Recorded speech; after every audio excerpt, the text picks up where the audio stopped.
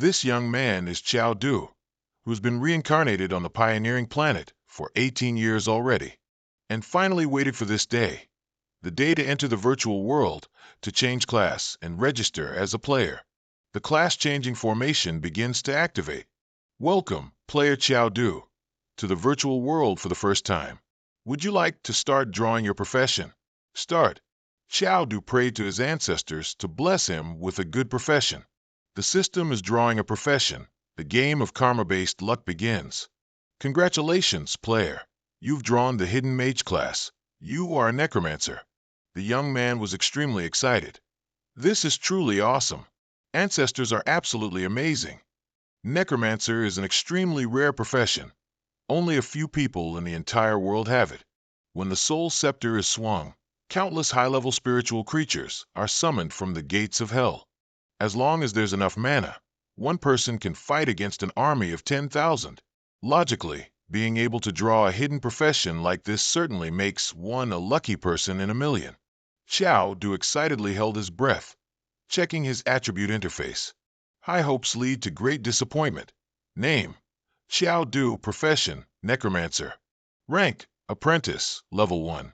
Strength: 10, defense: 6, agility: 9, spirit: 0, mana: 10 out of 10. HP: 10 tenths. Experience: 0.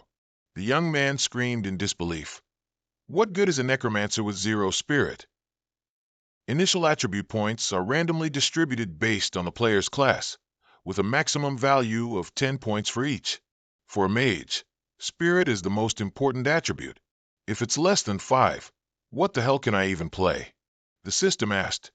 Player, would you like to start drawing your initial talent? Chao Du, in despair, replied. Draw, just draw. What else is there to lose? It's just that, even if I draw an S-rank talent, it won't be of any use. The system is drawing a talent. Congratulations, player. You've drawn the talent Brave Heart of the Mage. Rank unknown. Reward: 10 free attribute points. The Brave Heart of the Mage will grant Chao Du free attribute points whenever he defeats an enemy in melee combat.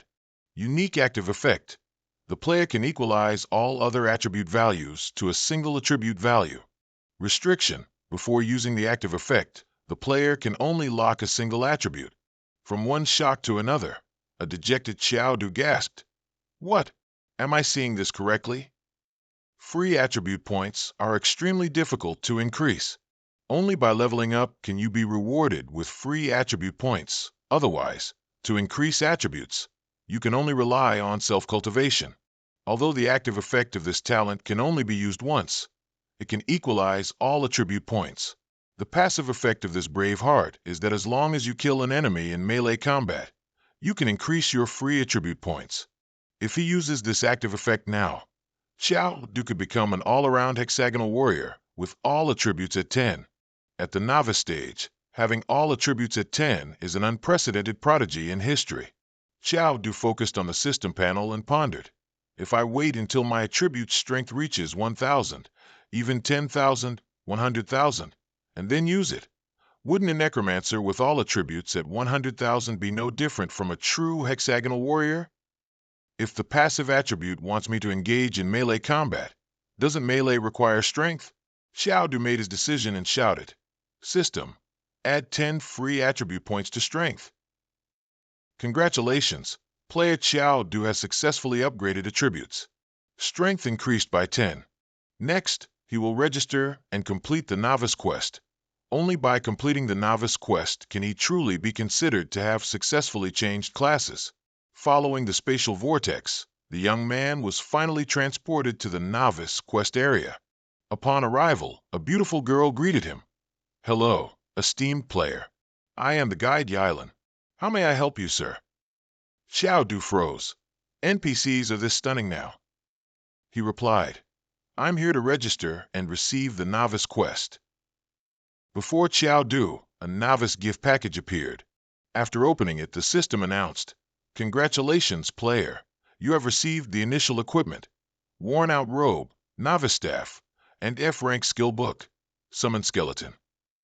For Chao Du, the robe seemed to be merely decorative. With his current 0 spirit, he couldn't even use the summon skill. Anyway, this staff is quite sturdy. Combined with his current 20 strength points, it would surely be very powerful for hitting things. After ignoring Yylon for a while, the young man turned back to ask what his novice quest was. Yylon smiled and replied, "Your novice quest is to escape the foggy cave. For this quest, it's crucial not to defeat the skeleton soldiers. You must escape using the fastest method." Otherwise, before he could even finish explaining, he looked around and couldn't find Kyo-do anywhere. It turned out the young man had already rushed ahead and entered the cave. This place was dark and desolate, filled with skulls and bones. He rushed in carelessly, and now he was bewildered. The NPC just now seemed to be saying something else. Oh well, forget it. A novice quest shouldn't be that difficult. Kyo-do was a bit uneasy, as this place was full of white bones. He took careful steps and suddenly noticed a strange sound. It was a common monster, a level 1 skeleton soldier with 20/20 HP, rushing out with a sword, trying to stab Kyo-do by surprise, but the young man was too alert. Hearing it, he immediately used his staff to strike with all his might, and its head flew off, defeated. Kyo-do was bewildered. Huh, is that all? It's defeated already. But he couldn't use magic. It was truly a difficult battle. Player Kyo-do has defeated a skeleton soldier using melee combat, rewarded with 1 free attribute point, plus 3 experience. Congratulations to player Kyo-do for defeating the first monster in his life using melee combat, rewarded with the A-rank passive skill, Miraculous Strength. Kyo-do was bewildered. A rank? There's such a good thing. Miraculous Strength effect. Every strength attribute point of the player can be converted into 2 attack power. Strength determines physical damage. Defense determines damage reduction and immunity. Now Kyo-do's strength score is 21. 1 strength point is equivalent to 1 attack point. Other attributes are similar. This means that if the opponent's defense is 0, Kyo-do's current punch would deal 42 damage. This skill is equivalent to being able to use 1 strength point as 2. He's practically inhuman. The ground began to shake, and dozens of skeleton soldiers burst out from beneath the earth. Kyo-do decided that everything else could wait. The urgent matter now was to complete the novice quest first. They all simultaneously hurled their swords at Kyo-do. He dealt with them one by one. System detected player using melee combat to defeat 4 skeleton soldiers. Rewarded 4 free attribute points, plus 20 experience points. Congratulations to player for successfully leveling up. Current experience 5/20. Rewarded 5 free attribute points. This meant Kyo-do's strength points had reached 30. Even a normal beginner with a single attribute of 10 would be considered a genius. The young man thought, this foggy cave can't just be full of skeleton soldiers for people to farm levels, can it? Then wouldn't it be too simple? Suddenly, a common monster, a level 3 skeleton captain with 50/50 HP, 15 strength, 20 defense, and 1 agility, emerged from the ground, fully equipped with armor and a sword, ready to finish off Kyo-do. Looking at it, the young man was a little intimidated. Its strength was 15. Wouldn't a stab from a monster like that pierce right through him? But its agility was only 1 point. The world favors the strongest defense. Then he gripped his weapon tightly and charged straight towards it. The skeleton captain used its shield to block and counterattack, casually smashing the ground. Spotting an opening, Kyo-do lunged directly at its body. The skeleton captain tumbled to the ground, while Kyo-do leaped high. Right now, die you. A single decisive blow, and it was completely vanquished. System detected player Kyo-do has defeated the skeleton captain using melee combat. Rewarded 3 free attribute points, plus 10 experience. After all, for Kyo-do, it was a strong opponent. Such a difficult novice quest. How did others manage to complete it? He remembered the principal once said that defeating monsters could drop soul cores, which could be opened to obtain random rewards. Holding the orb in his hand, the young man was curious what would drop. It was a skeleton fist scroll, a B-rank one-time use item.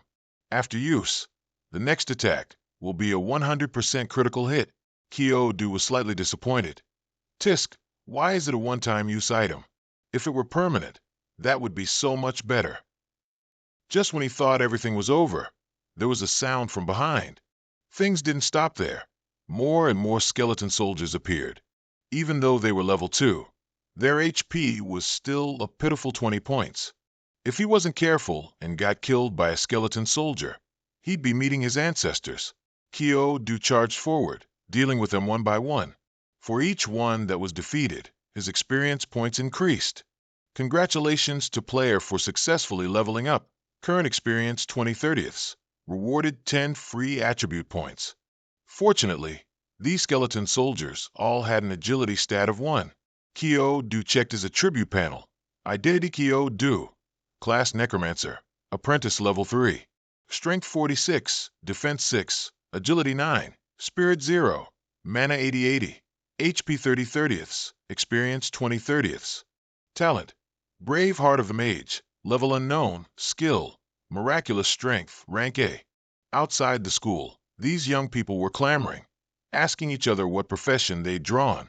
Someone had drawn the fighter class and was very excited. This time I brought glory to my ancestors. Everyone had basically completed their class change, but people wondered why the principal hadn't announced the end yet. Isn't there still someone who hasn't come out? They laughed wildly, showing contempt. No way. How can such a simple task take so long? How will they survive later on? The skeleton soldiers inside, though strong, run very slowly. They basically can't catch up to us. If someone could fail and die in there, I'd laugh my teeth off. Ha ha ha. Only one friend standing outside was worried about Kyo-do. Why hasn't he come out yet? Nothing bad will happen, right? After a relentless assault, Kyo-do finally finished them off. Surely all the skeletons are dead now, right? Why haven't I been notified that the mission is complete? Suddenly, a voice echoed. You underestimated the skeletons too much. All the skulls and bones flew up in droves, gathering together. Kyo-do looked utterly bewildered. Then a normal boss appeared, Skeleton King, in a wounded state, level 10, HP 400/500, strength 45, defense 60, agility 1, skills, bone spike, bone blast. That's odd. How can a beginner mission have a boss? Isn't this just sending beginners to their deaths? The boss began to roar furiously. It attacked Kyo-do decisively, but he managed to jump in time. That was a close call. Luckily, I dodged it. If I had been hit, I'd probably be a goner. Although this guy has high strength, his agility is still low. That's Kyo-do's only advantage. But its defense is 60. The young man was worried if his strength could even break through its defense. Kyo-do exploited his agility advantage, chasing and continuously attacking it. The final attack finally landed, though it only dealt 32 damage. So, he just needs to successfully attack the Skeleton King a dozen more times. Kyo-do unleashed a barrage of attacks, and it seemed disoriented, unable to react. The boss collapsed. So this guy was all bark and no bite. Now at 200 HP, everything is almost over. The Skeleton King growled, making Kyo-do freeze. I've guarded this mist cave for years, and never has a player managed to get this far. If not for so many skeleton soldiers being defeated, I wouldn't have fallen into a wounded state. Now even a beginner can break through my defense. I cannot let you leave alive. After it resolved to take Kyo-do down, its strength increased significantly. The boss entered a berserk state, and its speed also increased. It decisively slashed down, cracking the stone ground. Looks like direct attacks won't work anymore. I need to limit its movements first. Kyo-do observed carefully and predicted that the rock behind it seemed about to collapse. The young man started moving very quickly, distracting its focus. He continuously provoked, "Come on, you big brute." It angrily slashed wildly, and Kyo-do unfortunately took a hit. It was just a slight graze, but his HP was almost depleted, now only 4/30ths. The boss continued its relentless attacks, slamming its weapon down, striking wildly, with no clear target. Kyo-do was forced to jump out of the attack zone. Its current HP is 129/500. He knew he didn't have enough stamina to drag this out any longer. He had to finish it quickly. While it's still thrashing around and hasn't gotten up, I must defeat it in one blow. The young man jumped high and used the skeleton gauntlet. Skeleton gauntlet, Rank D, one-time use item. After use, the next attack will increase critical hit by 100%. Kyo-Do delivered a final critical attack with all his might. The layers of rock and earth shattered, finally completing the novice quest and escaping the fog cave. Congratulations, player Kyo-Do. You have officially become a player of the virtual world. Congratulations, player Kyo-Do, for defeating the fog cave boss, Skeleton King. You are awarded 30 free attribute points. Player Kyo-Do was detected defeating the Skeleton King boss with a physical attack, awarded 10 free attribute points. Experience plus 50. Boss kill reward. Player gained 3 levels immediately. Congratulations to the player for continuous level ups. Current XP 0/50. The reward for completing the novice dungeon monster kill is the Skeleton King's ring. The young man hadn't expected to receive the boss's equipment. Skeleton King's ring is a rank C equipment. After equipping, the player's first basic attack damage increases by 50%, cooldown 24 hours, no profession restrictions. Kyo-Do was delighted. That's good. Although its power isn't as high as the Skeleton Gauntlet, it can be used long-term. If I sell a rank C equipment, I get at least several 100,000. This time, it's a huge profit. He suddenly realized the system announced he was the first to kill the Skeleton King, meaning no one had defeated it before. So how did they clear the dungeon? Never mind, I need to get out first, then think about it later. Kyo-Do's current status board had changed. Level 5, Strength 76, extremely powerful. Defense 6, Agility 9, Spirit 0. Mana 200/200, HP 50/50ths, Experience 0/50. Talent. Mage's Brave Heart skill. Miracle appearance, rank A. Equipment. Skeleton King's ring, rank C. The moment Kyo-Do returned, his chubby friend happily ran out and hugged him. That young man's name was Duong-Hung. Kyo-Do, what happened? Why did your novice quest take so long? I thought you died in there. Kyo-Do was surprised. Have all of you completed the novice quest and come out a long time ago? That's right. It's been 3 hours since the previous player cleared the dungeon and came out. Duong-Hung proudly announced he drew the mage profession. I got a mage. Do you know what that means? Avada Kedavra. It seems everyone went through the same dungeon. The class president Manhua already had his arms crossed, showing off and making sarcastic remarks. Kyo-Do, so you're the last one to come out, ha ha ha. So it's just looks after all. What good is being handsome? Talent in the virtual world is what's more important. Do you know what my profession is? Kyo-Do didn't really care much about him, but he kept getting involved and causing trouble. Just then, the principal, with arms crossed, announced, all of you have completed your registration in the virtual world. Tomorrow, the whole class will form teams and participate in the novice trial. Let's introduce our professions and talents to get to know each other first. One by one, each student proudly showed off their profession. I'm a warrior, rank D talent. I'm an assassin. Alongside the enthusiastic ones, there was also someone helpless. My talent is rank D. I guess this life is a write-off. The sexy girl True to Noyet introduced herself. I'm a mage-type healer, level 2, strength 3, defense 6, agility 5, spirit 6. The girl on her left and right also introduced herself. I'm a tank, rank B talent, profession Holy Knight, level 2, strength 5, defense 9, agility 6, spirit 3. Manhua held his sword grandly. Principal, my profession is sword cultivator, level 3, strength 9, defense 6, agility 8, spirit 4, rank B talent. After Manhua finished his introduction, his classmates started to clamor, looking at him with admiration. Sword cultivator is an extremely powerful profession in the virtual world. One sword, one flask of wine, living a life of freedom and vengeance. The class president is truly a genius. The principal also thought to himself, rank B talent is already considered a genius. It seems this student is quite good. The next person to introduce himself was Kyo-Do. My profession is necromancer. As for my talent, It's not convenient to disclose at the moment. He said it wasn't convenient to disclose, but he himself didn't even know what his talent rank was. The principal jumped.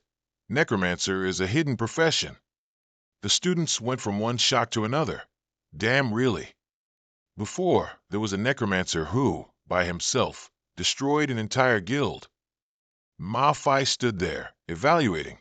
Necromancer. How could that be? But what's so great about a hidden profession? Mages are notoriously weak, most afraid of close combat.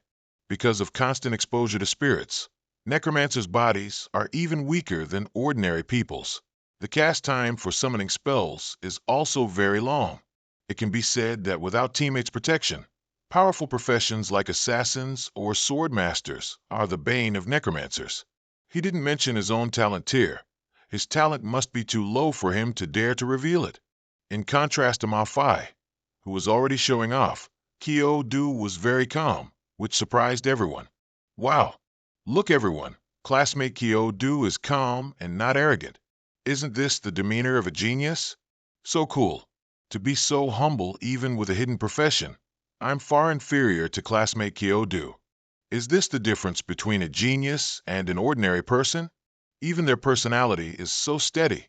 If I had drawn a hidden profession, I definitely wouldn't be able to stay as calm as Kyo-Do. While everyone else was either envious or amazed, only Kyo-Do was worried and embarrassed. A necromancer who can't cast spells, just a little stronger than an ordinary person. He didn't even know if he could protect himself in the novice trial. How could he dare to stand out? What if, at that time, a classmate discovers they can't even summon an undead creature? The principal was still secretly evaluating and praising. Kyo-Do, you're very good. After completing the novice trial, you'll definitely get into a top university in the country. After everyone had finished introducing themselves, the class ended, and everyone would go home to prepare for tomorrow's novice trial. Duong-Hung showed excitement for him. Kyo-Do, you're amazing, really incredible. How did you manage to draw a necromancer? But thankfully, my spirit is 8 points, and my other attributes aren't bad either. Profession, mage level 2, strength 5, defense 6, agility 3, spirit 8. This talent isn't bad, right? Kyo-Do was reluctantly speechless. With 0 spirit, he didn't even dare to utter a word, only replying dismissively. It's nothing. Diligence makes up for lack of intelligence. He didn't expect Duong-Hung's attributes to only be single digits. So, wasn't his own 76 attribute points simply defying heaven? This is Kyo-Do's home, the house his parents left behind after they disappeared. Every time he comes home, he has to log off immediately. Better to fail the trial than to die in it. You all don't need to be too nervous. Normally, novice dungeons aren't too dangerous. They won't cause players to lose their lives. But there are always exceptions. Previously, there was a serious incident where a novice dungeon caused an entire class of 40 people to perish. Moreover, no bodies were found, alive or dead. To this day, no one knows how terrifying that dungeon was, only that its name was Nightmare Village. Upon hearing this, all the students broke into a cold sweat, their faces filled with worry. The principal then reassured them. You all don't need to be so stressed. As long as you log out of the virtual world in time, you won't be in danger. Get ready now. When the clock hits 0, you will enter the virtual world. And so the novice trial began. All the students were taken to the same dungeon, a gloomy and quiet place. Ma immediately boasted. Don't worry, everyone. I, Ma will definitely protect you all well. He even demanded to be the leader. Come with me. I will lead you all through this challenge. He did all this out of jealousy towards Kyo-Do, he thought to himself. Kyo-Do, so what if you're a necromancer? I will prove that only I, Ma am suitable to be the leader of this class. I am the strongest in this class. Kyo-Do still paid no attention. What he was wondering about now was what kind of dungeon this was and why the system hadn't prompted him yet. Just then an old man, entirely purple, with a demonic face wearing sunglasses, walked out and sighed. What a pity! So young, what a pity! All the students stood in a ready defense posture. Who's that? An NPC? Uncle, What do you mean by that? He declared. Welcome to Nightmare Village. Welcome to the Novice Trial, Nightmare Village, Novice S-Rank difficulty. Note, the difficulty level of Novice Trials is calculated separately from other dungeons. Novice S-Rank is equivalent to normal dungeon E-Rank. Trial requirements: survive and escape. Discover the core secret of Nightmare Village. Like a lightning bolt from the blue, everyone's faces turned pale with extreme fear. Wasn't this the dungeon that killed 40 people? Some students, terrified of death, cried uncontrollably, demanding to go home and forfeit the game immediately. Everyone, don't be afraid. I am Alphi, will definitely lead everyone out of Nightmare Village. Kyo-Do calculated. An E-Rank dungeon requires at least a preliminary level to clear. We're all apprentices. How can we clear it? The ranks in the virtual world are divided into apprentice, preliminary, intermediate, and advanced. Levels 1 to 10 are apprentices, levels 11 to 20 are preliminary, and so on. A few cowards quickly tried to escape through the teleportation gate, but as soon as they got near the door, they were repelled. It seems there's no way out. The old man added with a threat. Don't struggle anymore. Once you enter Nightmare Village, you'll never leave. The weaker students wailed desperately, falling into despair. Now we're screwed. We're all going to die here, all of us. My family's too rich. I don't want to die, boo-hoo-hoo. At a time like this, Mafai was still arrogant and showing off. Everyone focus. I, Mafai, will definitely lead you out. Just trust me. Kyo-Do was somewhat worried. No wonder the previous class was wiped out. This mission is to uncover the core secret of Nightmare Village. Although this old man babbles on, he doesn't seem hostile, so he's probably not an enemy. He walked around telling everyone not to worry. If you're already here, just settle down and stay. Mafai showed determination. I get it. You want us to face it comfortably and confidently, right? What the hell? He eyed them dangerously. No, I mean they're coming. Just be buried here. All right, no more jokes. I'm Goguen, the village chief of Nightmare Village. Living in Nightmare Village, there are 2 rules. First, you can stay in any empty room you want, but you absolutely must not touch the black stone on the door. Second, you must return to your room before dark and keep the windows tightly closed. No matter what happens, you must not open them. Sensing something mysterious, Kyo-Do asked, Village Chief, why can't we go out after dark? Goguen narrowed his eyes and replied, You'll understand soon enough. It was already dark, so everyone decided to listen to the village chief and find a room to hide in first. They split into 4 groups, with 11 people in each group. Kyo-Do's group decided to rest on the 2nd floor. True to Noyet approached and started chatting. Student Kyo-Do, if we're in danger, remember to protect me. My profession is healer. I can help you recover a lot of health. Tahu saw this and rushed over annoyed. True to Noyet, have some dignity. So many other students are watching. These 2 girls hated each other like cats and dogs. Seeing this, True to Noyet immediately puffed up. I like it. What's it to you, you flat-chested airport? A war of words erupted. Do you think you're so beautiful, you dairy cow? At least it's better than having absolutely nothing. That's because you're fat. While the 2 girls were at each other's throats, a boy unconsciously looked out the window. Suddenly, the image of his deceased grandmother appeared, making him tear up. Grandma, Grandma, I miss you so much. The grandmother looked him straight in the face and said, Avu, my dear grandchild, I'm so cold. It's so scary outside. Can you open the window so Grandma can hug you? Avu pushed the window open. Kyo-Do saw this and frantically yelled to stop him, but it seemed too late. Stop. That's not your grandma.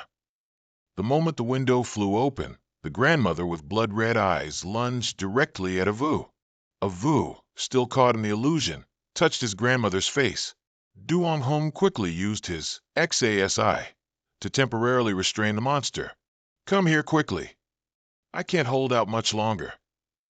Avu, now clear-headed, ran straight towards his group of friends. The monster then revealed its true form, common monster, Nightmare. Level 3, HP 50/50ths, Strength 25, Defense 5, Agility 25, Skill Charm. Everyone was surprised that such a nightmare was only a common monster. Are even the monsters in S-rank beginner dungeons that twisted? Duong Hong was exhausted from holding it back. It broke free and charged straight towards Duong Hong. The young man was sweating profusely. Damn it, don't come closer. I'm too fat, I wouldn't taste good. Fortunately, friends know how to help each other. Just when they thought it was over, the girl Taihu intervened in time. She was continuously losing blood. Duong Hong, run. True to Noyet, help me. Kyo Du, summon undead to restrain this nightmare. Everyone showed determination. Okay. True to Noyet activated her healing spell. Tan Fong Nu Mak, and Taihu's blood gradually increased. Taihu thought, as long as everyone cooperates well, dealing with this nightmare wouldn't be difficult. Now they just needed to wait for Kyo Du to summon the undead. Spirit. Hopefully, there are many surprises. I don't understand why Kyo Du grabbed a weapon and charged up as if to fight the monster. Duong Hong shouted in helplessness. Du CA, a magic staff isn't used like that. If the nightmare gets close to you, you'll die. Kyo Du switched to don't care mode and just attacked the monster, and in the end, with just one finishing blow, he killed it. The group of friends was very shocked. A nightmare with 50 HP was just killed like that. Is this how necromancers fight enemies? Everyone ran over to see. The monster gradually turned into a black stone after it died, and was slowly dissipating. What was special was that it was identical to the symbol on the door frame. True to Noyet believed that since they were all items from Nightmare Village, there was nothing surprising about it. Kyo Du felt something was wrong. Strange, is there a bug? Why didn't I get additional attribute points for killing a nightmare in melee combat? Seeing Kyo Du's blank expression, Taihu was curious. Kyo Du, did you discover something? It's nothing, maybe I'm overthinking it. The next day, everyone went outside and discussed the monster from last night. Fortunately, Taihu and Kyo Du were there last night. Just remembering last night's nightmare still makes me tremble. I think clinging to Kyo Du's thigh was the right choice. He's really strong. He dealt with that nightmare in an instant. Not only that, Taihu in front used her shield to directly withstand the nightmare's attacks. Taihu is also very powerful. Ma-Fai felt aggrieved and jealous after hearing this. If I were there, I definitely wouldn't let a girl like Taihu take on the damage. Hiding behind a girl isn't something a true man should do. It's just a nightmare. I can destroy it with one sword. Ma-Fai kept thinking to himself, then jumped up, showing off with a delusional air of coolness. Awkwardly enough, Kyo Du came out at that moment and casually poked fun. Class monitor, exercising so early? That's truly diligent. Duong Hong also chimed in with a jab. Otherwise, why would he be the class monitor? With this effort alone, he surpassed many people. They really are like-minded brothers, so good at teasing. However, Ma-Fai seemed completely oblivious that it was sarcasm. Cough, cough. I'm just casually practicing. Then he ran over and propositioned Taihu. Taihu, how about sharing a room with me tonight? I absolutely won't let you get hurt again. Taihu sounded quite haughty as she replied. But my profession is a heavy tank. If I don't take the damage, are you going to? Ma-Fai awkwardly flustered. No, that's not what I mean. My point is, I can deal with the nightmare alone. You wouldn't need to lift a finger. Taihu immediately scolded him. Ma-Fai, that's the wrong way to think. Our teacher said we must unite and help each other. You can't always think of doing things alone. You should learn a bit from Kyo Du. Just then, a major incident occurred. The village chief, followed by a group of people, arrived and angrily shouted, "Arrest all of them. Don't spare a single one. Hang these people on the pyre and cleanse their sins with strong fire. Anyone who dares to resist will be killed on the spot." Ma-Fai spoke up. "What's going on, village chief? Isn't there some misunderstanding?" The village chief retorted, exasperated. "No misunderstanding. Just think about what you all did last night. Kyodu looked around. The number of villagers here was roughly the same as their class, and their ages didn't seem too far apart. Last night, do you mean we killed a nightmare? Gogan roared. Silence. That was the guardian spirit of this nightmare village. You must have broken the rules of Nightmare Village last night, which is why the guardian spirit is punishing you. At that time, the guardian spirit will naturally be enraged, and we villagers will also suffer disaster. Your crimes deserve death 10,000 times over. Ma Fei's face was tense. Village chief, if we accidentally killed the nightmare, is there any way for the guardian spirit to be appeased? Gogan replied, Of course. That is, the person who angered the guardian spirit must stand outside the room when night falls. Do you dare? Ma Fei thought. No one knows how many monsters are in Nightmare Village, and perhaps when night falls, there's even more danger lurking. Wouldn't standing outside the room be committing suicide? Without a second thought, Xiao Yu immediately volunteered. All right, I'm the one who killed the nightmare. I'll stay here and wait for nightfall. Ma Fei saw this and got agitated, seemingly worried about his friend despite some jealousy. Are you crazy? This isn't how you get attention. You're trying to die. Then he turned to explain to Gogan. I'm so sorry, village chief. My classmate here isn't quite right in the head. Please don't take him seriously. Xiao Yu insisted. Don't worry, class president. I'm not crazy. There are some things I want to verify that can help us escape this dungeon. Gogan immediately ordered someone to tie Xiao Yu up. Ma Fei stood watching and asked, Xiao Yu, what do you mean you can help us leave this dungeon? Zhuyu speculated. Could it be that you've discovered the core secret of Nightmare Village? Xiao Yu's face was still cheerful as he replied, More or less. I'll confirm it tonight. As night fell and the cold descended, Xiao Yu was tied up alone outside, and monsters began to appear. It seized the opportunity to rush out and attack from behind. Xiao Yu had noticed the movement, and just then, Yang Xiang appeared, using his Sander skill to entangle it. Ma Fei, act fast. I can only control that nightmare for a moment. Ma Fei also rushed out recklessly. Don't worry, Ma Fei here will definitely protect everyone well. As a true sword cultivator, one person and one sword can cut down all enemies under heaven. A moment of careless boasting, and the monster clamped onto his face. Ma Fei's face scrunched up, going into a bewildered and dazed mode. Damn, that speed is too fast. Did a mage like Xiao Yu really kill something like this? No, if Xiao Yu can do it, so can I. He regained his composure, rushed forward, and used his armor-piercing sword Qi. Zhao Ziyue and Zui ran towards Xiao Yu to untie him. Why did everyone come out? Didn't I tell you all to hide in the room and wait for me? We thought you'd be in danger alone outside, so we came out to help you. The chains binding Xiao Yu's hands were too difficult to remove, so Zui had to wait for Ma Fei to cut them with his sword. But he's stuck over there. What do we do now? Xiao Yu flexed his wrist, decisively breaking free from the chains with his own neck muscles. No need, look, isn't it done? It turned out the young man had intentionally let himself be tied up. He was fully capable of escaping at any time. The two girls sweated.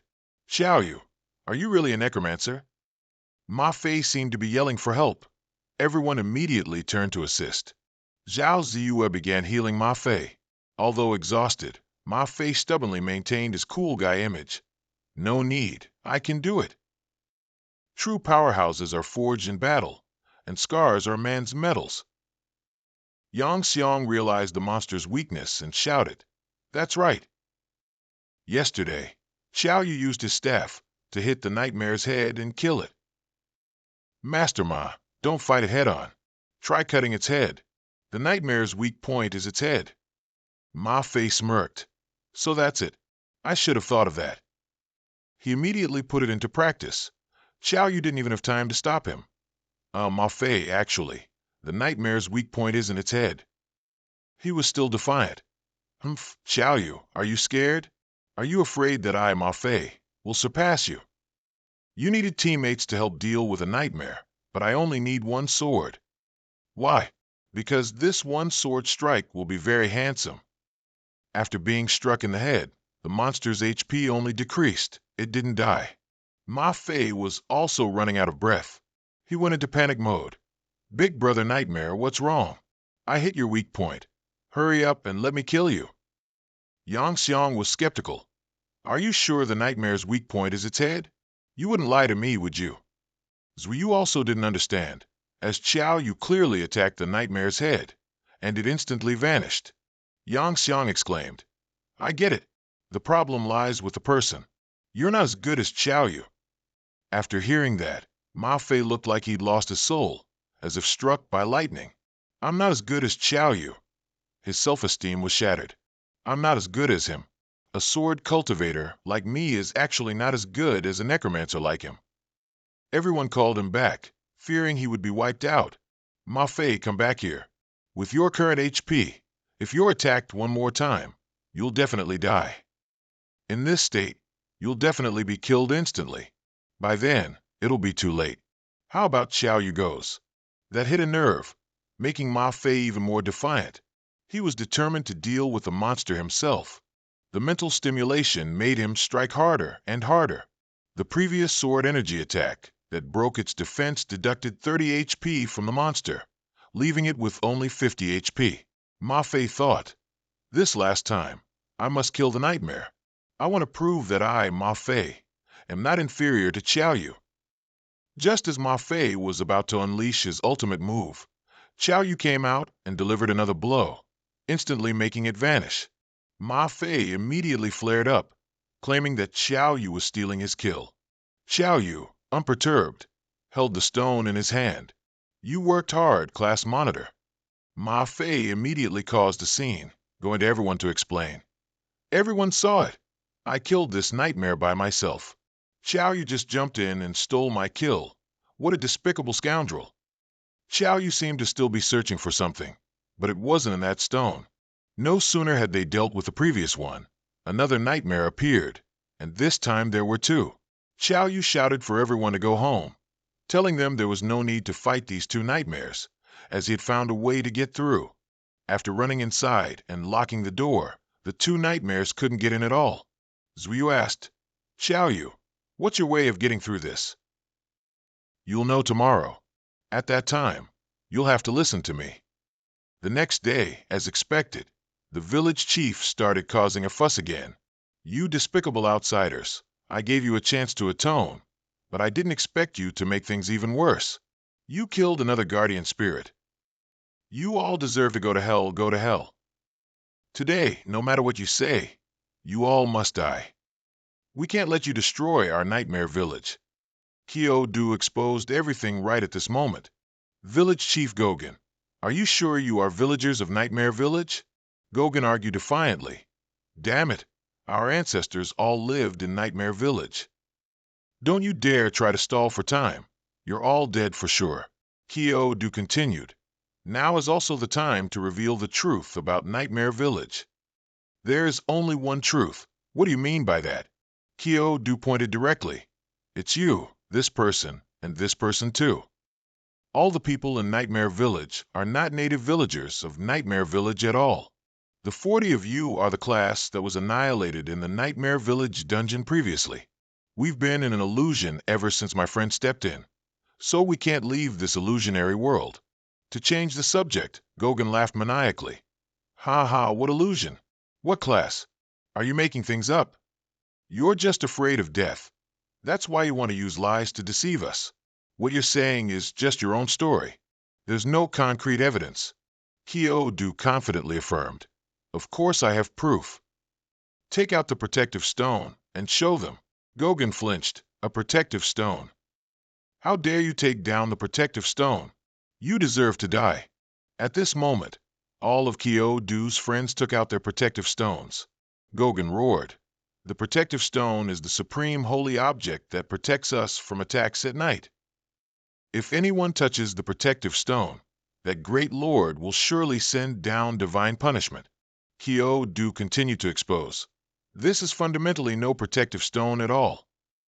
The entire illusion is formed by these stones and the mysterious symbols above them. As long as we smash it, This illusion will reveal a flaw. Just as Gauguin was about to rally the villagers to act, Kyo-do shattered that stone. The sky seemed to crack open as well. Gauguin clutched his head in pain. Memories started flooding back. The day the principal entrusted him with the responsibility of leading his friends to Nightmare Village, and also the scene of the whole class being chased by monsters, until Gauguin and his friends transformed into different shapes. Gauguin became the village chief again. Immediately after, he gradually returned to normal. I remember now. I'm the class monitor. The system promptly issued notifications. Ping. A player has discovered the core secret of Nightmare Village, successfully awakening the villagers of Nightmare Village. The mission has been successful, and rewards will be calculated based on each person's mission rank. All players will be teleported out of the dungeon. Everyone was overjoyed because they had finally passed. Before leaving, Gauguin didn't forget to thank Kyo-do's group of friends. Everyone cheered, praising Kyo-do. You're really amazing. How did you know this was the way to pass? Ma-Fi crossed his arms, reluctantly accepting. Kyo-do, this time you're somewhat clever. We'll talk about everything later. But then we just realized, why are we still here? Haven't we passed the level? Ping. Congratulations to the 5 players who destroyed Nightmare Village's Blackstone, activating the hidden quest, Steal the Heart of Nightmare. Quest difficulty E-rank. Kyo-do's status panel has been updated. Class Necromancer, level 5, Strength 101, Defense 6, Agility 9, Spirit 0, Mana 200-200, HP 50-50, Experience 0/50. The remaining students have all returned to Academy number 4. The principal seemed very surprised. But why hasn't Kyo-do's group returned yet? The principal speculated. How could this be? Did they activate a hidden quest? If that's truly the case, and if they complete the quest successfully, based solely on this achievement, they could choose any university in the entire country. But activating a hidden quest will be extremely dangerous. What's more, it's a hidden quest from Nightmare Village. But they're all beginners. Do they really have what it takes to complete the quest? In Nightmare Village, the 5 remaining people were all bewildered. What should they do now? I'm only level 3. Everyone else must be around the same level, right? Going into a hidden quest so weak now is practically a death wish. And we don't even know what the Nightmare Heart is. Where are we supposed to find it? Tahu turned to Xiaoyu and asked, Xiaoyu, what if we just need to wake up the villagers, and we don't need to smash that black rock? Xiaoyu didn't know how to explain, so he just coughed awkwardly to get past it. Yang Xiang jumped up. I get it now. A hidden quest is a once-in-a-lifetime opportunity in the virtual world. Xiaoyu, you must have known all along that smashing the black rock would activate a hidden dungeon. That's why you told us to smash it together, right? Brother you truly deserve to be called my brother. You didn't hog the hidden quest. You were willing to let us all share this opportunity. Ma Fei thought to himself, I can't believe Xiaoyu is willing to share this opportunity. Just you wait. Although I was indeed inferior to you in the beginner's trial, in this hidden quest, I'll definitely complete it before you. Suddenly, a normal nightmare demon appeared. Level 5, HP 50-50, Power 25, Defense 5, Agility 25. The monsters charged forward, screaming, You all must die. You all must die. Yang Xiang panicked. Damn it! 4 monsters at once? How can we fight them? Taiyu tried to stay calm, telling Zhao Ziyu to prepare to buff her at any moment. While blocking with her shield, Taiyu directed her teammates. Yang Xiang, control it. Ma Fei attacked now. Yang Xiang then activated Sand Swirl, and Ma Fei activated Sword Chi Break Defense. Ma Fei was shocked that his attack only dealt 10 damage, while Xiao Yu's single blow instantly defeated the monster. Zhao Ziyu urged everyone, Hurry up, guys. I'm almost out of mana, and Taiyu is almost out of health. Xiao Yu decisively charged forward with his weapon, striking the demon attacking Taiyu, successfully defeating the nightmare demon with a physical attack. He was rewarded with 1 free attribute point. Taiyu shouted from behind, reminding Xiao Yu to be careful because 2 more monsters were rushing from behind. Without any difficulty, the remaining two monsters were each taken down with one blow, completely wiped out. Xiaoyu handled them alone. Killing each monster awarded an additional free attribute point and 10 XP. The young man was quite excited. As expected of a hidden dungeon, the drop rate for equipment is really high. He curiously opened it, wondering what it was. The item received was a grade F fairy's necklace, which granted plus 5% damage and had a skill limited to the mage profession. Although it was good equipment, he couldn't use its skill. This item would be better for Yang Xiang. Every time they finished fighting monsters, it was a celebration. We're done fighting. Luckily, no one was harmed. Everyone cooperated really well. See, I, Ma Fei, am also very powerful. Xiaoyu remained unfazed by the fluctuating tide of events. Let's go. We'll continue fighting nightmare demons. Xiaoyu's current status panel. Academy Realm Level 5. Strength 101 by 2. Defense 6. Agility 9. Spirit 0. Mana 200/200. HP 50/50. XP 40/50ths. Just one more nightmare demon kill, and he'll level up to 6, with a very high chance of dropping equipment for himself. Xiaoyu seemed quite pleased with this hidden quest. Xiaoyu, if I remember correctly, the hidden quest requires us to obtain the Nightmare Heart. Xiaoyu smiled and replied, the Nightmare Heart is definitely inside the Nightmare Demon's body. Killing Nightmare Demons isn't wrong, just trust me. Suddenly, the ground shook and cracked open, forming a deep pit. All 5 people fell down with a collapse. Xiaoyu still hadn't figured out where he was falling. He touched around a bit and thought, why is the ground so soft? Yang Xiang yelled, Xiaoyu, can you get off my butt? Damn, I was still wondering why the ground was so soft. After landing, fortunately, everyone was fine, but it smells really bad here. It seems we've fallen into a sewer. The air here doesn't circulate, and the feces, urine, and microbial carcasses are all putrid. It's no wonder it smells. Zhao Ziyue looked flustered. No, that's not right. Everyone, look over there. It's the smell of its breath. That's a rare boss, the Dream Demon King, currently in a deep sleep, level 10, HP 1000/1000, Strength 65, Defense 20, Agility 60, Skill, Dream Demon's Realm Poison. Friendly reminder, if you wake the Dream Demon King, you will be relentlessly hunted by the Dream Demon King. It seems this is indeed a rare boss. Both are level 10, but this Dream Demon King is much stronger than the Skeleton King. Do you guys think the Nightmare Heart is actually the heart of the Dream Demon King? Or should we find a way to forcefully exit this hidden quest? With 65 strength, I'm afraid it'll just smash me into brain paste in no time. Ma Fei stood there scared to death but still boasted, if everyone says so, then I'll spare this Dream Demon King. Only Xiaoyu asserted that there was still a chance. Your current strength is 101. Combined with the miracle appearance, it's 202. Plus the 50% buff from the Skeleton King's ring, your first attack can make the Dream Demon King lose 1/3 of its HP. Next, if you can hit the Dream Demon King's weakness 3 to 4 times, who knows, you might be able to kill it. But this plan is no different from charging into a burning sea. Just one slip-up, and the Dream Demon King will kill you outright. No matter how much Yang Xiang trusted Xiaoyu, in this situation, he had to rub his head. Brother, you don't have a fever, do you? You're saying there's a chance against a monster over 10 meters tall like this. Xiaoyu calmly explained, listen to me. Although the Dream Demon King's stats are very high, its clear weakness is its defense. Turning the enemy's weakness into our own advantage, it's not certain that we don't have a chance. Zhuyu understood. I think I know what you're planning. You need us to attract the Dream Demon King's attention, right? Exactly. As long as you guys help me find an opportunity to attack, I guarantee I'll kill the Dream Demon King. Of course, it's incredibly risky. The Dream Demon King's agility is higher than ours, so I'm afraid none of us can withstand its attacks.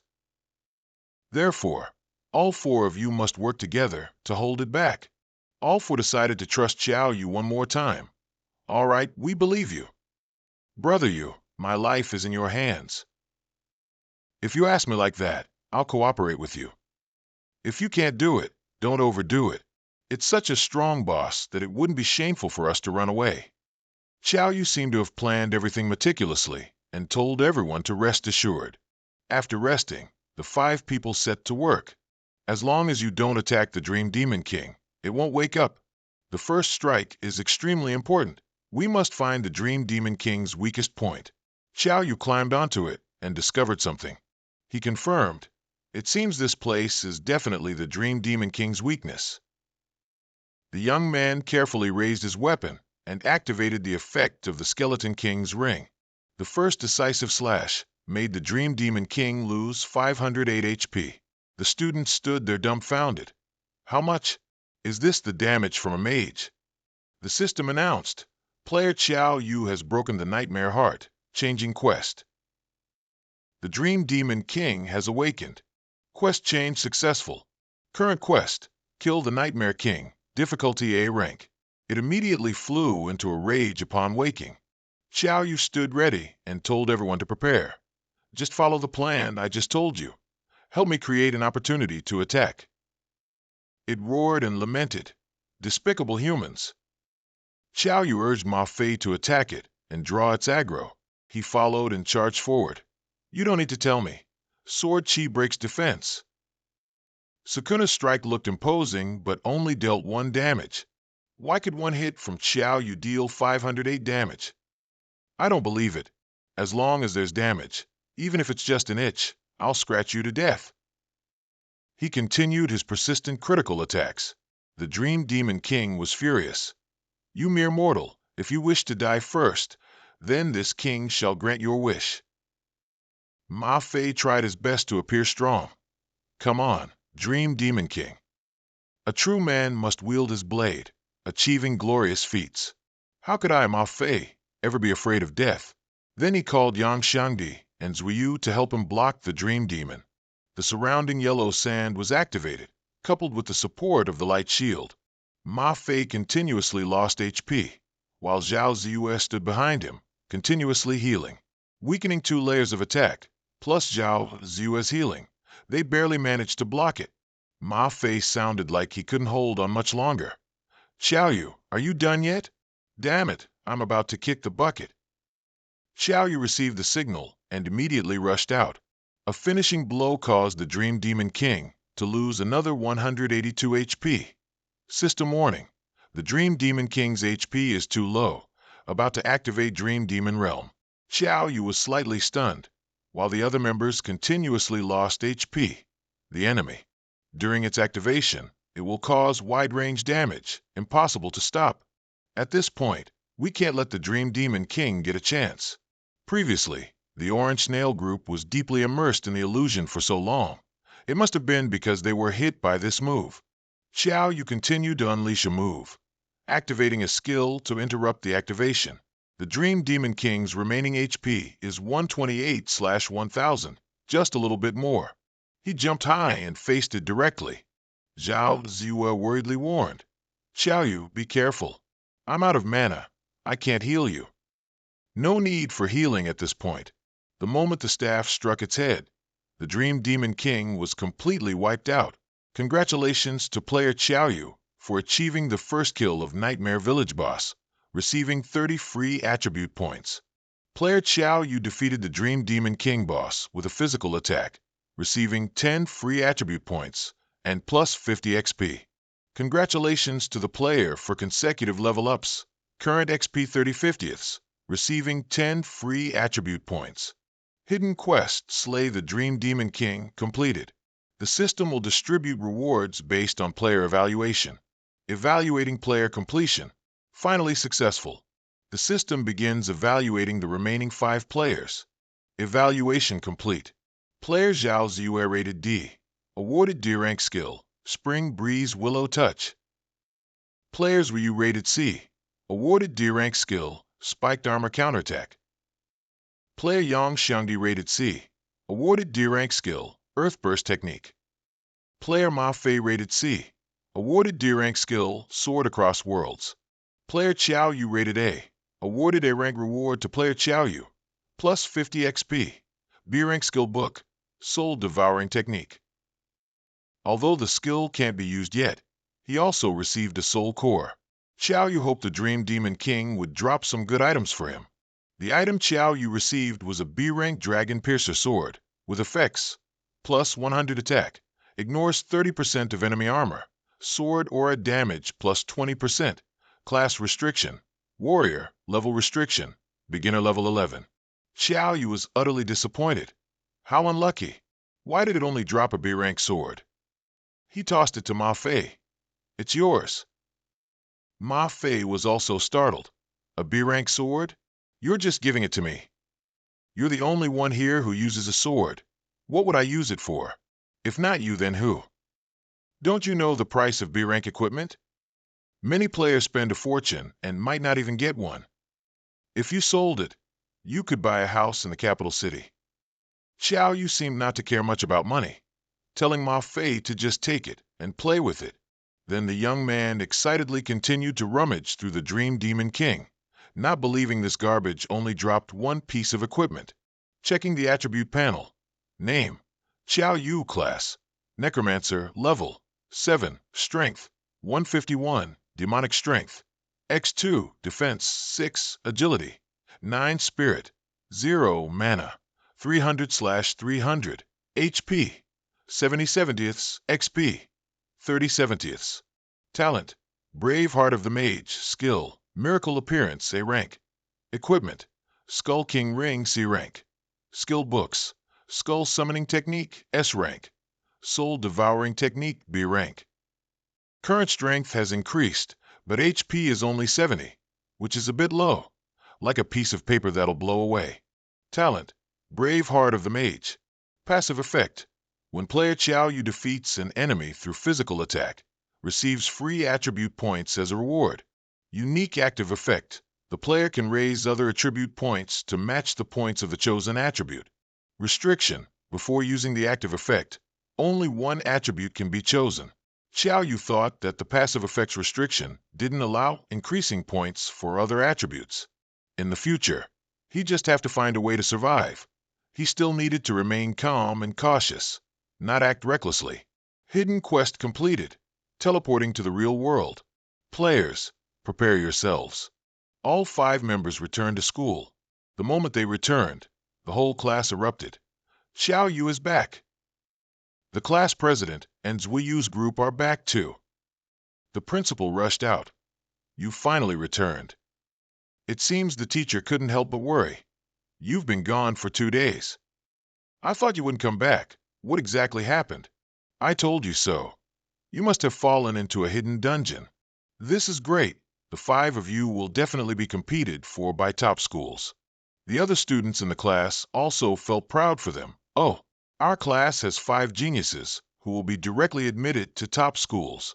From now on, our class will be a true class of geniuses. When can I be as outstanding as Xiao Yu and the class president? Although Xiao Yu is kind and not calculating, as soon as Ma Fei returned, he thought of a way to compete. He thought to himself, just you wait. Xiao Yu, next time we enter a dungeon, I'll make you regret giving me the dragon-piercing sword. With such powerful equipment to help, after reaching novice level 11, I can definitely beat you. Just then, someone urgently ran in to report. Principal, people from Huaqing University and Capital University have arrived. They want to see the 5 of them. The principal hadn't even reported this yet. He didn't understand why the top schools were so well informed. He secretly rejoiced. It seems before retirement he can put a perfect ending to his educational career. Upon meeting, representatives from the 2 universities immediately gathered around to shake hands and make acquaintances. Principal Tai said, "Long time no see." Teacher Peng, Teacher Pei, "Long time no see, ha ha ha." Old Teacher Peng immediately accepted the praise. These are the 5 students who passed Nightmare Village and even completed a hidden quest, right? They are indeed outstanding. Hello, 5 of you. I'm Peng Liangji, an admissions officer from Capital University. Currently, our university is in great need of outstanding virtual world geniuses like you. If you agree, I will send you admission notices tomorrow. The representative for the other university excitedly retorted, Peng Liangji, aren't you ashamed? You're stealing students directly without even conducting a test. Teacher Peng smirked and replied, I'm just representing Capital University to express our sincerest intentions. If you don't trust these 5 students and insist on a test, then start the test. The representative for Huaqing University introduced himself seriously. Allow me to introduce myself. I am Pei Xinghua, an admissions officer from Huaqing University. Everyone, there's no need to be nervous. The test I just mentioned is to evaluate your professions and corresponding abilities. We'll collect your information to see if you meet the admission standards. Xiao Yu thought to himself, it's a professional ability test, but he can't use skills. He decided he must enter Capital University to find clues about his parents. These 5 people will take turns being tested, and Ma Fei volunteered first. Student Ma Fei, apprentice sword cultivator, B-rank talent, level 5. Teacher Peng evaluated Ma Fei. Having just gone through the novice training, he's already reached level 5, and with B-rank talent, this is truly a rare genius. Not bad. With sharp eyes and a strong build, it's clear you have a connection with my Capital University. Old teacher Pei also highly praised. Not bad. Try slashing at me with your sword. This teacher is certainly no pushover. Name, Pei Xinghua, profession, spear cultivator, realm, mid-level 25, strength, 300, defense, 152, agility, 53, spirit, 24, health, 500/500. Ma Fei immediately charged forward proudly and told teacher Pei to be careful. He activated the skill, one sword through the world. After that sword pierced through his defense, teacher Pei froze for 5 seconds. He actually managed to pierce my defense. Although my profession is a spear cultivator and I'm not good at defense, I'm still level 25 after all. The old teacher was extremely pleased with Ma Fei. Excellent. Your one sword through move is a very rare skill that uses the sword tip to break defense. It can amplify the attack power of the sword tip. Well done. Ma Fei's face was full of pride. Thank you, Teacher Pei, for your praise. Teacher Peng also praised. Not only that, even though you only used the sword tip to break defense, it shows that your strength attribute must also be very high, at least around 35 points. Moreover, based on the speed of your sword strike, it seems you are also quite agile. The classmates' eyes widened. Wow. Level 5 with 35 strength points. Is this a sword cultivator? Indeed, it lives up to its reputation as the top offensive profession in the other world. If I had also drawn the sword cultivator profession like Ma Fei, my great-grandfather could also smile in the netherworld. Teacher Pei began to worry. Such an excellent student. He will definitely try to lure him to Huaqing University. Not wanting to lose such a good student, Teacher Pei immediately started to persuade him. Student Ma Fei, have you decided which university you'll join yet? The doors of Huaqing University will always be open to welcome you. Teacher Peng immediately interjected. Come to our Huadu University. I guarantee we'll provide you with the best learning resources. Ma Fei replied, how about you teachers test the other students first? I want to think a bit more. Actually, he wanted to wait and see which university Xiao Yu joined, and then he would join that one too. Everything he did was to surpass Xiao Yu. The testing process continued, and the next person was Zhao Ziyue. She introduced herself as a healer and then demonstrated her skill. Another person who satisfied Teacher Pei. Not bad. A newly level 4 healer can already heal everyone. Next was Wei Yu, already possessing such good defensive capabilities at just level 4. Furthermore, after the teacher hits Wei Yu, a portion of the attack's power would be reflected. Teacher Pei asked in surprise, is this your skill? Yes, teacher. This is my D-rank skill, Thorn Counter Armor, which can return 20% of my damage to the opponent. The more he tested, the more satisfied he became. Very good, very good. Hitting him meant hitting oneself. For a shield profession, there's nothing more practical than this skill. Next up was Yang Xiang, Upon seeing his wrestler-like physique, Teacher Pei thought Yang Xiang must also be a shield profession. But his profession was a mage. The old teacher was a bit surprised. A fat guy weighing over 300 kilograms says he's a mage. Did you pick up the wrong script? Begin the test. As soon as he stood there, Teacher Pei thought to himself, this kid seems to just be posing. I don't feel any magical fluctuations. Until Yang Xiang activated his Earth Burst skill, which made him stare wide-eyed. Teacher Pei was stunned. This technique has no warning signs at all. It just exploded beneath where I was standing. Even a level 25 merchant cultivator would lose 3 health points if they weren't paying attention, let alone those of the same level. Is this really a technique cast by a level 5 mage? Teacher Pei began to pay attention to the principal. It seems after I return, I must have someone keep a close eye on this Kim Long school. To cultivate 5 geniuses in an instant, perhaps there's a hidden master laying low here. The last person to be tested was Xiao Yu. You are Xiao Yu, profession. Necromancer, level 7, talent rank, unknown. Teacher Peng showed surprise. Level 7 is 2 ranks higher than the other 4 students, but the talent is unknown.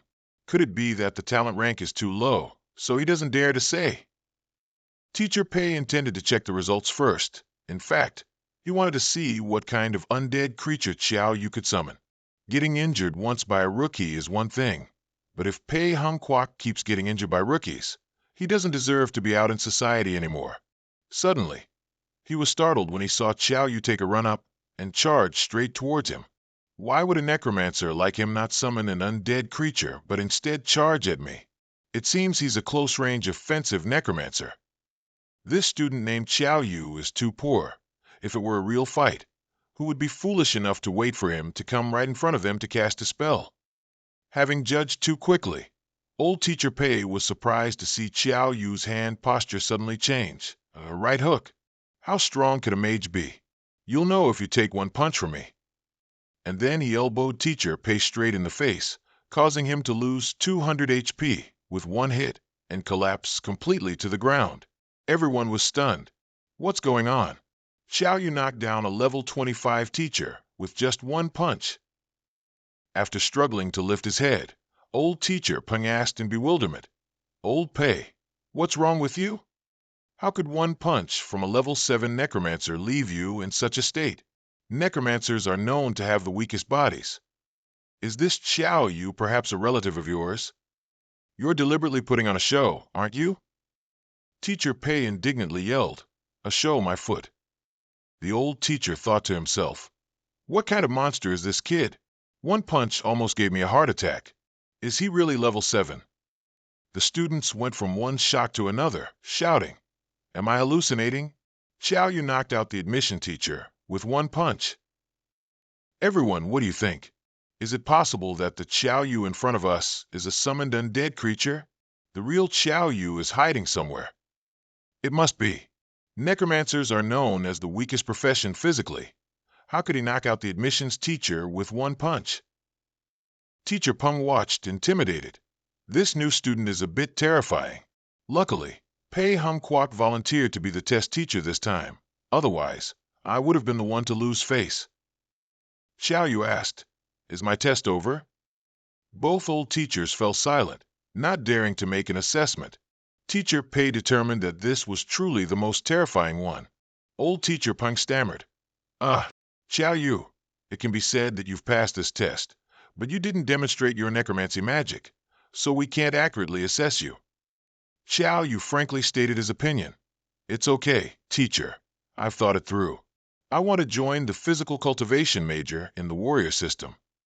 He knew he couldn't use magic right now, so the most important thing was to be able to get into Jingdu University. Old Teacher Peng was a bit surprised. Studying a major that wasn't one's own field was unprecedented in the history of education, so he wanted to discuss this further with the principal of Jingdu University. Peng, what's the matter? Didn't you go to the 4th Academy in Suabe for recruitment?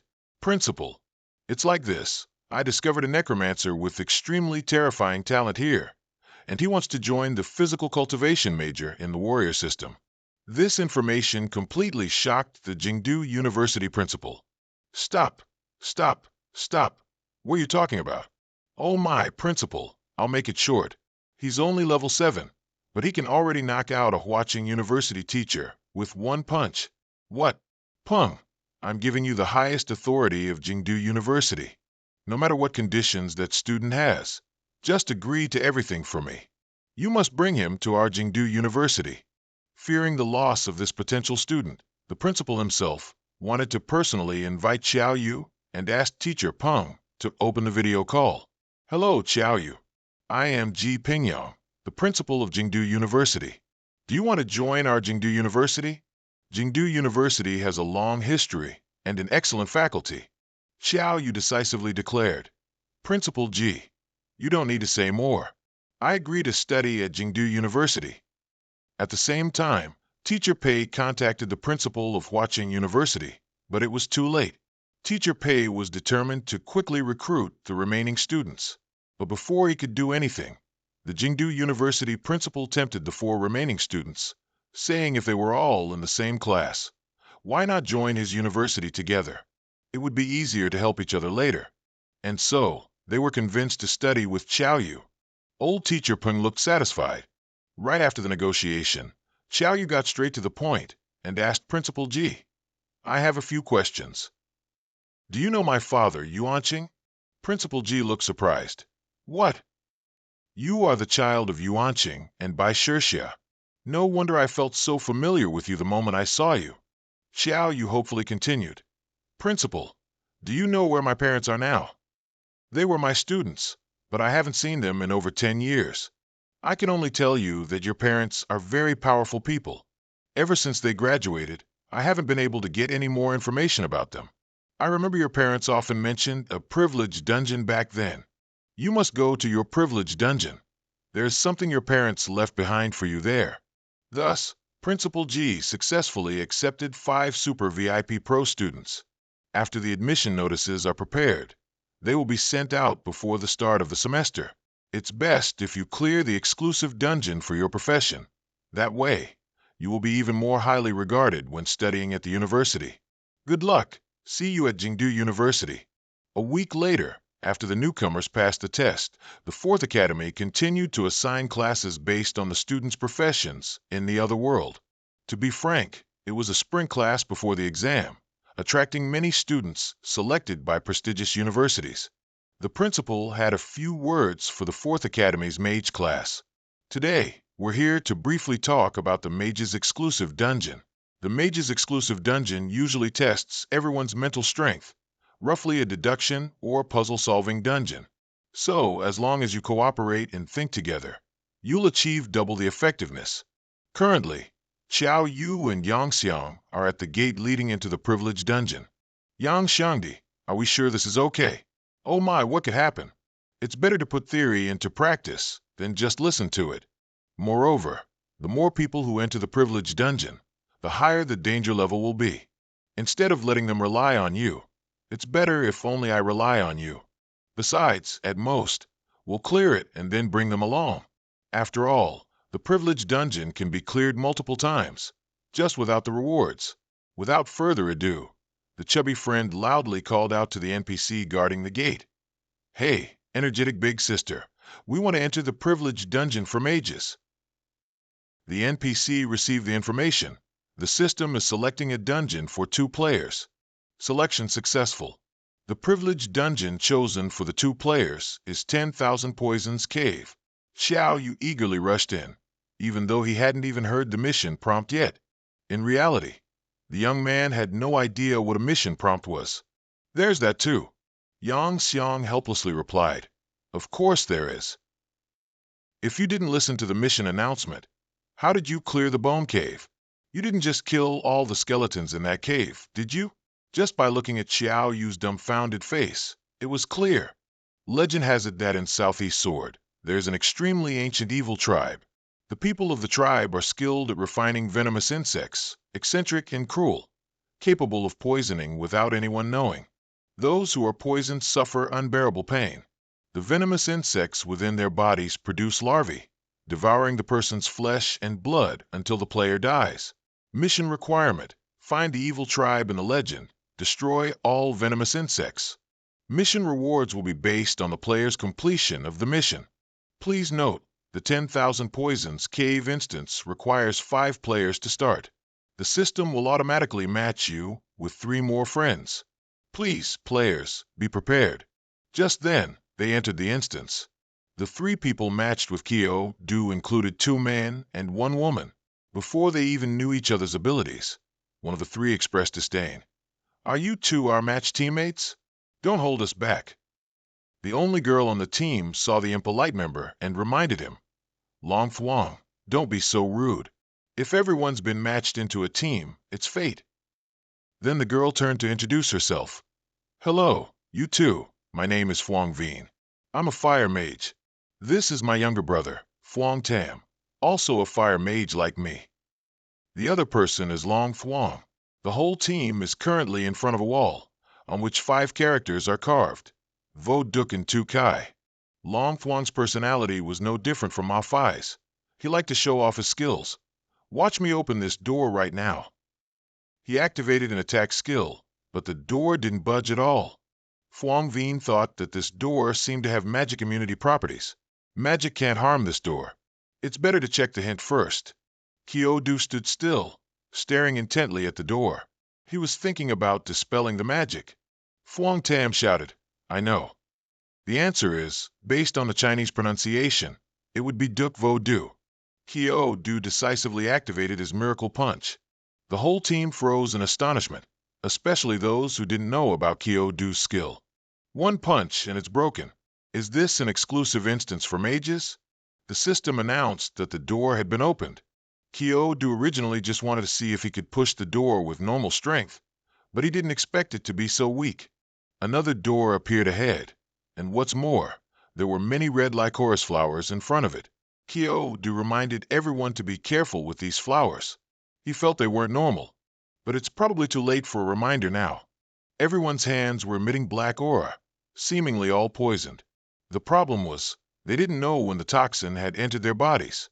HP 67/70ths, poison status, 3 HP deducted per minute. Jung Hong panicked. Brother Kyo, what should we do now? Keep going straight. Staying here is just waiting to die. We must get out of here quickly.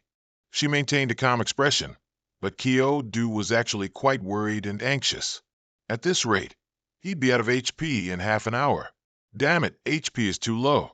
The whole team rushed straight to the door. En gavet on it with line, my boluk, dok hong vương, nhất huyết nhất quất đỉnh thiên địa. It seems they have to continue reasoning and deciphering. This time, they have to guess several words. We're out of time. Too urgent. Kyo-Do shattered the door with 1 punch. He didn't know this riddle, so the whole team went inside. Long Thuong was still in shock, dumbfounded. Is this really a deciphering instance? Why does it feel like you don't need to use your brain at all? The system announced, Congratulations, player, on completing Mission 1, successfully finding the legendary evil tribe of 10,000 Poisons Cave. This is 10,000 Poisons Cave. Suddenly, the group met a brown-skinned girl. Hello, big brother and sister. My name is Chu Dong. Did you all come from outside? After looking at the condition of the 5 people, the girl exclaimed, Oh, are you poisoned? It's the poison of the lycoris flowers. Quickly follow me to the 10,000 spirits cave to detoxify.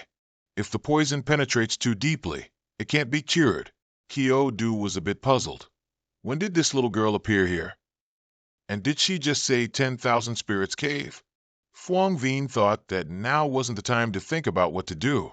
It was better to detoxify first. As soon as she led everyone back to 10,000 spirits cave, the girl excitedly shouted, Mom, Dad, come out and see who I brought home. Who are these people? They're people from elsewhere. I met them while picking herbs in the mountains. They've all been poisoned by the lycoris flowers. Everyone, quickly make a pot of 5 poison soup. The girl's mother told everyone to sit inside and brought the 5 poison soup. The bowl of soup was full of worms and cockroaches, looking very disgusting. The cloudy liquid emitted a strong, fishy odor. Everyone felt nauseous just by looking at it. Long Thuong pushed Jung Hong Dike to drink it first to test it, but he refused. Qiu ignored them, immediately picked up the bowl, and poured it directly into his mouth. This is not the time to crave delicious food. I must quickly drink it all, or in a little while longer, my life value will be halved. After drinking, Qiu displayed a confident smile. It wasn't too salty or bland. The taste was perfectly balanced. The 5-poison soup truly works. My poison state has disappeared. Everyone, quickly drink it too. Quickly return to your previous state. Who knows what other dangers await us later? As soon as he finished speaking, the other 4 members started vomiting one after another. Qiu curiously asked Chudong, "Can you tell me about the origin of Van Lin Cave?" "I don't know the origin of the tribe either. I only know that the chieftain requires the people here not to go outside, and especially not to use poisonous techniques carelessly." After the detoxification was complete, the girl's mother came out and directly chased them away. "All right, the poison has been neutralized. Everyone is safe. Hurry and leave here. Our Van Lin Cave doesn't really welcome outsiders." Chu Dong expressed her frustration. "Why are you like this, Mom? We finally have some people from elsewhere here. Why are you chasing them away?" Then the girl turned to them with a bright smile and told the group to rest assured and not listen to her mother. Everyone can stay as long as they want. Xiao Yu was curious about Little Dong's mother's strange attitude, so he took this opportunity to stay. "Then we'll have to trouble everyone. We just finished detoxifying from a potent poison. Our bodies are truly not feeling very well." Just like that, Little Dong excitedly opened the door, inviting everyone inside to rest, while her whole family would go out for a while. Night fell, and Little Dong's entire family set off. Tonight is the full moon, so it must proceed. The people of 10,000 Spirit Cave were gathering in front of a sky well. The village leader shouted loudly under the moonlight, "Please protect us with favorable weather and winds, free from the disturbance of illnesses. We will offer you the freshest flesh and blood of these humans." This person then dropped a drop of blood from their finger into the well.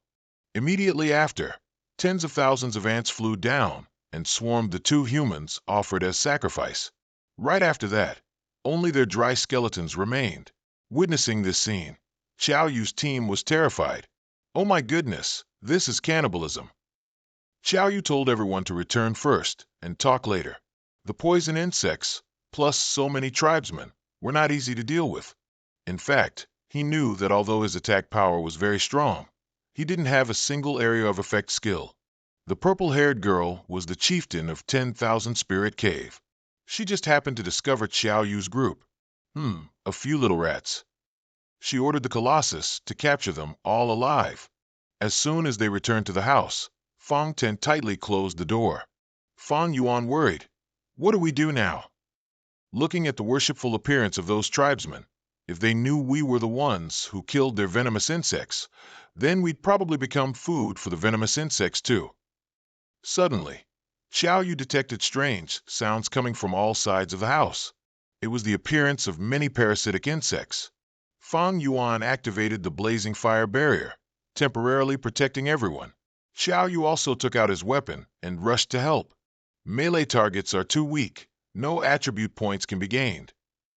Xiao Yu thought to himself, if killing parasitic insects could earn attribute points, I would have long gone everywhere searching for them and dousing them with boiling water. Yang Shangdi activated 2 skills, Beast Binding Cart and Earth Burst, blowing up the house and causing the parasitic insects to disappear. Xiao Yu wholeheartedly praised him. "Good job, Yang Xiang.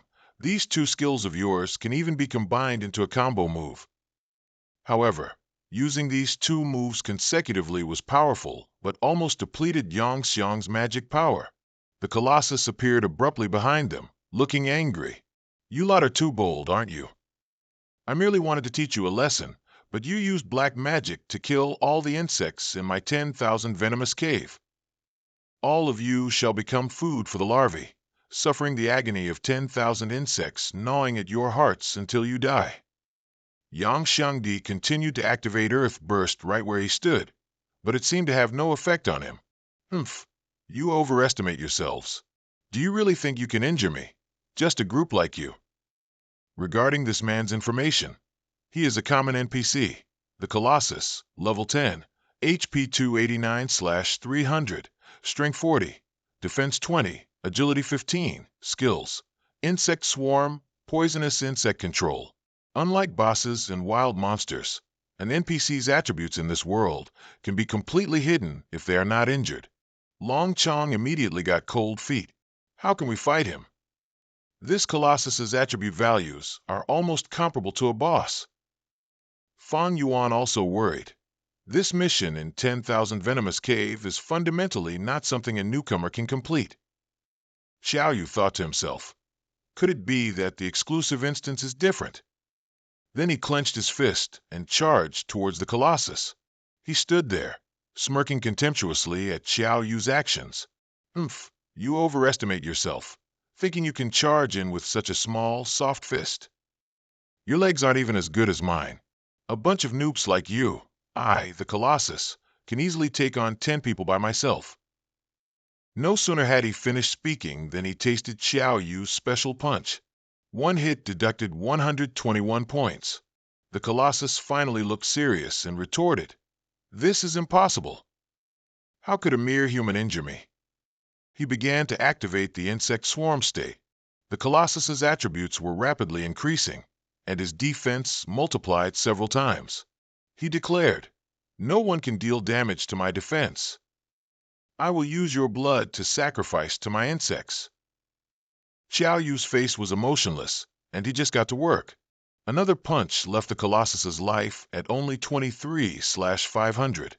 He was severely beaten, his face bruised purple. Xiao Yu coldly turned back and warned, "Next time you must report honestly. What was that ritual you just performed? Who is that woman?" Since joining Xiao Yu, his teammates barely had to lift a finger. He handled everything by himself. They were even scared of Xiao Yu now. The Colossus, with a swollen face and puffy eyes, hesitantly replied, "That's our chieftain, leading the insect sacrifice ritual. We, from 10,000 Poisons Cave, have signed a contract with the queen insect that on the day of the full moon, we must bring fresh blood and flesh for sacrifice. That well opening is made of bluestone. It is the dwelling and breeding place of the queen insect." Yang Xiang then realized, "Duca, I think I know why Xiao Dong and her whole family helped us detoxify. They want to turn us into sacrifices for the next insect ritual." Xiao Yu asked further, "Final question. Why did Xiao Dong change the entire tribe to 10,000 Spirits Cave, while you still call it 10,000 Poisons Cave?" The Colossus looked confused. "Xiao Dong? What Xiao Dong? There's only one person with the character Dong in our entire 10,000 Poisons Cave tribe, and that's the chieftain named Sun Dong." After gathering all the information, Xiao Yu didn't spare him, directly striking him down to oblivion. Checking. Player Xiao Yu has resolved the Colossus NPC by hand-to-hand combat. Reward is 10 free attribute points and 50 experience points. Congratulations, player, for successful level up. Current experience value 10 of 80. Free attribute points 5. Ding ding. Congratulations, player Xiao Yu, for killing the first NPC in this world by hand-to-hand combat. Reward is S-Rank item Sage's Protection. Sage's Protection is a one-time use S-Rank item that prevents one fatal injury. Xiao Yu showed interest. S-Rank prevents one fatal injury. This NPC indeed can yield such a heaven-defying item. This is the highest item in this world already. Fang Yuan, Fang Sun, and Long Chong worried. What should we do now? They'll find out sooner or later that we killed their people. Xiao Yu alone can't deal with them. Just a villager was already so powerful, and the chieftain can control poisonous insects. How can we fight them? Xiao Yu replied that the mission only required eliminating all insects. No need to touch the people in 10,000 Poisons Cave. If the insect lair is in the ancient well, then it must be destroyed. Before Chieftain Sun Dong discovers the situation here, this is the best opportunity to act. Everyone move to the well. There's no one here right now. We must act quickly. As they approached the well, the whole team was shocked to see 2 corpses, and they were Xiao Dong's parents. It seems they are so cruel that they even kill their own people. Xiao Yu confirmed. No wonder their attitude was so strange back then. It seems not all the people here are bad. Well, let's ignore them for now and seize the time to destroy this stone well. Fire, wind, and earth-burst spells were activated simultaneously. The well exploded and created a deep hole underground. Yang Xiang thought that with this power, the insects must all be dead. But the problem is the system still hasn't displayed mission complete. Just then, the chieftain of 10,000 Poisons Cave, Sun Dong, appeared. She laughed wildly. Ha ha ha. You little rats are truly disobedient. To appear here, the colossus must be dead. It's truly beyond my data. Walking beside her was Kwang Man, a core member of 10,000 Poisons Cave. Xiao Yu looked her straight in the face. Should I call you chieftain of 10,000 Poisons Cave, or should I call you Showdown? With an arrogant expression, she replied, What's wrong, big brother? Don't you like my current appearance? Then should I transform back into Xiaodong's appearance? How about it? Which one do you prefer? In a flash, she transformed into Xiaodong's appearance. What a pity! I originally wanted to spare Big Brother's life and start a family with Big Brother. But you've killed so many insect soldiers in my tribe. If I don't sacrifice you, the queen insect will be angry. Xiao Yu asked why she would kill her own tribesmen, even her parents, and the girl replied casually and coldly, So what if they're my parents? Just two useless people who didn't listen. That declaration was like a lightning strike to Xiao Yu. So what if they're parents? Seeing Xiao Yu's angry face, Sun Dong continued to mock. It seems you're angry. Don't be angry. Because you'll all be meeting them very soon. Following that sinister smile, tens of thousands of bugs appeared. Seeing the SOS situation, the remaining members called out to each other and rushed to help Xiao Yu. Fang Yuan activated Fiery Blaze. Long Ton was just chopped by the Guy Kwang Man and sent flying. He warned them not to even dream of disturbing the Patriarch. Kwang Man is a common NPC, level 20, HP 500/500, Strength 55, Defense 30, Agility 30, Skills, Insect Devour, Poisonous Insect Control. Xiao Yu was surrounded by the swarm of bugs. Damn it, there are too many of these bugs. If they keep clinging on, it's a sure death. If he could increase his agility and defense to 166 points like his strength, the current predicament could be overcome. Does he really need to actively use the skill Heart of the Brave now? Thinking it over, Xiao Yu felt it wasn't right, but since he had the Sage's bracelet that could revive him once, he decided to take the risk. To catch a bandit, one must first catch the leader. As long as Sun Dong is killed, these poisonous bugs won't attack themselves. Xiao Yu finally broke free from the bug swarm. Sun Dong saw this and laughed excitedly. Ha ha, big brother, have you finally figured it out? Do you want to become food for the worms yourself? Xiao Yu used his super-fast speed to slash through, causing a large wound to her abdomen. After being injured, Sun Dong's face was full of hatred. Isn't it a good thing for someone who doesn't cherish others to be eaten by insects? Sun Dong is categorized by the system as a rare NPC, level 10, HP 1000/1000, Strength 30, Defense 30, Agility 50, Skills, Insect Devour, Poisonous Insect Control, Shapeshift. Xiao Yu wondered why Sun Dong was rated as rare, yet her attributes were inferior to the giant crab. This made no sense at all. He felt there was something wrong with this Sun Dong. Big brother, you hit my stomach until it's dented. What do I do if my stomach is ruined now? Suddenly, Sun Dong's agility increased by 80. She activated her skill, directly attacking Xiao Yu and hitting him in the chest, causing him to spit blood. The sudden increase in agility caught Xiao Yu off guard. After attacking Xiao Yu, Sun Dong declared, Don't worry, once you're dead, I'll skin you completely as a souvenir. Your skin will definitely look very good. Yang Heng, who was fighting Kwang Man, saw Xiao Yu's situation and nervously shouted, intending to rush to help, but was still blocked by that dog Kwang Man. He blocked him and snarled, I told you, your opponent is me. How dare you get distracted? Yang Heng continued to activate Chariot Beast Bind.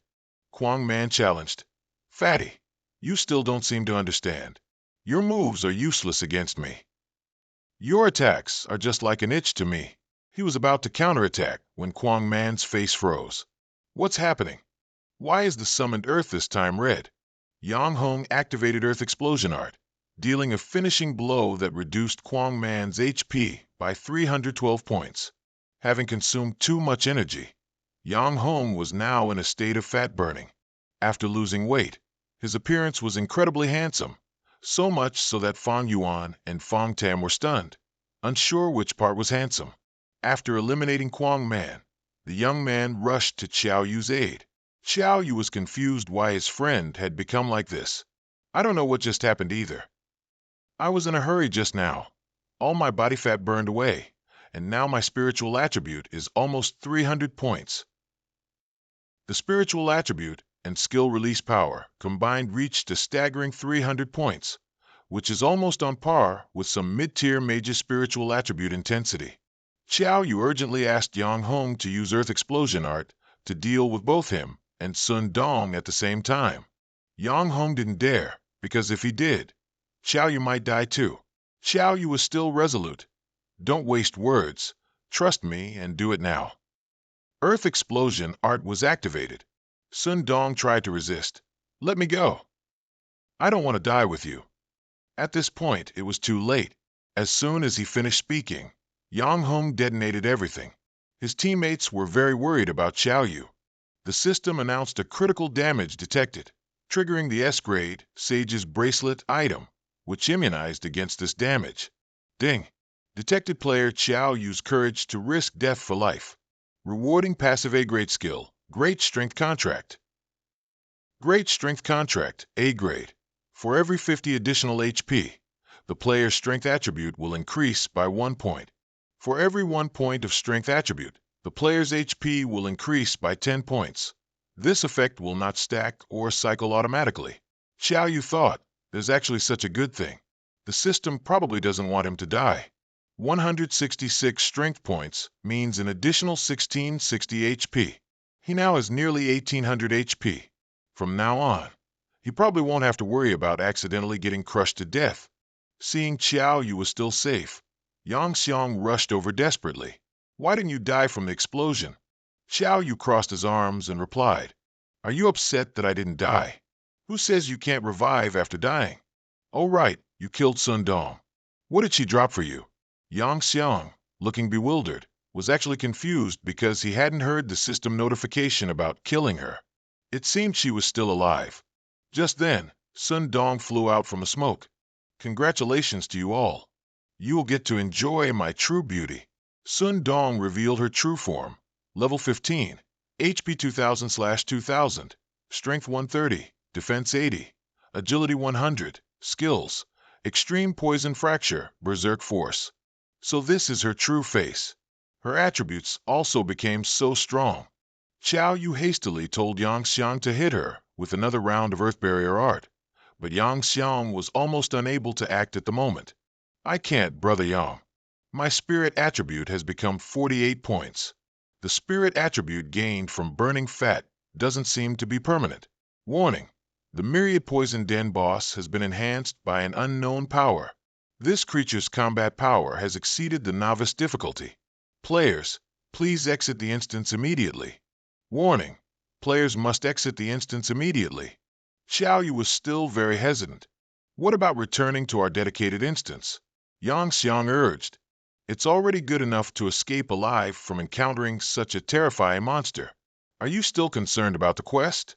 The system continued to announce, after calculation, since the 5 players have not killed the Myriad Poison Den boss, please exit the instance and then reopen the dedicated instance.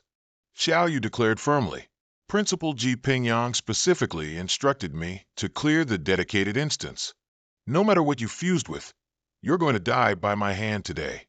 Sun Dong laughed maniacally, showing delight. As the two charged at each other, Xiao Yu took 124 damage from her attack, and he retaliated, dealing 196 damage to her. Neither was inferior to the other.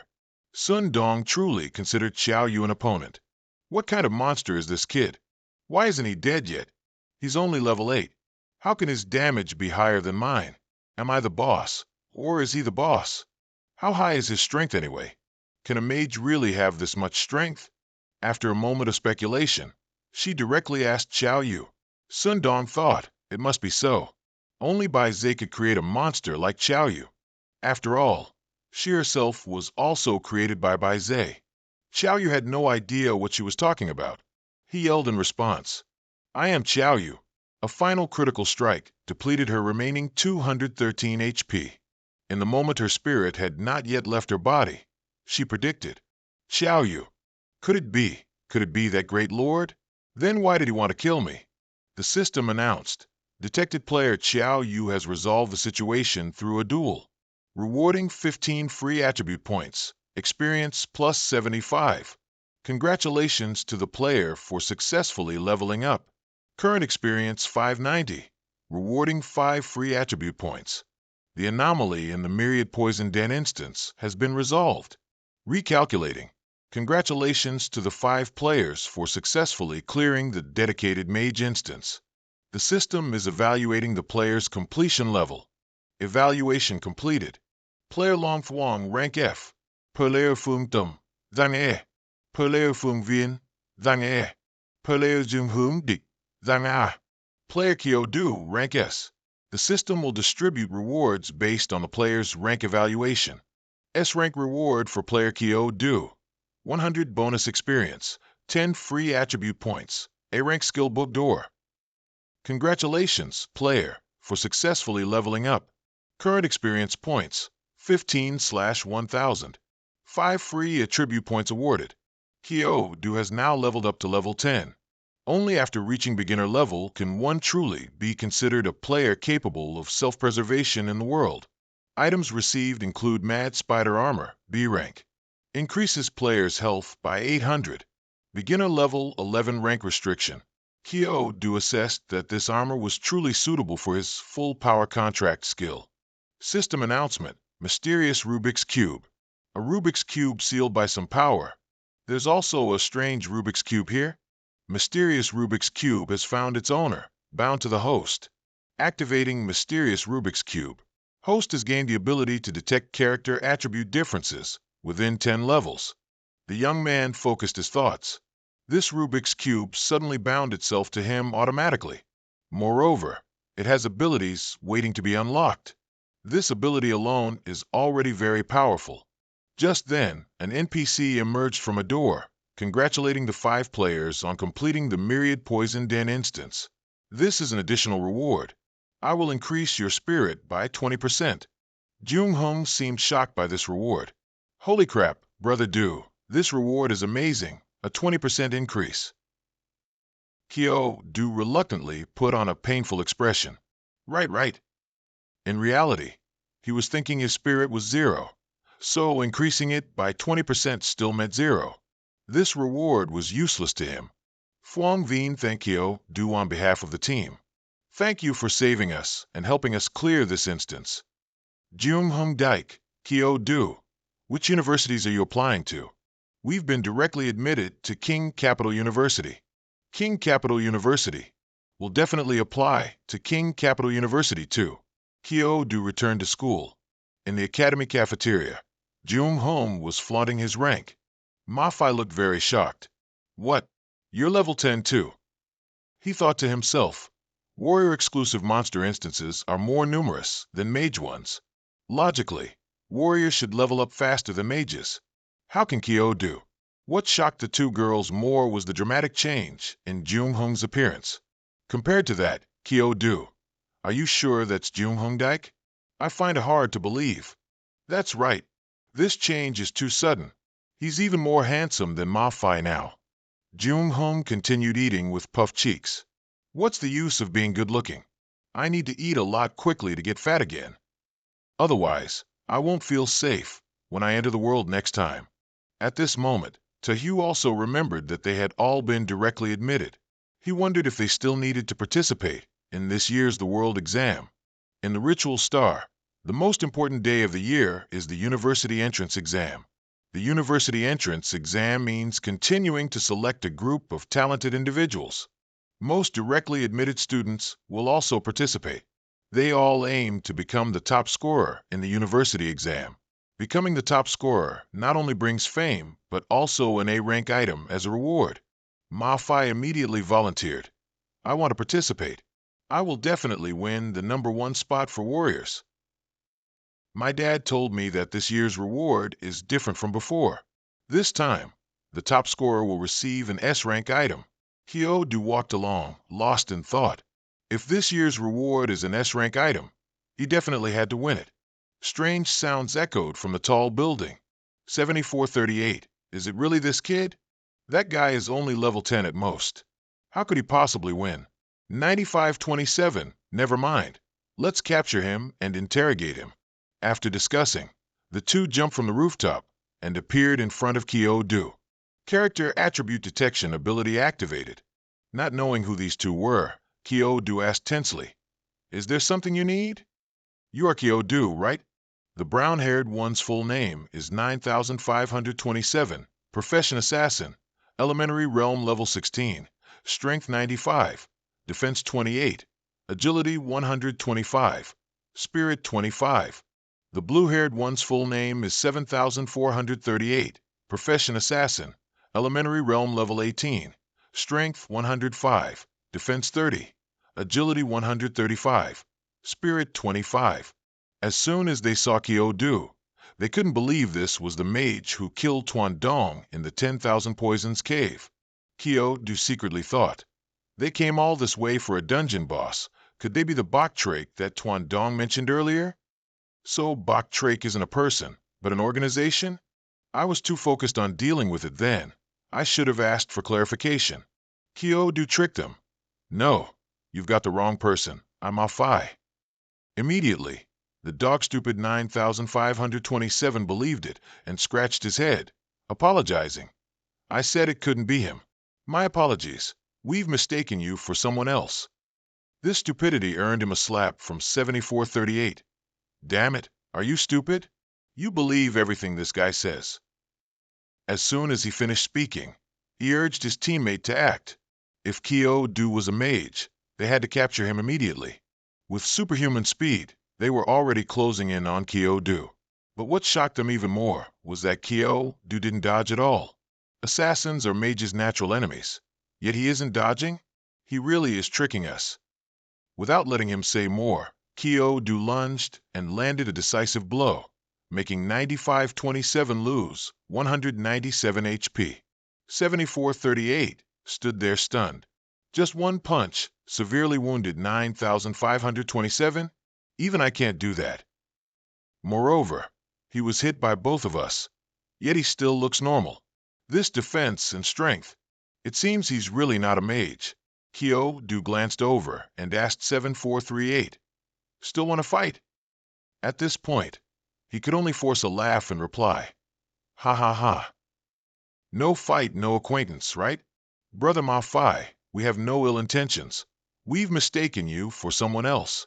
We sincerely apologize.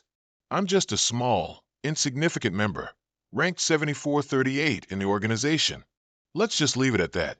Kyodo was quite surprised that an assassin of level 18 was only ranked over 7,000 in Boktrake. Perhaps I should let them go back and report, otherwise a much larger revenge attack will surely come very soon. Then Kyodo turned and left, but not without a parting shot. Well, I wish you both luck in finding that Kyodo soon. If you need any help from Malphai, feel free to ask. Too curious. As soon as he got home, Kyodo searched online for Boktrake. Boktrake, a legendary divine beast, entirely white as snow, with 2 horns on its head, shaped like a lion, and fire patterns on its 4 limbs. Boktrake knows the names, forms, and elimination magic of all demons in the world, so it has long been regarded as a divine beast that expels evil and brings good fortune. What kind of organization is this Boktrake? It seems there's no information about it at all.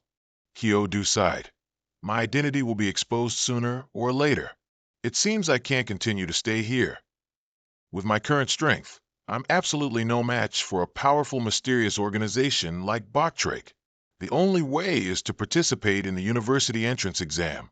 Even an organization like Boktrake wouldn't dare lay a hand on a candidate taking the university entrance exam. That's a crime against the whole world. After that, going to King Capital University will be safe.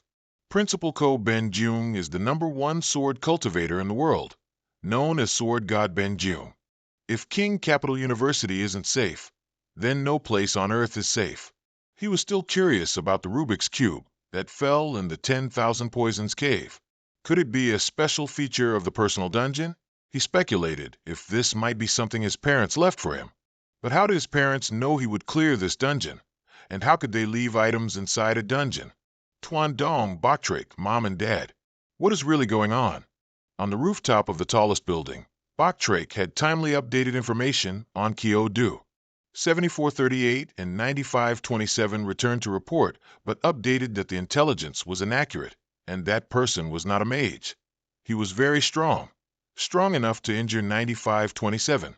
The person in the black cloak asked again, "So the cause of Tuan Dong's death still hasn't been investigated?" Useless. Never mind. Let's put Tuan Dong's death aside for now.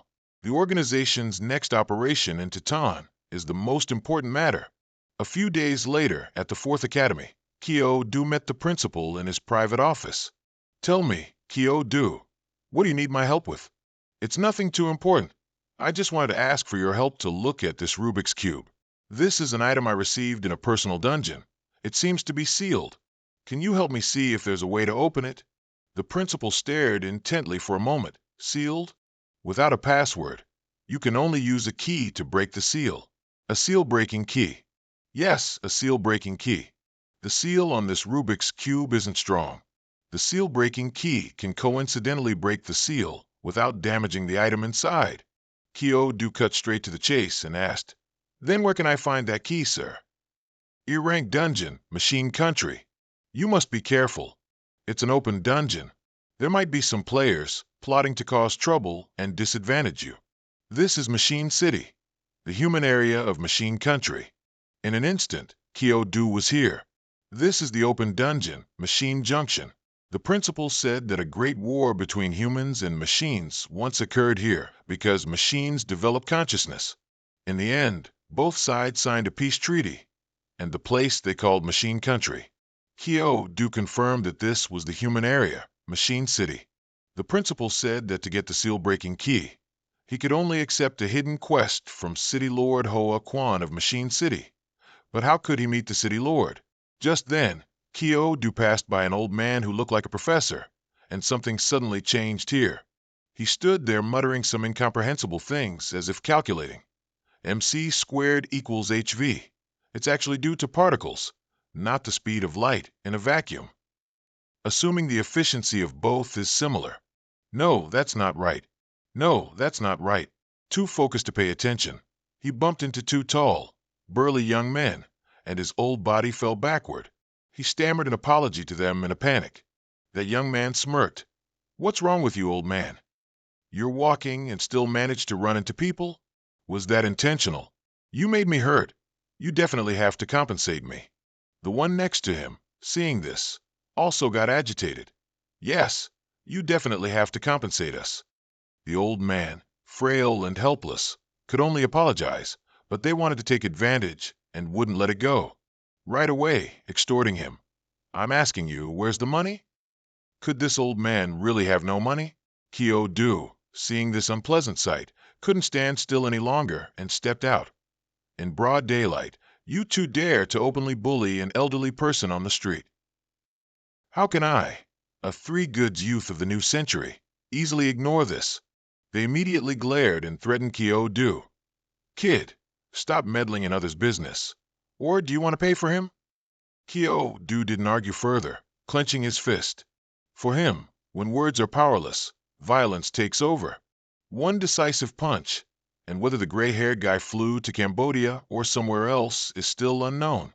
The blonde-haired one, seeing this, got scared stiff, clasped his hands in a plea, and then ran off at full speed. Kyo Du carefully asked, "Are you all right, sir?" The old man stammered, I only have this much money."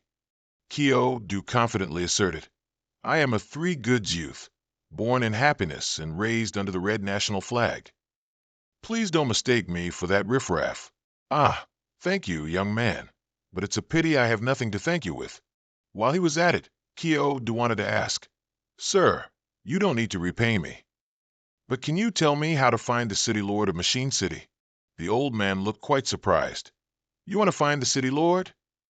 Yes, sir. I'm looking for an item called the seal-breaking key, and only City Lord Hoa Quan has it.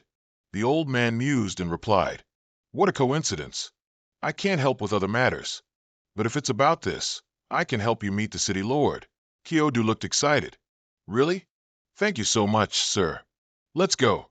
But I must tell you first, getting the city lord to give you something won't be easy, Kyodu confidently declared. That's just because you don't know my abilities yet, sir. Actually, I only used a little bit of my strength just now. Perched precariously atop the building, the two young men who bullied the old man earlier asked curiously, Hey, do you think the city lord found the person he wanted to meet this time? I don't know. That young man is the strongest player I've ever met. In the machine country, Bliss Rank, that Professor Hoa Quan wants to hold another academic conference tomorrow. This time, I don't care what method you use, but you must bring him back here for me. Yes, Lord Mong Duk. Finally, we're here. Young man, the city lord you want to meet is inside. This is City Lord Hoa Quan's castle. How can that old man move around so freely in here? The moment he was about to turn and ask, the old man had vanished in a flash. Forget it, no more thinking. Find the city lord first, get the seal key, then figure out the rest. As soon as Kyo-do pushed the door open and stepped inside, he was shocked. What the F***CK? You and those two guys? That's right. I am actually the city lord of Machine City. These two are the two strongest guards in Machine City. Kyo-do was still surprised. But why did you want to put on that play? Because I needed to find someone strong enough, someone even stronger than my guards. That person is you, Kyo-do. Don't you want to get the key to break the seal? As long as you do one thing for me, I will give you the key. System notification. Hidden quest unlocked. Tomorrow, I will hold an academic conference to present my research on machines and organic life. But the robot faction that wants to seize my research results will absolutely not miss this good opportunity. I understand. You want me to protect you during the conference. No, I need you to defeat the monarch of the machine country and destroy the machine heart. Quest: defeat Mong Duk, the monarch of the machine country. Destroy the machine heart, Mata. Receive the key to break the seal. It's just a few robots. No problem, I accept this quest. Day 2. At the main hall of the research conference. Ladies and gentlemen, dear distinguished guests, we are living in a society with an extremely advanced scientific and technological civilization. Humanity is nurtured by nature. Humanity abstracts the laws of life. To this day, the complexity of computers and artificial systems is sufficient to rival that of life. How much of life can ultimately be converted into data? The reason artificial intelligence was created is precisely to study these mysteries. Even if artificial intelligence can pass the Turing test, we will not consider them living beings. Just like the robots in the machine country, although they have their own consciousness, they cannot reproduce in the traditional way. So, are machines truly capable of procreation? Kyo-do looked dumbfounded, not understanding a thing. Why haven't those robots arrived yet? Suddenly, the glass on the ceiling cracked. A purple-haired robot flew in and declared, Flesh and blood are weak, but machines are eternal. Professor Hoa Quan, cast aside that weak bag of flesh and embrace the machines. The moment the robot appeared, everyone immediately started to panic. They shouted, Security forces, get out. Robots, this is not where you belong.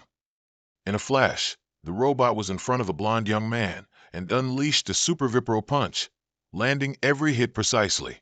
While hitting, he laughed maniacally. Ha ha, foolish humans. Kyo-do found this utterly offensive. This clearly meant they didn't have any respect for him. Kyo-do. The city lord glanced over, then ran to the front. Kyo-do, their target is me. This time, I'll go with them to the mechanical nation. I'm betting everyone on you, Kyo-do. I understand, City Lord. That robot was still causing havoc and seemed very excited. Ha ha ha, see that? This is the power of an improved robot. I possess the strongest body. Just then, a robot named Mondstadt appeared from above, inviting City Lord Hoa Quan to follow him. Tell your people to stop. I'll go with you. Professor Hoa Quan, wouldn't it have been better if you'd been so understanding earlier? He immediately grabbed the city lord, while the other robot continued to wreak havoc. Ha ha ha. Lord Mondstadt, you take that old man first. I want to play a little longer. Just as Mondstadt left, Kyo-do stepped forward. Hey, you're the one who boasted about having the strongest body. He got close to Kyo-do's face and arrogantly said, You ants can't possibly understand the beauty and power of improved machinery. Kyo-do was completely fed up with this trash talk. Are you done talking? If you're done, then it's my turn. Kid, don't you want to join the robot faction to be improved? Don't you want to possess a perfect and strong body? Without letting him finish, Kyo-do delivered an opening punch as a greeting, decisively dealing 306 damage. This robot is a rare NPC, Bliss rank, level 11, with a vitality of 194 to 500 and strength of 86. Defense 40, agility 90. Skill, mechanized piercing cannon. Bliss rank was unconsciously overwhelmed by Kyo-do's strength. Sorry, but it seems I already have what you just talked about. Despite seeing and hearing it with his own eyes and ears, Bliss rank still couldn't believe it. No, this can't be. A human can punch through my biochemical body? How can you do that? Kyo-do didn't hesitate to share. Well, you just raise your hand and punch. Bliss rank collapsed but kept muttering. How can a normal human body compare to a robot's? Kyo-do took the opportunity to lightly boast. Actually, I am humanity's primordial body. Bliss rank was now so terrified of Kyo-do he couldn't move. While stepping on his back, Kyo-do delivered a final decisive kick, dealing another 102 damage. Talk less, or if you don't want to be turned into a pile of scrap metal, then fly. Take me to your mechanical nation. And so, he grabbed Bliss rank's hands tightly and rode him like a dragon. The city lord intentionally letting himself be captured seems to be his way of leading me to the mechanical nation to destroy the mechanical heart. City lord, don't worry, I will definitely complete the mission.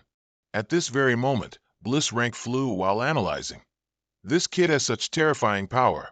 Why did he let Lord Mondstadt take Professor Hoa Quan away earlier? A primordial body? No, I must report this information to Lord Mondstadt. In a flash, they arrived at the mechanical nation. Professor Hoa Quan was kneeling on the floor in Mondstadt's private room. Most respected Professor Hoa Quan, I apologize for using such a crude method to invite you here. Don't worry, even if I die, I won't betray humanity and join the mechanical nation. Professor Hoa Quan, don't rush to refuse just yet. Look at this first. Immediately after, he opened a machine-shaped heart. Professor Hoa Quan, as you can see, this machine is being biologized, or rather, a creature is being manufactured. This machine before you possesses a heart with the synthetic biological functions of human intelligence and the might of machinery. I prefer to call it ascension, frail bodies and ascending machinery. Professor Hoa Quan, join this glorious evolution. The city lord still declared, that as a human, to voluntarily join the ranks of robots, to be a dog for the robots. A person like you can't even be called cunning. Seeing the city lord seem determined, Mondstadt continued to show something else. As soon as he pressed a button, a series of people fell down in droves, continuously screaming for their lives. The mechanical heart just sucked them in and devoured them alive. Meanwhile, elsewhere, Kyo-do was in an area with hundreds of robots and detected an intruder. Player Kyo-do was detected fighting low-level robots barehanded, rewarding 1 free attribute point, experience +3. He was incredibly excited. He didn't expect that dealing with robots would also grant attribute points. Now the young man wanted to fight 10 of them at once. City Lord Hoa Quan, after witnessing the horrifying scene of machines devouring humans alive, he was extremely indignant. Beasts! Animals! You are animals! Professor Hoa Quan, your anger won't solve anything. Its name is Mata. It's actually a failed product. Our initial plan was for robots to live long. The result is as you see. We accidentally created a monster that steals lives, and its appetite is growing day by day. At first, it ate 1 person. Now it's increased to 5 people. Even I don't know its limit. We invited you here because we want to solve Mata's problem. Of course, You can also choose to ignore it, but the price to pay is that every day, humans will die because of Mata. The city lord thought to himself, Kyo-do, now I can only place all my hopes on you. Just then, Mondstadt's subordinate ran back to report. It's bad, Lord Mondstadt. A human with an ancient body has attacked our territory. Is it the ancient body that SSS-Rank reported? Instantly, Kyo-do destroyed everything and appeared inside. Hee, it's Kyo-do. The city lord was overjoyed at first sight. Kyo-do, you're finally here. Mondstadt inquired. You are the human with the ancient holy body that SSS-Rank mentioned. Welcome to the Machine Nation. SSS-Rank was the top titan in my Machine Nation. I didn't expect him to perish by your hand. Kyo-do identified. Mondstadt is a rare NPC, level 15, HP 2000/2000, Strength 118, Defense 100, Agility 180, Skills, Mechanical Bug, Mechanical Overlord. Kyo-do challenged. Is it embarrassing to die by the hand of an ancient holy body? What, do you want to avenge him? As they furiously charged at him, Kyo-do felt thrilled realizing a future of rapidly increasing attribute points. One hit, then another hit, the system announced. Player Kyo-do was detected neutralizing low-level robots barehanded, rewarding one free attribute, experience +3. Mondstadt was overwhelmed and speechless. A normal human body is stronger than a robot modified by the Queen. Ancient holy body. Was what SSS-Rank said true? If we could persuade him to join the Machine Nation for mechanical modification, I can't imagine what kind of monster he would become. That would definitely be the strongest warrior in the world. Immediately after dealing with those guys, Kyo-do ran to the city lord and asked, Are you all right, sir? I'm fine, Kyo-do. Look over there. This is... That's right. That's the Mata organ. Mata Mechanical Heart, level 15. HP 2000/2000. Strength 0. Defense 0. Agility 0. It seems to be undergoing some kind of change. As soon as he saw it, Kyo-do noticed something abnormal. They are using humans to nourish this living machine. So that's it, City Lord. Even if you hadn't asked me, I would still destroy the mechanical heart. Professor Hua-Quan fully trusted Kyo-do. It's all up to you. Mondstadt still stood there with another plan, to draw Kyo-do in at all costs. He wasted no time and went straight to the point. Ancient holy body of the human race, abandon your weak body and join in the glorious evolution. Kyo-do ignored his nonsense, slowly moving towards the Mata mechanical heart. Mondstadt stood there, still not understanding what Kyo-do was going to do. The young man immediately jumped inside and delivered a direct punch. Mondstadt tried to stop him, but was too late. That punch deducted 404 points from the mechanical heart. Mondstadt couldn't stand by and watch any longer, immediately flying in to stop Kyo-do. Ancient holy body of the human race, stop at once. Kyo-do glanced over, finding him very annoying. Don't bother me. Just as he was about to attack Kyo-do, the system issued a warning. Danger detected. Danger level. Hell. Master, please flee immediately. I repeat, Master, please flee immediately. Mondstadt hadn't even finished his action when he was hit by a strike, losing 288 HP, sent tumbling into the wall. He bared his teeth, terrified of Kyo-do. What astonishing power! We must, absolutely must, keep him in the Machine Nation. Standing before this heart, he wanted to finish it off completely. The young man activated a flurry of punches, and Mata continuously lost 404 HP. As he punched, he cursed, You evil, wicked thing shatter. After a while, this heart exploded. Player Kyo-do successfully destroyed the mechanical heart Mata. Experience points plus 100. Player Kyo-do was detected destroying Mata's heart with bare hands. Rewarded 3 free attribute points.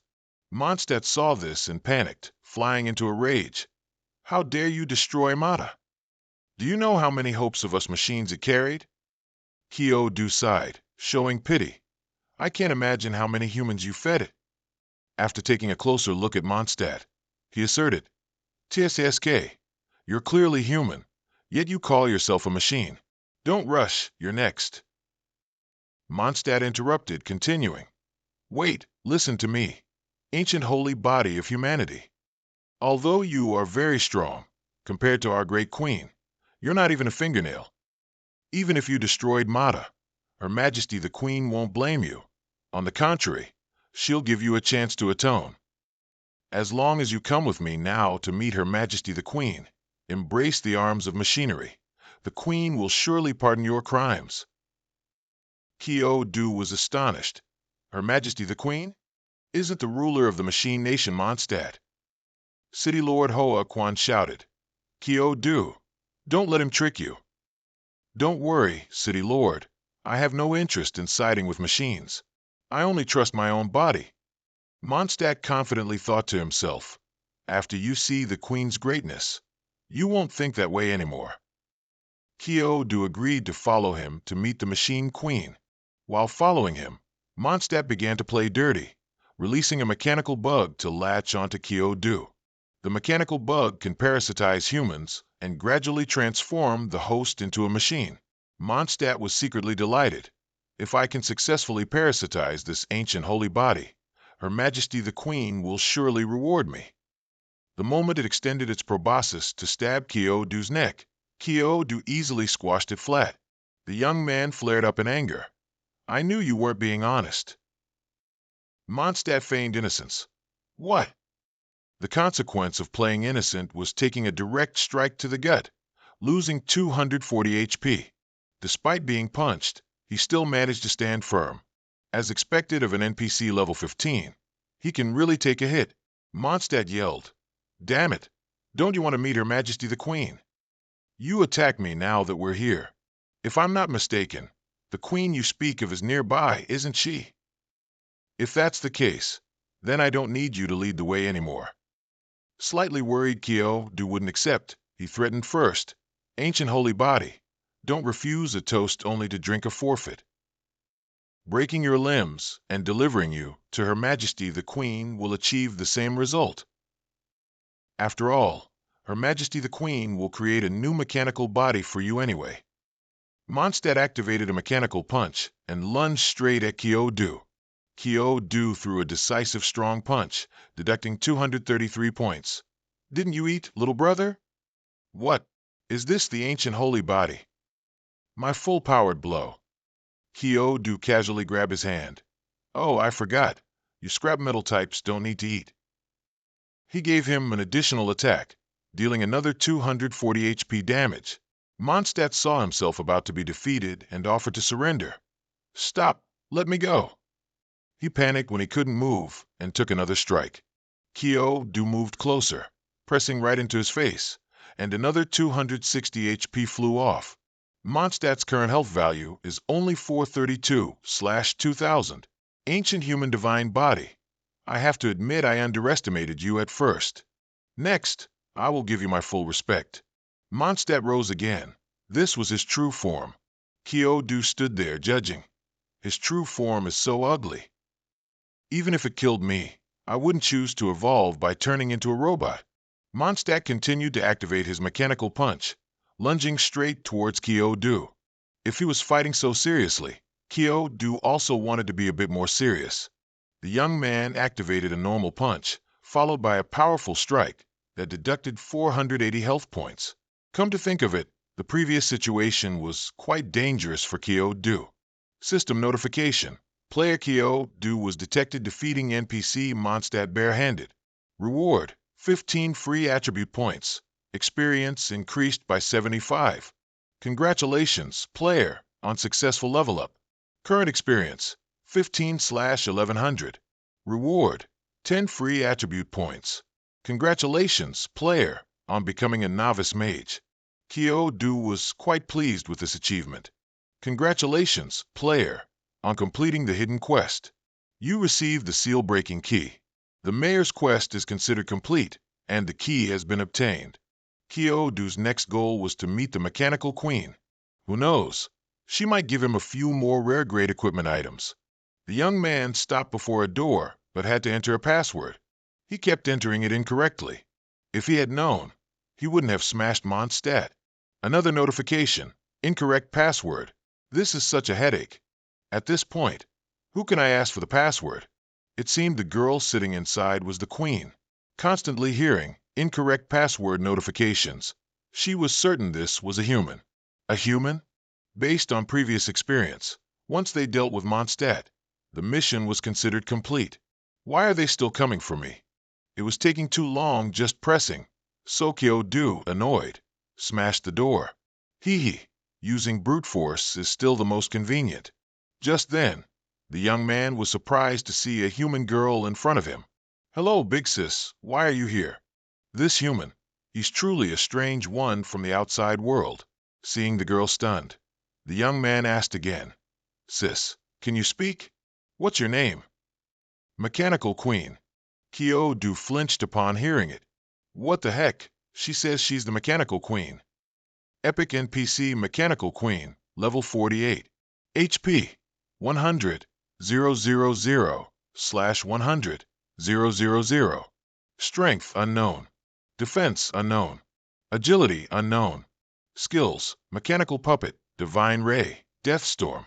After learning that the girl in front of him had 100,000 HP, Kyo Do was in shock.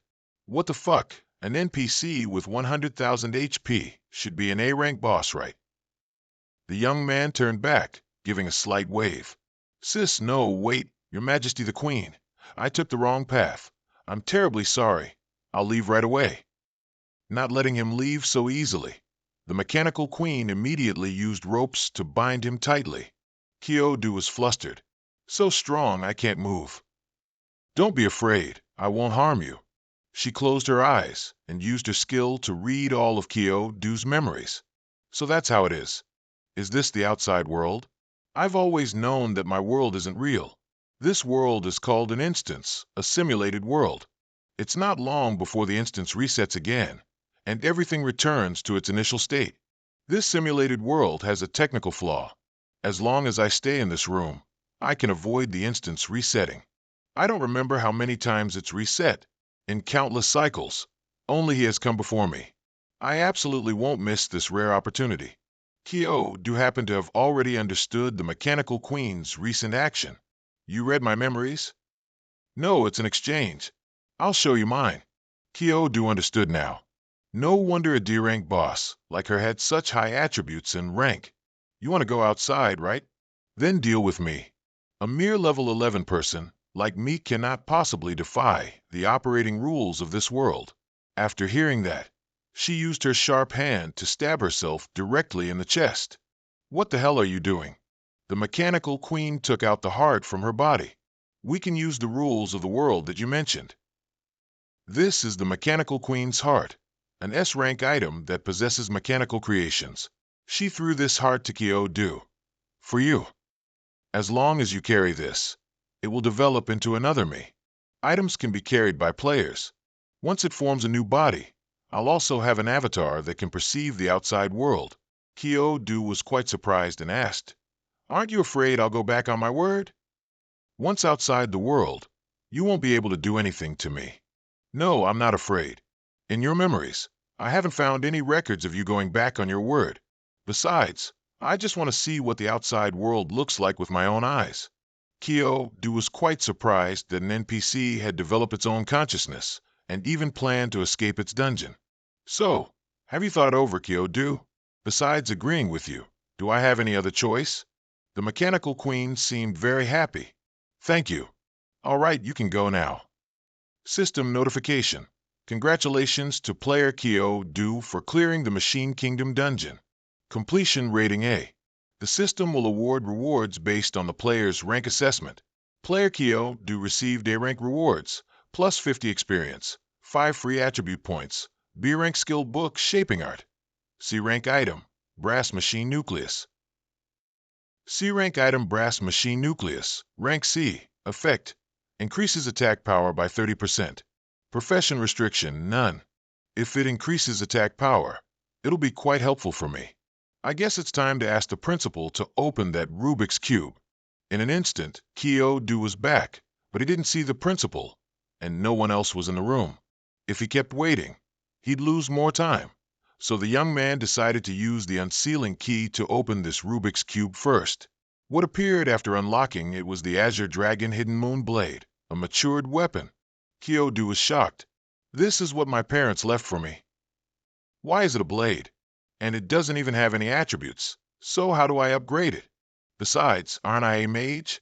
Just then, the principal urgently opened the door. Kyodo. Oh my goodness. Don't worry about the Rubik's Cube anymore. You need to quickly get to the examination center now, or you'll miss the college entrance exam. But the young man was still dumbfounded, then suddenly remembered. Oh no. This is the college entrance exam location. A young man, a student from the First Academy, stepped out, resting his hands on his hips, and asked the invigilator, "Can the exam start now?" Duong Dike tried to stall for time. "Wait, it's not time yet. We don't have enough people here." The students from the First Academy showed disdain for the students of the Fourth Academy. Isn't the Fourth Academy full of useless incompetents? What's the difference if they take the exam or not? Duong Dike was furious after hearing that. They continued to taunt. Our First Academy has always had the highest college admission rate. Most of the top-ranking students in the city are from our school. Last year, Long Tuong from the First Academy also became the top scorer in the Combat Systems College Entrance Exam. Do you understand? This year is no exception. The top scorer title will still belong to our school. Why are you students from the Fourth Academy even taking the exam? Go home quickly. The college entrance exam is important. Since he's not here yet, he must be too scared to come, ha ha ha. Duong Hong rested his hands on his hips and retorted, "We don't know yet whether it's the First Academy or the Worst Academy.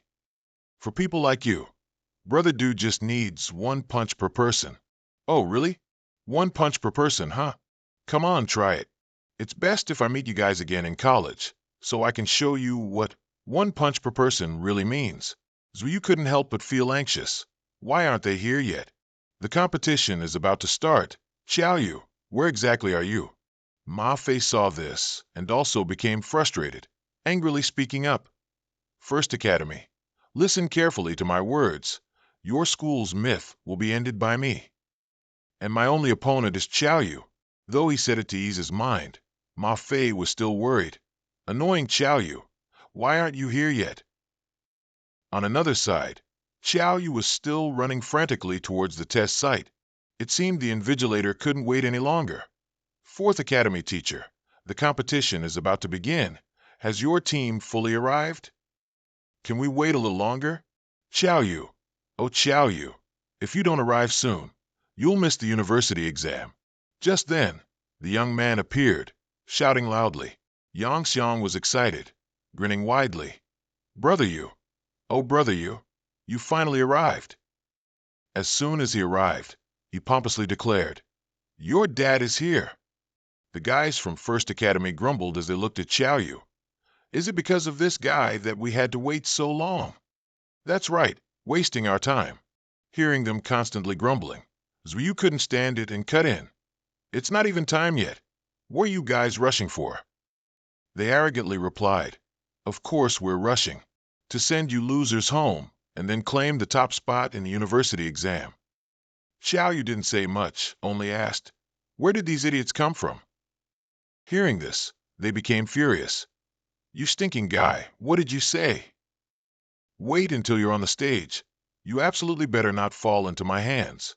Wow, are all the people from First Academy so condescending? I hope you guys maintain this attitude when you're on the stage. This time's university top scorer will be me, Xiaoyu. You guys won't get it. The blue-haired guy was agitated, ready to rush in and hit Xiaoyu, but was reminded by the small group leader. "Hey, our goal is only the university top scorer. If you dare cause any more trouble." This person hadn't finished speaking when the blue-haired guy turned pale with fear. "Miss Two, I was wrong." Zhuyu found it strange that they suddenly stopped looking for trouble. The teacher announced, "It's time. The competition officially begins. I am the head judge for this competition, Kindong. Without further ado, this university exam will adopt an elimination mechanism based on accumulated points. Winning round 1 adds 2 accumulated points. Losing round 1 subtracts 1 accumulated point. Winning consecutively will earn an additional point. Losing consecutively will not result in further point deductions. After 10 rounds, the 10 students with the highest accumulated points will compete against each other to determine the champion. I declare the 3080th Su Ching University examination officially open. The grandstand area was now filled with cheers. Xiao Yu was standing in the mage section. It's said that this exam uses a one-on-one combat rule where life values will only drop to the lowest level, so there will be no fatalities. This also means Xiao Yu can unleash his full power without any reservations. The blonde-haired young man watching was last year's top scholar in the warrior system, Long Xiang. Long Xiang, which school do you think will get the top scholar position this time? The university's top scholar position will, of course, belong to our first academy. In round 1, the invigilator announced, at Fighting Arena number 108, First Academy's Long Nietian will compete against Fourth Academy's Xiao Yu. The two who just had a war of words are now directly confronting each other in the arena.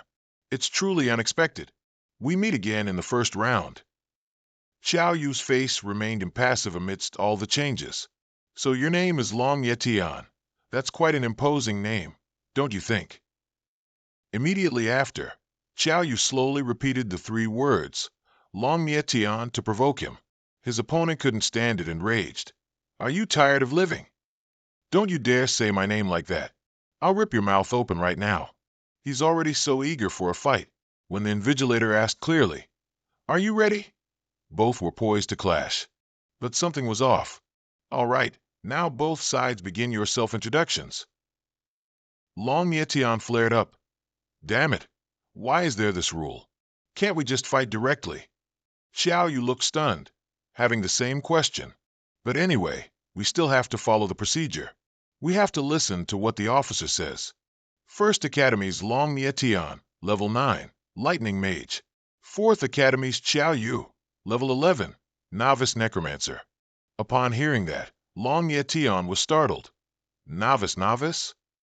Even the exam proctor couldn't help but be surprised, thinking to himself that reaching novice level before the exam seemed to indicate a potential top scorer.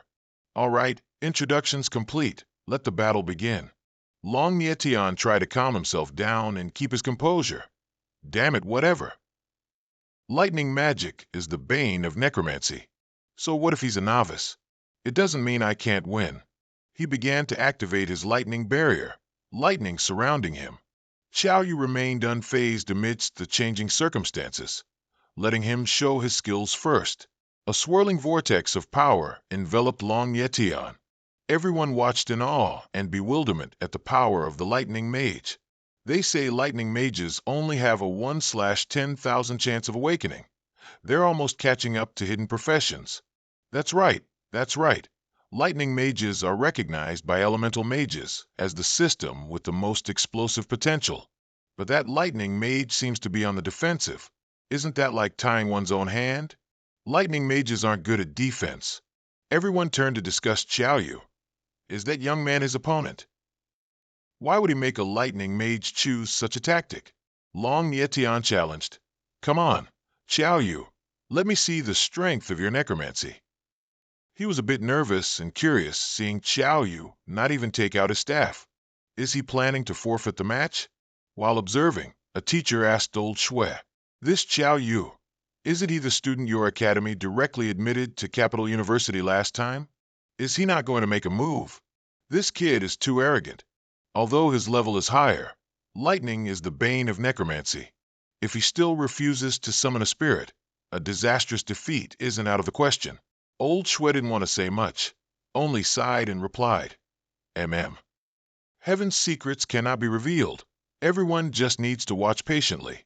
He said that because he knew Xiao Yu was a monstrous kid, capable of punching away at Capital University admissions officer with a single blow. Long Tuong also showed disdain and watched intently. So, let me see how your necromancy will fare against a lightning mage. Xiao Yu's first moves had begun. Long Nietian was a bit bewildered. Here he comes. What is he trying to do?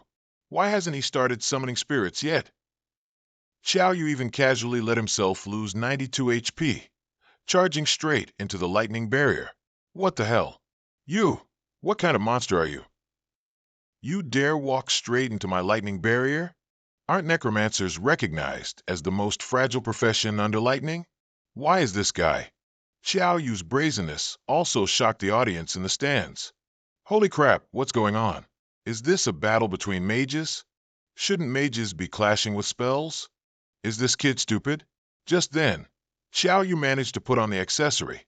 It was the brass nucleus machine, grade C, which increases critical hit rate by 30%, no profession restrictions.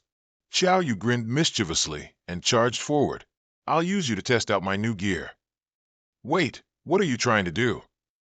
One blow sent the other guy flying, a loud thud, remaining HP 1/190. Eyes rolled back, mouth spewing blood. Remember this well, you owe me this. The people in the stands even had to rub their eyes to see if it was true. What did I just see? Am I dreaming? A necromancer used his physical body to withstand lightning. Then, with just one punch, he dealt over 1,000 points of damage to his opponent's HP. The teacher standing next to old man, Shui, got agitated after seeing it. I saw him fight lightning with his body. I also saw him use an iron fist. But this guy, with just one punch, made his opponent lose over 1,000 HP. You call this a necromancer? Old man Shui excitedly replied. What's wrong with a necromancer having a bit of strong attack power? Xiao Yu has practiced martial arts since childhood. His movements and attack power are proficient. This is very reasonable. Long Thuong began to smile at this interesting sight. A necromancer could actually do that. If his physical strength is already this terrifying, how powerful will his necromancy be? It really makes people look forward to it. After this defeat, someone rushed in to urgently report. Miss Long Dai Tien has been defeated. It was someone from the 4th Academy, with just one punch. I know. That guy has some ability. First, create some trouble for him. The top scholar of the university can only be from the 1st Academy. Meanwhile, outside, people were still buzzing with astonishment. This must be a body cultivator who snuck into the mage exam, right? Directly confronting lightning from a lightning mage. Even an Iron Man couldn't do that. Excuse me, passerby, is he Saitama? Xiao Yu stood there laughing heartily, showing excitement. Thank you for your recognition, everyone. Just then, Xiao Yu received a request from the examination board. Hello, sorry to bother you, but please come with us. Because your performance just now was unexpectedly good. Someone reported you for cheating. We now have to examine you. Xiao Yu was dumbfounded.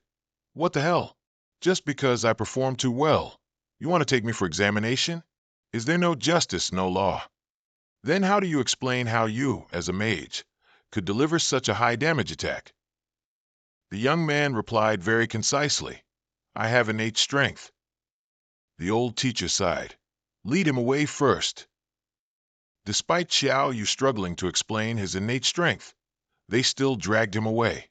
Everyone was stunned. That necromancer was taken away. He didn't cheat, did he?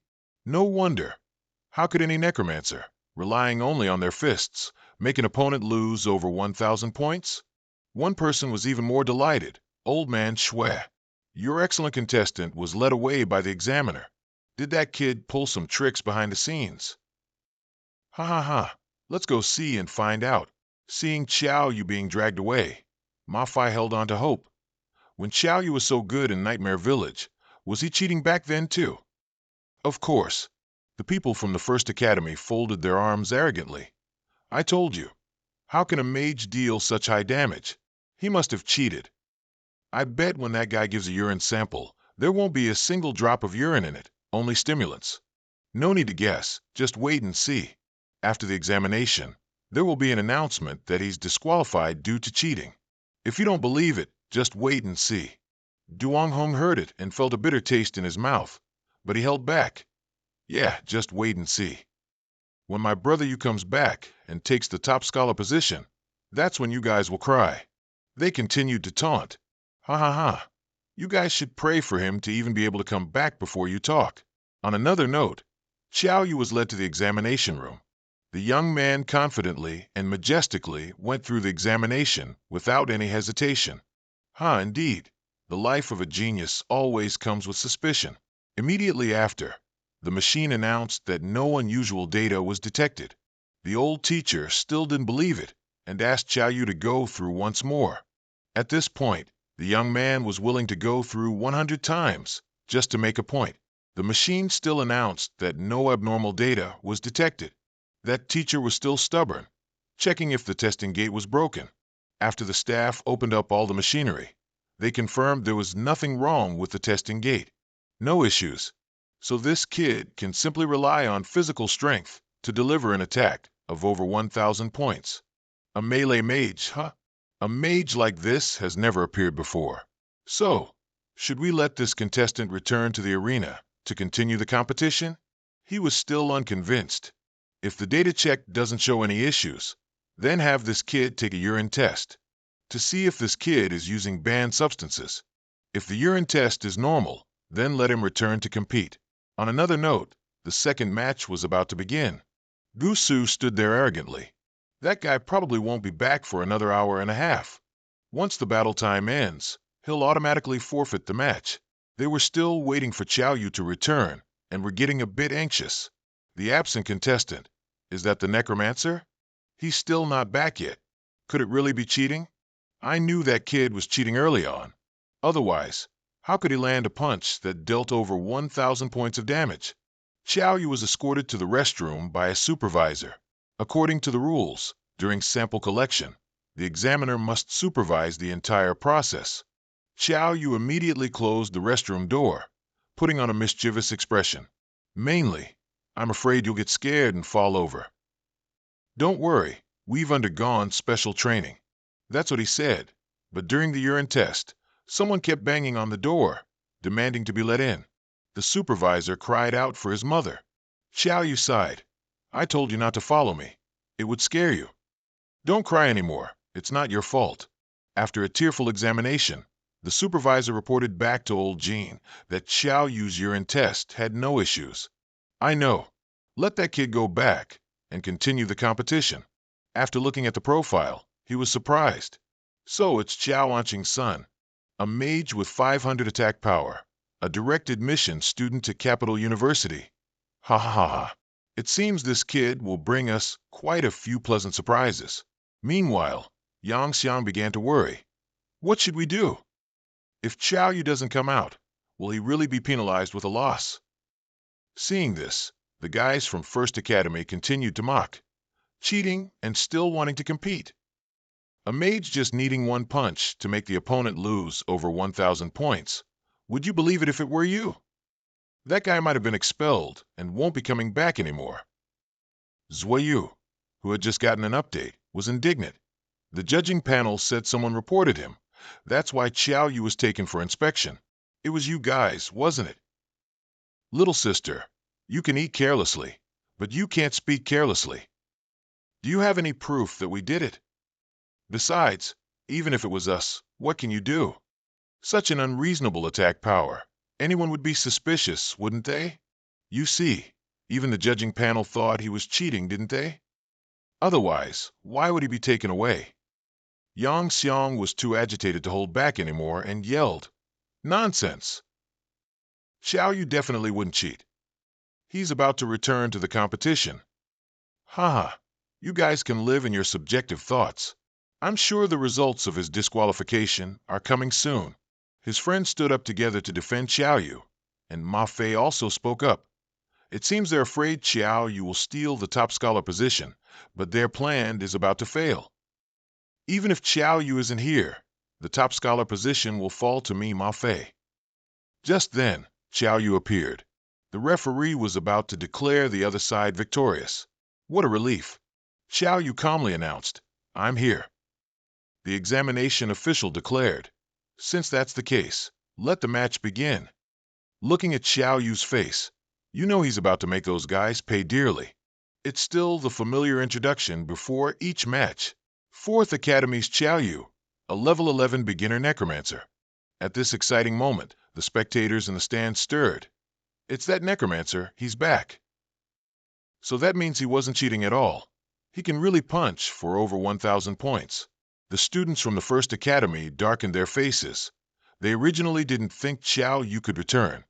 Qiao Yu's opponent declared clearly, "You don't need to know my name, because if you've arrived, then I forfeit. I don't want to take a punch and lose over 1,000 points." After speaking, that young man quickly ran and hid inside, while Qiao Yu, too eager, had to chase after him, pleading to fight. "Hey, let me punch you once. Just one punch, okay?" Before he could even finish pleading, the examiner announced, "Fourth Academy's Qiao Yu wins, 3 accumulation points added." Thus, Qiao Yu had won 2 consecutive matches, with 5 accumulation points. Qiao Yu wasn't very fond of this kind of easy, effortless victory. The friends from the First Academy gathered to discuss with Gusu. "That necromancer is back. What do we do?" Reporting him was just to make people hate him. If he wasn't cheating, of course he'd return. But it's fine. I have a way to eliminate him. No one can steal the university valedictorian spot from us. The subsequent matches continued. As soon as the examiner shouted for the match to begin, the opposing team surrendered, making Qiao Yu so frustrated he wanted to explode. "What the hell? Why are you forfeiting again? Don't you guys have any pride? Shouldn't you shout something brave and then charge forward to fight me?" And so, his opponent turned around and left. There's no such thing. Only the pain of being hit is real. By round 4, they were still forfeiting, waving the white flag. Even by round 8, all Qiao Yu heard was the same boring surrender. He was really craving a serious punch. The First Academy began to worry. That necromancer has won 8 consecutive matches. He'll probably use this winning streak to advance to the open single elimination tournament. Gusu then put his plan into action. "Go, use our connections. Arrange for Second Academy's Shirsharo to fight Qiao Yu in the 9th round." "Shirsharo, will she agree to our arrangement?" Gusu had already calculated. This is a university exam. She can't do as she pleases. As long as she wants good results, she'll have to fight with all her might. All arrangements were successful. In the 9th round, Second Academy's Shirsharo would face 4th Academy's Qiao Yu. Her beauty captivated the young man in the stands. "Oh my God, that's Shirsharo. So beautiful, I'd willingly break my ribs to make soup for her." The examiner announced for both sides to introduce themselves. This girl sounded very direct and strong. Second Academy, Shirsharo, level 11, beginner ice mage. The teacher on the opposing team seemed quite pleased and confident. "Hey, old man Shui, that's your 4th Academy's best prospect, right?" Facing Shirsharo, this match will be tough. Old man Shui could only sigh. "Ha, you guys don't understand Qiao Yu at all." Qiao Yu once again proudly introduced himself.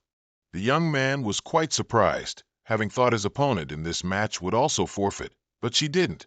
She even asked him back, "Why should I do that?" Upon hearing that, Qiao Yu was delighted. "Wow, I finally waited for someone who wouldn't forfeit."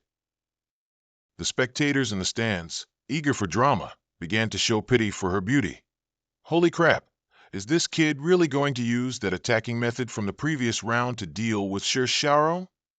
If he hurts Shirsharo, I'll throw dog poop at his door in the middle of the night. That's outrageous. How can he use such a terrifying weapon against such a beautiful girl?" In reality, there was no need to remind him. After seeing their anger, Qiao Yu smiled brightly and replied, "Ha ha, you're all joking. How could I use such a violent method when fighting a beauty?" Qiao Yu began waving his hands, activating his power. Before anything, the examiner was already wide-eyed and open-mouthed. "Oh my God, is this really a necromancer?" Shirsharo showed extreme worry. She had never met such a special mage. The moment Qiao Yu quickly ran over, Shirsharo activated the ice wall. The young man smiled as he destroyed it, as if releasing stress. Shirsharo was flustered. She couldn't let him get close, but her skill could only hold Qiao Yu for a maximum of 2 seconds each time. The moment he broke through the ice, Qiao Yu flew high into the air. Shirsharo's face was tense, focusing with all her might. Finally, she had waited until he left the ground. "Qiao Yu, you're very strong, but too arrogant. Your 8 consecutive wins end here." The girl activated the eternal ice wall. easily freezing Xiao Yu at that moment. The young men watching felt very amused. Wow, the goddess is so skilled. They're both beginners, but she can freeze her opponent without taking any damage. Sure, Xiao Rong truly lives up to her name as the daughter of ice. Xiao Yu doesn't seem that formidable after all. If I had known, I wouldn't have surrendered so early. I regret it now. At that moment, the teacher from the second academy boasted, Old Shui, it seems our school's Shi Xiao Rong is still a cut above your student. Old Shui calmly replied, Don't be impatient, everyone. Keep watching. Shi Xiao Rong confidently turned to ask the referee, Sir, haven't I won? According to the rules, I win when the opponent surrenders or their health drops to 1. But look, he's still losing health. This proves his health hasn't run out yet. Shi Xiao Rong helplessly turned to suggest to Xiao Yu, Just surrender, you've lost. What can holding on achieve, other than prolonging the torment? At this rate of health depletion, it will run out soon enough. Xiao Yu was still very naive, his eyes wide as he thought. It's clearly not depleted yet. Just then, the ice block seemed to crack wide open. Shi Xiao Rong once again activated the eternal ice wall, making the ice layer thicker. The girl began to worry. Just how strong is he after all? I can't believe he can struggle his way out of my ice wall. Xiao Yu gave a friendly yet sly smile and asked, Hey, how much mana do you have left? Shi Xiao Rong was drenched in sweat. Why? Why hasn't his health run out yet? I'm out of mana. At this moment, Xiao Yu forcefully shattered the eternal ice. Cousin, I'm out. Xiao Yu held his weapon, pointing towards her. Apparently, this defiance still hadn't conceded defeat. Well, a girl is a girl, beautiful as she may be, but that was too gentle. Xiao Yu finished her off in one strike, deducting 260 points from Shi Xiao Rong. The men erupted in fury. Oh, my goddess! That scoundrel not only shows no mercy for beauty, but also dares to be violent towards the goddess. The young man chuckled lightly. How can you blame me? This is a competition. Shi Xiao Rong's health dropped to 1. The referee announced Xiao Yu as the winner, adding 3 accumulation points. Old Shui stood proudly and confidently. See? What did I tell you? No one can stop Xiao Yu in this competition. Shi Xiao Rong struggled to gather her remaining strength to stand up. Teacher, I'm sorry.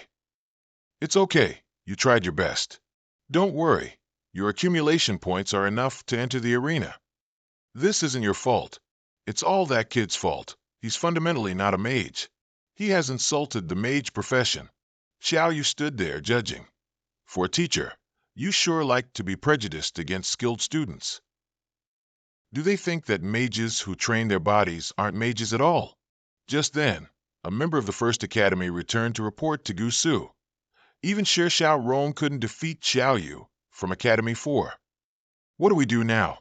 That guy has won 10 consecutive matches and advanced to the arena. He played dirty tricks, but it still didn't work. Gusu was furious. Academy 2 is truly full of good-for-nothings. They can't even handle those from Academy 4. It seems I truly have to step in. In the lounge of Academy 2, Shi Xiao Rong was called in by the teacher. Xiao Rong, today, facing Xiao Yu, how did you feel? He has absurd strength. Just now, I went to the judging panel to check the matchup chart. It turns out your opponent wasn't Xiao Yu originally. Are you saying someone changed my opponent? Shi Xiao Rong was stunned. Is this to prevent me from entering the arena? No, in terms of strength. The one who was wrongly matched up is probably Xiao Yu. Does he know about this? Should I tell him? After some deliberation, Shi Xiao Rong decided to go meet Xiao Yu. The young man looked quite surprised. You mean someone distorted your matchup chart, and that's why you and I fought? Exactly. It seems his target is you. Be careful. He might try to deal with you in the arena. TSK, still resorting to these low-level tricks, and still not willing to show his face. If he dared to show up, one punch would send him to heaven. In the arena, Xiao Yu and Gusu stood next to each other, but Xiao Yu paid no attention to the person who was playing dirty behind his back. The 10 rounds of matches have ended. I won't say much about the arena rules. The official arena competition began, with the 10 strongest individuals revealed. standing on the highest platform. The moment he stepped out, Xiao Yu was hopeful. "Come on, you villain hiding in the shadows, scheming. I'm standing right here. Come and block me if you dare." His appearance made the atmosphere even more explosive. Wow, a necromancer. He's up first. Does he want to hold the arena 1 against 9? Just then, a muscular young man jumped out to accept the challenge. Only a true genius can earn the title of champion. Clearly, I am that genius.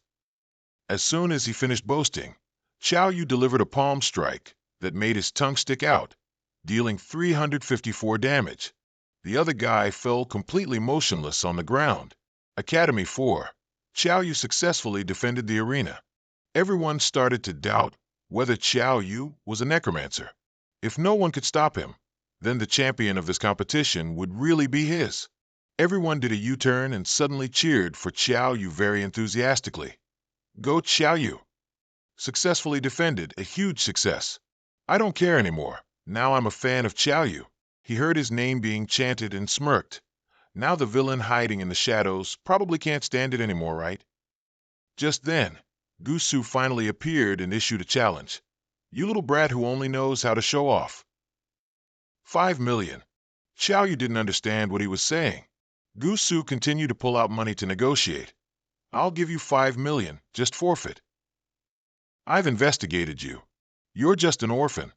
Aside from a house left by your parents, you have no other assets. 5 million is enough for you to live a leisurely half-life." This jab strongly provoked Xiao Yu's pride. "Who do you think I, Xiao Yu, am? This is the Sioux City Champion exam. It's my dream." "Is my dream only worth 5 million? You need to increase the money." Gusu showed disdain. Indeed, a low-class brat. "How much more?" Xiao Yu answered frankly. "Not much. 100 million would be enough. Of course, if you give me 10 billion, I wouldn't refuse either." Gusu knew Xiao Yu was just deliberately mocking him. He rolled his eyes, seemingly enraged. "You don't want to drink the toast. You want to drink the penalty wine. Then don't blame me if I'm rough with you." Xiao Yu had figured out his attitude and thoughts. It seems this guy really hates me, and he has some sinister backing. The next person on the arena is none other than Gusu, First Academy, beginner dark mage. "Gusu, I humbly ask for your guidance." Gusu activated his shadow minion skill. He's a dark elemental mage. A dark mage fighting a necromancer. This match is going to be more worth watching. Are they both summoner classes? Will Xiao Yu summon undead? Xiao Yu sighed. He wouldn't summon those things for anything. He alone was enough. Facing the shadow minions, Xiao Yu was a bit bothered. What kind of monstrous things are these? Just like that. Haunted minions, skin of bronze and iron. This is the first feast I've prepared for you, Xiao Yu. Do you like it? Xiao Yu, with just one weapon and one strike, knocked away everything surrounding him. That's all there is to it. You summoned a bunch of minions, but besides being tough as nails, they're nothing special. I want to see if this toy of yours really can't be broken." Xiao Yu raised his weapon, striking a powerful blow directly at the monster standing before him. Now there are 3 left. Gusu started to panic. Even the haunted minions were blown up by him. This guy's brute strength. If someone said he was a humanoid beast, I'd believe it. Meanwhile, Xiao Yu was still enjoying playing around with each one. He dealt with another one, and now, for the last word. After clearing the targets, next up will be Gusu himself. Xiao Yu sped straight towards where Gusu was standing. He didn't dodge, but continued to explain. "I've never summoned haunted minions for war." Activating Sacrificial Assimilation Shadow. A blade slashed directly through Gusu. That strike was utterly astonishing. If it weren't for this world, this one blade could have directly sent the Shadow Mage packing. Xiao Yu is too terrifying. That guy also surprised Xiao Yu a bit when his severed arm reattached itself. Hee, I can't deny you're really strong. In this entire Sioux City, you're the first person who could defeat my haunted minions and force me to use a sacrifice. After this painful blow to his shoulder, Xiao Yu realized that attacking him would only affect himself. Unless he directly attacked his physical body, it wouldn't be resolved. Gusu pulled out a sharp knife from somewhere. "But you don't think that if you don't attack me, you'll be fine, do you?" As soon as he finished speaking, he stabbed the knife directly into his own left chest. Suddenly, when he did that, Xiao Yu bore all the pain. He spat blood and lost 50 points. Gu Su looked elated and arrogant. Xiao Yu, surrender. You're no match for me. If you surrender now, the conditions I promised you earlier might still count. But heroes don't give in so easily. Xiao Yu flatly replied. Surrender my ass. Gu Su was surprised once more. Xiao Yu's internal organs were pierced, yet he was completely unharmed. If you're so stubborn, then don't blame me. He continued to stab himself repeatedly with the knife. Xiao Yu continuously bled and had to admit that while it was annoying, it really hurt. Gu Su even intended to stab his own thing, and then showed a sinister expression. Xiao Yu understood his intention. He already smelled something foul and had to tell him to stop immediately. This provocation infuriated Xiao Yu, who then attacked. Coincidentally, it once again severed his arm. Damn it, sacrificial assimilation shadow. Xiao Yu also had to taste the pain and lost 496 points. The unlucky young man's violent attack ended up backfiring on him. What is this? Too much attack power isn't necessarily a good thing either. What are the limitations of this kid's skill, after all? Could it be that dark energy? After some thought, Xiao Yu spoke up. I've seen your skill. If I guess right, if I keep attacking, you'll be toast. Gu Su was still unafraid. Oh, you've seen through my skill, have you? If you're not afraid of kicking the bucket, go ahead and try. Xiao Yu landed an extremely powerful punch directly at Gu Su. Hee. You don't think that if you secretly cast magic, I won't see it, do you? All right, it's time to test my theory. Now, if you're so capable, don't dodge. Try using that abnormal skill again. Gu Su wouldn't lose a war of words. Dodge. If I dodge, I'll call you Dad. Xiao Yu jumped up, raising his fist, and Gu Su activated his guardian obsession. The two streams of power clashed, tense like a taut string. Xiao Yu smiled brightly and asked again. If I guessed wrong, then why are you still defending? Didn't you say you wouldn't dodge? Gu Su took a hit and lost 125 points. He panicked, strategizing. His obsession shield was a powerful skill, capable of blocking a full-force attack from a regular boss, yet it couldn't withstand one blow from Xiao Yu. Could he be even more terrifying than a regular boss? Xiao Yu thought it was time to end things here. Gu Su was still not convinced. He desperately clung to the last few seconds and activated Obsession Devourer Sacrifice. After undergoing the transformation, he declared, in this state, even a body cultivator of the same rank can't defeat me. What do you have to fight me with? He confidently asserted that in his current form, no one stood a chance against him. Gu Su yelled, Top Scholar Sutan is mine, now get lost. Seeing him so energized, Xiao Yu was delighted and unleashed 100% of his power. Despite his extremely powerful attack, Gu Su was tougher than before. After fusing the 4 obsessions, he seemed to have gained the properties of obsession itself.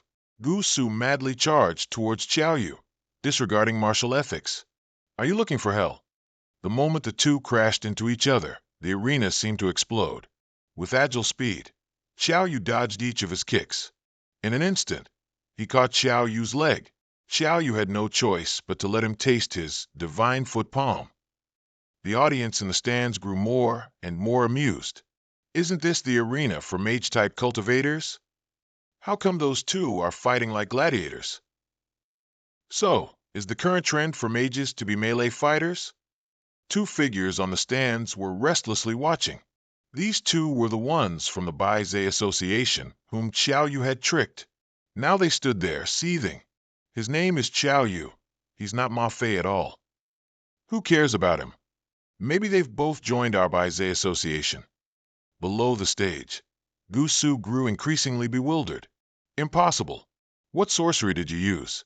How can you be evenly matched with me? Evenly matched? Are you sure? Gu Su was worried.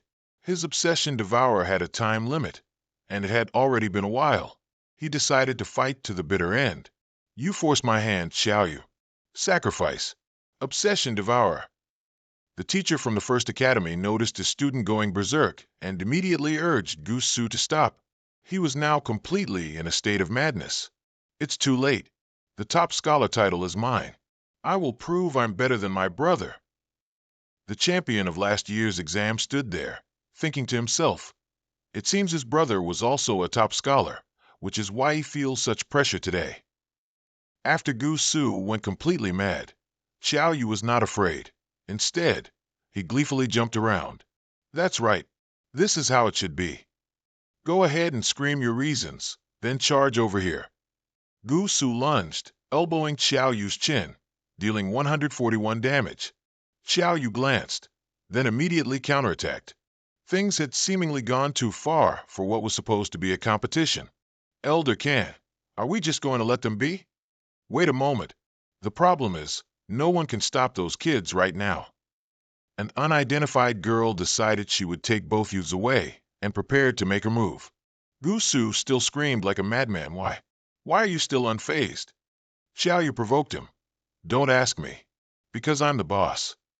The more he liked it, the more energized Gu Su became, punching like mad, waiting for him to lose his temper the most. Xiao Yu punched him straight in the face, causing the black shield to shatter. Gu Su was stunned at this moment. Did I lose? The examiner announced Xiao Yu's victory. Xiao Yu won. It seems he'll be the top scholar of the mage system. Suddenly, the old teacher shouted, You audacious madman, do you want to die? Xiao Yu, confused, turned back to see what had happened. In an instant, everyone had been captured. Huh, what's going on? Gu Su, Shao, even they were captured? Is it a plan to gather students with outstanding talent? At this moment, a woman in a black cloak walked over. You're awake? My apologies. We had to use this method to invite you here. Xiao Yu, looking indignant, held up his tightly bound hands. You call this an invitation? Don't worry, we won't harm you. We just want to examine your talent a bit. Allow me to introduce myself. My name is Hua Zi, and I am the person in charge of the Baizhe City area. Yang Xiang and Ma Fei also just woke up. Baizhe. What is that? Is it an organization? Xiao Yu's eyes narrowed thoughtfully. Baizhe actually dared to make a move. What a crazy organization. Shao and Gu Su also spoke up. What exactly do you want? Kidnapping examinees is a serious crime. Release us at once. Hua Zi laughed loudly, suggesting that if they didn't want trouble, they should just wait quietly. She glared, threatening that if anyone tried to escape, she would make their lives a living hell. Zhuyu asked, So why did you capture us and bring us here? Universities need new blood, and of course, our Baizhe needs it too. Recruiting talent ourselves is too troublesome. Isn't it better to just pick up what's already available? A student from the first academy saw this and flared up. No way. We've never heard of any damn Baizhe. Release us quickly. After a minute of insolence, the young man was kicked to the ground by her. You have no other choice. Once you understand Baizhe's strength, you will willingly join. Refusing means choosing death. I believe you are all smart people. Don't even think about running into the inner world. The cuffs on your hands are specially made. A short while before, Elder Jean had shot arrows, dealing with the spies disguised as examination staff who had infiltrated the arena. We have spies among us. The urgent task is to rescue the examinees. At this moment, someone standing behind shouted, Level 35 high-tier archer, Jean Tong. I didn't expect Examiner Su Chung to be you. Who exactly are you people? Why are you attacking the examinees? Ha ha ha. Do you think I'll tell you? Elder Jean immediately grabbed an arrow and shot another one at him, but then the image disappeared. Was it an illusion? Turning around, Jean Tong was already standing right in front and attacked. So old, yet still so hot-tempered? You'll die early. Currently, this entire rock formation is being dug up by Elder Jean. Elder Jean, are you all right? I'm fine. Where are those guys? They've captured 10 examinees. We couldn't stop them. 10 people. Xiao Yu Gu Su, Shao. Hearing these names made the old teacher even angrier. The principals of the 4th and 1st schools also arrived. Elder Jean, if those captured are all geniuses, it proves they're temporarily not in danger. We still have a chance. with systematic training and entirely self-initiated actions. This is definitely not something a normal organization can do. No one has the guts to mess with examinees like this. Suddenly, someone from the organizing committee ran over in a panic. Elder Jean, there's bad news. Not just Su Chung. Examinees in 4 cities across the country have been abducted. The methods are exactly the same. It's suspected to be the work of the same organization. Elder Jean became furious, suggesting that people be dispatched to investigate immediately. No matter what, the safety of the examinees must be guaranteed. On another note, Xiao Yu is still struggling with the specially made handcuffs. You body-cultivating youth. Xiao Yu beat you to a pulp, and now you're acting all high and mighty. Haha, you think a piece of trash like these handcuffs can trouble me? I am a body cultivator. Then he arched his back and tried to break it with all his might, but couldn't do a thing. Xiao Yu, sitting next to him, gently tried to see if it could be broken, then sighed when it was too easy. TSK. It seems Bai Zai's stuff is also of very poor quality. The young man went to each person, helping everyone break their handcuffs. After finishing, there was still one person here who didn't need Xiao Yu's help. Gu Su scowled, looking displeased. I don't need your help. Ignoring him, Xiao Yu took out a weapon and blew open the door, imprisoning them. Huazi noticed something unusual and immediately yelled for the car to stop. She turned back, holding a gun, somewhat bewildered that they had all escaped. That guy is a level 20 body cultivator. He shouldn't have been able to break those handcuffs, right? How did you manage to do it? Xiao Yu stroked his chin, smiling sinisterly as he replied, I know you wouldn't be able to sleep tonight if I didn't tell you. But goodbye for now. As soon as he finished speaking, all the examinees returned to the inner world. Huazi couldn't do anything, only watch helplessly and worry. This time, by the time they come out of the inner world, the people from Su Chung will probably have arrived long ago. Xiao Yu, right? I'll remember your name. As soon as he entered the dungeon, Xiao Yu received a mission. Go to Ling Su Mountain to prevent Han Ba from resurrecting. Difficulty level. Mission rewards will be classified according to the player's evaluation. Xiao Yu was disguised as a zombie, looking around but couldn't find Yang Xiang Di and the others. He guessed that this was a random teleportation dungeon. If he destroys the bronze gong and the soul-capturing gong in the NPC's hands, he might be able to act freely. Suddenly, the 2 people in front of him spun around, their faces pale as they shouted, Master, the wedding god has come back to life. The old master walking in front expressed his annoyance. Why are you going crazy in the middle of the night? How could the wedding god come back to life? When a corpse comes back to life, it turns into evil energy, then grows fine hair, and its fingernails and teeth grow long. Have you returned every single word I taught you? The old man stared intently at Xiao Yu for a moment, then turned away. The disciple behind him still hesitated to explain. But master, I really saw it. A great saber suddenly appeared in the wedding god's hand. How many times have I told you? How can a wedding god's stiff body move to hold a saber? Xiao Yu happened to guess. It seems these 2 corpse movers are NPCs. Following them will probably lead him quickly into the dungeon's content. He decided to follow them closely, his arms outstretched like a zombie. Upon entering a room with quite a few talismans, the master told the young man to guard the wedding god outside. He had to go inside to do some things. The young man was left alone, looking at Xiao Yu in fear, even continuously bowing and pleading, Lord wedding god, please, please don't come back to life. Just then, 2 people kicked open the door and walked in, carrying a coffin. The old man, puffing on his cigarette, stopped and looked at Xiao Yu. Body-fixing charm. This technique. What is your relationship with the corpse mover Gu Tu-Hien? The young man stammered. Gu Tu-Hien is my master. Are you a coffin bearer? The old man chuckled lightly. Gu Tu-Hien's disciple actually has some discernment. Where's your master? Master had some business, so he went out. He'll be back in a bit. He then started examining Xiao Yu's body and was a little surprised. Wow, the corpse isn't rotting. It's still warm and maintains its elasticity. This body must have only recently passed away. Seeing the old man poke Xiao Yu's face with his cigarette, The young man frantically shouted, "Senior, you mustn't be disrespectful to the wedding god. If you accidentally disturb the wedding god, the consequences will be unimaginable." The coffin bearer bristled. "Wedding god, what nonsense! It's just a corpse. What consequences could there be for being disrespectful to it? You're just a bunch of corpse movers. Only you call these corpses wedding gods.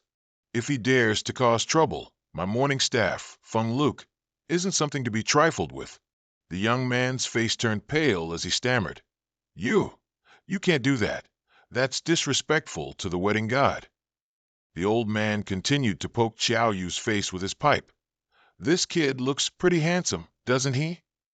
If we sell him to wealthy families, we'll get a good price. Feng Luke, quickly take this body away."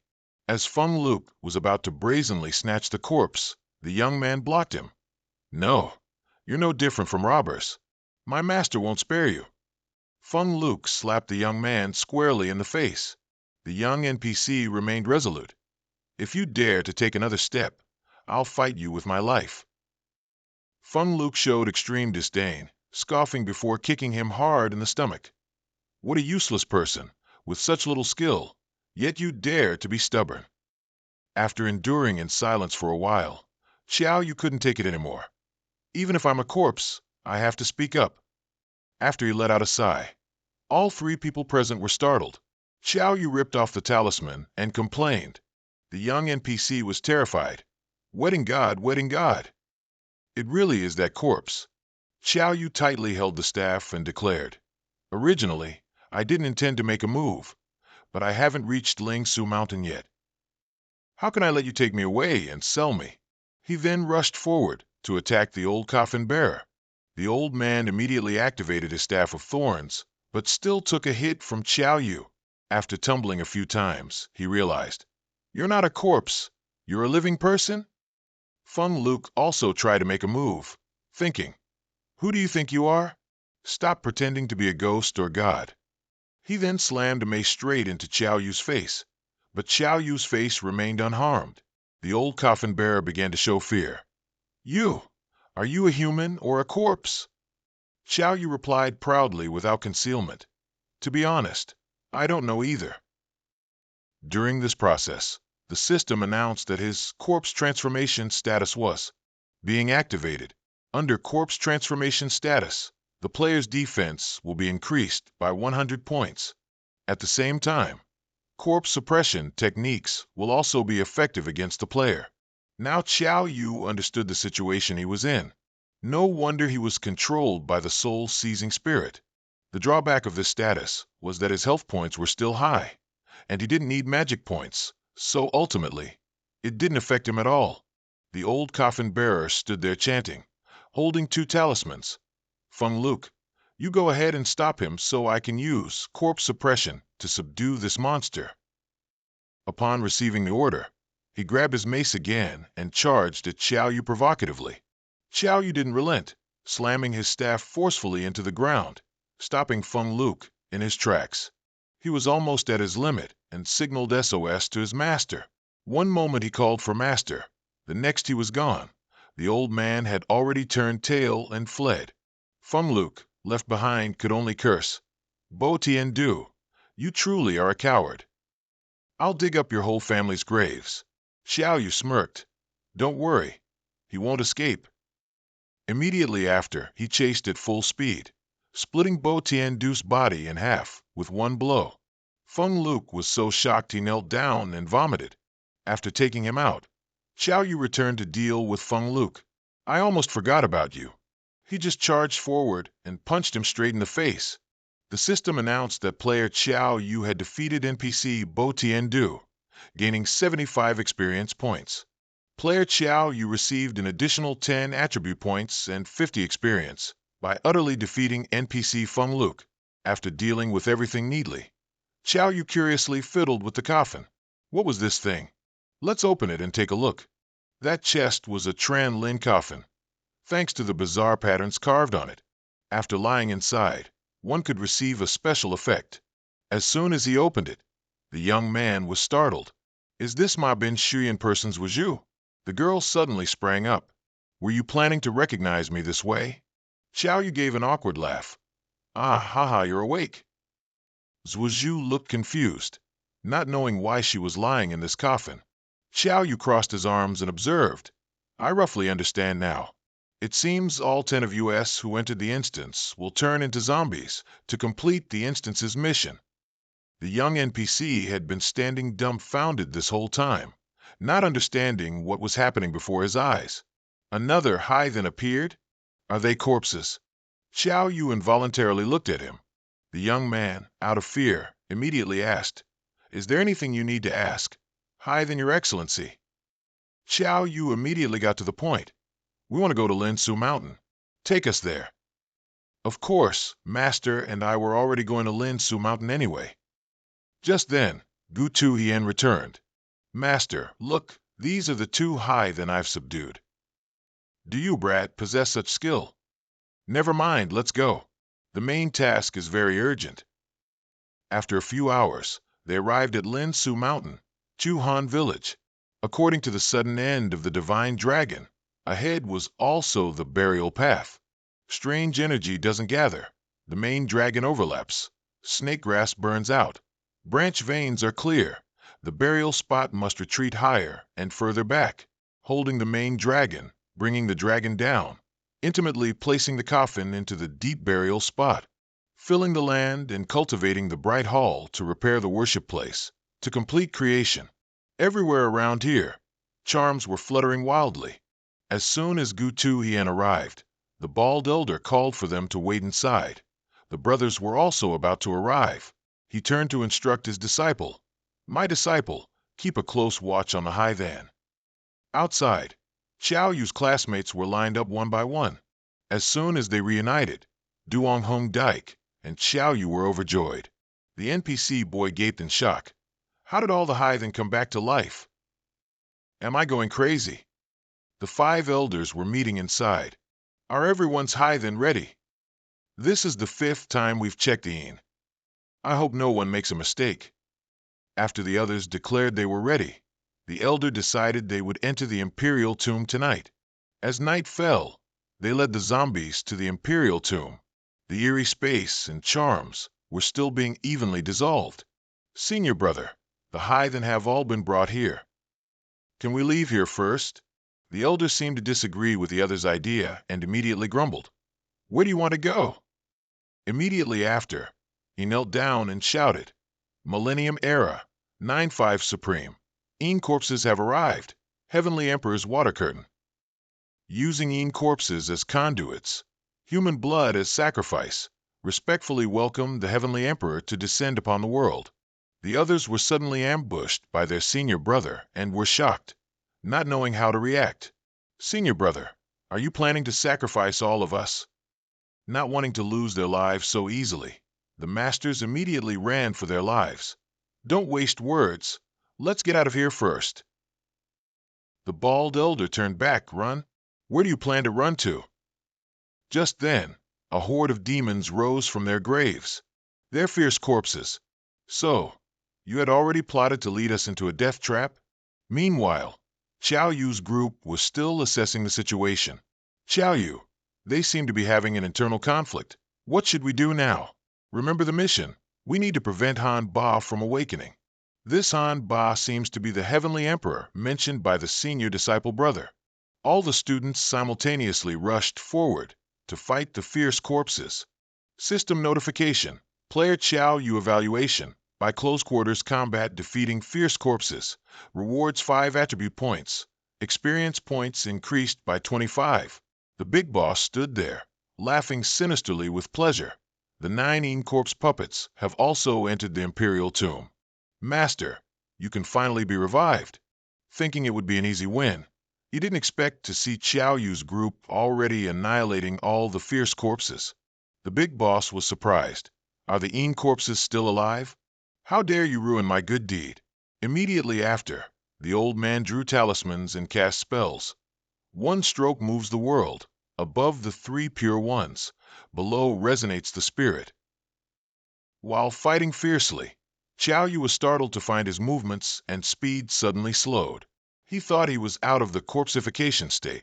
The big boss stood behind him, continuously chanting incantations and drawing various symbols.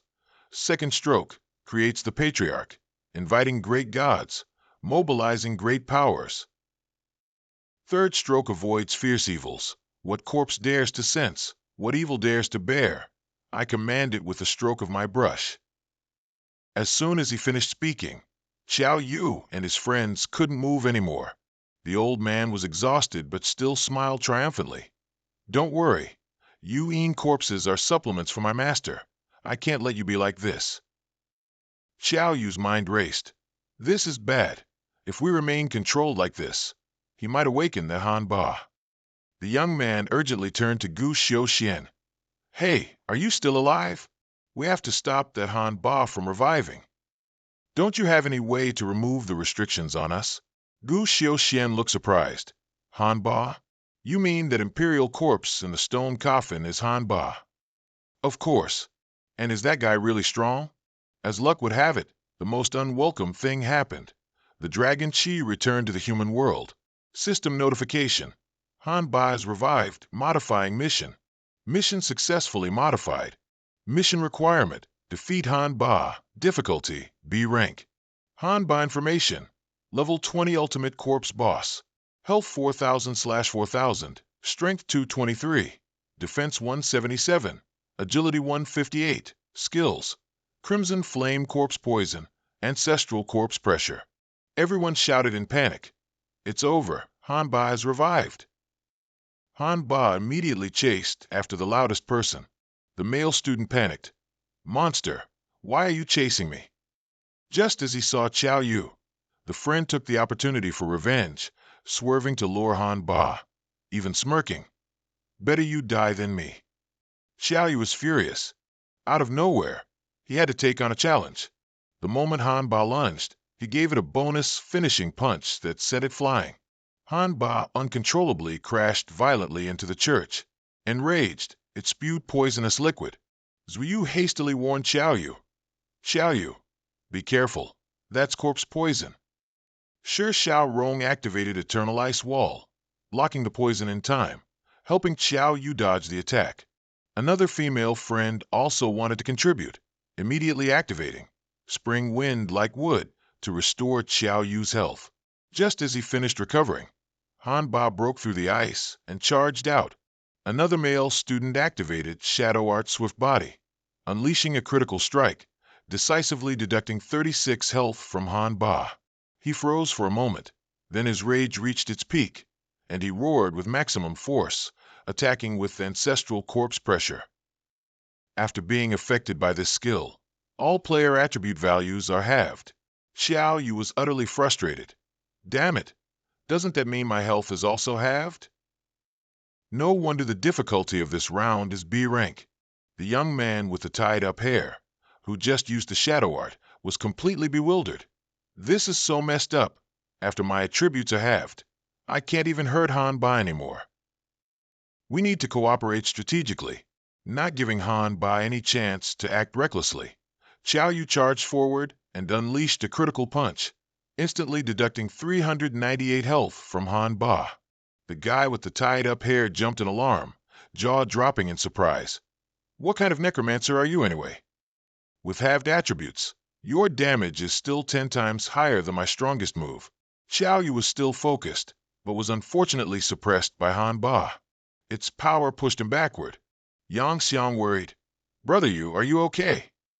What do we do? Now, besides you, I'm afraid no one else can break through Han Ba's defense. Xiao Yu composed himself, saying he was fine.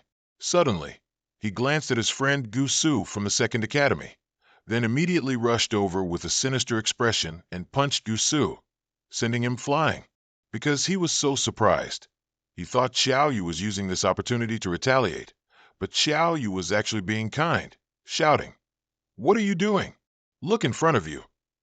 It turned out Han Ba had targeted Gu Su, and activating the obsessive vassal, created a protective shield against all of Han Ba's attacks.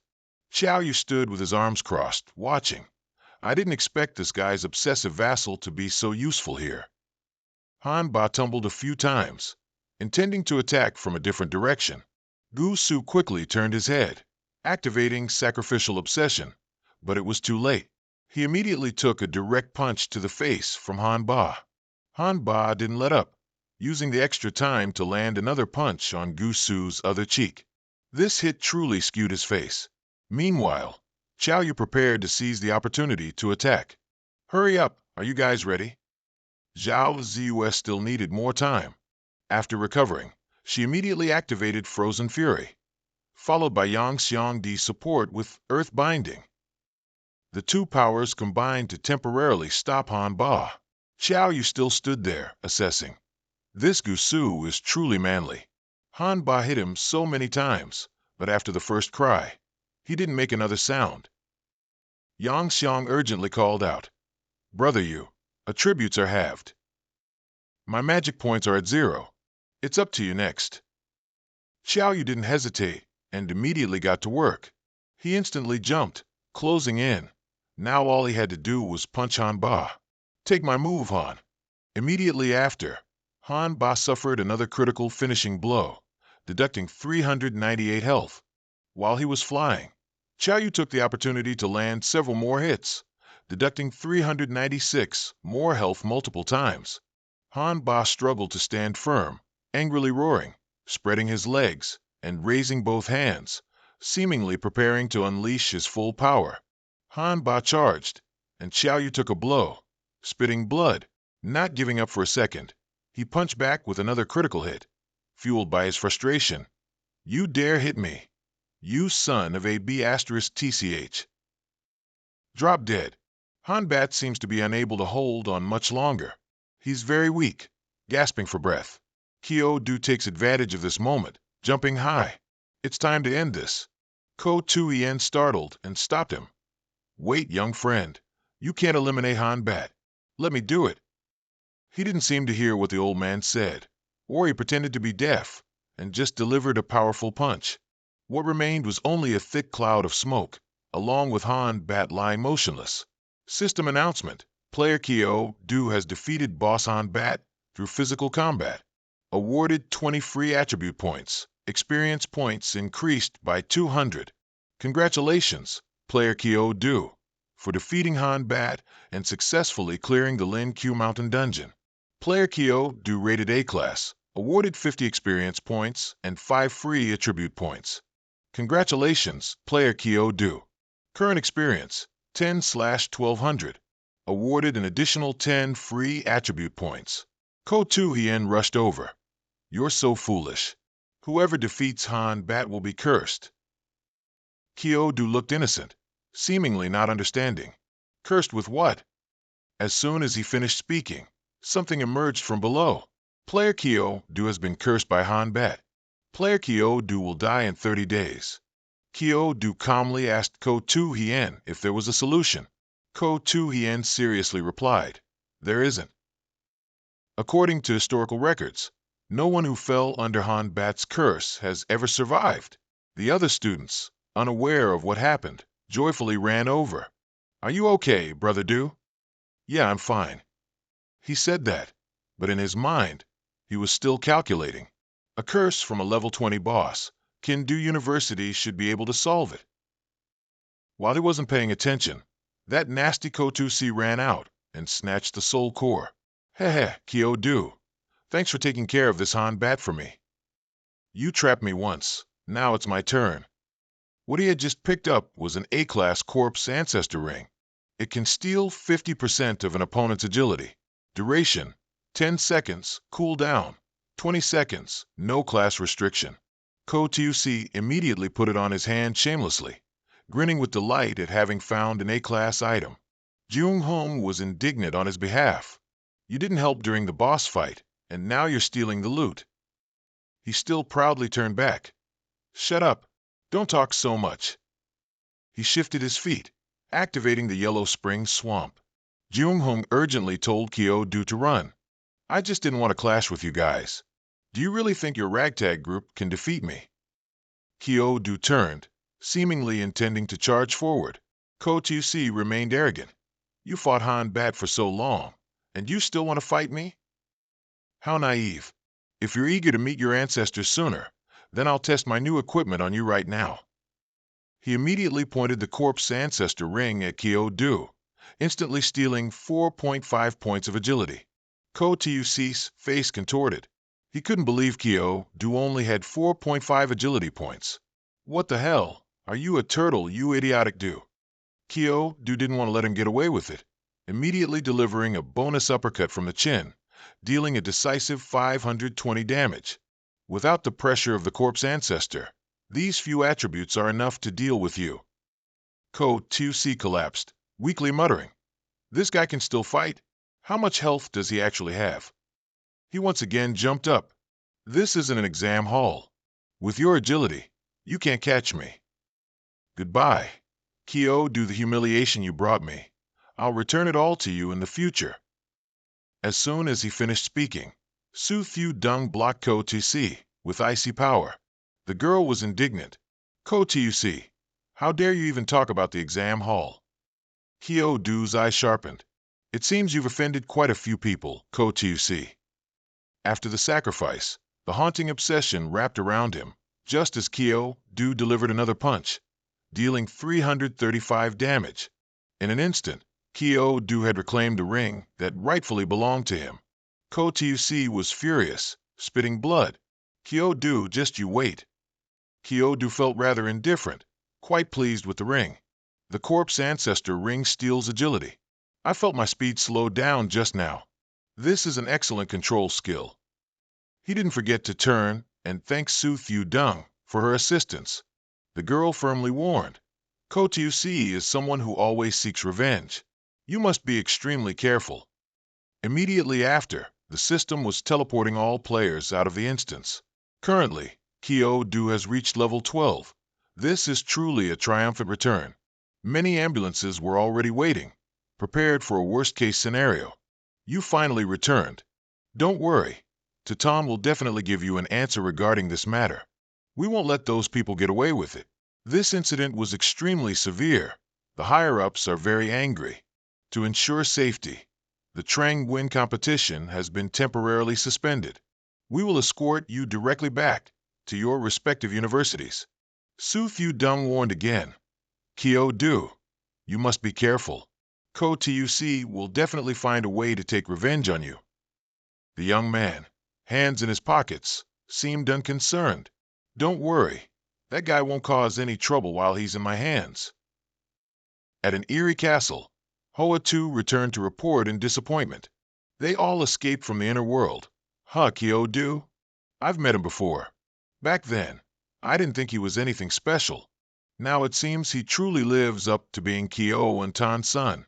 I'm becoming more and more interested in him." Finally, the student group from Kin-Do University returned safely. Kyo-Do stepped down confidently, hands in his pockets. As expected of a top student, as soon as he returned, admissions teacher Ban Luong warmly greeted him. "Kyo-Do, you finally arrived." Kyo-Do immediately asked, "Teacher Ban, can you take me to see the principal? I have something very important." Hearing this, Teacher Ban led him. As soon as they arrived at the principal's office, Ko Benjun greeted them. "I heard from little Ban that you need to see me." "That's right, Principal. Please look at this. The boss cursed me before it died." Upon seeing the mark on his hand, the principal was shocked. "His curse is formidable. These things will die within 30 days. Teacher Ban looked very surprised. "Die in 30 days? Principal, is there any way to break this curse?" Principal Ko suddenly felt a headache coming on. "Let me think. The most reliable way is to find a Sage's Protection item. It's an S-rank item, not sold on the market." Kyo-Do's face paled as he recalled. Sage's Protection. "Unfortunately, I already used it during the fight with Tuan Dong. Even if such a life-saving item existed, no one would be willing to sell it." Principal Ko Benjun immediately called his close friends to ask, but no one could find a Sage's Protection. "Then, Principal, is there really nothing else besides this that can break the curse?" "There is, but based on your current strength." "Forget it. If you go to that place, it'd be better to just use the time you have left before the curse activates to live a few more days." Kyo-Do's face turned pale. Principal, I think I might need some emergency help. The principal bluntly stated, only heaven can save you. If you go to that place, there's only one word, death. Kyo-Do still insisted. How can you know without trying? If you say so, then I know where it is. It's a D-rank instance. Kyo-Do crossed his arms and reaffirmed. I've done difficult D-rank quests before. It's not necessarily impossible to clear. Principal Ko didn't seem very convinced. A D-rank quest in an E-rank instance and a genuine D-rank instance are two different things. These two things are incomparable. Most players who enter D-rank instances are intermediate level. After all, your equipment isn't bad. Hearing this, Kyo-Do spun around as if afraid someone would steal it. The principal was exasperated and furious at this extremely childish behavior. I am the esteemed principal of Kendai. Do you think I'd covet a student's equipment so much that you have to turn away? Kyo-Do was too embarrassed to explain and scratched his head. Conditioned reflex. It's a conditioned reflex, haha. So, principal, what's the name of that instance? I still want to try it. Principal Ko helplessly closed his eyes, then emitted some powerful energy, which immediately caused Kyo-Do to lose 500 HP upon feeling it. His entire body throbbed with pain, and his eyes blurred with blood. His eyes hurt so much, it felt as if a sword was stirring within them. This is the power of the #1 sword cultivator in the inner world. The principal was also quite surprised that Kyo-Do could still stand firm. He secretly evaluated, thinking to himself, this kid is only at the initial stage, yet he could withstand my emitted aura. It turns out Kyo-Do endured so much to prove his abilities. So, principal, can I try that instance now? Blood continued to stream from his eyes. The principal also gradually relented and immediately treated Kyo-Do. That D-level instance is called Soul Fishing Lake. Entering Soul Fishing Lake can cleanse all negative status effects from players. But you must remember, there are almost no beginner-level players inside, so absolutely do not cause trouble. Kyo-Do replied confidently. Don't worry, principal, I understand. I'll head to Soul Fishing Lake first. Principal Ko called him back, then threw him something. This item would certainly be very useful for his trip to Soul Fishing Lake. Wear this. This is the Kanki keychain, a strengthened A-grade item. It increases skill power by 30%, cast speed by 20%, has a special effect against mental control, and has no class restrictions. Kyo-Do, startled, held it cautiously. Principal, this is too valuable. I'm just lending it to you. You'll have to return it to me when you get back. Though he didn't say flowery words, the principal secretly hoped Kyo-Do would return safely. The young man proudly put it on immediately. Thank you, principal. I'll be going now. Immediately after, the young man headed straight to the D-level soul fishing instance. The instance didn't have much detailed information. As soon as he entered, the system announced that it was assigning Kyo-Do to a team. Welcome to the Soul Cleansing Rainforest. Players, please abide by the rules of the Soul Cleansing Rainforest. First, if you hear someone call you from behind in the rainforest, please do not turn your head. Second, if your teammate leaves everyone's sight for more than 1 minute, be careful of that person. Third, please quickly familiarize yourself with and remember your teammates' behavioral patterns and language habits. Fourth, if strange singing or whispering suddenly appears next to your ear, please immediately swear loudly with the most vicious language until the sound disappears. Fifth, when a strange person in the rainforest asks you a question, please absolutely do not answer. Sixth, according to feedback from other players, the Soul Cleansing Rainforest is extremely safe, and no unexpected incidents will occur. Finally, we wish you all a pleasant time in the Soul Cleansing Rainforest. Just then, an annoyed man spoke up. Safe my ass. Those who encountered danger all died here. They can't even give feedback. The white-haired girl, Tantien Tuet, was a level 22 mid-tier water mage. She smiled brightly and introduced. All right, according to the rules, let's introduce ourselves first to get to know each other. I'm Tantien Tuet, a level 22 mid-tier water mage. I'm Chao Chiu, a level 22 mid-tier blade cultivator. Duong Lam, a level 22 mid-tier wood mage. Miveen, a level 25 mid-tier sword cultivator. No Tan Fook, a level 22 mid-tier blade cultivator. Everyone had such impressive profiles, so Kyo Du also didn't hesitate to exclaim, Kyo Du, a level 13 beginner-level necromancer. Chao Chiu flinched. What the hell? A D-level instance, and they pair me with a beginner-level teammate.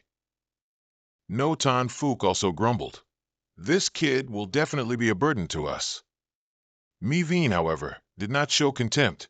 Even though he's a beginner, a necromancer can unleash mid-tier strength as long as he can summon enough undead. Chao Chiu grumbled. Aren't you girls just seeing this kid as handsome and wanting to take advantage of the young?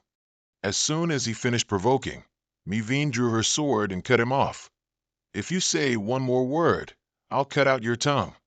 Seeing how tough this girl was, Chao Chiu got nervous. Haha, I was just kidding. Kyo Du saw them bickering because of him and even put on a cocky smile. Oh dear again, is being handsome really a fault? Tan Tien Tuet also enthusiastically invited. Little brother, come over here with us. The young man excitedly scurried over. Yes, I'm coming. Chao Chiu, still annoyed, thought, those stinky women, don't let me find an opportunity, or sooner or later, I'll deal with you all. They started moving. As they walked, Tan Tien Tuet explained, the soul-cleansing lake is said to be in the middle of the soul-cleansing rainforest. We must absolutely not break the rules the system mentioned. Little brother, why is someone beginner level like you in a D-level instance? Kyo Du offered a confident smile, unsure how to explain. No idea why there are 2 Kyo Dust now. No Tanfu panicked. Why? Why are there 7 people here? There are 2 of that necromancer. Miveen also strained her eyes, but couldn't distinguish who was real and who was fake. Tien Tuet couldn't either. Chao Chiu saw an opportunity for revenge and immediately offered to deal with both of them. Tien Tuet suddenly had an idea. That's right, he's a necromancer. If he can use necromancy, then he must be the real one. The fake Kyo Du confidently declared he could summon spirits. The real Kyo Du was extremely annoyed. Damn, I didn't expect this fake guy to have this trick. No one would believe a necromancer like me would fight hand-to-hand. Oh well, whatever. As soon as he finished speaking, he cursed at the fake Kyo Du. How dare you impersonate me? I'll beat you first, and then we'll see. He charged forward, and with one slash, half of the fake's head was gone. Your strength. How can it be so powerful? Immediately after, the other revealed its true form. Kyo Du was still fuming and determined to utterly destroy this impostor. He charged again with a finishing blow, completely shredding it. It was an ordinary evil spirit wooden puppet beast, level 22. Health value not exceeding 3,000.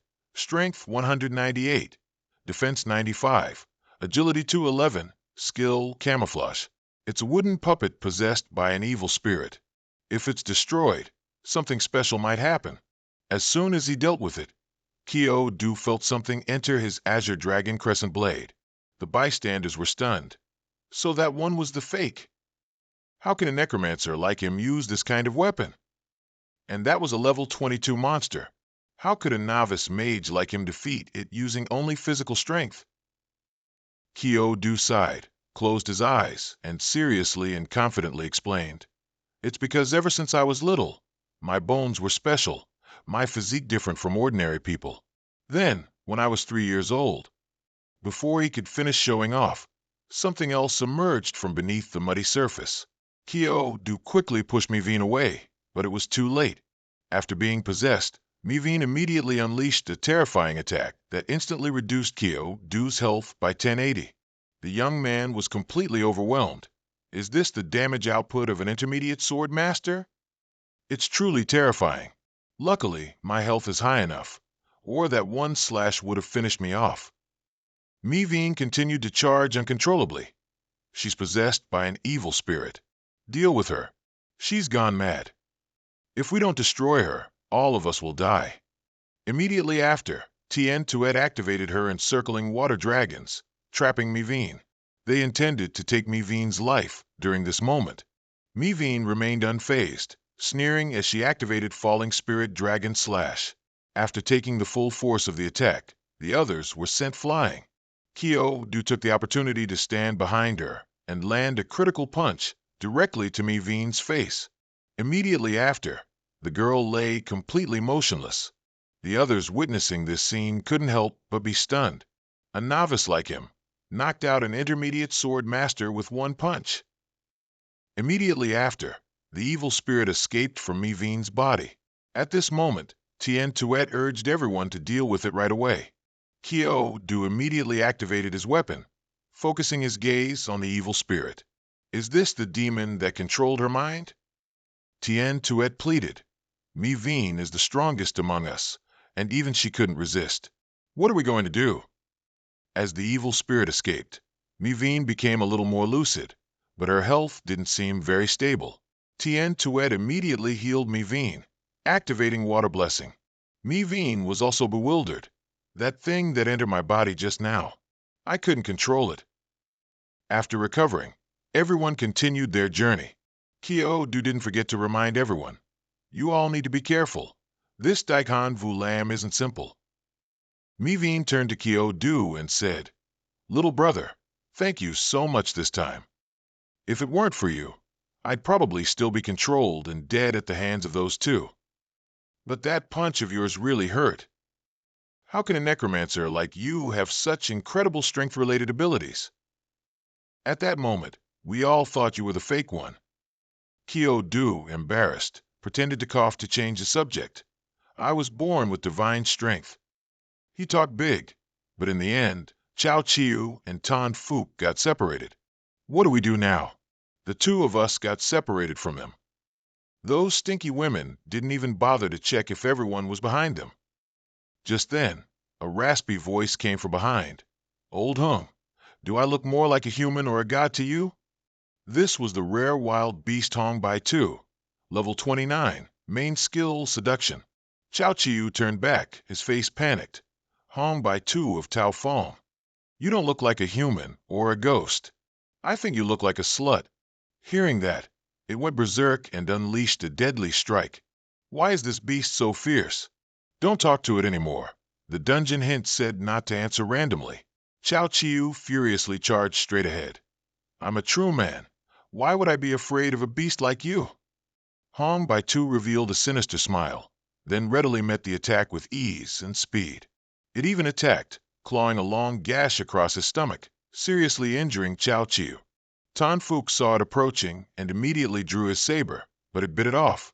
Immediately after that, it emitted a foul-smelling gas that no one could stand.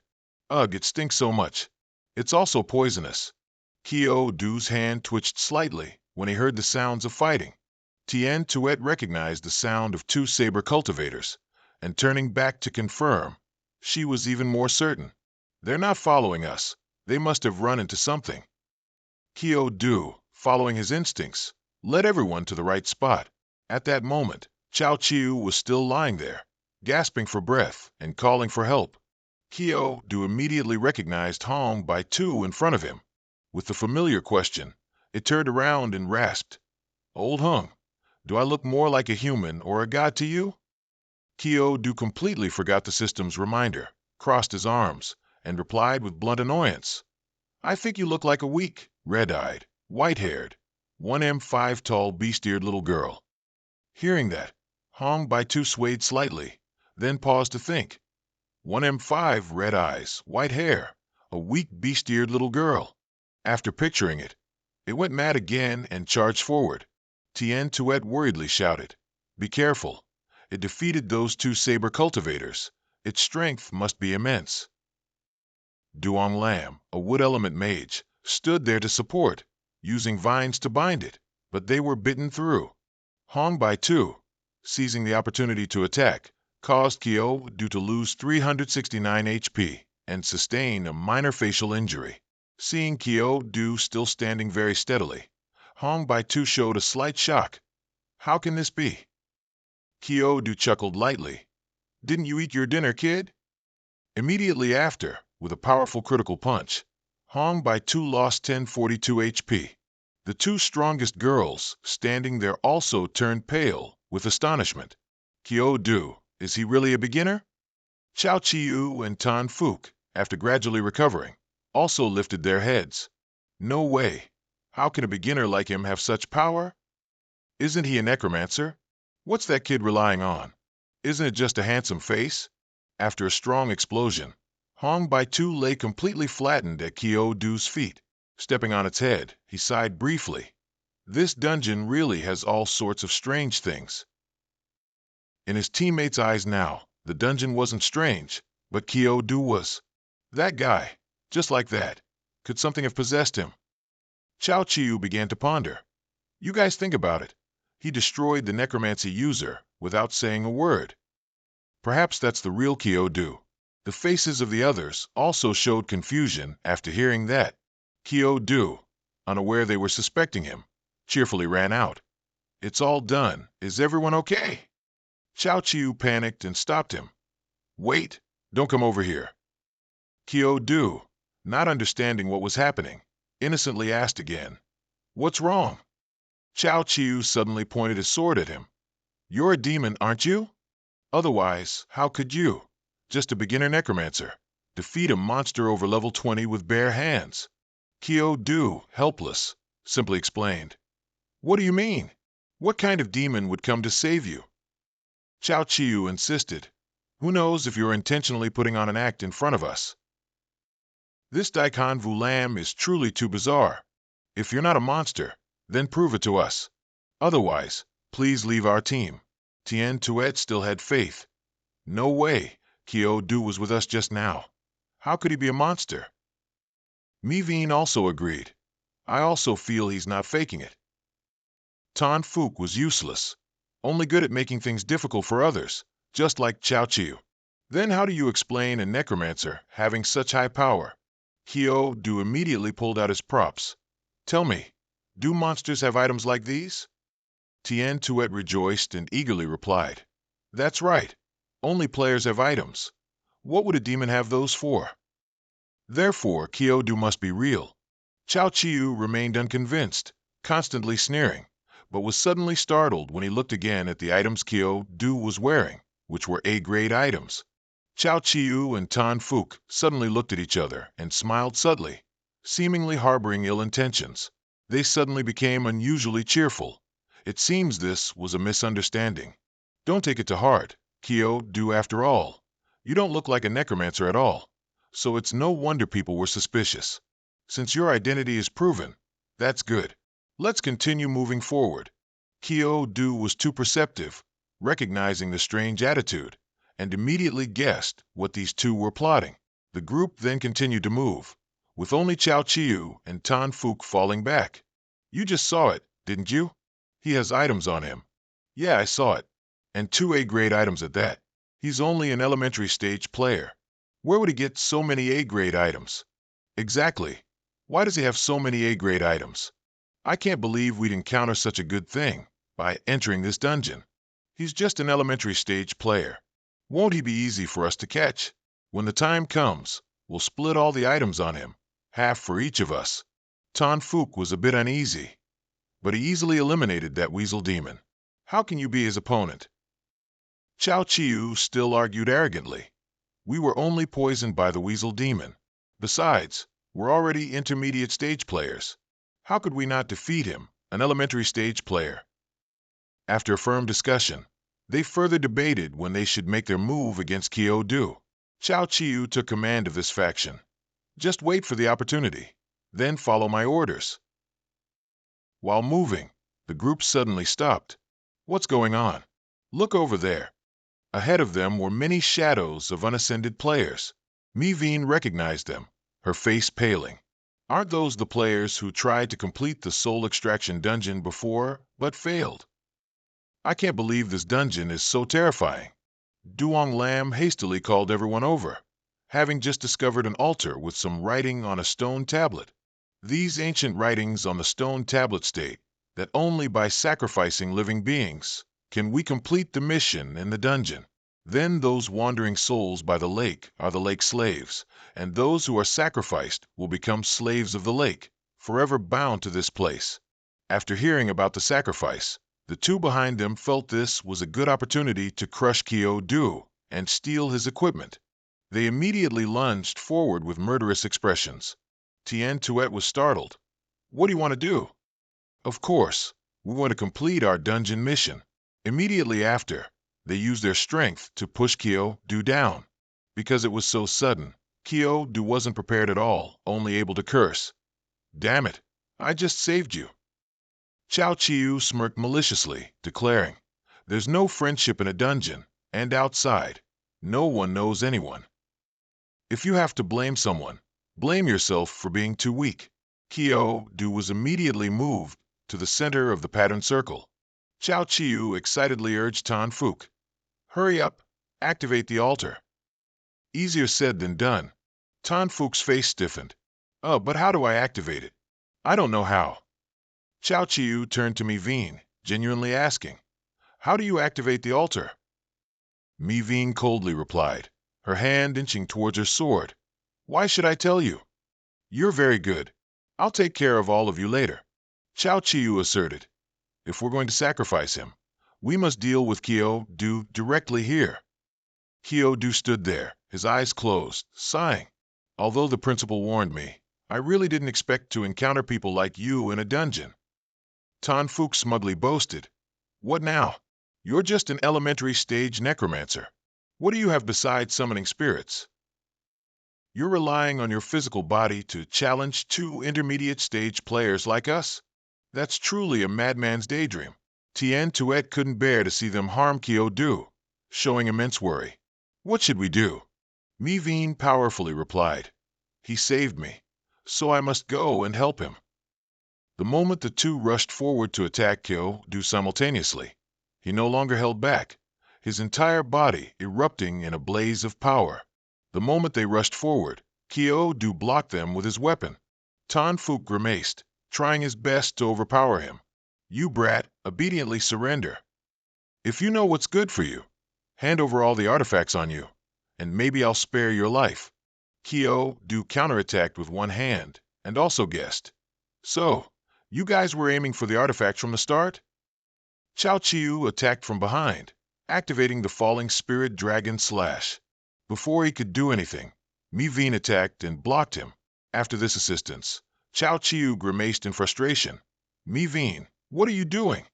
Why are you interfering? He helped me. So is there a problem with me helping him back? Don't you want to complete the dungeon quest?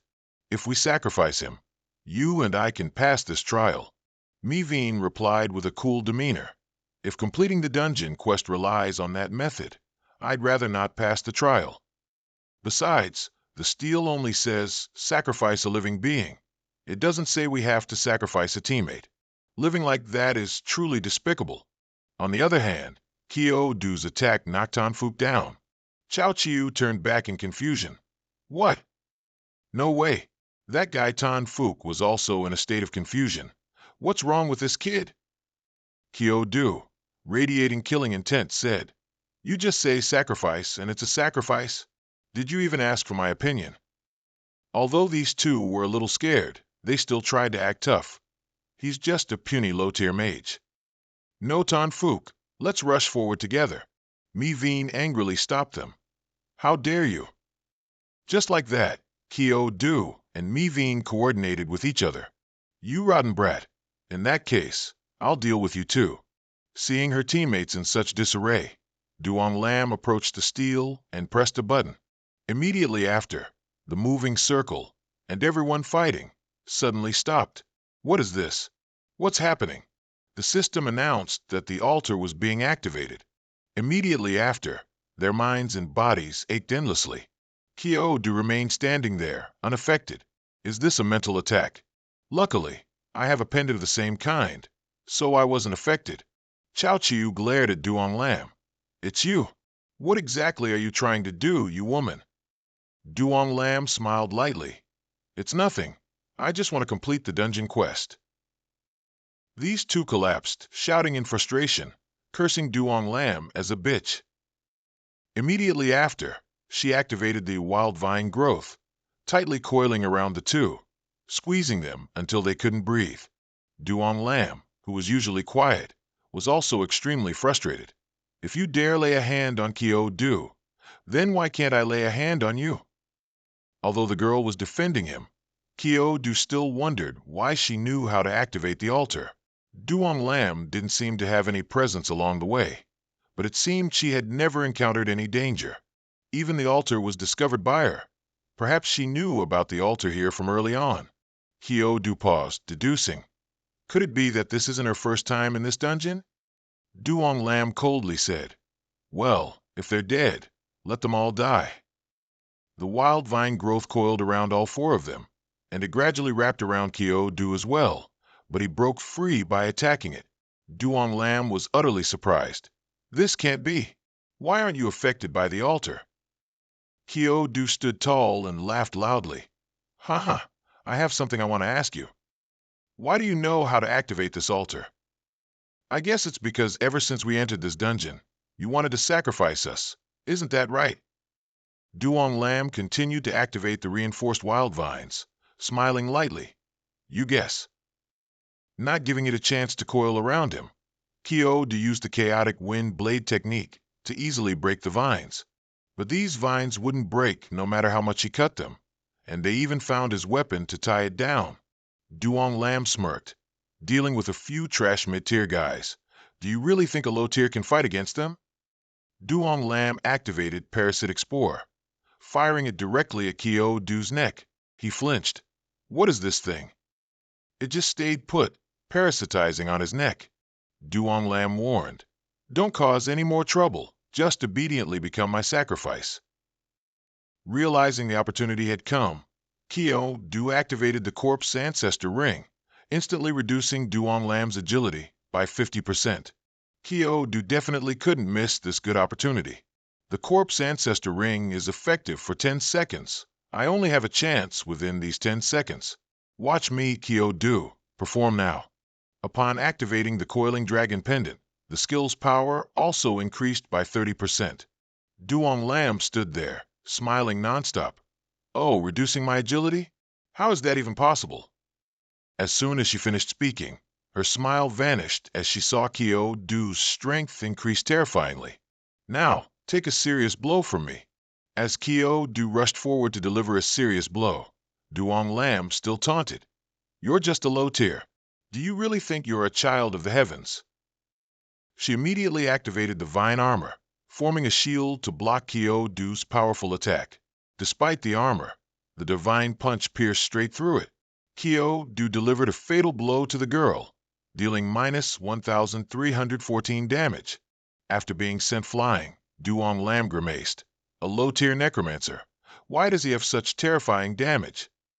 She rushed forward once more, activating the guardian vines. At this point, Kyo Du just kept hitting her, without any mercy. He even landed another punch directly to her face.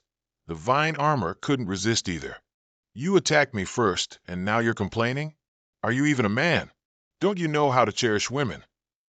Kyo Du, still hitting her hard, replied, You want to harm me? If I don't destroy you, I'll be the one gone. I might be handsome, but my brain isn't addled. Mi Veen and Tien Tuet watched, their faces pale, not daring to rush in to help at all. While he was in full swing, the system announced that the effect of the corpse ancestor ring had ended. Duong Lam had seized the opportunity to escape. The effect of the corpse ancestor ring has ended? But looking at her, it seems she can't attack anymore. Duong Lam growled, her face purple. You're Kyo Du, aren't you? I'll remember you. Even my father has never dared to hit me like this. This isn't over between us. Just then, the teleportation activated, sending Duong Lam out. Kyo Du still felt lucky. If it weren't for the principal's coiling dragon pendant this time, he might have been dead. The moment the young man turned to ask about Tien Tuet and Mi Veen, the two girls flinched as if seeing a ghost. You, don't come over here. Kyo Du didn't know what to say, only explaining. Sisters, I don't hit girls. They then moved to the central circle to check on Chao Chiu and Tan Fuch's situation. At this point, There was really nothing left.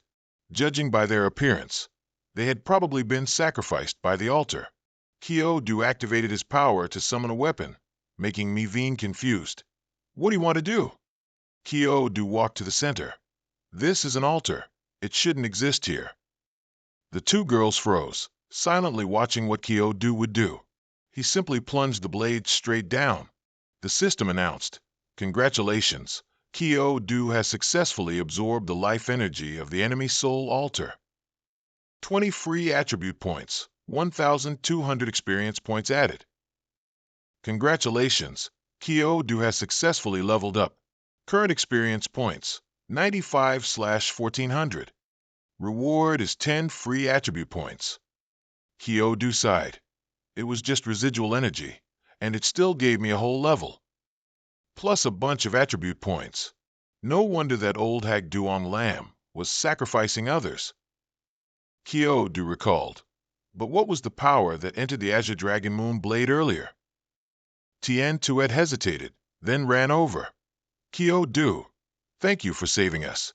Otherwise, we might have become evil sacrifices for the altar. We've decided to abandon this dungeon's mission. Kyo-do smiled, closing his eyes. Don't be so formal. Who doesn't know I'm a good person? Soon after, they went to Enemy Soul Lake. The water surface is crystal clear and sparkling. So this is Enemy Soul Lake? The souls of the online game players here have already been released, along with the altar that was just destroyed. Xiao Yu immediately took off his shirt. To the astonishment of the two girls, Mei Yuan awkwardly drew her sword in defense. You, what are you trying to do? Xiao Yu was horrified to realize these two girls had misunderstood him. I'm cursed, so I came to Enemy Soul Lake to cleanse the curse. If you don't believe me, take a look. At this moment, Mei Yuan blushed, looking embarrassed. So that's how it is. I thought you were unleashing your beastly instincts. Not wanting to waste time, the young man decisively jumped in immediately. Tian Shui also didn't want to miss the opportunity. We should also go down and soak for a bit. In this cursed place, who knows? We might still have some unknown curses on us. Immediately after immersing himself in the water, Xiao Yu lost all his curses, and his muscular body was restored. It's effective indeed. These curses are gradually being removed. However, the seed that Tang Lan just planted couldn't be cleansed at all. Forget it. When soldiers come, generals block. When water rises, land is damned. We'll just have to take it one step at a time. The two girls also stripped naked and bathed like it was real. Phew, this dungeon is too bizarre. Luckily we have Xiao Yu. Mei Yuan suddenly commented. That kid isn't exactly a good person, you know.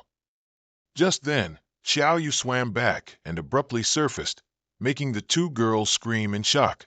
See, I told you. I told you he wasn't a good person. Xiao Yu, shameless, took a hit to the head. You two swimming over here is what's not good.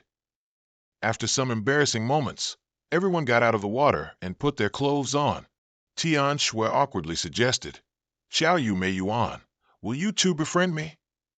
Suddenly, the system announced that the enemy soul dungeon had not yet been cleared. If they retreated now, they wouldn't receive any rewards.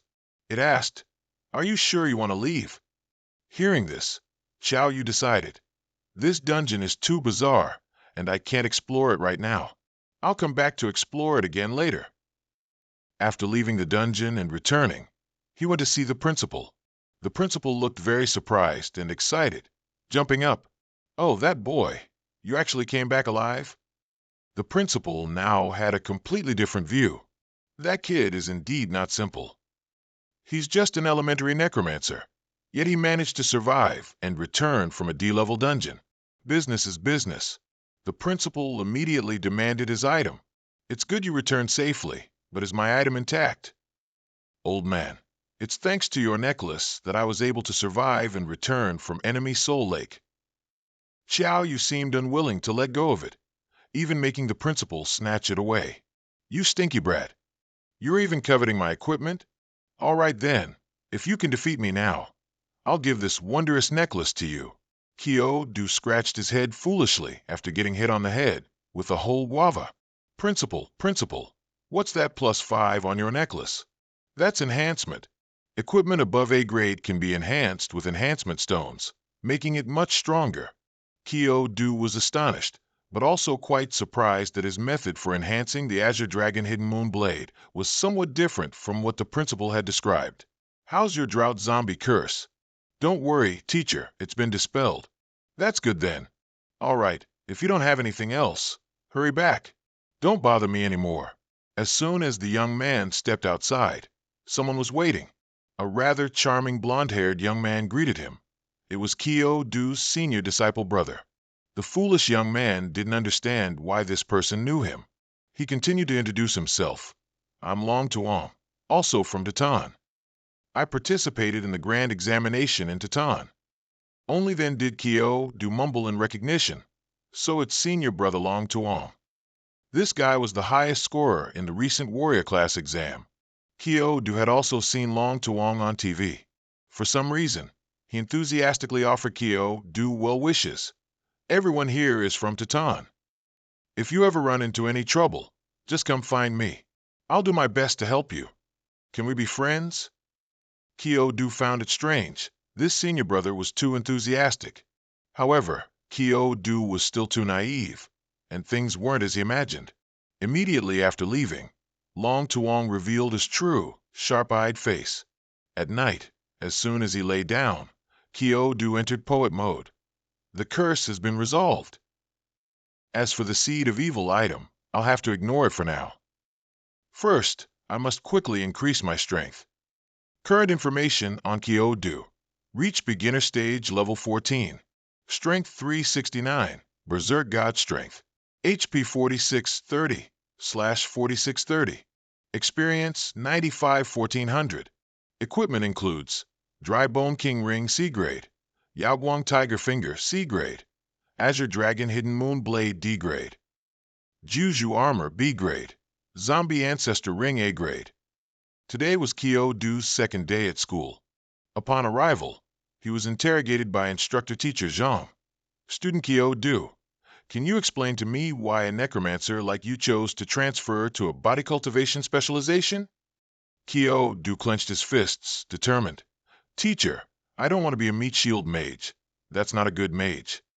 If I don't have a sturdy body and strong physique, I can't protect myself. Listen, student Kyo-Do, university education mainly focuses on one direction. Although your record states that you were born with divine strength, you are a necromancer. You cannot succeed in the body cultivation major. The young man remained firm in his decision, unmoved. Teacher, I want to choose the body cultivation major. He spoke with determination, but deep down, he was afraid.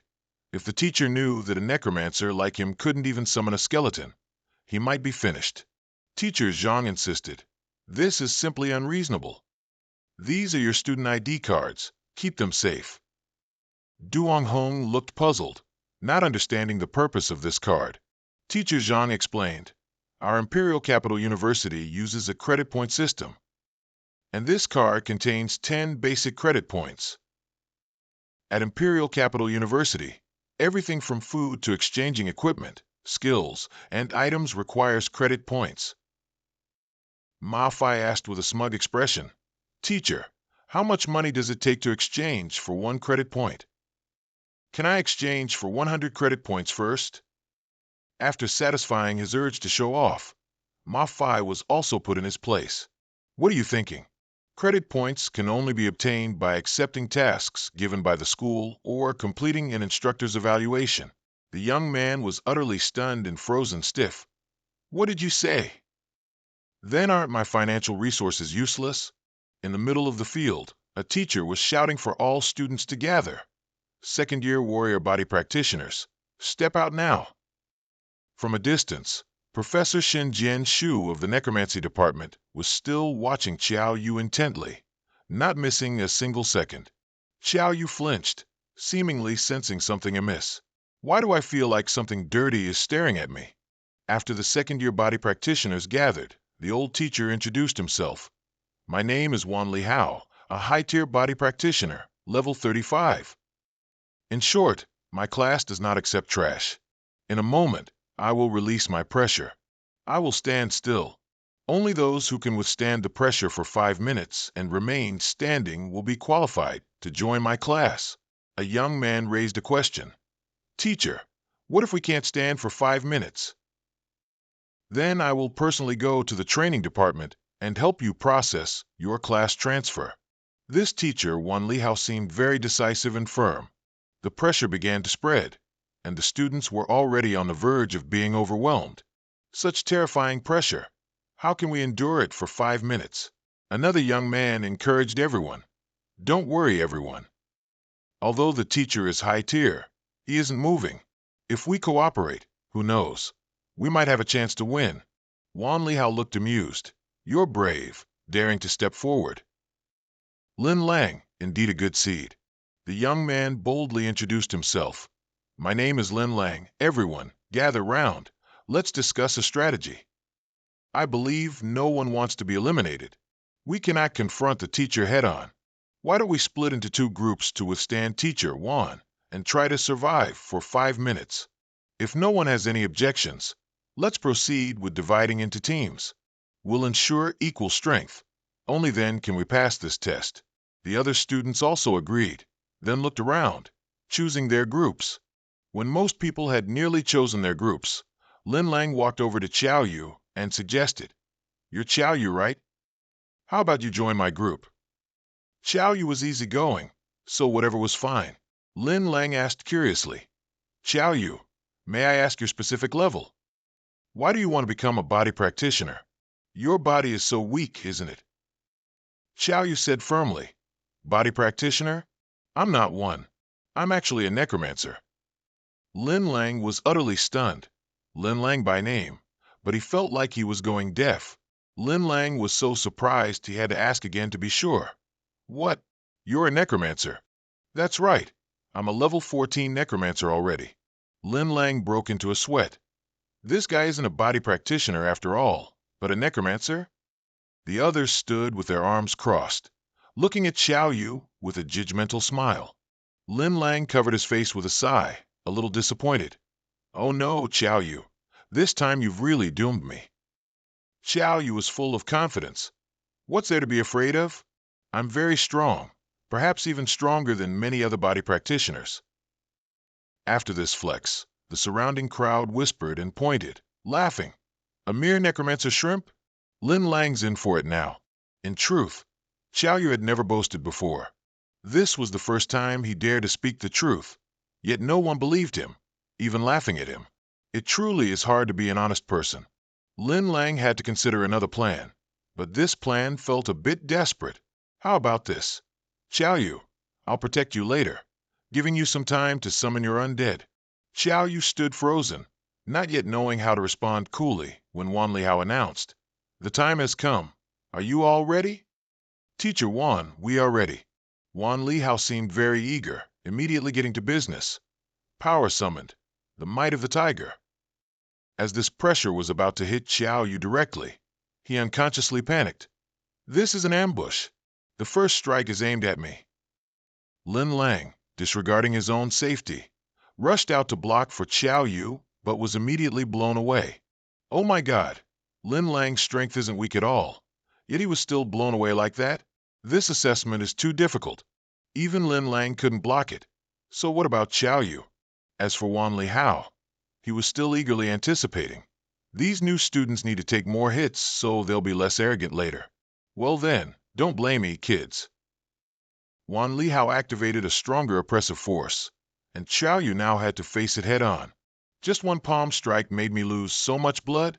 Is this the true strength of a high-level body cultivator? After seeing Xiao Yu still fine, just losing some blood, Wan Lihao was very surprised. What is this? How can this be? Isn't this kid a mage? How did he block my palm strike? Wan Lihao had his pride and certainly wouldn't let this go off track. I'll have to do something different. If I let you succeed, wouldn't my goal be unattainable? Once again, Wan Lihao attacked with a stronger blow. Xiao Yu was still bewildered. What's coming now? Using all his strength, Xiao Yu blocked it in an instant. His current HP was only 3175/4630. What was happening was like a play. Everyone's eyes and mouths were wide open. Isn't that guy a necromancer? Why did he block two of Teacher Wan's palm strikes? Even Lin Lang couldn't block it. So how did Xiao Yu manage to? As for Xiao Yu, he was still doing his best to counter the move, and felt a bit dizzy. Hitting so hard. Is Teacher Wan trying to punish me as a warning to others? Xiao Yu decided to play along, looking up directly at the teacher and challenging him. Teacher Wan, what's wrong? Didn't you eat yet? Lin Lang cried out in fear. Xiao Yu, are you crazy? Provoking Teacher Wan will get you beaten. Wan Lihao smirked, thinking to himself, this kid is good. I'm actually being looked down upon by a low-level necromancer kid. How did this kid manage to block 2 consecutive palm strikes from me? Then the teacher spoke up.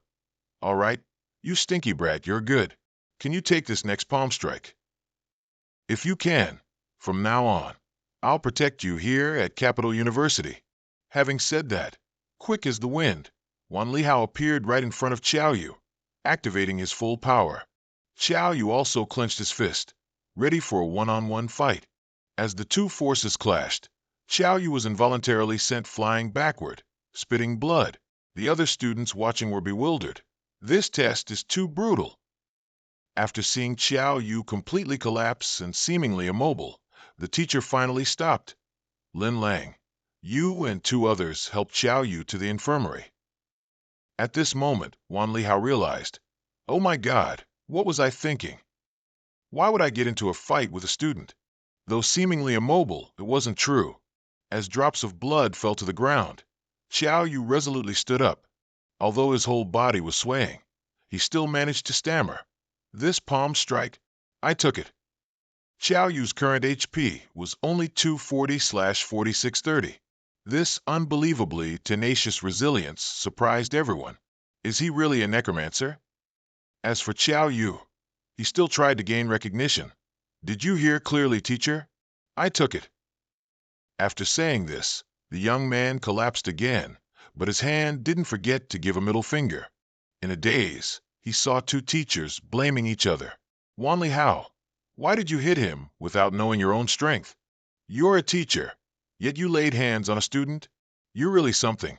Old Shun, I really think this kid definitely wants to be in the body cultivation class. Xiao Yu opened his eyes and found himself peacefully in the hospital.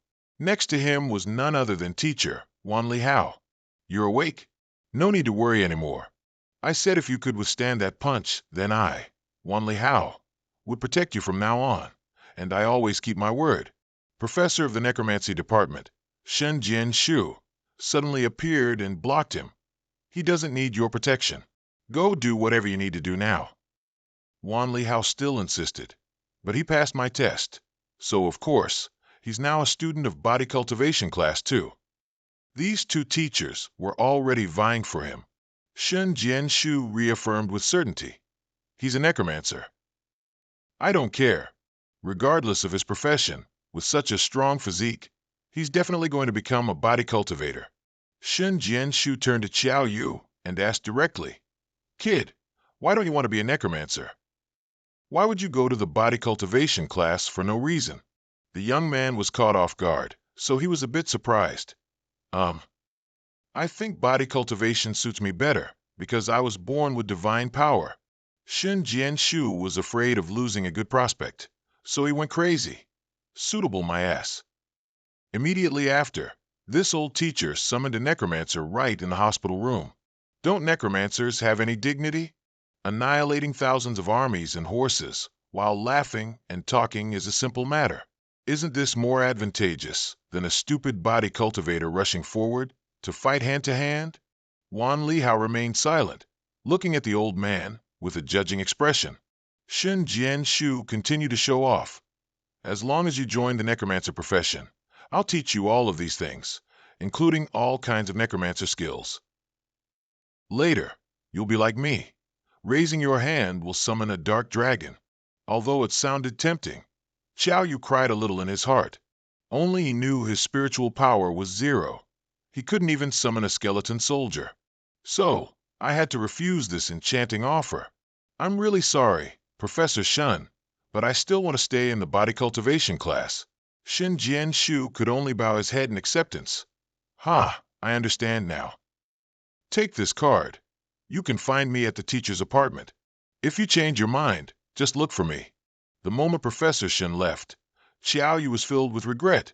So necromancy has such an effect. What a pity. Wan Li Hao leaned on his hand, looking triumphant. Your injury is almost healed. Tomorrow, gather at Body Cultivation Class 2. I'll take you to a very interesting place. On the second day at Body Cultivation Class 2, the entire class was led directly to a C-rank dungeon. This place was a very vast forest. Today's task for the class was to sit cross-legged in the dark forest until sunset. Some students wondered, if we just sit around, what's so hard about that? To demonstrate the intensity, Wan Li Hao directly threw a pebble forcefully to the side. What happened next completely stunned everyone. It's a wind blade elemental, and you want us to stay in this weird place for a whole day? We'll be wiped out, teacher. We'll definitely be wiped out. Wan Li Hao confidently stated, with me here, you won't die, but you'll certainly suffer. A few students again wondered what the meaning of this suffering was, and the old teacher replied, first, it's to temper your will. Second, you'll know once you step inside. Lin Lang volunteered to go in first. As soon as he stepped in, he was surrounded by wind blade elementals. The young man composed himself and sat down calmly. Wan Li Hao observed intently and commented, this kid actually has willpower and courage, huh? He's truly a good kid. I wonder how long he can endure. It seems he's already understood the good part of the dark forest. The rest of you go inside too. None of you have a defense stat below 100, right? Only Xiao Yu spoke up. Teacher Wan, what if it's below 100? Roughly, well, there's a chance you'll die. But why? Judging by your appearance, is your defense power very low?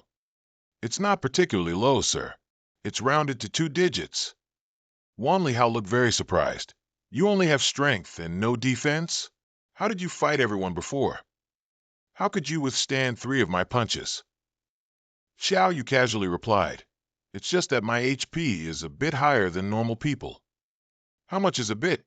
Around 4630.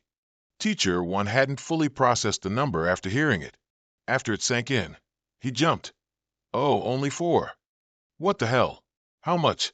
A beginner having as much as 4630 HP. Is this guy really a necromancer? Could he be a boss in human form? Without wasting any more time, Kyo Du immediately stepped inside. The elemental wind blades continuously drained his HP, but not too much. The young man understood the mechanism. So that's how it is. Can you increase defense points in here? As his HP decreased, his defense also increased. Seeing everyone's tense faces, Kyo Du thought, it seems they're also increasing their own defense. Well then, I'll take a risk and see. After sitting down for a while, nothing happened to him. Teacher One was very surprised. His defense is so low, yet he's fine? No, I need to observe him more. All the students were concentrating. A spider attacked from above. Teacher One, whose duty it was to protect all the students, immediately rushed out. You beast, get lost. It's a common monster. Dark Spider, level 33. HP 5000/5000. Strength 396. Defense 288. Agility 345. It lives in the dark forest and likes to suck human blood. Kyo Du looked up and cursed. Damn it, this is a common monster? Before it could attack the students, Teacher Wan blocked it. Activating his immense strength, he punched it to a pulp. Kyo Du sat still but didn't forget to eavesdrop.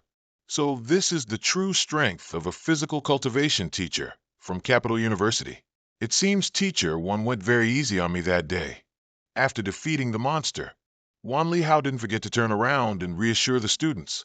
All right, it's okay. You just need to focus on your cultivation. But even if some of you can't endure until the very end, don't even think I'll let you leave. Kyo Du nodded, looking very relieved. This is truly a top-tier academy's resource, isn't it? If it weren't for Teacher Wan, how could we cultivate so peacefully in a sea-level dungeon like this? 2 hours quickly passed, and some students couldn't endure anymore and gave up. Kyo Du still held on. even as his HP continuously dropped. My defense is too low. If it stays like this, I probably won't be able to last much longer here. Suddenly, the wooden hand from his neck activated. It was like an instant healing potion for Kyo-Do. This is the wood seed that Duong Lam had placed in him. It's absorbing the energy of the entire forest. Kyo-Do smiled, breathing a sigh of relief. Luckily, that woman was there. If it weren't for this wood seed, I probably would have missed this opportunity in the dark forest. Meanwhile, Duong Lam, in a distant place, also felt it, sneezing continuously.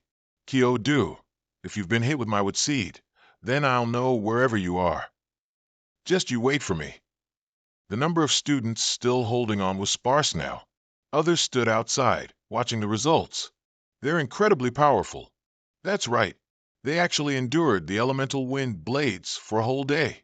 Especially that Kyo-Do, I heard his profession is a paper-thin necromancer. But I can't believe he managed to persevere for so long.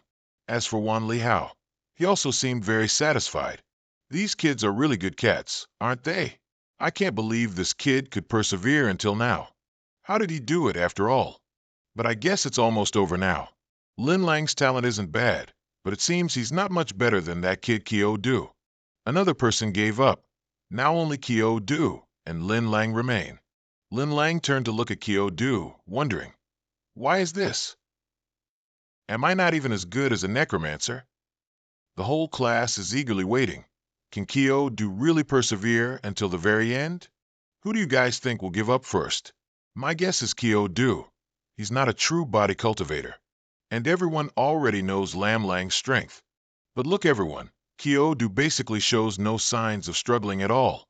He even looks very relaxed.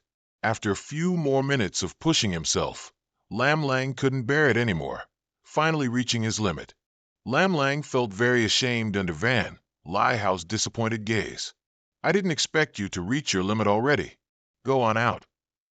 The moment they saw Lam Lang get up and slowly walk out, the whole class erupted in commotion once more. What? Why did Lam Lang stand up? Did he really give up? As for Kyo-Do, Teacher Van was still closely observing every move. Kyo-Do, show me how far your limits go. The sky had already turned dark, but Kyo-Do still sat there calmly, not moving. Oh my God, Kyo-Do is still holding on. Teacher Van felt increasingly delighted and expectant. Excellent kid. But unfortunately, it's already dark. I declare, the session has ended. Kyo-Do, you may leave. The sun has set, and the dark forest won't wait any longer. After dark, I can't protect you here. At this moment, Kyo-Do confidently stood up, still feeling very excited. This dark forest is indeed incredibly powerful. After a day of diligent practice, his defense points have reached 23, meaning an increase of 17 points.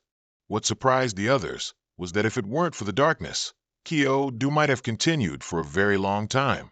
There's no telling how far Kyo-Do's limits truly extend. All right, class dismissed. You all rest well. We'll continue tomorrow.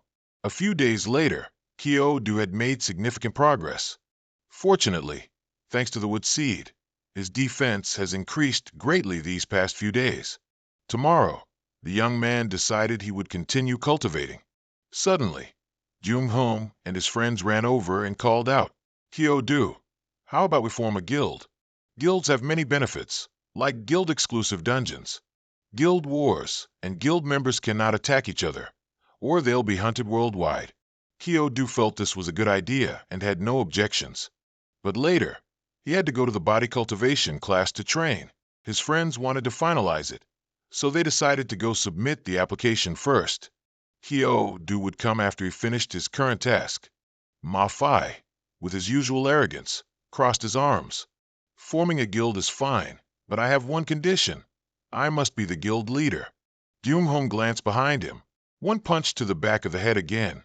Please, having a guild leader like that would be so embarrassing. News about Kyo-Do had also spread widely to other departments. Old Van, I heard a body cultivation genius appeared in your class. Van Li Hao thought back with a proud expression. A genius, perhaps, but that kid is actually a necromancer. As for Kyo-Do, He had been diligently cultivating in the C-rank dungeon all this time, and his defense power had increased to 500, which meant he had reached his limit. Just then, the system summoned a very beautiful girl. "Are you the mechanical queen? But wait, why are you here? There's something on you that can absorb energy. It will help me create a new body." The young man never expected this would see to have such an effect, and moreover, it could even awaken the mechanical queen. Kyoto got straight to the point, asking, "Queen, what are your plans next? You said you wanted to help me observe the outside world, right? Now is the time to fulfill that promise." A powerful energy source radiated, directly absorbed by Kyoto. It seemed to be the soul of the machine queen. While Kyoto was in pain, she controlled from within. "Relax. It hurts a bit at first, but it'll be gentle later. From now on, I can feel what you hear, what you think, and what you see." Kyoto felt uncomfortable, truly hating the feeling of being watched by others. If she can monitor my thoughts, doesn't that mean I'll have no secrets from her later? Absolutely not.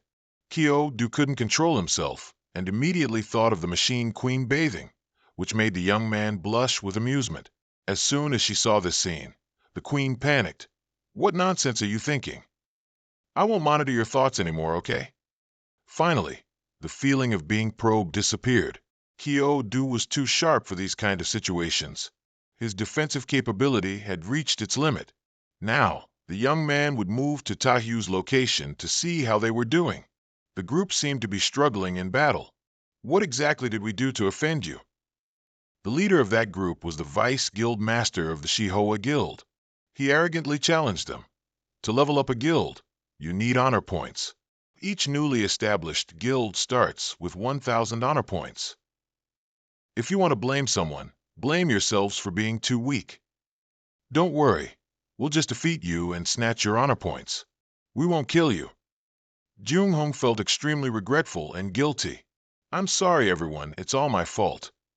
I don't know what the hell I was thinking naming it the God of Slaughter Guild." Ma-Fi stammered.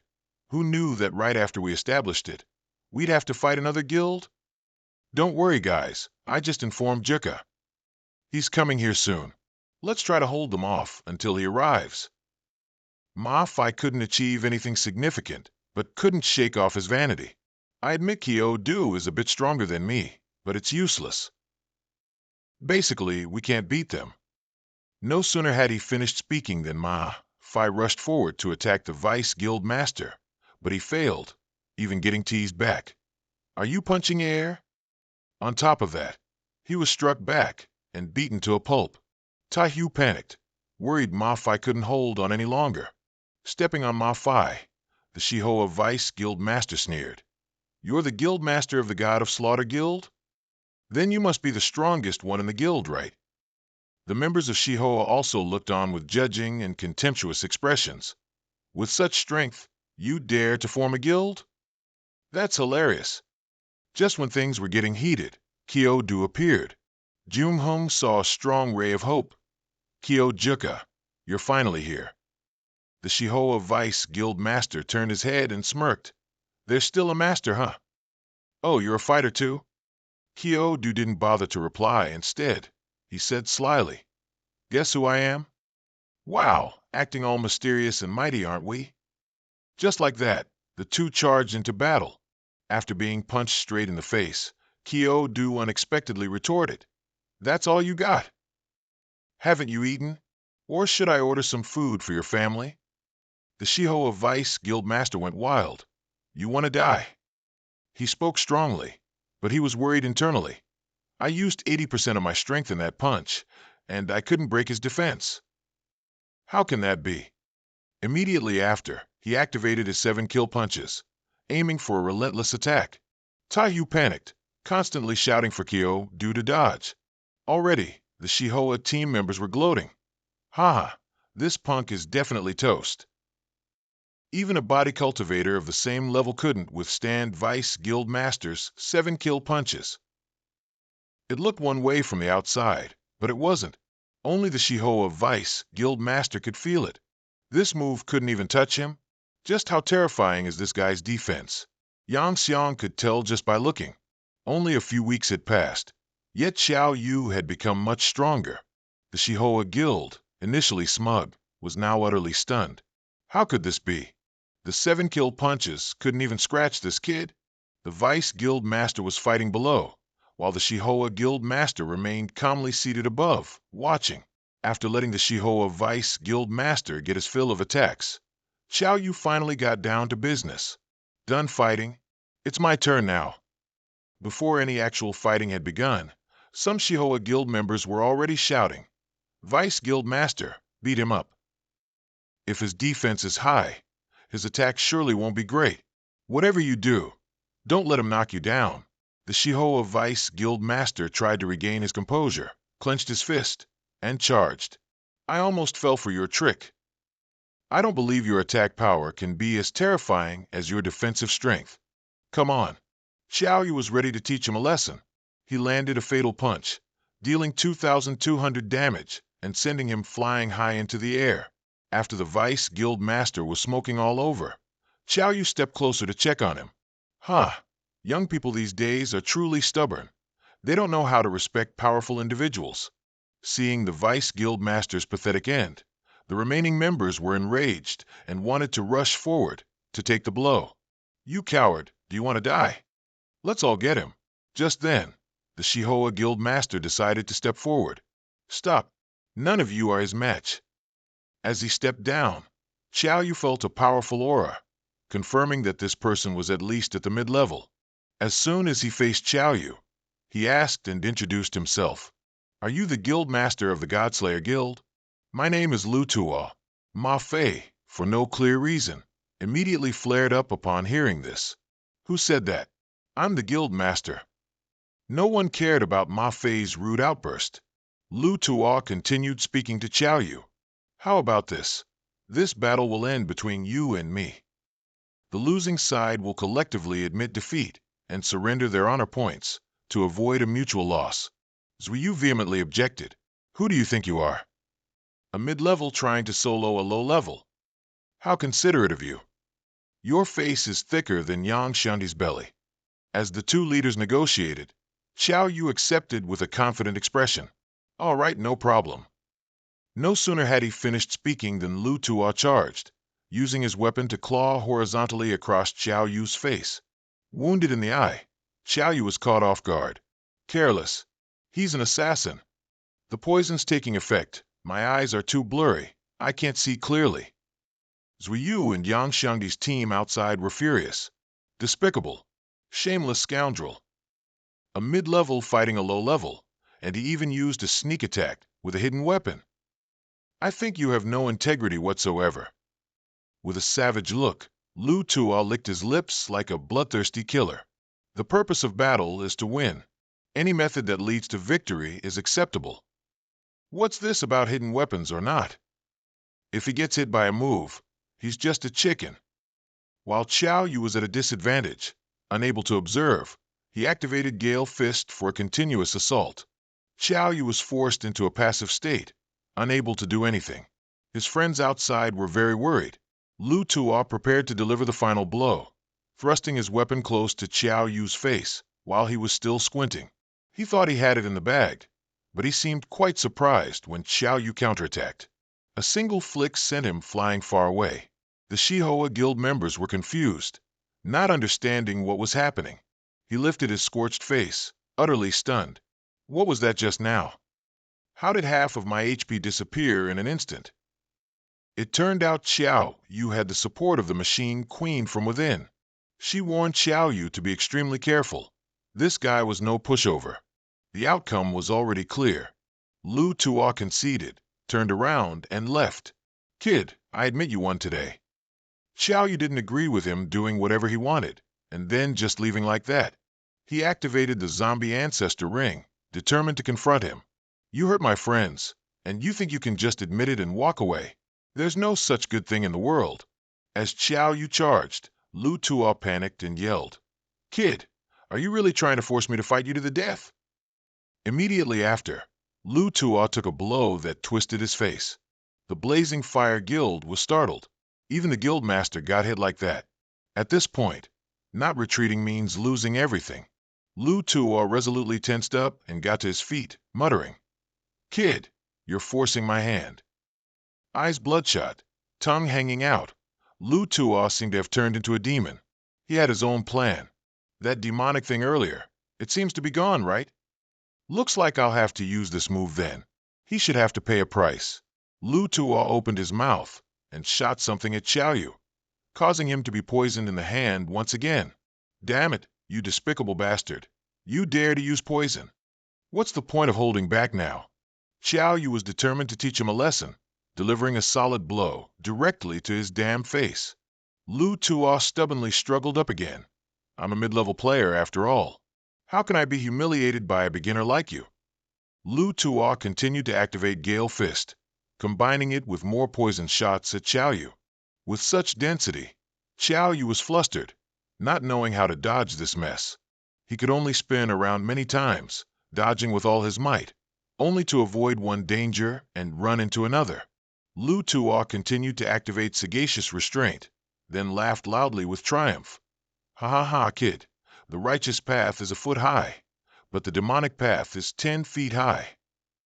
Any warrior class player hit by my Sagacious Restraint will lose their ability to move, then become a lamb for me to tear apart.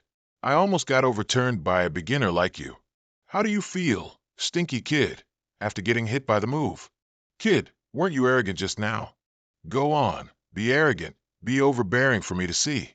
As he spoke, he continuously slapped Xiaoyu's face. The guys in the Blazing Fire Guild cheered heartily. Ha ha, the guild master is mighty. Look at that kid's foolish expression. He actually thought a beginner could defeat a mid-level player. He's so naive it makes him stupid. Zuiyu and Yang Xiangyu looked dumbfounded. Xiaoyu, could it be that even Zhuge lost? Lu Tuo puffed out his chest proudly. Humph, kid, I have to admit. You are indeed stronger than those beginner players, but unfortunately, you're still too green. Ha ha ha ha. Xiaoyu's expression changed, his growling eyes completely different. Have you ever considered that my ability isn't a warrior's at all? Lu Tuo froze, recalling. Not a warrior. Damn it, I almost got fooled by you. With your offense and defense, how could you not be a warrior? Anyway, no more talking with you. Get out of here. Like a madman and a lunatic, Lu Tuo didn't think it through and continued to charge. The Blazing Fire members crossed their arms and gloated. Humph, another genius who amounted to nothing, still ending up under the boss's hand. Exactly. How dare he challenge our Blazing Fire Guild? As for Yang Xiang and Zuiyu, they could only pray to the heavens, continuously calling out for Xiaoyu to wake up. Things weren't that simple, and Xiaoyu was never easily defeated. With just one hand, Xiaoyu stood his ground and completely counterattacked, warning Lu Tuo in return. I told you I wasn't a warrior. Why wouldn't you believe me? But this time I've got you. A kick straight to the gut, a punch straight to the face. Lu Tuo was utterly bewildered. How can this be? You clearly got hit by my Sagacious Restraint. How can you still move? Xiaoyu firmly warned. Didn't I tell you already? I'm not a warrior at all. I just have a body that's a bit stronger than average. I'm just a necromancer. After a critical hit, Luotawa lost another 1233 HP. He was almost finished, but he still tried to scream, then completely collapsed. Xiaoyu wanted to teach all those good-for-nothings a lesson. He issued a challenge. Who's next? The entire Shihoa Guild could only kowtow and defeat. The system announced that the Godslayer Guild received points from the Guild War. The honor points of the Shihoa Guild belonged to the Godslayer Guild. After this incredibly satisfying victory, Xiaoyu's friends appeared very proud. Are you guys okay? Zhuge, it's okay. It's just a minor injury. We'll be fine after a few days of rest. Xiaoyu closed his eyes and thought. His defense had reached a bottleneck.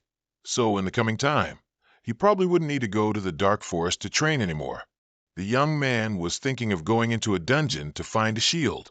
In his inner dimension, Xiaoyu conversed with the Machine Queen again.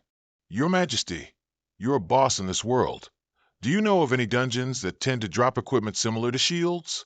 After some deliberation, she received an answer.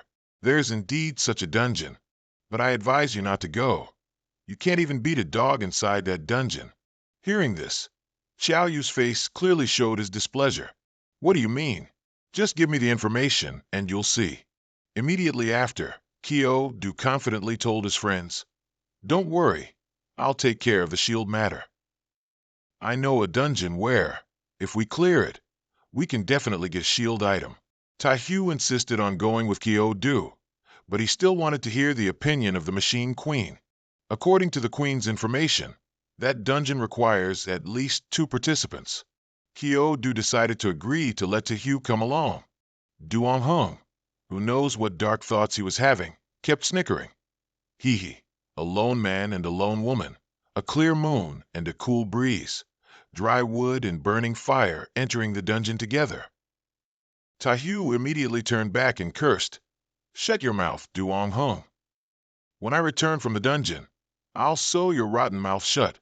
This is the D-rank false underworld dungeon." Taihyu was a bit hesitant. "Kyo-do, are you sure we're entering? This is a D-rank dungeon. Don't worry, with me here, what's there to be afraid of?" Actually, the young man already had experience.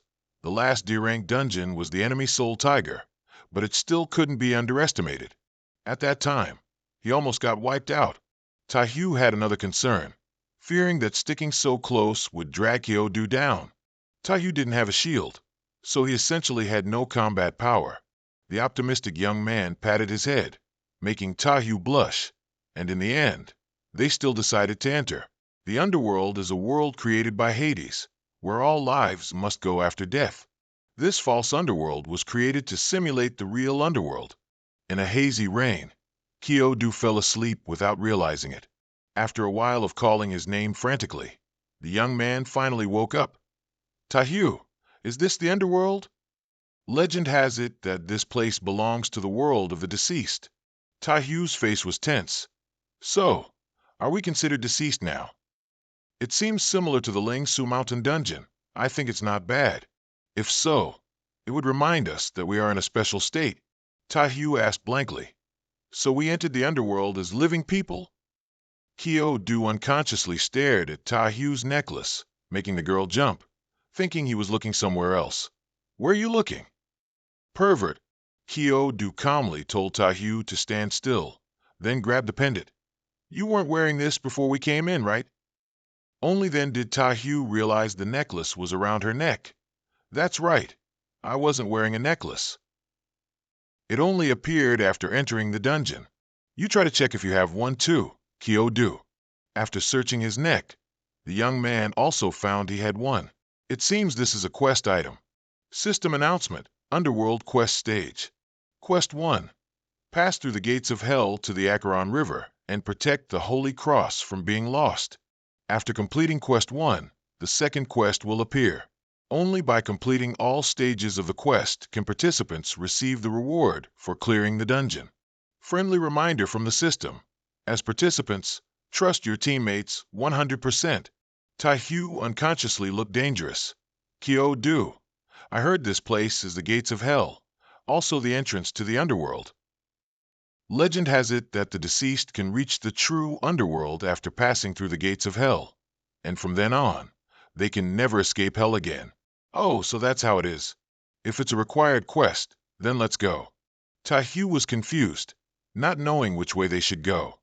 Even Kyo-do couldn't tell, but he felt like following an invisible person in front of him. They were led to a place with many souls. This was exactly the legendary gates of hell.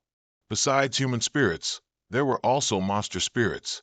The growling creature is the zombie beast Cerberus, the 3-headed dog from hell. Looking at its info panel, Cerberus level 29, HP 6000/6000, Strength 379, Defense 288, Agility 233. The 3-headed hellhound loves to eat dead people. In the past, anyone who intruded into the gates of hell would be devoured by Cerberus. Xiaoyu broke out in a sweat, her face stunned. "Is this the local dog you mentioned, Queen?" The mechanical queen vaguely explained. "Cerberus is a dog born and raised in hell. Didn't I tell you that you couldn't even defeat the dog in the dungeon? Whose fault is it that you didn't believe it?" Zui was also confused. "Even though the system mission only allows us to pass through the gates of hell, can we actually do this?" Seeing her teammates' faces turn pale with worry, Xiao Yu could only confidently encourage them. Don't worry, my luck is still pretty good. The three-headed dog likes to eat indiscriminately. There are so many spirits here. We can't be that unlucky. No sooner had she finished speaking than Xiao Yu was pounced on and bitten alive by it. This is exactly what you get for speaking too soon. One of the three heads sprayed venom directly onto Zuyu, causing her HP to plummet. Zuyu couldn't stand by and watch anymore. She immediately stood up and raged. Damn it! Give Xiao Yu back to me. Just as things reached a critical point, the bracelet also took effect. The system announced, being poisoned by Cerberus's hellhound venom for more than 100 seconds will grant the passive skill Adaptive Toxin Resistance. Adaptive Toxin Resistance, Grade A. If attacked by the same toxin for more than 10 seconds, that toxin will no longer be able to cause damage to the participant. Zuyu was surprised as the toxins gradually disappeared, and she no longer felt anything. However, the three-headed dog continued its rampage and seemed to be going mad. After a frantic struggle, it was forced to release Xiao Yu. It seemed the young man had been thrashing inside its body. Xiao Yu was terrified. Luckily, I plunged the Azure Dragon Crescent blade into its throat. I almost got eaten alive. Now wasn't the time to rejoice at seeing her teammate alive. Xiao Yu resolutely told Zuyu to run with her to another area. As they ran headlong, Xiao Yu was filled with worry. Seriously, I don't know if I can get that blade back.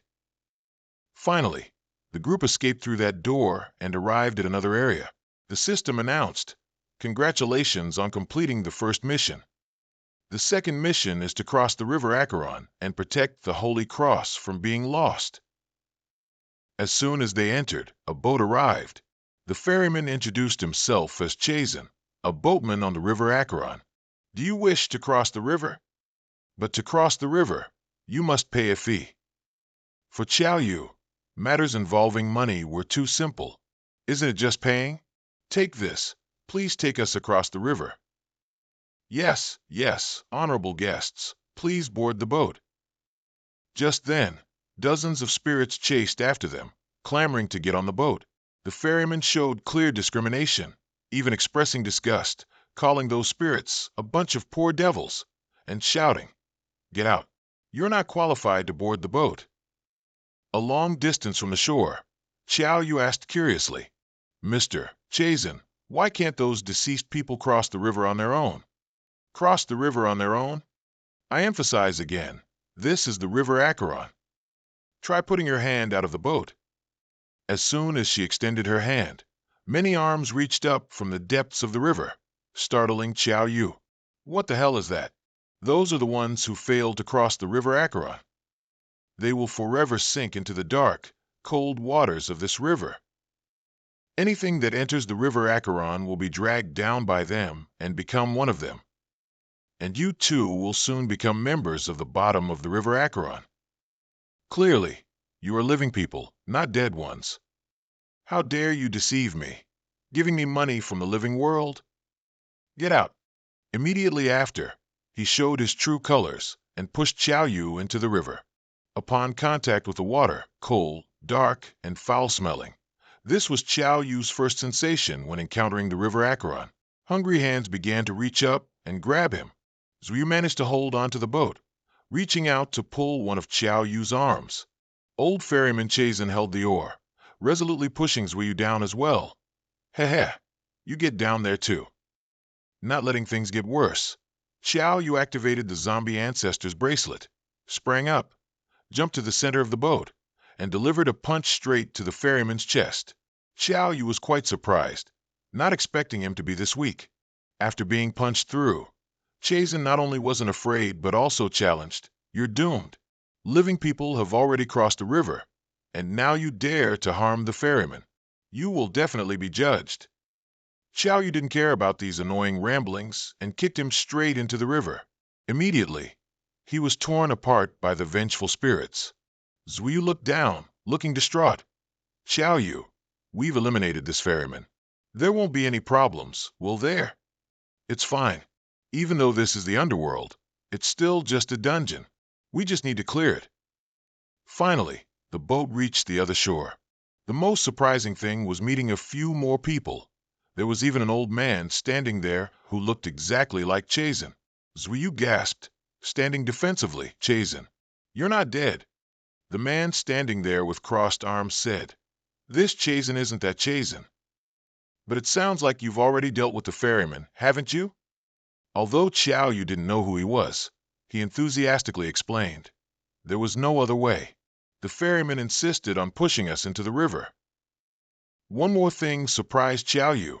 This person actually dared to enter a D-rank dungeon. He must be a player of the same tier.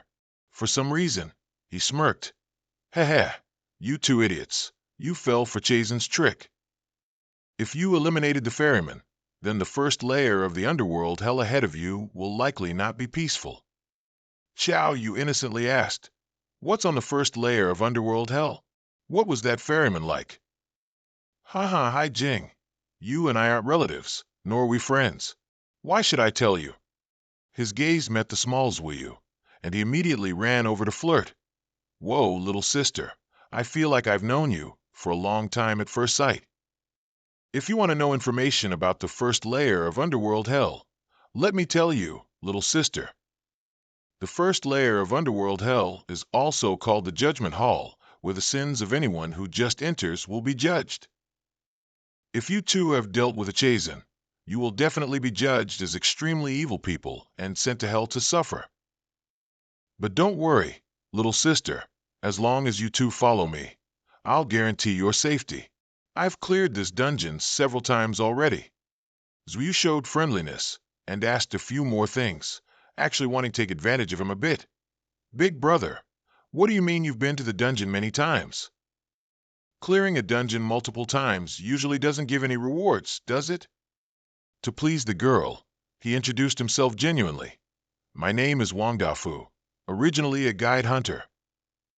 After receiving the information, Yu thought to himself, a guide hunter? Isn't that a great profession, earning money by guiding people through dungeons? In that case, that girl must be his client. Without being asked, Wang Dafu volunteered. Next to me is the client I'm guiding this time. Little sister, what do you think? Do you want to come with us? The purple-haired girl immediately grumbled. Wang Dafu, are you mistaken? How can you be so attentive to others? I'm the one who hired you. He didn't indulge his client and immediately retorted. So what? I'm only responsible for guiding you through this dungeon, not for making you happy. If you're not satisfied, I can refund your money, so you can clear the dungeon yourself. The purple-haired girl flared up. Then pick up your feet and go. Fine, I'll go. Little sister, remember to follow me. Yu agreed with Zhuyu. They'd follow him first to see the situation. This area represents the first layer of underworld hell. What do you think? It's very scary, isn't it? This is the first layer of underworld hell, the underworld judgment hall. Once you enter, don't say anything foolish. As soon as the door opened, a person was sitting grandly, waiting. Before Zhuyu could speak, she was barked at. Silence. I am Inu, the judge of the first layer of the underworld judgment hall. Now your judgment begins. Dafu confidently led the group forward, and as he walked, he didn't forget to look back and proudly tell those behind him, watch closely what I do here. Then he went to Inu, placed one hand across his chest, bowed respectfully, and replied, I am Wang Dafu. I haven't committed any sins for money. Please, Your Excellency, consider my case. The book in Inu's hand unexpectedly emitted a purple light, and its pages rapidly flipped. Dafu below was also startled and stood up straight due to the purple light shining from the book. He clutched the stone in his palm so tightly that it couldn't withstand the strong force and directly cracked, with fissures appearing on its surface. Inu bowed his head, looking at the book, his tone doubtful as he wondered aloud. Wang Dafu, no crimes recorded? If so, I declare you innocent.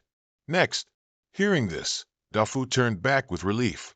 He put one hand in his pocket and passed the stone to Hoa too with the other, not forgetting to remind him. Take it. Just say you're innocent, like I did. Sure enough, Hoa too also went up and said the same thing, and was quickly declared innocent by Inu. Dafu laughed loudly. He turned to Kyo Du and Ta Hu and said, "I'm really sorry. I can only use this item one more time. I'm afraid I can't help you. But if you, little sister, are willing to rely on me, then I'll give it to you for its last use." She looked at him, her voice blunt as she replied, "You don't need to worry about it." At this moment, Inu above announced, "Next." Kyo Du stepped forward, one hand clasped over his chest, his face resolute as he declared, "Judge, I had no choice before, but now I want to be a good person." Dafu, standing far away with his arms crossed leisurely, couldn't help but reply scornfully, "You're a wild one, brother. Next year, I'll definitely burn you a lot of joss paper." Although he said that externally, he secretly thought, just the crime of killing the ferryman is enough to send him to hell. Suddenly, a colorful light emanated from the book, and Inu exclaimed in surprise, "Kyo Du."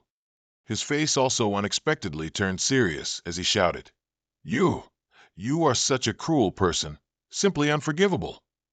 At the same time, a beam of light shot out from the book, and an image of Kyo Du fighting a monster quickly reappeared beside him. Inu solemnly declared, "First crime, disrespecting the bones of the dead." The big screen then switched to another image, Kyo Du leading a group in fierce combat.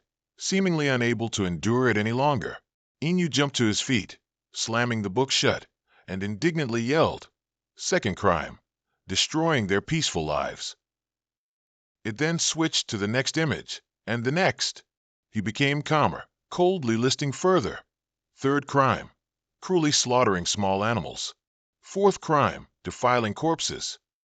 Dafu, watching Kyo Du still standing calmly from a distance, couldn't help but wonder, what kind of monster is this kid really? Inu suddenly seemed provoked, and he loudly declared, "Fifth crime, and the most serious. You actually wrote the three-headed dog of hell and even killed the ferryman carry."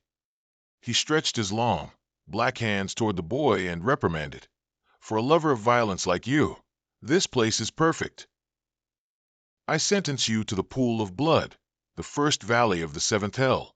He watched Kyo Du enveloped by a dazzling red light and added, "Feel eternal pain in this boiling sea of blood." His entire body suddenly flew up. Below, the ground unexpectedly revealed a sea of blood, and furthermore, countless blood-red skulls and skeletal hands continuously reached out toward him. Inu coldly declared from above, "Sinner Kyo Du, descend into the pool of blood. Let the boiling sea of blood scorch your skin, melt your flesh and blood, and cleanse the sins from your body." Suddenly a streak of light appeared, and he cried out in surprise. At the same time, the system appeared, Ancestors' Ring. Inu's deep, bottomless black eyes widened in disbelief. Kyo Du, like a lightning bolt, shot from the sea of blood directly towards him. He raised his fist and punched towards Inu, coldly shouting, "What pool of blood hell? An NPC in a dungeon actually thinks he's the judge of the underworld? Now I'll add one more crime to my list of offenses, and that is smashing the judge." As soon as the words left his mouth, he punched him directly in the face. Inu had no time to react and was sent flying by the punch, even breaking a large section of the wall.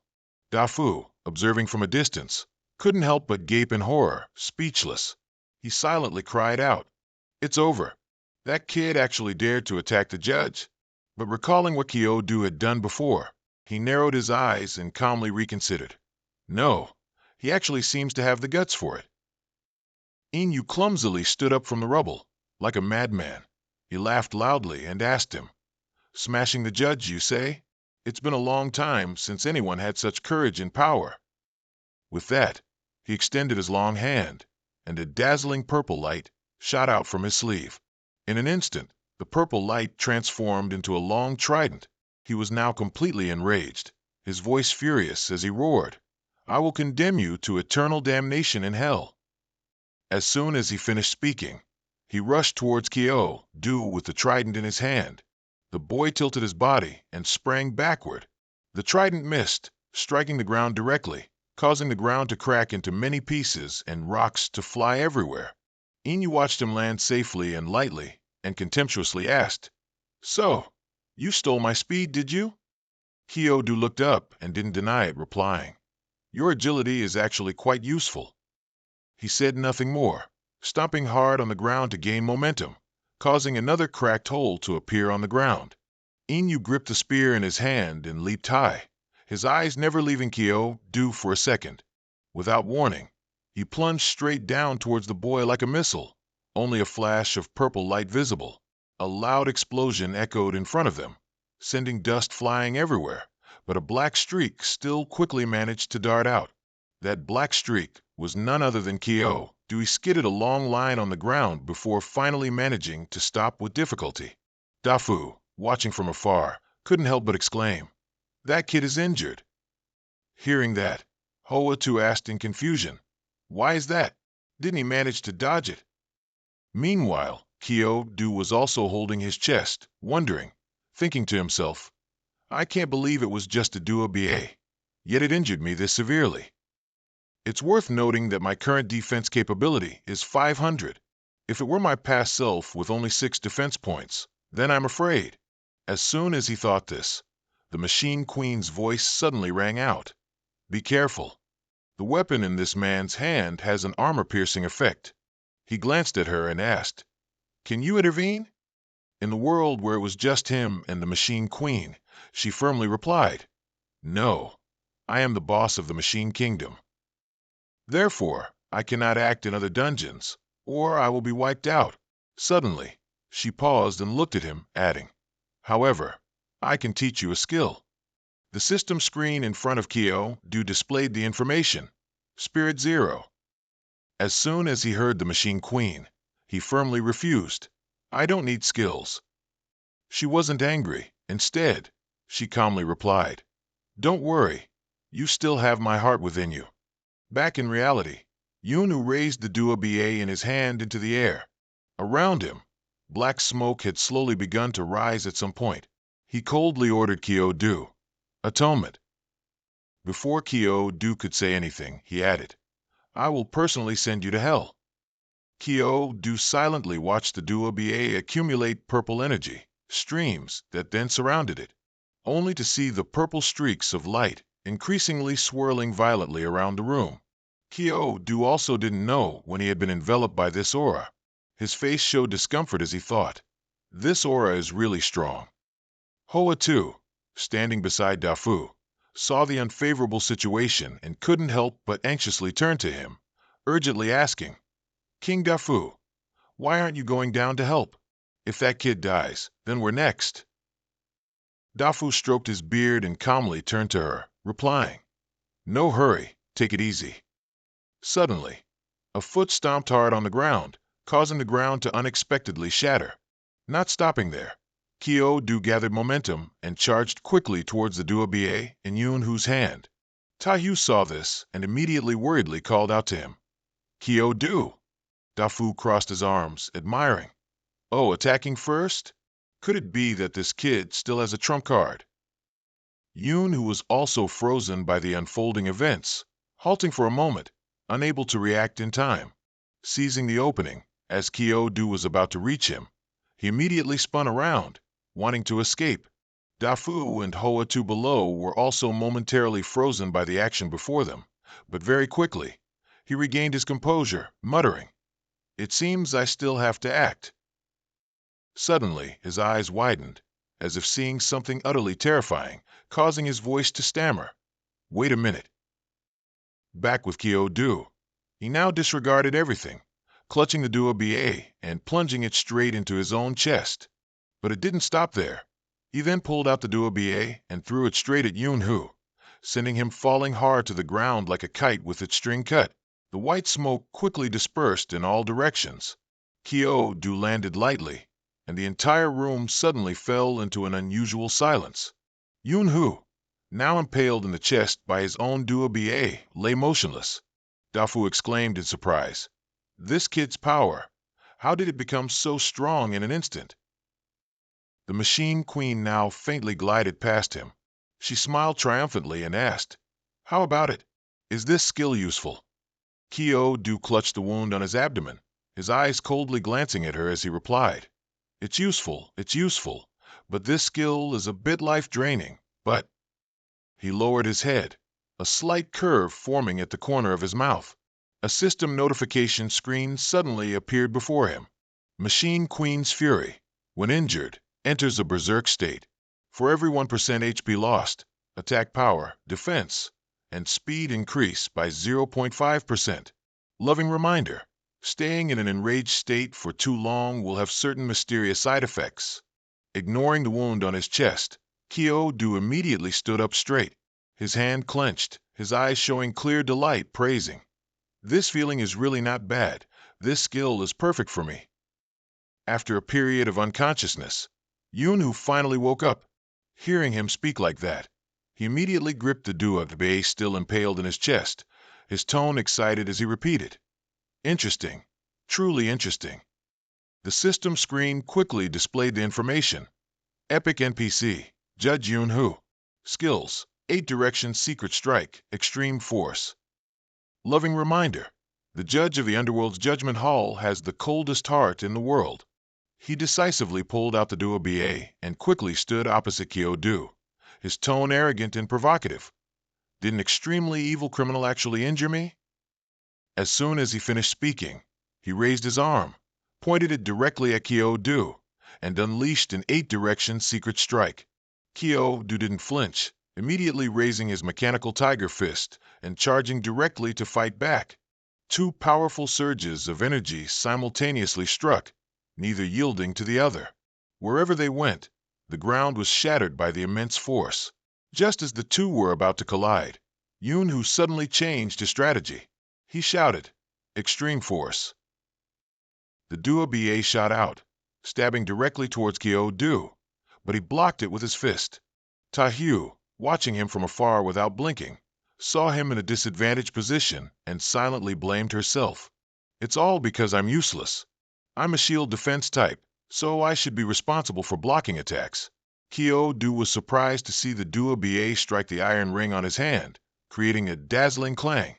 Yunhu gripped the Dua-Bei tightly and continued to thrust it down his low, cold voice ringing out. Criminal Kyo-do, I, as the underworld judge. He paused slightly before adding, I sentence you to death. He frowned and clenched his teeth, showing that his situation at the moment wasn't looking good. A powerful purple light shot out rapidly, piercing through the black aura. Seeing this, Tahu immediately rushed forward anxiously, her face also turning pale. She ran, calling out continuously, Kyo-do. From beneath the ground after the big battle, columns of billowing white smoke were still continuously rising. Kyo-do's hand silently dropped to his side, the ring on his hand also shattered by Yunhu. The dry system voice announced, Mechanical Tiger Wisdom has been damaged. Yunhu, enveloped by the powerful purple aura, calmly walked over to Kyo-do and stopped. Tahu's face darkened. She bit her lip hard to stop the trembling on her face. In her heart, she silently blamed herself. Kyo-do, it's all my fault. Why am I so useless? Not stopping there, Yunhu coldly declared to the remaining 3 people, Next, it's your turn. Suddenly, a voice rang out beside him, startling him. Wait. Kyo-do, scrambling to his feet, growled, You've destroyed my equipment. If you don't drop something good. He paused slightly, then continued once he stood up properly. Then you and I aren't done yet. Beside him, a notification quickly appeared, activating Berserk State. Yunhu scoffed, asking him with disdain, You fool who doesn't know your place. Do you think standing up will make a difference? As soon as he finished speaking, he unexpectedly thrust the Dua-Bei directly towards Kyo-do. Kyo-do remained silently standing, without the slightest movement. Just when it seemed the Dua-Bei would pierce right through him, Kyo-do swiftly tilted his head, narrowly dodging a dangerous blow, and powerfully caught the Dua-Bei. At this moment, Kyo-do seemed like a different person, enveloped in a powerful aura completely unlike before.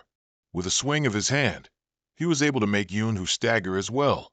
Yunhu was instantly shocked and astonished by his actions.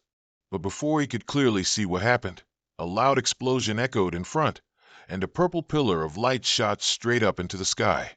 Kyo-do surged forward.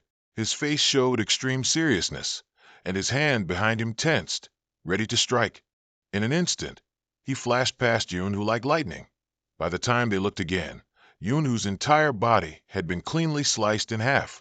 Below, Daifuk couldn't help but secretly marvel at this sight. This kid is really ruthless.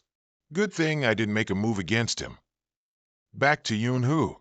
He looked at his largely missing body, and his originally arrogant tone now turned into a bewildered scream. How can this be? I can't believe I'll die at the hands of a criminal. As soon as he finished speaking, his entire body quickly vanished, transforming into a blue gem. The system quickly displayed a notification. Killed epic NPC. Gained 26 free attribute points. Having finished everything, Kyo-do leaped down to the ground with a thud. The cold ground couldn't withstand the immense force, and immediately cracked and shattered. The entire atmosphere suddenly fell into an unusual silence, with only the sound of hurried footsteps approaching him. Daifuk ran over quickly, laughing loudly. "Brother Kyo-do, that was amazing. Oh, you're seriously injured. Heal yourself quickly." Unexpectedly, you didn't head towards Kyo-do but subtly veered behind him and ran off. Suddenly, a purple light flashed past Daifuk's arm. He flinched and immediately spun around. Kyo-do, who had sat up at some point, now sternly warned him. "Try taking one more step closer to that soul core." To break the awkward silence, Daifuk laughed loudly and quickly explained. "I saw you were injured and wanted to help you, that's all. All right, you handle it yourself." But Kyo-do's gaze lingered on the tattoo on Daifuk's arm. He inwardly exclaimed in surprise, "That's..." His expression darkened as he thought. Baizé. Why does he have a Baizé tattoo on him? Kyo-do's gaze at Daifuk grew deeper and deeper, carrying with it a thoughtful suspicion. Who exactly is he? What's his connection to Baizé? Is it a coincidence, or did he intentionally seek me out? Thinking this, his face darkened. Kyo-do's mind began to wander cautiously. Bringing Ta-Truck to this underworld world dungeon was a spur-of-the-moment decision. If Vong Daifuk is Baizé's subordinate, then Baizé's intelligence capabilities are terrifying. At the same time, Ta-Hyu, worried and breathless, ran towards him and anxiously asked, "Kyo-do, are you all right?"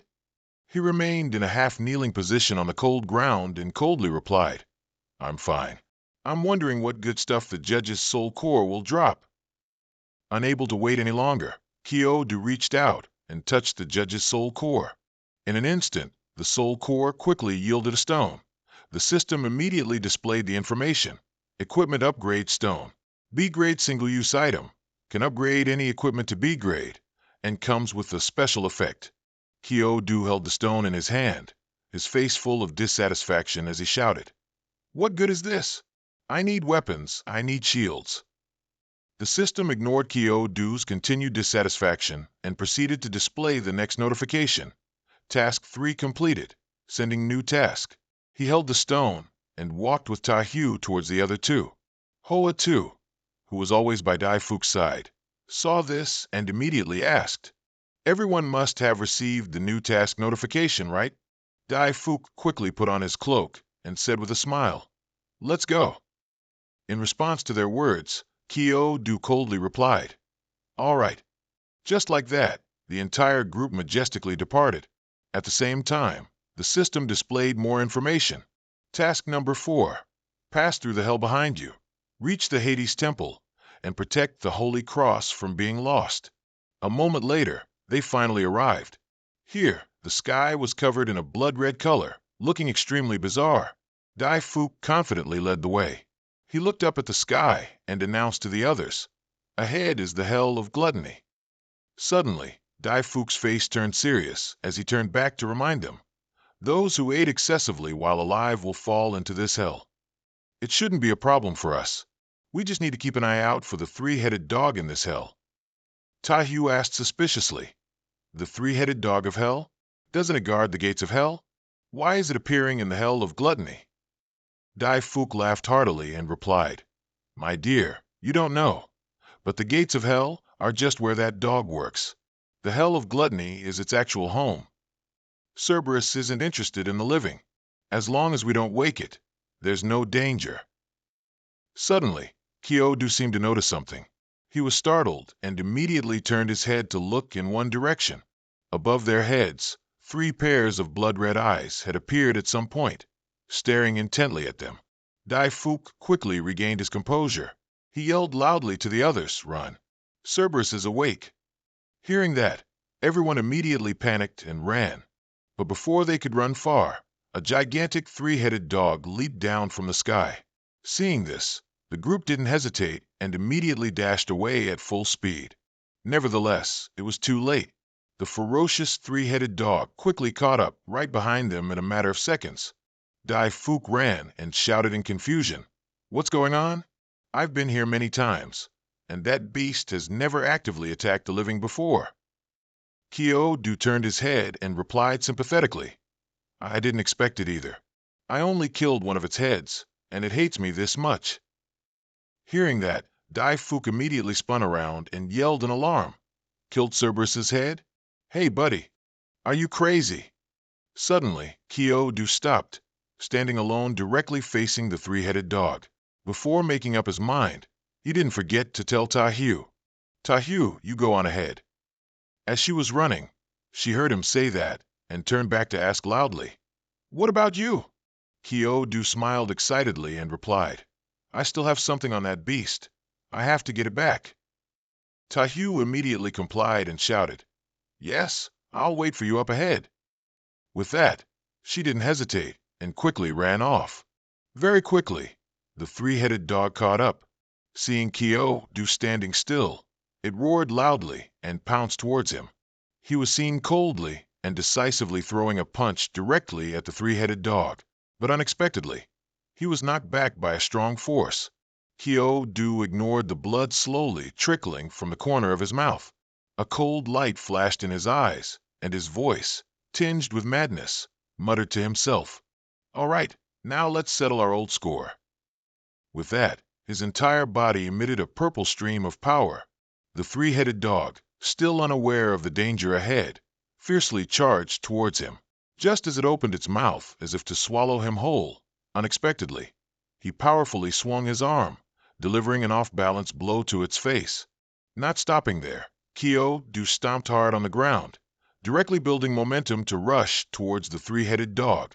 Like a flash of light, he continuously struck Cerberus's heads, giving it no time to react. Each blow he landed caused a sound indicating the monster's health points decreasing. But the 3-headed dog was no pushover. Realizing that Kyodo was not easy to deal with, it immediately used its ultimate move, accumulating an ominous green energy sphere in its mouth. Kyodo turned his head, his face cold as he assessed the 3-headed dog. Such resistance, huh? Cerberus simultaneously spat out a pile of green slime directly onto the spot where Kyodo was standing. When the green slime hit his body, damage indicators quickly appeared from those spots. He lowered his face, growling loudly, "I don't believe it."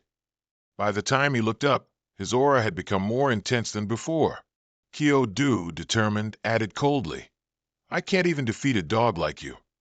At this moment, Kyodo stood alone with a formidable aura, facing the giant 3-headed dog, which looked incredibly fierce and occasionally let out ferocious growls.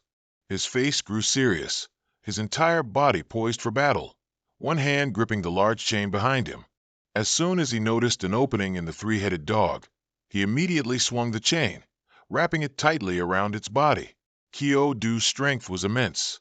A powerful tug quickly tightened the chain, binding the 3-headed dog so tightly it couldn't struggle further. One of Cerberus's heads, still restless, kept straining its neck, growling, and trying to lunge at Kyodo. But he didn't give it a chance to escape its restraints. He held the chain and leaped high into the air. As if sensing something, Kyodo startled and spun around, his face astonished as he yelled, "What?" In just a moment of carelessness, he was hurled to the ground by a strong force, his body slamming directly into the corner of the wall, causing it to crack and shatter. The 3-headed dog quickly seized the opportunity. Despite being chained, it continuously thrashed its body, causing Xiao at the end of the chain to repeatedly smash into various places, but not allowing himself to be at a disadvantage for too long. He quickly composed himself and held tight to the end of the chain. Xiao angrily yelled, "Damn dog die!" He swung the chain, throwing the three-headed dog far away, while shouting, "Stop the car!" Seeing that his words were ineffective, he clenched his palm into an incredibly firm fist and, without another word, swung it out directly. From his sturdy fist, a stream of blue power shot out. By the time the three-headed dog detected it, it was too late. Before it could even let out a sound, Xiao punched it, sending it flying backward. Injured, the three-headed dog immediately let out a piercing shriek. It sprang forward, lunging like lightning towards him, and he, at the other end of the chain, couldn't avoid being dragged along for a long distance. Seizing the chance, Xiao successfully leaped onto the back of the three-headed dog. He looked at its ferocious actions, wondering to himself, "What's wrong with this dog? Is it crazy?" The scene shifted to Dai Fuk and his group. They ran and finally stopped in an open field. He looked at the empty space behind them, then relieved announced, "It's safe here now." Dai Fuk hadn't gotten rid of his bad habit. As soon as he saw Tahu alone, he couldn't resist approaching with a loud laugh to tease her. "Little sister, don't be afraid. That guy must be inside the dog's belly by now. If you're sad, my broad shoulder can be here for you to lean on." Hearing that, Tahu immediately shouted indignantly, "Shut up." Just then, a large dark shadow appeared in the distance, furiously charging towards them. As soon as Tahu saw the shadow approaching her, she was surprised and reflexively called out loudly, "Xiao." When they clearly saw that what was coming was the three-headed dog, covered in chains, but unable to be restrained from its current ferocity, Dai Fuk's group was horrified and wanted to flee. But unexpectedly, the three-headed dog lunged and leaped over the heads of Dai Fuk's group. His eyes wide and jaw dropped in astonishment. He watched Xiao riding on the back of the three-headed dog and exclaimed in awe, "Oh, wow! What kind of move is this?" "Only's were you called out anxiously. Xiao, are you all right?" He gripped the chains tightly, turning his head with difficulty to reply, "I'm fine, I'm going." The Fu watched Xiao and the three-headed dog's figures slowly disappear into the distance. He called out anxiously, "Oh no, the three-headed dog is taking him down to the 7th L." Cerberus surged faster and faster. Its body gracefully sprang onto the rock ledges with incredible agility.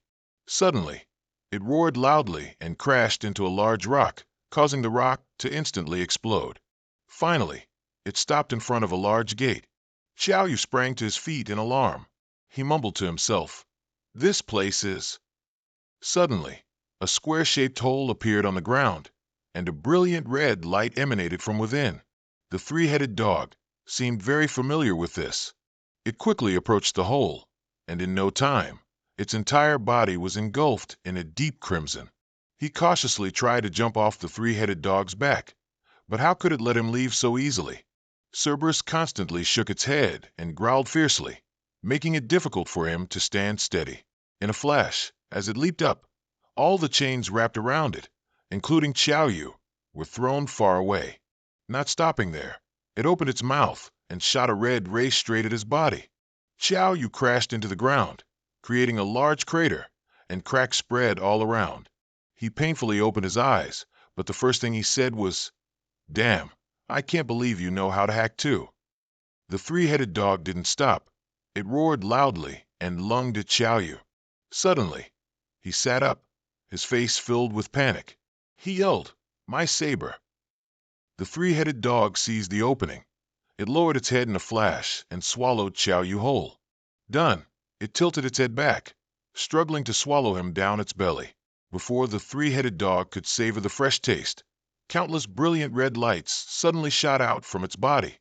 The three-headed dog cried out in pain, constantly tilting its head back and howling piercingly.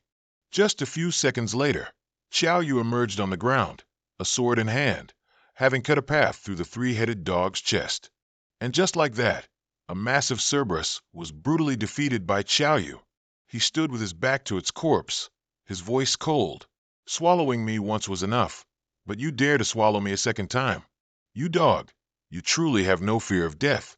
But as soon as he wasn't paying attention, the wounds on the three-headed dog's body quickly healed back to their original state.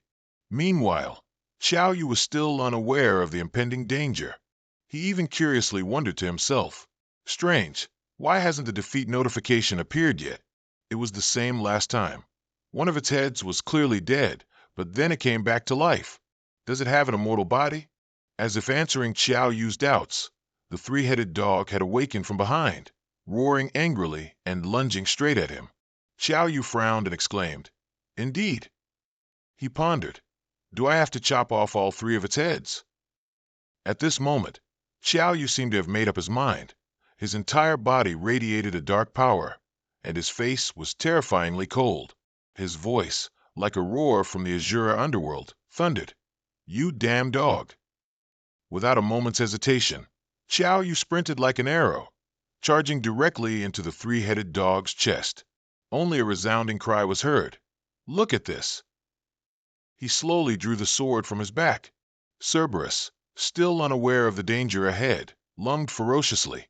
In a brief second, its massive body was riddled with large and small slashes. Xiao Yu leaped up, and with a swift, decisive strike, quickly severed one of Cerberus's heads. Defu and the others struggled to stand firm in the whirlwind created by the battle between Xiao Yu and the three-headed dog.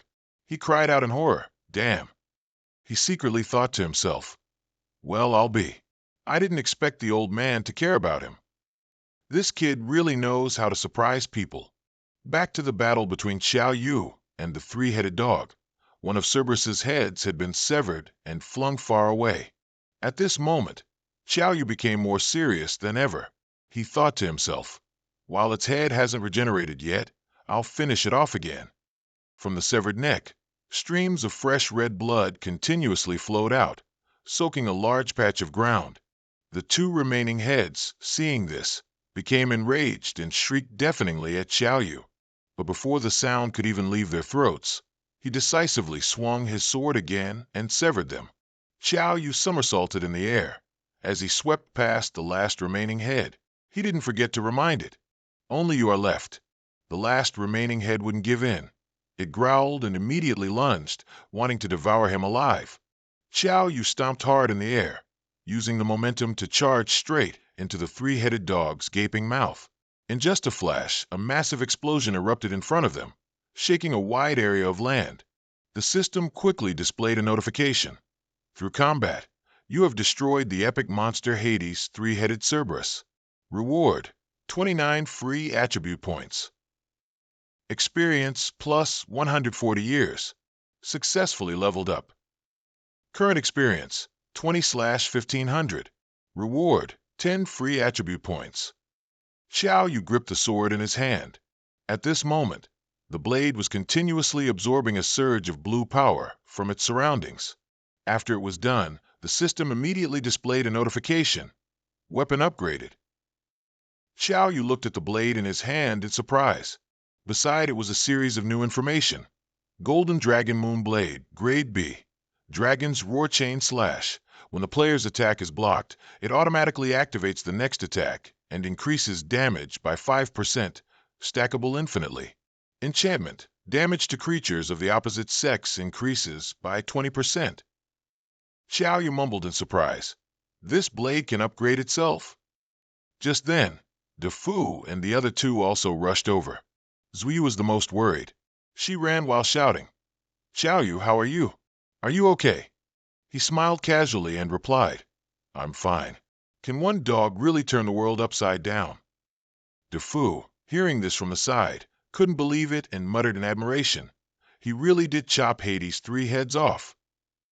After a brief conversation, he finally reached out and touched the red orb beside him. Information quickly displayed in front of him. Soul-chasing, life-enhancing Great Elixir, Grade B, consumable item. After use, all attributes increase by 100 points, lasting for 1 minute. After use, mental strength decreases by 10%. Xiao Yu held the orb in his palm and smiled faintly. He secretly thought to himself with joy, Increases all attributes by 100 points. Good stuff. Moreover, this side effect is almost nothing for me. DeFu, seeing him so happy, curiously asked, "What's up? You're smiling so much. Did you find something good?" Xiao Yu quickly hid the orb in his clothes and vaguely replied, "Nothing, just a piece of trash." Although he said that outwardly, he was secretly calculating in his mind. If he truly is Bai Zai's man, then this great elixir might bring him a surprise. Suddenly, Zui walked over and pulled him aside. With a serious expression, she said, "Xiao Yu, come here for a moment. I have something to tell you." After they arrived at a secluded spot far from the other two, Zui finally spoke to him with relief. On the way, I asked Wang Defu.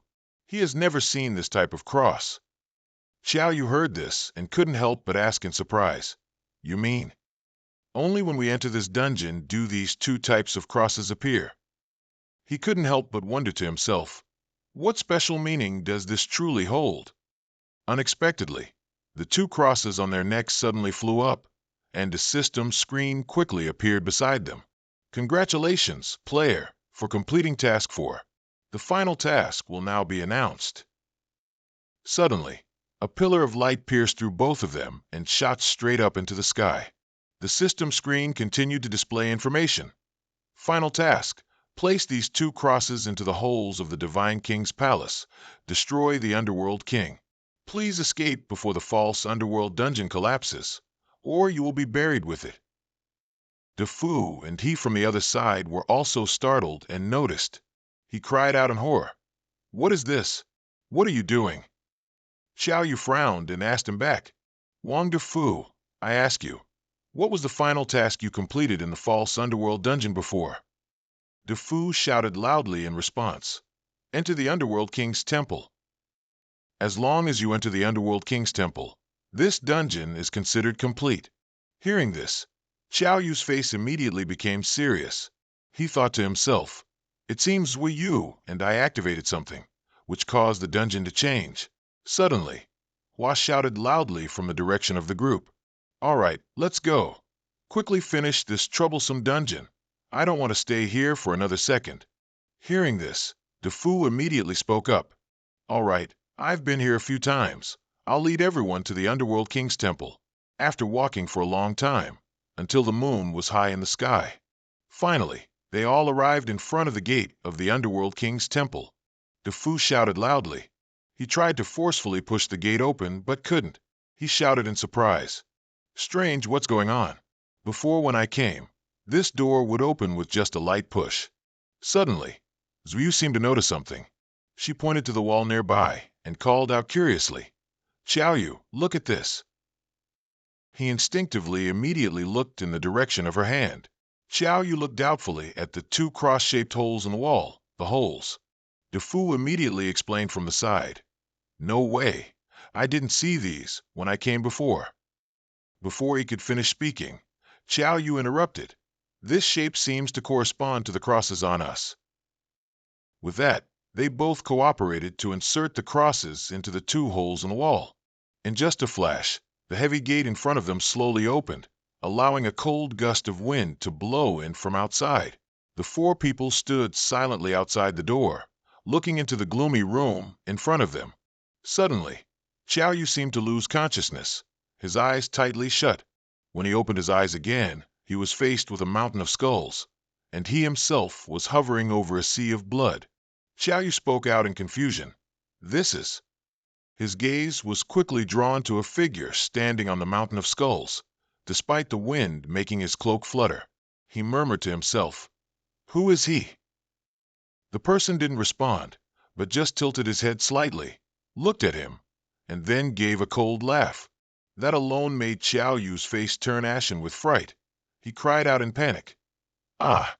Back in reality, the group walked up to a coffin, inside which lay the Underworld King's seed, motionless. Xiao Yu pressed his lips together, thinking to himself, "It's him. Is the scene I just saw his image before he died?" Zui saw his pale face and asked with concern, "Xiao Yu, are you all right?" Hearing this, he immediately asked, "I'm fine. Did you see anything just now?" Zuiyu shook her head and replied, "No, I didn't." Xiao Yu lowered his eyes slightly, thinking, "Could it be that only I saw that scene?" Just then, DeFu suddenly exclaimed, "Damn, what's going on? No way. I've been to the Underworld King's temple many times, and it was always empty. Why is there such a huge coffin this time?" Xiao Yu calmly walked up to the coffin. He silently looked at the man lying motionless inside. Unexpectedly, the man inside the coffin suddenly opened his eyes wide, the corners of his mouth curving into a high arc. Xiao Yu was startled and instinctively quickly stepped back, not forgetting to loudly warn everyone around him. Fake corpse. In just a flash, the coffin became empty as if nothing had ever been inside. It turned out that the main character inside the coffin had already flown out and was speeding towards Xiao Yu. Xiao Yu now stood firm, blocking the path where he flew. The fake corpse, like a bodiless ghost, flew directly through him.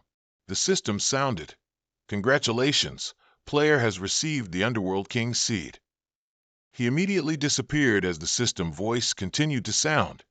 Underworld King's seed, S-grade item, single use, currently has no special effects. Xiao Yu was surprised and thought, an S-grade item, single use, still unusable? Suddenly someone called him, "Xiao Yu." Zuiyu loudly called out a few times, "Xiao Yu." He just now jolted awake, asking in great confusion, "What's wrong with me?"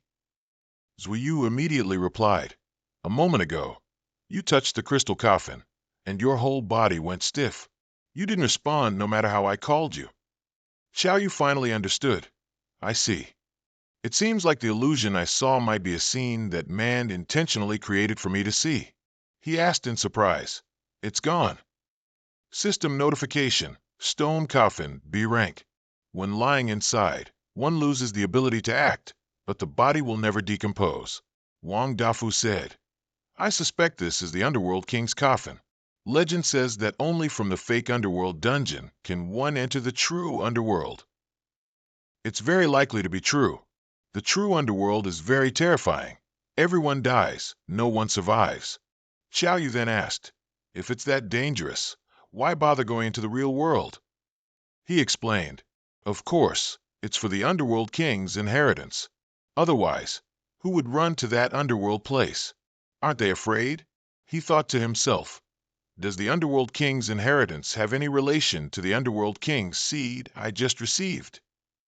Wang Dafu pointed at this moment. "Hey, look, there are two keyholes under the coffin too." Xiao Yu and Zui remained silent.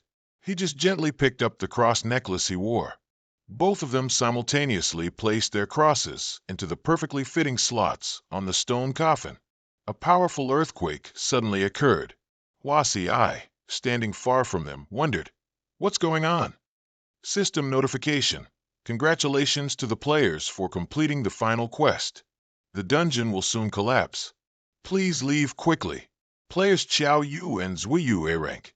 Player Xiao Yu receives 200 experience points, 20 free attribute points, and a C rank equipment. Staff of Wisdom. Zuiyu on the other side called out, "Xiao Yu, my reward is a shield." He quickly advised, "All right, this place is about to collapse. Let's leave quickly." Wang Dafu couldn't help but ask, "What's happening? What exactly did you two do?" He angrily shouted, "This dungeon is my source of income. If you destroy this dungeon, it's like cutting off my livelihood. You're not allowed to leave." Xiao Yu asked Wang Dafu in surprise, "Are you crazy? If you want to settle accounts, let's talk after we get out. Otherwise, when the dungeon collapses, both you and I will be buried here." He still stubbornly argued, "Is that so? You cut off my livelihood. Does it even matter if I get out or not?" Wasi I on the other side couldn't help but exclaim, "Wang Dafu, if you want to die, don't drag me into it." Wang Dafu didn't hesitate to turn around and kick her hard. "Stinking woman, you've been chattering nonstop on the way. It's exhausting." Wasi I directly took his terrifying kick and was knocked far back. Xiao Yu then calmly asked, "You're not blocking us just for this, are you?" Wang Dafu calmly retorted, "What? Do you think I have any other reason to attack you?" He replied, Of course. He owed when he heard that. Then tell me.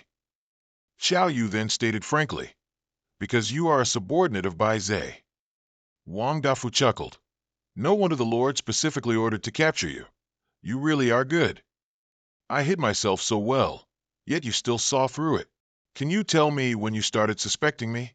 Xiao Yu calmly replied, from when you revealed Bai Zhe's tattoo. He was confused. Just that. He then affirmed, yes, just that. Wang Dafu, hearing Xiao Yu's reason for discovering him, was speechless and didn't know what to say. He threw the 2 crosses at his feet and asked, if I'm not mistaken, these 2 crosses were also made by your Bai Zhe, weren't they? Wang Dafu saw this and sneered, laughing loudly. You're smart indeed. Now that you know everything, you should also understand that you can't escape today. Xiao Yu then spoke. But I still have one question. If your only goal is to capture me, why destroy this dungeon? Wang Dafu exclaimed, I didn't expect you to have moments of ignorance, so I'll generously reveal it to you. Destroying this dungeon is to prevent the world inside from tracking your whereabouts. He spread his hands. After all, once you go missing, Ji Pingyang certainly won't let it go easily. At that time, he'll definitely mobilize all his forces to find you. But as long as the dungeon collapses, he'll never be able to find you again. Xiao Yu softly said, I see, but you're so weak. Why do you think you can catch us? Wang Dafu's entire body radiated dark energy. He smirked sinisterly. You don't need to worry about that. In an instant, he lunged forward and scratched Xiao Yu hard, causing him to immediately lose 193 HP. Xiao Yu couldn't believe it. How can his speed be so fast? Even the zombie King Zihuan couldn't catch his target. Wang Dafu then spoke from behind him. Just that? Keep being arrogant, kid. Zuiyu quickly rushed over, shielded him, and said, Xiao Yu, be careful. Wang Dafu scratched the shield with his hand, but it didn't react at all, making him wonder. An A-rank shield. Wang Dafu then exclaimed, I have to say, your luck is truly heaven-defying. A D-rank dungeon, and you can still drop A-rank equipment, but unfortunately, this equipment will soon be mine.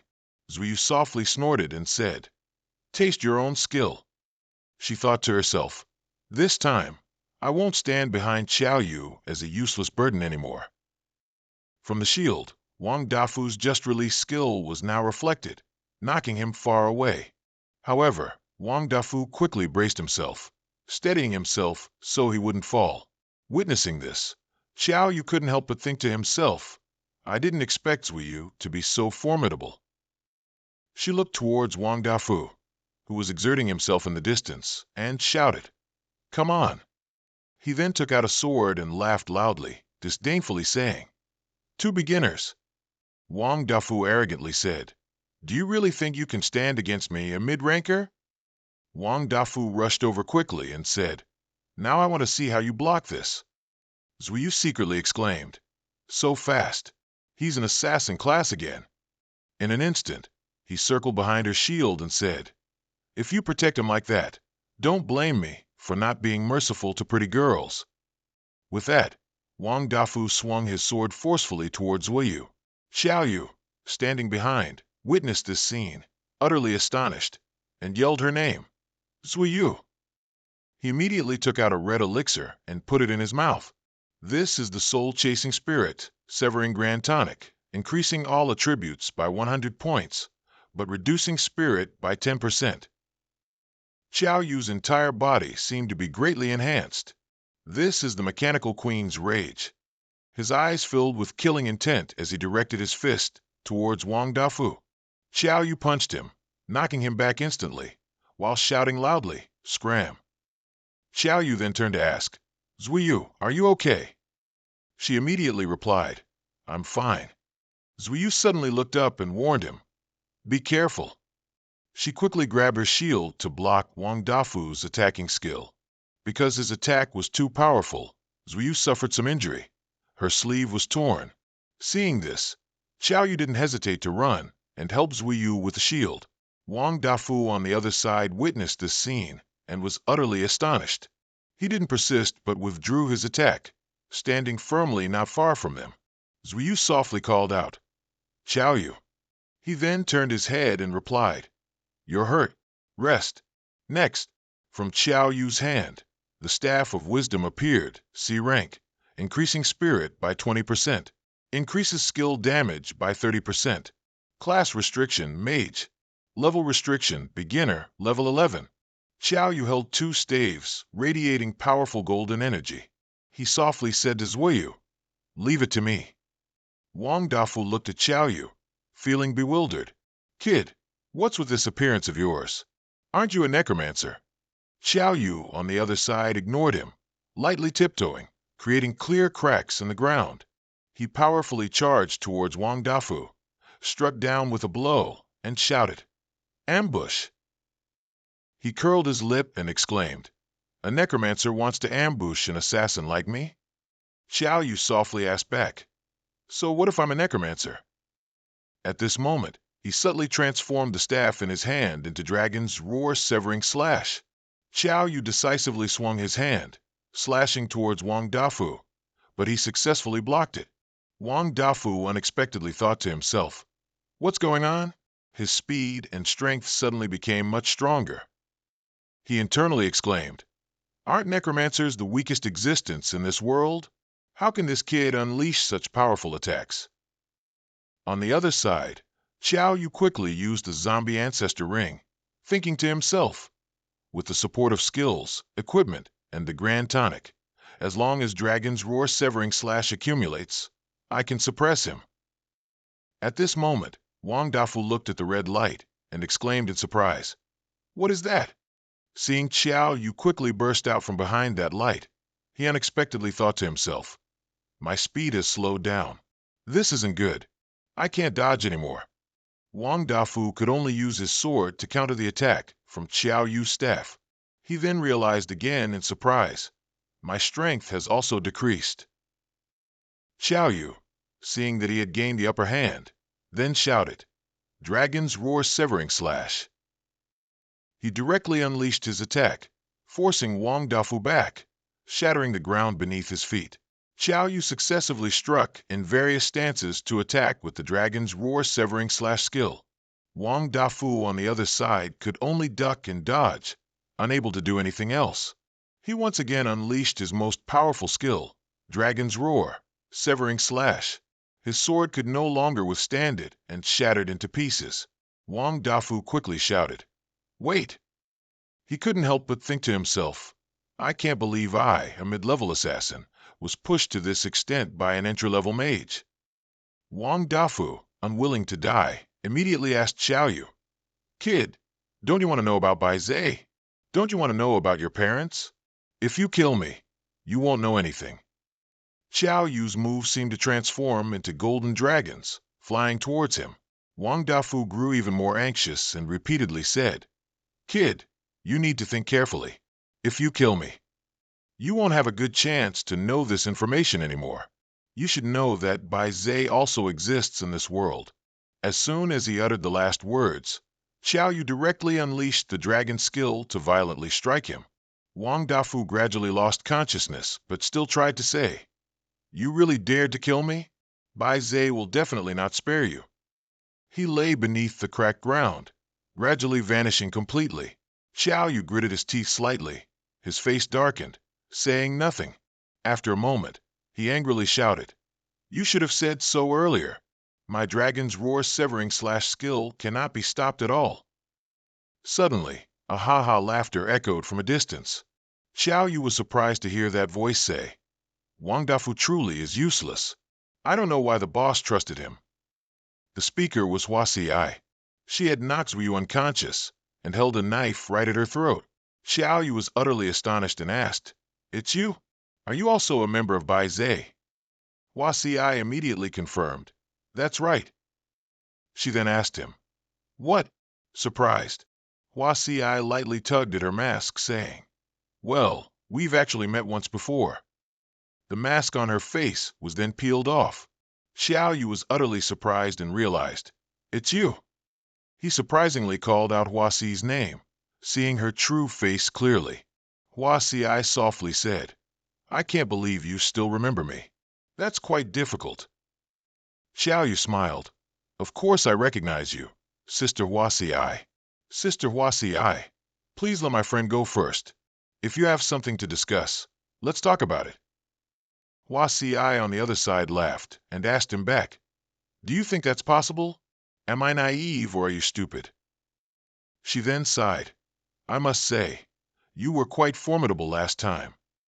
You actually managed to lead so many examinees to escape, but this time, let's see if you can escape again.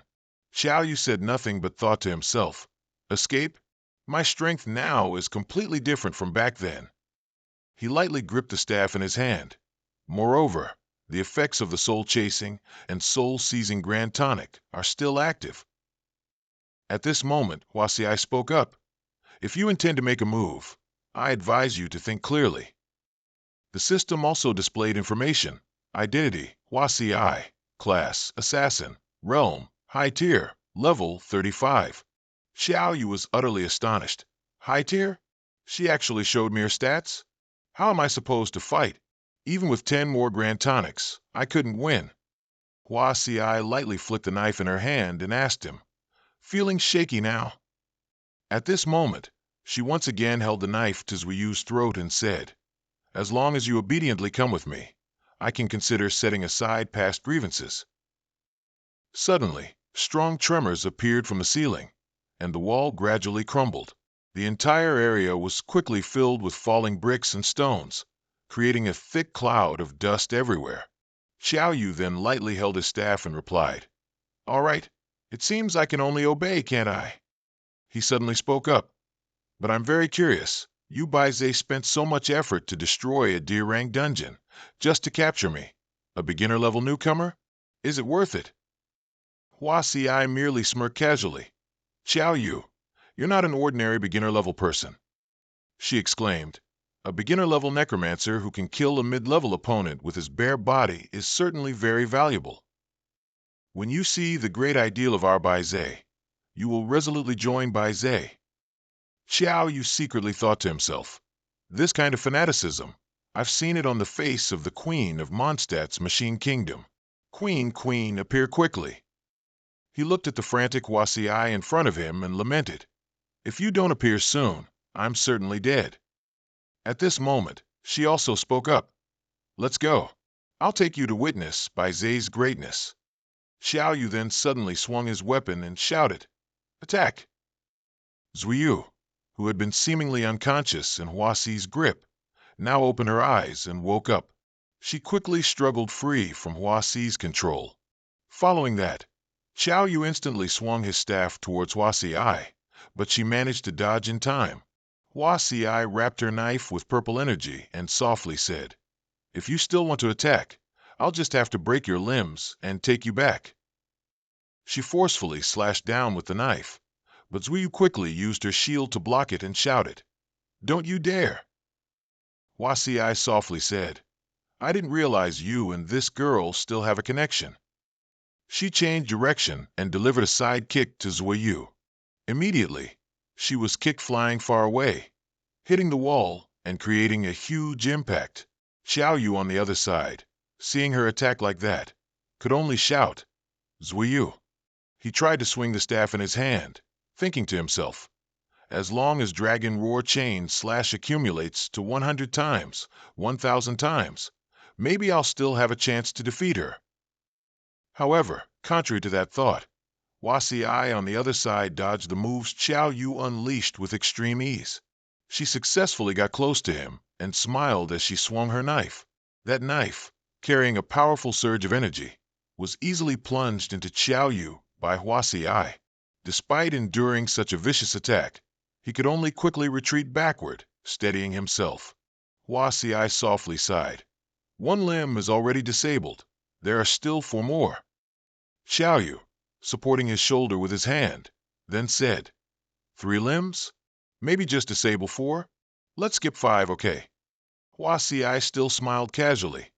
Aha, let me think a bit more. But in an instant, she darted like lightning towards Xiao Yu and slashed fiercely at his arm. Xiao Yu was secretly astonished, My defense is useless against her. She acts so fast I can't even react. Huasi, on the other side, had stopped again, standing behind Xiao Yu. Her quick, rapid slashes struck hard against his back.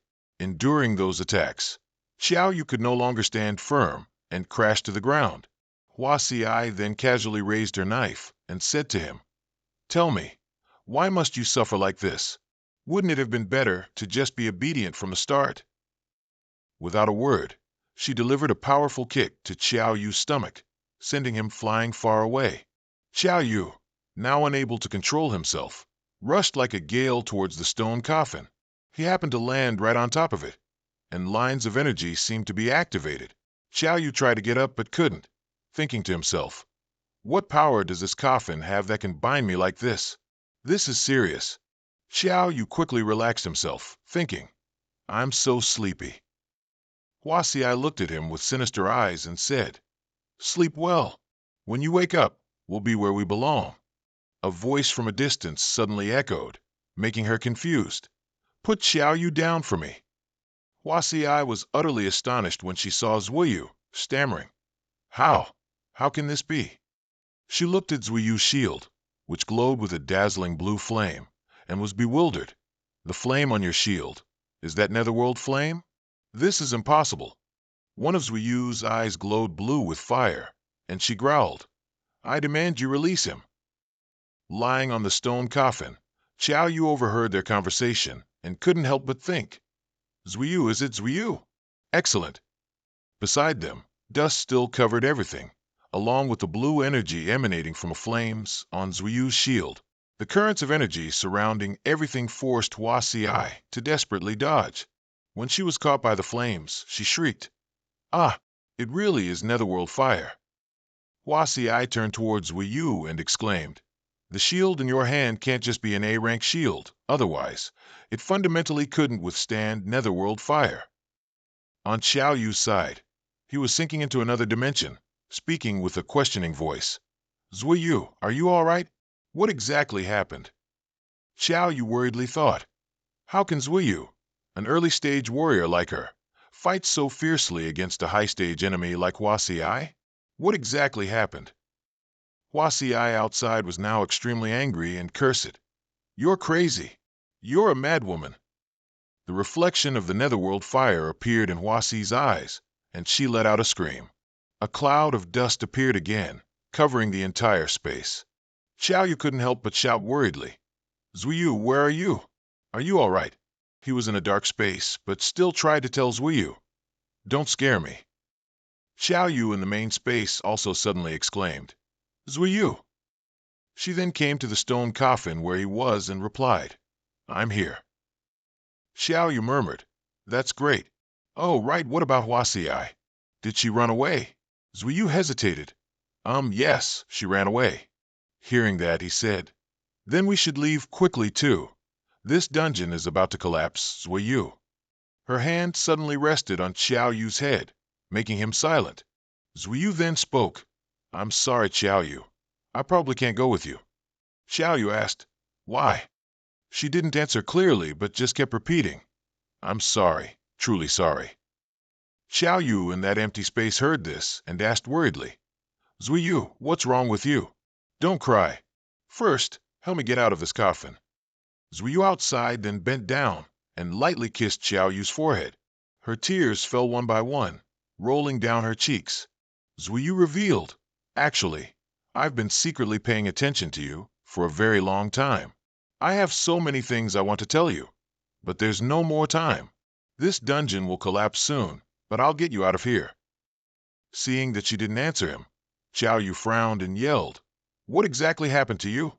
Can you tell me?" From above the roof of this building, streaks of lightning suddenly struck down forcefully. Those lightning bolts struck directly around the ground, destroying large houses. Zuiyu had by then brought Xiao Yu and the stone coffin to the space portal to leave. The space portal, noticing someone standing near it, actively pulled him in. Xiao Yu suddenly woke up then, opening his eyes wide, extremely surprised. Just as he was about to be sucked into that space portal, he still tried to call out, "Zuiyu, where are you?" As soon as Xiao Yu saw clearly, He stopped calling and stammered, "Ah, Zhuyu." In front of him was an image of Zhuyu standing beside a shield with the fire of the underworld, one side of her body pressed against a strange pattern. Zhuyu then looked up, her eyes brimming with tears, at Xiaoyu. He was about to be pulled into the space portal, only able to reach out to her, thinking, what exactly happened? Why did it turn out like this? Even when only his head was exposed outside, Xiaoyu still tried to call out, "Zhuyu." The space portal closed, and she gently advised him, "Xiaoyu, you must live well." The scene shifted to a certain place, where Xiaoyu was resting in a hospital bed. Someone spoke up, "Are you really not going to tell him? This is really unfair to Xiaoyu." Yang Xiangdi then spoke, "Do you think I want this? The doctor said, brother, you can't handle stress, and the dungeon has already collapsed, and Zhuyu." Xiaoyu, lying on the bed, dreamily opened his eyes, thinking to himself, "Where is this?" He sat up directly and asked, "What's wrong with me? My head hurts so much." The people nearby were startled to see Xiaoyu wake up. Yang Xiangdi forced a smile and made up a story. "It's nothing, brother you. We drank too much last night, and you ran into a telephone pole." Xiaoyu frowned slightly and replied, "I don't know why, but I always feel like you're lying to me. I couldn't have done that." Yang Xiangdi exclaimed, "It's true. You don't believe me." Ma Fei next to him also added, "Yeah, that's right. Fatty said it's true." Xiaoyu clutched his head, thinking, "Something's wrong. I think I've forgotten some very important things." The scene shifted to a castle in a very deserted and quiet place. A person stood proudly, speaking loudly to their subordinate. "I gave you a second chance, yet you still failed." The person kneeling was Huasiyai. She spoke, "My lord, this time it was an unexpected incident. That girl was truly strange. She actually had the fire of the underworld on her." Huasiyai sincerely pleaded, "My lord, please give me one more chance. I will definitely succeed this time." The person said nothing, merely turning their head slightly to reveal an extremely sharp gaze. Xiao Yu's attribute panel appeared, and he calmly read each item, from body information to equipment. Xiao Yu thought to himself, "Indeed, my levels suddenly increased by several ranks. My attributes have also greatly improved, and even the Azure Dragon Hidden Moon Blade has become the Golden Dragon Hidden Moon Blade." At the same time, he realized, "But there's a problem with my memory. Important things and important people have been forgotten by me." Long Xiang then opened the door and walked in, greeting, "Junior brother Xiaoyu, I heard you were hospitalized." He immediately said, "Senior brother Long Xiang." He placed a bag of apples on the table and asked, "What's wrong?" "Not feeling well." Xiaoyu replied, "I'm fine, senior brother. What brings you here?" Long Xiang asked, "Have you ever heard of the World Combat Competition for colleges and universities globally?" Xiao Yu was surprised. "Don't those competitions usually have senior students participating?" He affirmed, "This event is held every 4 years by the Eastern Alliance and the Western Alliance. It's the biggest competition ever, the best stage for young geniuses to showcase their talents. Achieving a good rank brings countless benefits." Long Xiang continued, "The champion of last year's competition even received an S-rank equipment as a reward. And this competition will be held in 9 months." Xiao Yu wondered, "So, senior brother Long Xiang wants to invite me to participate in this competition?" He immediately replied, "No, initially I wanted to invite you to go to a dungeon with me." Long Xiang spoke, "Only those who have cleared this dungeon are eligible to participate in the competition selection, but—" He stood up and said, "If junior brother Xiao Yu is injured, then I certainly won't force you to join. But if you want to participate, you can contact me again." Xiao Yu watched Long Xiang leave. He only left a farewell. "I'll take my leave now."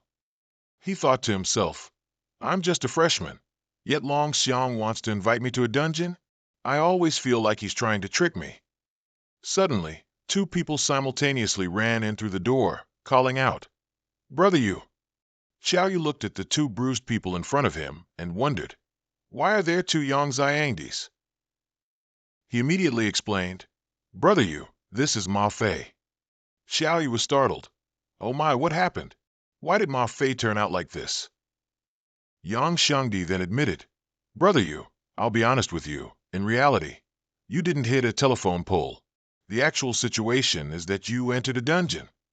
He recounted, but no one knows what you experienced in that dungeon. When we found you, you were lying by the roadside.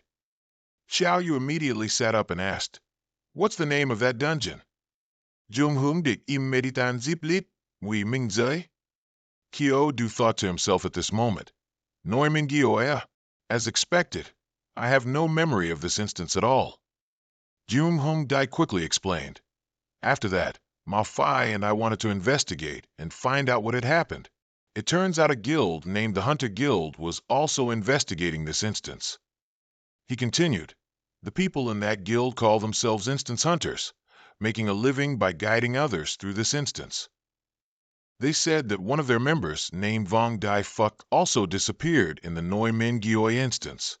Jung Hung Dike recounted, there was a person in charge of that guild. He was very arrogant and wanted our lead representative to investigate that Noi Min Gioi instance. Ma Fai immediately said, I've always acted on my own terms. Why do I need to explain myself to you? He lamented, mainly because that Ma Fai was too overbearing. After that, dozens of people from their guild beat us up. Ma Fai was hit the hardest. His whole body was swollen. Kyo Du quickly chuckled and said, So that's how it is. In that case, let's go find that guild. He thought to himself, they were beaten because of me, so I can't let these people off easy. Jung Hong Dike quickly stopped him. Brother Du, no, you can't. That guild, I'd estimate there are over 100 people. Furthermore, they are a high-level guild, so they must have high-level players. We can't beat them. Kyo Du said softly, I don't believe it. They're Hunter Guild. The entire guild is high-level players? We can't beat the high-level ones, but we can beat the beginner and intermediate ones, right? Ma Fai on the other side agreed. Exactly. I, Ma Fai, have never suffered such a loss in my entire life. At this moment, Kyo Du led the way, with the other two following, shouting, Let's go. The scene then shifted to the Hunter Guild, where a crowd of people stood guard outside. They successively exclaimed, Young Master Hong, just now those two scoundrels dared to offend you. They truly don't know their place. If young Master Hong asks, it's our honor. Yet they still dared to boast. Those two small fries are nothing. The young Master Hong then shouted, All right, dealing with those two brats isn't worth mentioning at all. The most important thing is to find out where Vong Dai Fuk went as soon as possible, whether alive or dead. We need to find him. He declared, I want to see who dares to lay a hand on our Hunter Guild members. His subordinate replied, No problem, young Master Hong. We will definitely find traces of Vong Dai Fuk, even if we have to dig 3 feet deep. The other person then asked, Young Master Hong, don't you need us for protection? He immediately retorted, What? You think someone dares to deal with me? Young Master Hong. Another person agreed, Young Master Hong is right. We were just worrying too much. Not everyone is as foolish as those two idiots. He simply said, All right, everyone, go investigate information about Vong Dai Fuk. As soon as his subordinates left, young Master Hong noticed 3 people approaching him. He saw them and arrogantly said, Who do we have here? Oh, it's that idiot we just beat up. Young Master Hong smirked and said, What, you brought backup? I suggest that before you seek revenge, you should at least inquire about the reputation of our Hunter Guild. Kyo Du calmly said, If you apologize now, I'll go a little easier on you next. That young Master Hong burst out laughing. Apologize? What kind of joke are you trying to pull, kid? For me to hit you is your honor. You're ungrateful, and you still want me to apologize to you. He pointed and said, If I hit you, you should just accept it quietly and enjoy it. Because the chairman of the Hunter Guild is my father, so my words, Hong Ung's words, are law. Kyo Du then casually pointed at him and said, Did you see that, Ma Fai? This is what you call showing off. Your showing off skills still need a lot of improvement. Ma Fai, standing next to him, disdained. What? This is called showing off. It's deliberate, that's what it is. It's nothing like me. So cool and natural. Hong Ung heard them and angrily shouted. Enough! How dare you make fun of me? You're truly audacious. Kyo Du then lunged towards him and said, Making fun of you? Then I still have to hit you, right? He didn't hesitate to punch him to the ground and exclaimed, Hitting you? You're as fat as Jung Daik Phi. After being sent flying, Hong Ung couldn't help but shout, Are you crazy? You actually dared to lay a hand on the young master of the Hunter Guild. Jung Hong Daik calmly looked at him and said to Ma Fai next to him, Look at that idiot pretending to show off. His brain must be broken, right? Hong Ung heard him say that and seemed to go furious, cursing. Are you looking for death? He didn't continue to curse, but braced his feet, backing away as if to perform something. At this moment, Hong Ung took out a giant hammer and leaped high into the air. He slammed the hammer down hard and shouted, Then die.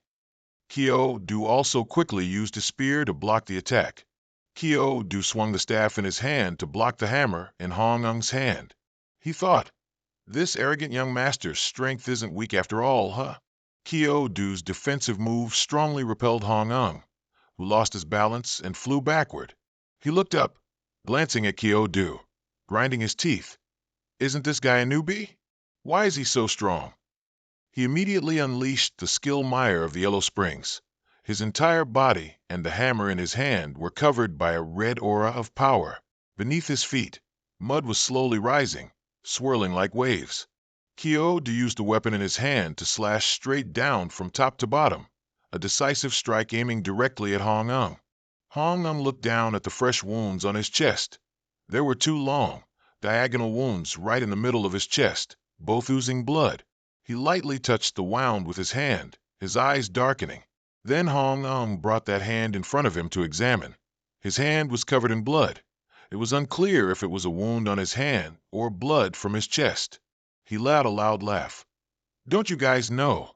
When I entered the dungeon at 18 years old, a player ambushed me and injured me.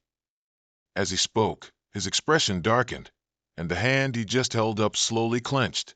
Then he covered his face with his hand, looking up at the sky, laughing loudly as he said, After leaving the dungeon, I sent people to capture him.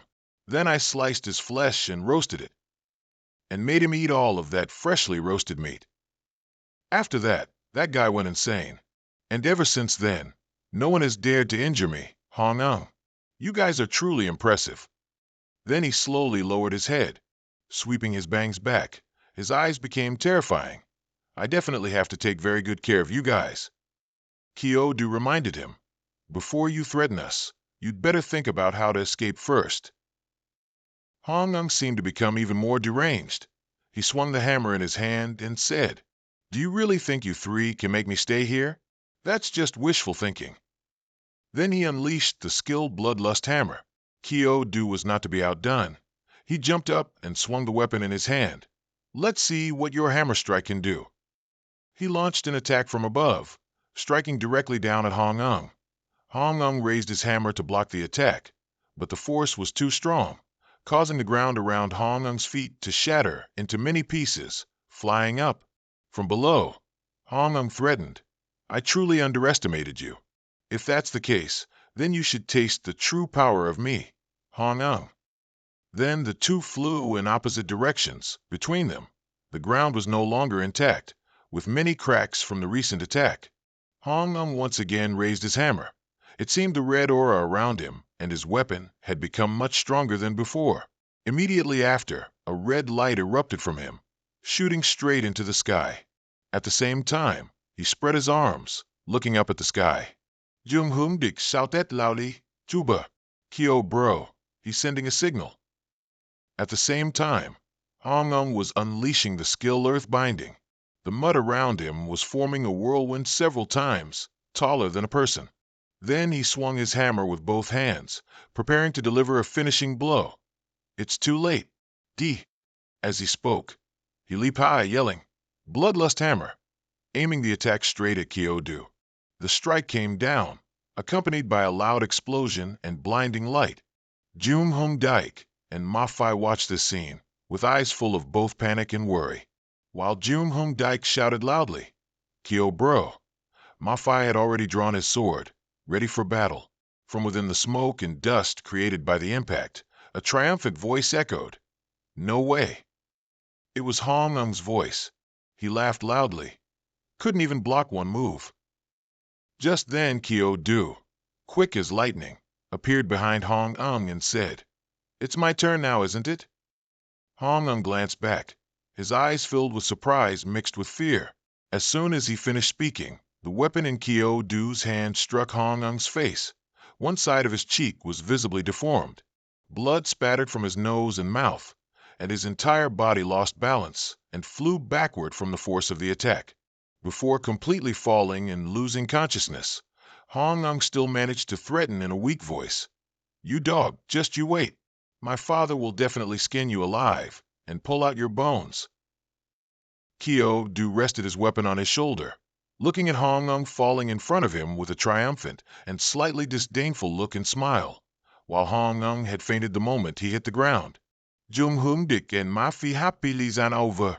Jung Hung Dik spoke foot, Gilbo."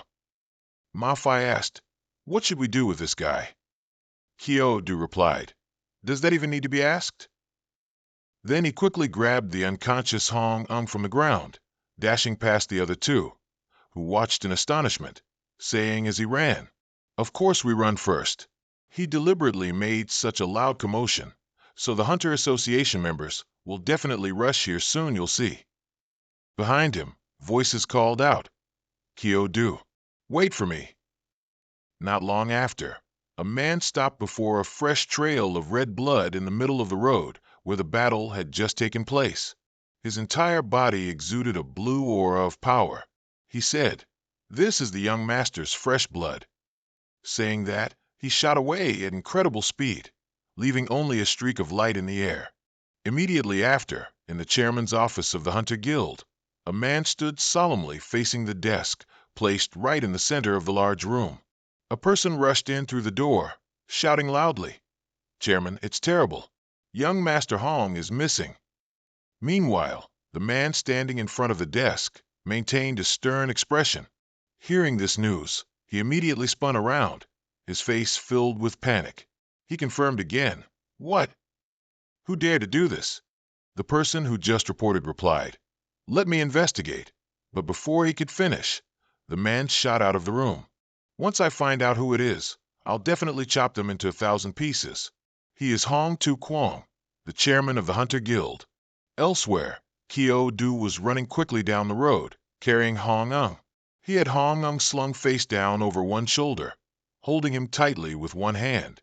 Just then, Hong Ung suddenly woke up, seeing Jung Hung Daik and Ma Fai right in front of him. He was a little startled. Jung Hung Daik noticed this and reminded, "Brother Du, this scoundrel's awake." Despite his situation, Hong Ung continued to warn them, "I admit you guys have some strength, but I suggest you let me go right now. Otherwise, prepare yourselves for endless revenge from the Hunter Guild." Kyo Du immediately threw Hong Ung down, making him land flat on his back on the road. "You're a prisoner now, so behave for this old man." Hong Ung lay on the ground, his voice weak. "You despicable scoundrels, if my dad finds out about this, you're dead for sure." Ma Fai looked at him with a sly glint in his eyes.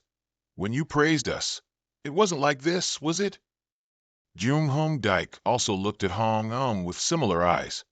Now the tables have turned, huh? Hong Ung curled up on the ground, his hands crossed over his chest, weakly pleading, "No, don't hit my face." Hearing this, Ma Fai moved even closer. This old man has been waiting for this moment. Jung Hong Daik, walking beside him, also raised a fist. "My urine is yellow. Let me moisturize his face for a bit. Let him taste the sweetness first." Just then, a blue stream of power shot between Jung Hong Daik and Ma Fai, startling both of them. This powerful stream passed through the space between them and struck the railing right above Hong Ung. Kyo Du, standing in the distance, also turned back and vigilantly asked, Who's there? Then he continued, it's a light mage. The person who just appeared was Butler SOC Lai.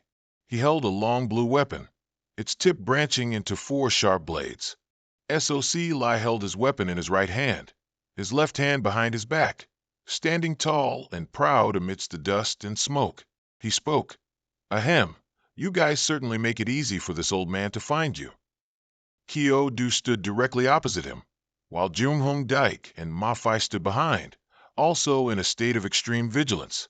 Hong Ung struggled to lift his head and shouted, SOC Lai, kill them, quickly kill them. SOC Lai maintained his calm posture. He gently replied, Don't worry, young master. I will absolutely not let these 3 wicked rascals off the hook. As he spoke, he slowly activated the power in the arm holding his weapon. He spoke a warning that sounded more like a threat. If you 3 surrender and bind yourselves, you might suffer a little less physical pain. Jung Hong Daik swung his weapon and moved quickly forward, jumping and cursing. Surrender your head. Earth blast. Immediately after, a large explosion occurred, and a massive fire erupted, shaking the ground. SOC Lai calmly pulled his weapon back, crossing it in front of his chest, his expression unchanged. Smoke and fire enveloped him. Jung Hong Daik looked at the scene in astonishment. What? Ma Fai on the other side was also staring, equally surprised. Kyo Du frowned, thinking, even if this old man isn't a high-level expert, he's probably not far from it. SOC Lai once again moved his weapon to his right, still speaking in a calm tone. Since you wish to resist, then don't blame me for making a move. On the other side, Kyo Du, Jung Hong Daik, and Ma Fai simultaneously charged forward. Jung Hong Daik raised the staff in his hand, Earth Dragon Bullet, pointing the staff towards SOC Lai. A swirling vortex of sand appeared around Jung Hong Daik. SOC Lai gently raised the staff in his hand, pointing its tip straight up to the sky. A dazzling spherical light suddenly appeared at the staff's tip. He spoke, Holy light, do you see those enemies?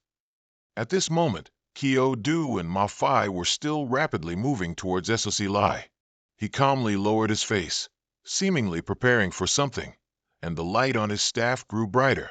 Just as Kyo Du and Ma Fai were only a few steps away from SOC Lai, the light from the staff in his hand had become large enough. That light seemed to affect both of them. Ma Fai cried out, I can't move. Unbeknownst to them, the staff had slowly transformed into a golden holy sword. He moved the sword in front of him, its tip pointing downwards. As this single sword strike was unleashed, the surrounding space was immediately enveloped by multiple streams of light, carrying terrifying power. Kyo Du's group struggled to dodge. Kyo Du managed to dodge all of it, but lost his balance and slid a long distance on the ground. Ma Fai was less fortunate.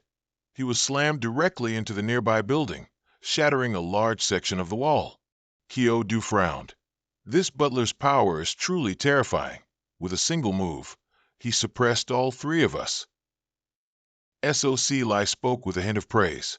Oh, as mere beginners, yet you could withstand one of my skills. No wonder you were able to defeat the young master of my hunter guild. Then he changed to a contemptuous expression. But it's over now. In front of me, you are like weak ants. Jung Hong Daik heard that and replied, Weak? Huh, old man? You'll soon know we're not weak. Then he laughed loudly, looking towards Ma Fai, who was lying amidst the rubble from the broken wall he'd just caused by crashing into it. Ma Fai, you're truly too weak, far inferior to Du Xie. With the same move, Du Xie only stepped back a few paces. But you flew straight out. Duong Hong Daik continued to provocatively say with a cold tone, With your strength, you'll never be able to surpass Duca in this lifetime. You're not even worthy of carrying Duca's shoes. He noticed the pile of broken wall was slowly moving, so he continued, You're both humans. How can there be such a huge difference between you and him? Ma Fai, did you secretly run away when humans were evolving? Some people are born in Rome, but you, Ma Fai, are different. You were born to be an ox or a horse. If not, then just be Duca's hunting dog later. That way he can protect you. Amidst the rubble, a great force suddenly appeared, sending many pieces of the wall flying out. Ma Fai stood proudly in the center, his bloodshot eyes filled with killing intent. His whole body radiated a red power. He had stood up as if he hadn't taken Lai Soc's attack earlier. This surprised Lai Soc, who looked on and said, "This terrifying sword intent, what in the world is?" The system displayed Ma Fai's stats. Self-esteem damaged 100%. Damage value increased 10,000%. He spoke coldly. "Duong Hong Dike, you bastard, this old man who pretends to be so great, I, Ma Fai, will kill him for you to see." He raised his right hand and commanded, "Sword come." The sword on the ground quickly moved and flew into Ma Fai's hand. His other hand clenched tightly. Lai Soc was also extremely surprised and a little scared when he saw this. He wondered, what's happening? His right hand instinctively raised the golden sword he held to defend himself. But then he realized something. Lai Soc's pupils contracted, his eyes showing clear shock. In front of him, somehow Ma Fai had moved directly in front of him, just a few steps away, and launched a sword strike with unique power. The sword in Lai Soc's hand transformed back into a staff. He raised the staff to block in front of him and said, "Oh, holy light, please protect me." Duong Hong Dike unleashed his fat-burning technique. His body indeed looked much thinner. He said, "Still want to use a similar move?" The roar of the earth explosion technique echoed. The ground was torn into small pieces. Large chunks were impacted and flew up, shifting from their original places. Ma Fai's sword tip touched the golden orb that was acting as a protective shield around Lai Soc. Inside, Lai Soc began to frown with worry. "Holy light, protect me." Ma Fai's sword tip broke through the shield, creating a crack on the surface that slowly spread, forming countless more cracks. Then the sword plunged deeper. Lai Soc's protection disappeared, and Ma Fai's sword pierced straight through Lai Soc's abdomen. He was flung far away, right to the spot where Ma Fai had collided earlier, where a section of the wall had been punctured. Duong Hong Dike asked, "Ma Fai, is that old man dead yet?" Xiao Yu, Duong Hong Dike, and Ma Fai all looked towards where Lai Soc had fallen with probing eyes. Ma Fai replied, "I don't know." As if realizing something, Xiao Yu mused while looking in that direction, his gaze still meticulously observing. Suddenly he shouted loudly, "Watch out!" Duong Hong Dike and Ma Fai behind him looked forward in surprise. Xiao Yu stood in front to block. Two golden rays hit his right elbow and abdomen, reducing 692 points. Stepping out from the rubble, Lai Soc could no longer maintain his initial calm expression. Instead, he frowned and said, "I want." Then he slowly picked up his staff from the ground and slowly stood up straight. He continued, "You all die." Xiao Yu stared at Lai Soc, thinking, "This old man is about to explode, it seems." Suddenly at this moment, his head throbbed. Xiao Yu clutched his head in pain with both hands. Duong Hong Dike next to him immediately worried. "Duca, what's wrong? Are you okay?" An image of a small girl suddenly appeared in Xiao Yu's mind. He wondered, what's happening? It seems like someone always stood in front of us, bearing the damage. Who exactly was it? Why can't I remember? Just then, Lai Soc's golden holy sword pierced through Xiao Yu's chest before the astonished eyes of Duong Hong Dike and Ma Fai. Xiao Yu cried out, but in his mind he was still thinking about the image he just saw. Why can't I remember her? Duong Hong Dike next to him shouted loudly, "Brother Xiao, are you okay?" He raised his hand, trying to hold Xiao Yu back. Fortunately, he managed to grab Xiao Yu's arm, and Duong Hong Dike carried Xiao Yu on his back. At the same time, he turned to Ma Fai and said, "Feng Fai, the situation now means we can't stay here. That butler is too terrifying." Ma Fai, with bruises on his face, replied, "This old man, if I were his age, I'd kill him like a dog." When he turned back, he saw Duong Hong Dike carrying Xiao Yu and already running away. He called after them, "Oh, God damn it, wait for me." While fleeing, Ma Fai casually grabbed Hong Ng's two tightly bound arms in front of his chest, much to Hong Ng's surprise. With Ma Fai's speed, Hong Ung was almost flying in midair. He cursed loudly. Damn it, where are you taking me? Lai SOC, save me. Lai SOC quickly gave chase. He spoke to reassure Hong Ung. Young master, don't worry. Those thugs won't get away. They moved so fast that the chase could only be seen as streaks of light weaving between buildings. A moment later, they were at Kindu University.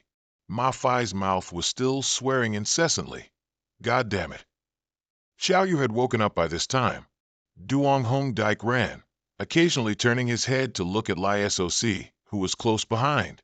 He said, This old man actually dares to chase us all the way into the school. Others in the school, seeing this scene, also exclaimed in surprise. Oh, isn't that young Master Hong of the Hunter Guild? Another person added, and someone actually dares to kidnap him and drag him into the school? SOC Lai, following behind, shouted loudly, You scoundrels, where are you running to? The anger on his face was impossible to hide. At this moment, a security guard quickly appeared and stopped SOC Lai, shouting loudly, Hey, who are you? Stop! SOC Lai continued to chase Xiao Yu and his group, easily pushing the security guard aside. Get out of the way. Duong Hong Dike ran, glancing back behind him. He said, This old man is really crazy. Xiao Yu on his back also silently glanced back, because he was busy looking at SOC Lai. Duong Hong Dike bumped straight into a man's chest. He bounced back and fell backward, while Xiao Yu quickly jumped down and landed safely. It was Teacher Van Lai, Hao, with his prominent red hair. He crossed his arms and asked, Xiao Yu, what are you doing here? Duong Hong Dike, standing next to him, was rubbing his forehead where he had just hit the teacher, while Xiao Yu reminded the teacher, Teacher Van Lai Hao, behind you. Van Lai Hao turned around and saw SOC Lai running quickly towards him. He frowned. Oh, some people actually dare to hunt down students of our Kindu University without knowing their place? Then he grabbed the string of his cloak, and they even chased him all the way into the school. Van Lai Hao threw away his cloak. He quickly ran forward, his entire body radiating orange-yellow power like flames, and he shouted, Quite bold, aren't you? SOC Lai used his defensive move, Holy Light Shield. A protective membrane made of many hexagons appeared around him. Van Lai Hao used his muscular arm to deliver a powerful punch to that protective layer. The impact caused an explosion. Immediately after, SOC Lai was sent flying backward dozens of meters and only stopped when he hit a wall. SOC Lai was severely injured. Lying amidst the rubble of the wall, he thought, Is this the true power of Kindu University? Van Lai Hao approached, looking down at SOC Lai from above. He interrogated, Speak quickly. Who are you? Why did you come to the school causing trouble? Then Van Lai Hao clenched his fist, looking at SOC Lai with a threatening gaze. If you don't speak, then I'll send you off to be reincarnated right now. Suddenly, a sound rang out from behind Van Lai Hao. Stop. At the same time, many figures also appeared. It was Hong Tu Kwong and his subordinates. His face darkened as he stood proudly, looking at the scene before him. Hong Tu Kwong's whole body radiated purple power. He frowned, his eyes full of threat.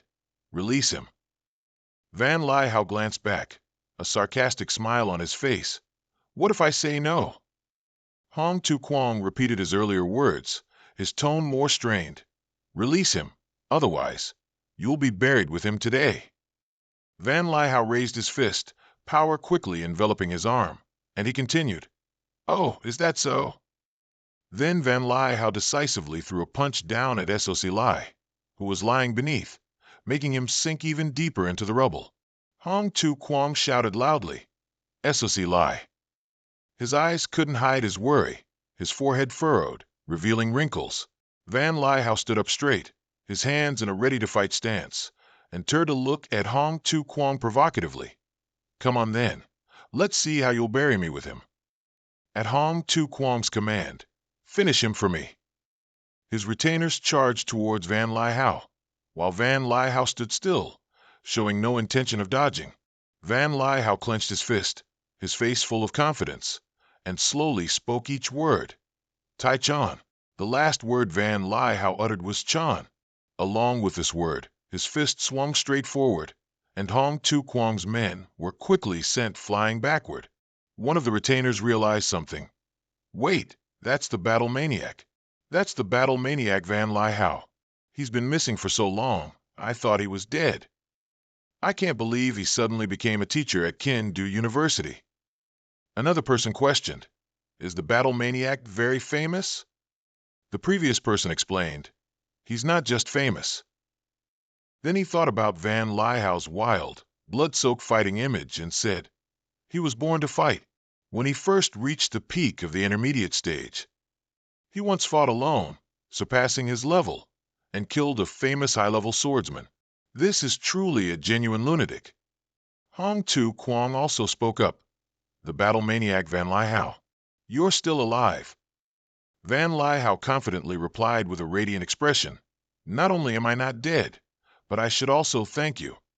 Ever since I took on this boring teacher's job, I've basically never had a chance to go all out. Thank you for coming to cause trouble. Hong Tu Kwang pulled out a gigantic hammer, identical to the weapon Hong Ung once used, but much larger. He said, arrogant. Then Hong Tu Kwang swung the hammer in a circle, the attack aimed at Van Lai Hao, almost touching him.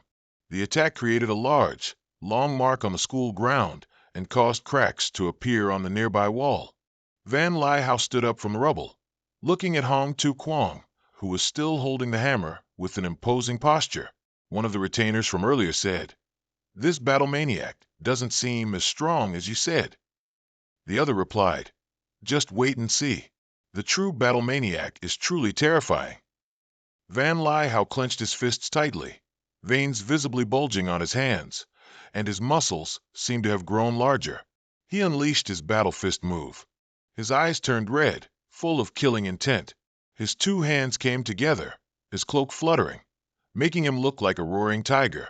Van Lai Hao moved swiftly towards Hong Tu Kwang, so fast that by the time Hong Tu Kwang realized it, Van Lai Hao was already right above him. Lai Hao and Tu Kwang clashed. Lai Hao threw a punch at him, and Tu Kwang used his hammer to block it. But because Lai Hao's punch was so powerful, it sent Tu Kwang flying backward, crashing hard into the wall. Tu Kwang, pulling his hammer that was emitting lightning bolts, began to step forward. He continued to channel power into the hammer, and thick smoke billowed up. Ma Fai and Kyo Du, watching from outside, couldn't help but be astonished by the scene. Then Ma Fai thought of another hammer that possessed a similar power source. Afterwards, Tu Kwang, brimming with murderous intent, advanced towards Lai Hao. The people outside began to worry, saying, it's over. The chairman has truly gone all out this time. But Lai Hao showed no fear. He just chuckled with amusement and said, kill me in one move? That's ridiculous. Then came a challenge from Lai Hao. Then come at me. Just as the battle was about to erupt, a strange object suddenly flew straight down from the sky. It powerfully plunged into the ground, right in the middle where the two were about to clash, creating a violent shockwave. It took the form of a sword and simultaneously emitted a terrifying black aura. Those outside, feeling that power, also spoke in fear. What is this? Such terrifying aura.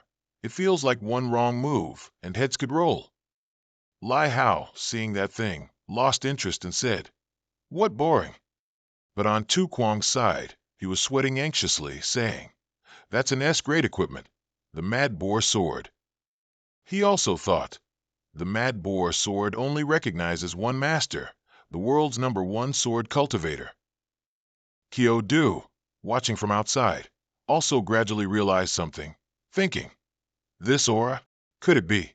The person he thought of at that moment was the old headmaster, and at that exact time, an old man appeared right at that sword with a dignified demeanor. It was Ko Bin Duong. He frowned and spoke threateningly. Give me an explanation, or else today the Hunter Guild will be annihilated. Suddenly, a boorish fellow arrogantly said, just an old man. Who do you think you are? Annihilate my guild? Are you even worthy? At the same time, he swung his rope powerfully towards Bin Duong. Seeing the foolish action of that guy, Tu Kwang immediately turned and shouted, stop, you scoundrel! But it seemed everything was too late, as the rope had completely ensnared Bin Duong's body. He triumphantly held the rope and said, "Don't worry, Chairman. This old man has been tightly bound by my celestial web. No matter how strong he is, he won't escape." But Bin Duong calmly moved just one finger. Immediately, the rope wrapped around him shattered into pieces. Witnessing his most confident rope break in just one move, he cried out in confusion, "How can this be? My celestial web is B-grade equipment." And yet it was destroyed? Then he was immediately engulfed by a surge of power. "No, no, save me, save me." Finally, he was evaporated into thin air by Bin Duong.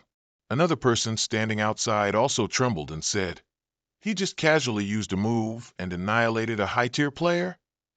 Is this the true strength of the world's #1 sword cultivator? He didn't even bother drawing his sword." With everything settled, Bin Duong then spoke again. "Explain." Hearing this, Tu Quang looked towards Ma Fai and his group and replied, "Your university students kidnapped my son. I was forced to break in here to save him." Then Bin Duong frowned and said, "Is this your justification for causing trouble outside my Kindu University?" Tu Quang replied, "Yes, just return my son, and what happened today will be forgotten. I promise I won't care about it anymore and will leave immediately, if you are the headmaster of Kindu University." Then, before he could finish his sentence, Bin Duong unleashed a murderous aura. He snarled a threat. "Two choices, get out or die." Ma Fai, watching from afar with sparkling eyes, excitedly said, "Oh my God, this is a true sword cultivator. This is true showing off. My past life was such a waste." Despite the threat, old Tu Quang refused to back down and said to Bin Duong, "Ko Bin Duong, you are a person of status. Why can't you be reasonable?" Hearing this, he frowned angrily and said, "Did you think about being reasonable when you caused trouble at my school and injured my students?" Tu Quang continued to argue with Bin Duong. "It was your students who kidnapped my son. Are you really condoning your students' actions?" Hung Dike, standing outside, also yelled towards Tu Quang, "Get lost! Your guild was the one who attacked us first." At this moment, Bin Duong added, "Yes, I am condoning them. So what?" Hearing that, Tu Quang was speechless and said, "Ugh." Then Bin Duong began to draw his sword and said, "If you have nothing to say, then scram. I'm only counting to 3. Then Bin Duong started counting. 3, 2.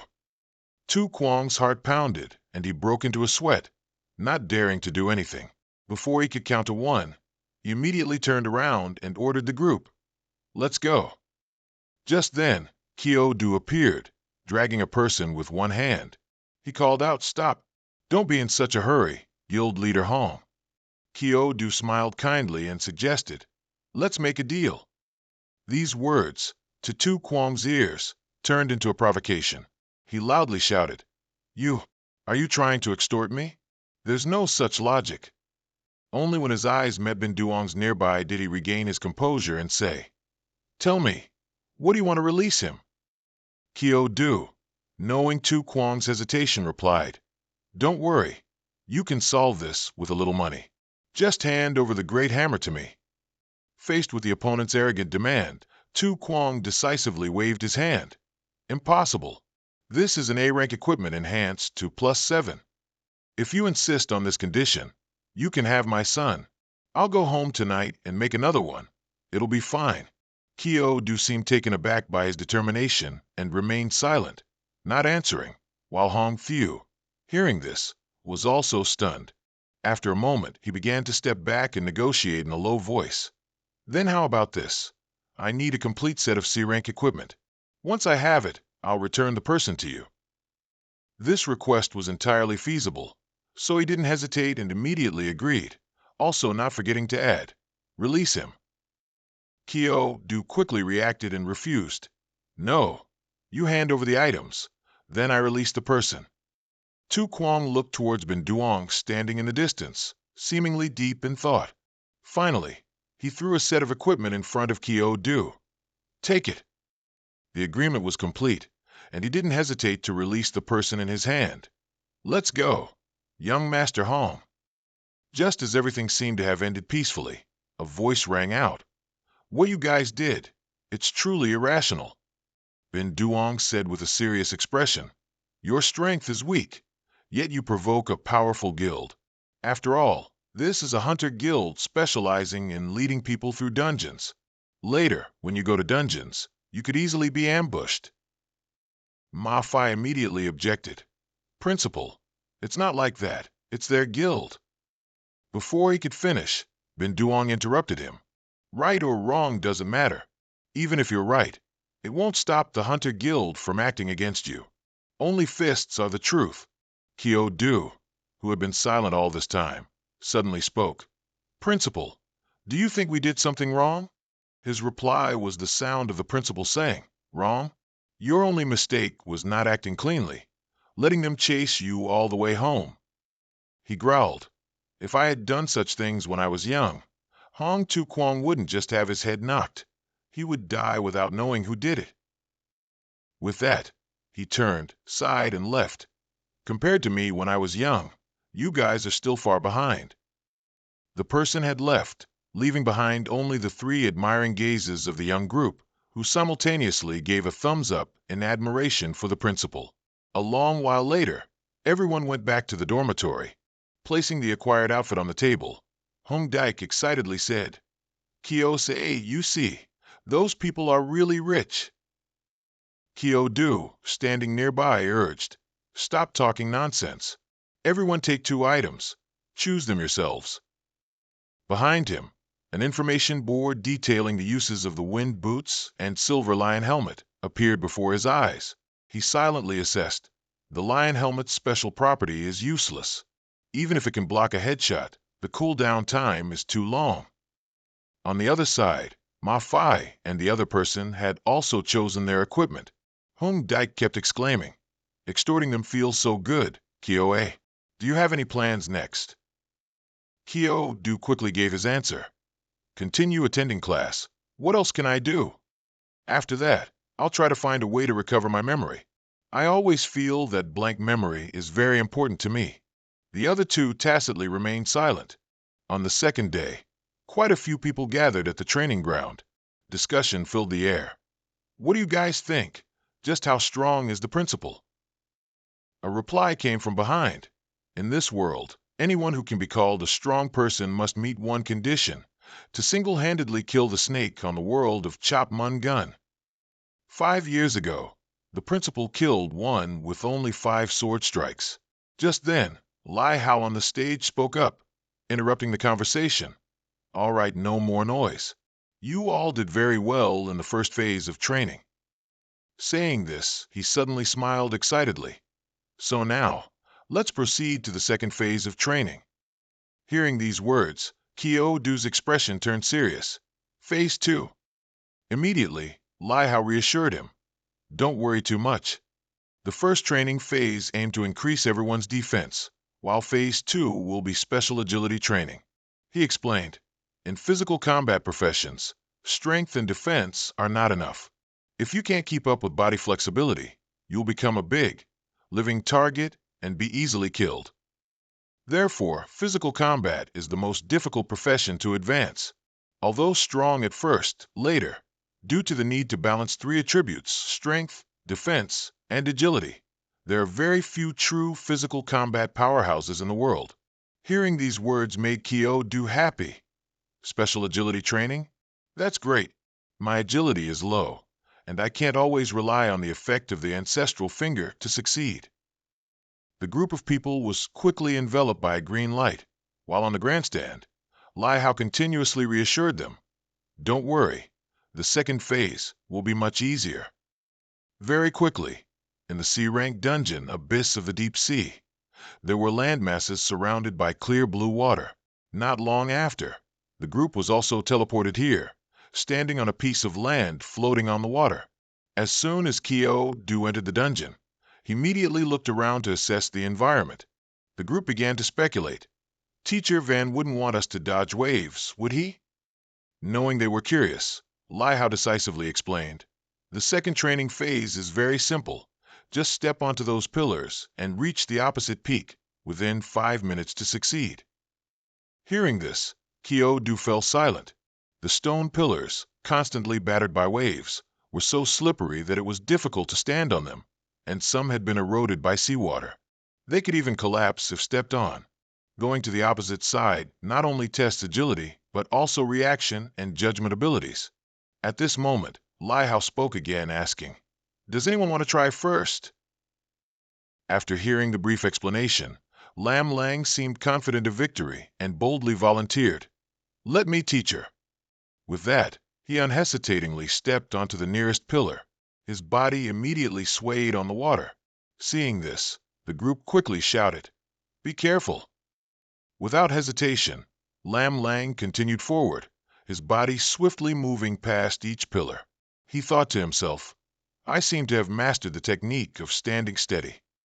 Clearly, the opponent was not troubled by this challenge. The crowd immediately buzzed. "How did he do that so easily? It doesn't look difficult at all." Just as Lam Lang was about to take another step, a ripple suddenly appeared beneath the water surface, causing violent vibrations. The next second, a fish shot out from under the water, darting past Lam Lang. He had no choice but to lean back to dodge it. Unsurprisingly, Lam Lang fell into the water immediately afterward. Seeing the figure struggling in the water, Lai Hao, as if he had predicted it, calmly said, "Climb up here yourself." 15 minutes later, Lam Lang finally struggled his way onto the landmass. At this point, Lai Hao explained, "That strange fish is a gray swordfish, a specialty of this dungeon. Any creature that wants to reach the opposite mountain will be attacked by it. There are no other dangers." The group was immediately confused by this statement. "Teacher Van, how many gray swordfish are there at the bottom of the sea?" Hearing this, he suddenly changed his expression and lowered his voice. "Below is a nest of gray swordfish. A quick count would put it at around 100,000. The number just blurted out terrified everyone. 100,000? Without giving them time to calm down, Lai Hao spoke again. "Oh, and by the way, the first person to complete this mission will receive a special reward." Hearing about the reward, everyone began to get excited. If Teacher Van gives a reward, it must be something good. What is it after all? The next second, the group rushed forward, jostling each other, eager to quickly complete the training. Very quickly, figures appeared on the pillars, floating on the water. They began to compete. "The reward is mine. Damn it, don't even think about stealing it from me. Get out of the way." The scene was extremely lively, with some leaning forward to rush ahead. "I'll get there first," and others nimbly dodging. "No way." Meanwhile, in stark contrast to the commotion over there, another person, whose steps were as heavy as buckets, gently mumbled, "It's my turn to try, I guess." The next second, Kyo-do's figure unexpectedly darted forward, surprising even Lai Hao. He glanced subtly, following the back that had just zoomed past. This kid. On this side, Kyo-do, with astonishing speed, easily jumped over each pillar without encountering any obstacles. This unusual sight once again astonished the group, who exclaimed, "Kyo-do's speed is really fast." At this moment, he gradually approached another participant, who shrieked in panic, "Don't come over here. The pillar can't hold two people at once, or we'll both fall into the sea." It seemed Kyo-do would stop, but he didn't. He unhesitatingly continued to rush forward, without faltering. The next second, he simply leaned his body to lightly avoid the other person, then quickly jumped forward, continuing his advance. The group was now amazed by Kyo-do's actions. "Holy cow, what just happened? How is he so fast?" Kyo-do was also surprised. "I never expected the 7-wind boots I just acquired would be so useful now." According to the system, its function is, when the distance between you and the enemy is 1 meter, you can slide your foot behind the enemy. Just then, on Lam Lang's side, a gray swordfish leaped out, intending to block the intruder's path. Without hesitation, he raised his hand and punched the fish forcefully. His actions were incredibly decisive. The people behind him seemed to discover a new way. He can actually do that. Kyo-do was still focused on rushing forward when the queen's voice reminded him, Kyo-do, there's something very powerful on the mountain opposite. Hearing this sound, Kyo-do replied, Queen, you're finally back, huh? Very quickly, she explained again, I've always been with you, never left. He immediately stepped onto a nearby pillar, probing. So what's waiting for me on the opposite mountain, Queen? Tell me quickly, what exactly happened in the underworld dungeon? The Queen's mechanical figure seemed to float before him. She hesitated slightly. Kyo-do, I'm sorry. I can't tell you. Not getting the answer he wanted, Kyo-do immediately agitatedly questioned, Why is that? She whispered softly. At that time, the dungeon collapsed, which caught the attention of the overlord's will from the other world.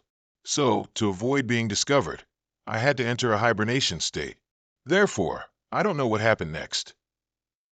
She also said, But I can tell you that the memories you lost were not accidental, but man-made. Kyo-do then muttered, as if confirming, Made by humans? The mechanical queen's gaze was now incredibly firm.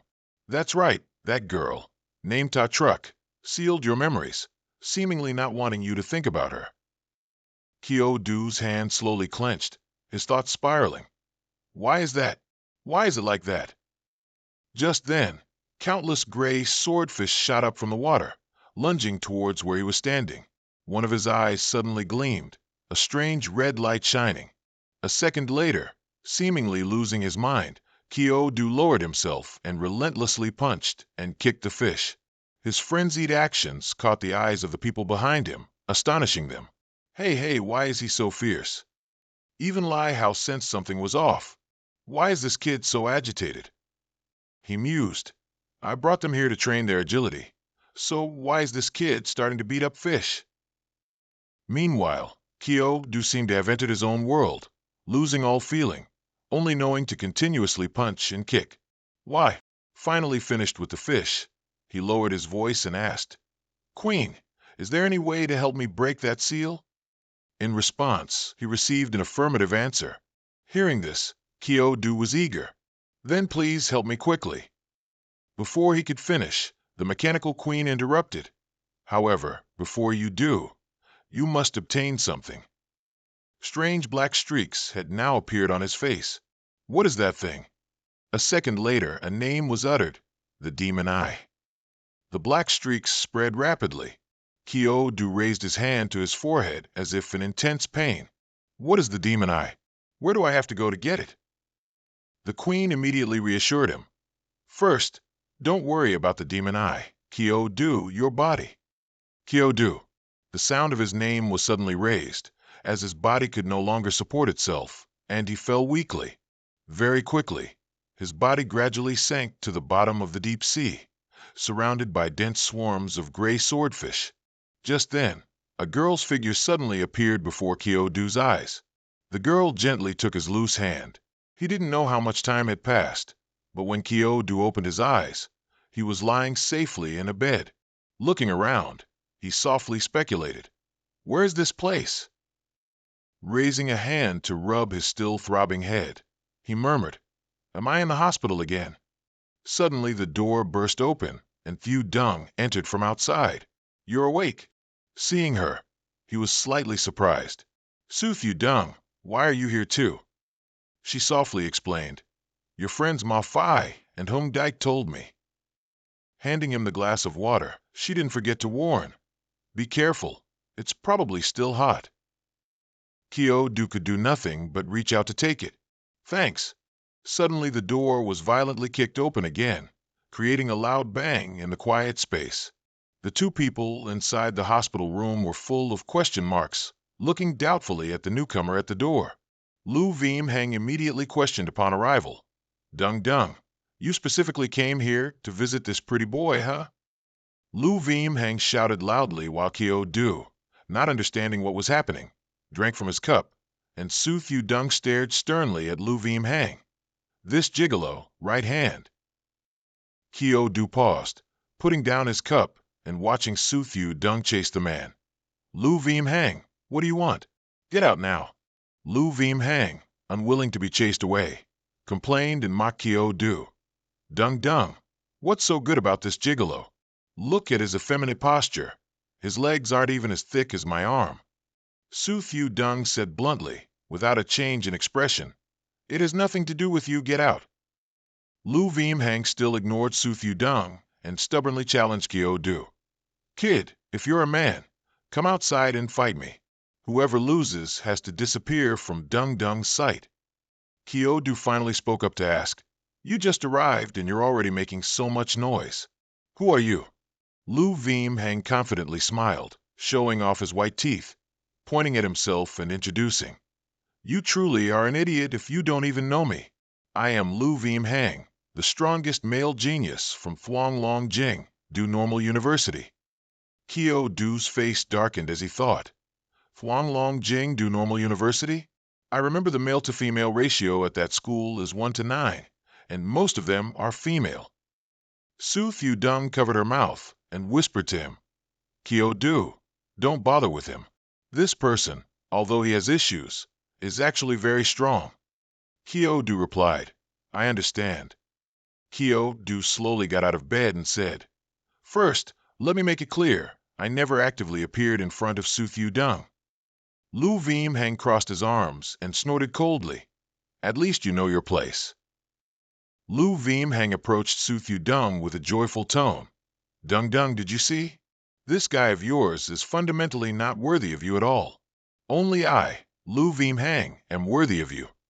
Su Fu Dung showed him no respect. You shut up. Kyo Du tilted his head, saying something that confused Lu Vim Hang. No, brother. It seems you're misunderstanding my meaning. What I mean is, Su Fu Dung was the one who actively came to find me. He spoke with a smile, which made Lu Vim Hang's face turn pale with anger. Not only that, she also actively poured me water and took care of me before and after I went to sleep. Kyo Du crossed his arms proudly, his words further enraging Lu Vim Hang.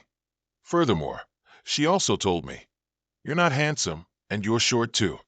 Su Fu Dung blushed, thinking to herself, How did he know what I was thinking? Lu Vim Hang furiously yelled and made a move. Ah, you're dead.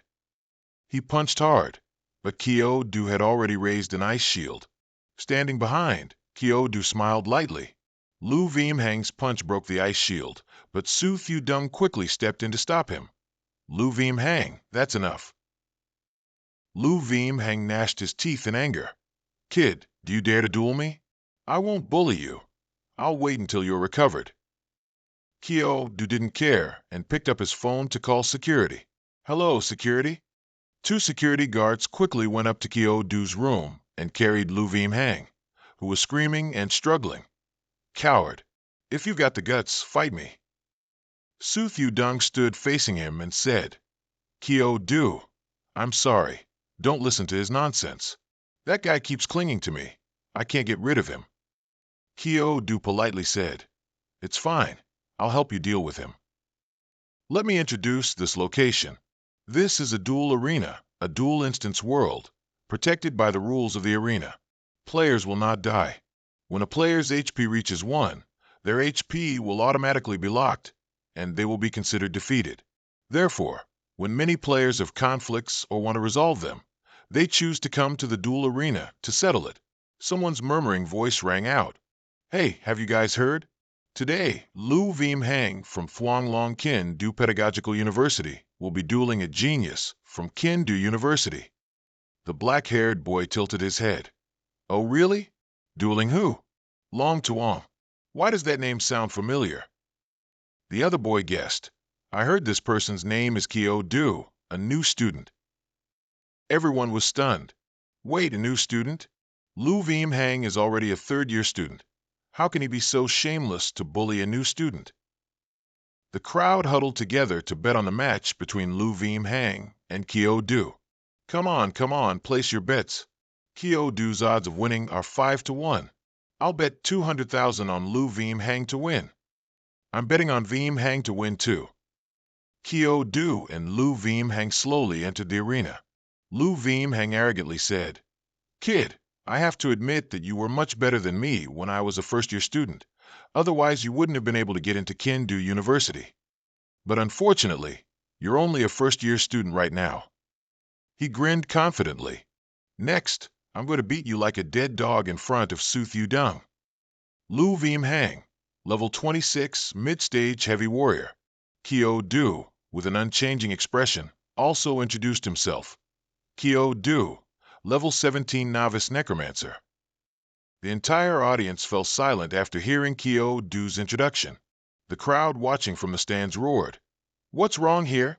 A novice necromancer, challenging a mid-stage heavy warrior? What the hell is this? Exactly. No wonder Kyo Du has such high odds of 5 to 1. Don't even say 5 to 1. No one would bet even at 100 to 1. I'll bet 50 dong on him. Damn it, refund my money. One person in the crowd spoke up. It's not certain. Heavy warriors aren't very agile after all. If that kid Kyo Du can create distance and summon a bunch of undead creatures, then perhaps he might have a chance to challenge above his level. Lu Vim Hang put his hands on his hips and shouted, You, a necromancer, dare to solo me? And challenge a warrior above your stage? Kid, are you trying to extort money from me? I'm telling you, I don't have any money.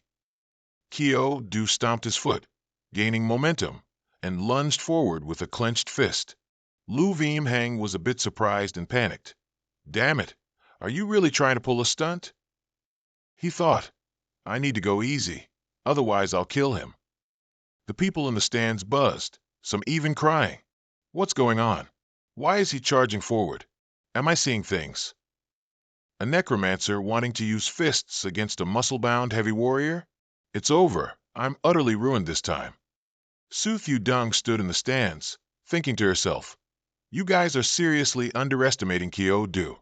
Seeing Kyo Du's fist nearing, Lu Vim Hang thought, Fine, whatever. I'll just take this punch from him. He's a necromancer anyway, so the damage should be. Before he could finish his thought, Kyo Du's punch sent him flying. He was punched a good distance away. The people in the stands were surprised.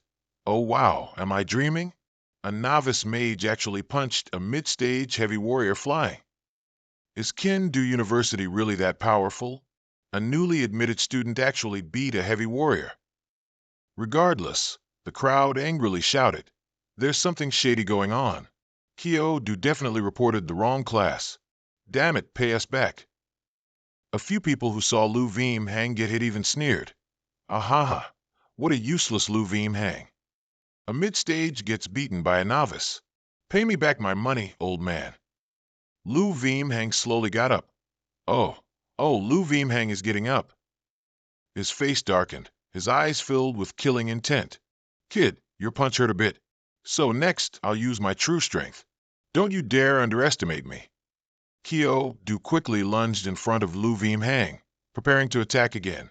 Lu Vim Hang blocked a punch and shouted, Don't you dare underestimate me. Kyo Du put his strength into the next punch, but Lu Vim Hang blocked it with his other hand. Both struggled in a test of strength. Lu Vim Hang unleashed his ultimate technique. Kyo Du couldn't dodge in time and took the full punch. The crowd murmured, That's more like it. That's his renowned technique. Kyo Du was hit hard and sent flying far away. His face darkened, dazed. What the hell is this? Lu Vim Hang bent down and sneered. Heh, I already told you.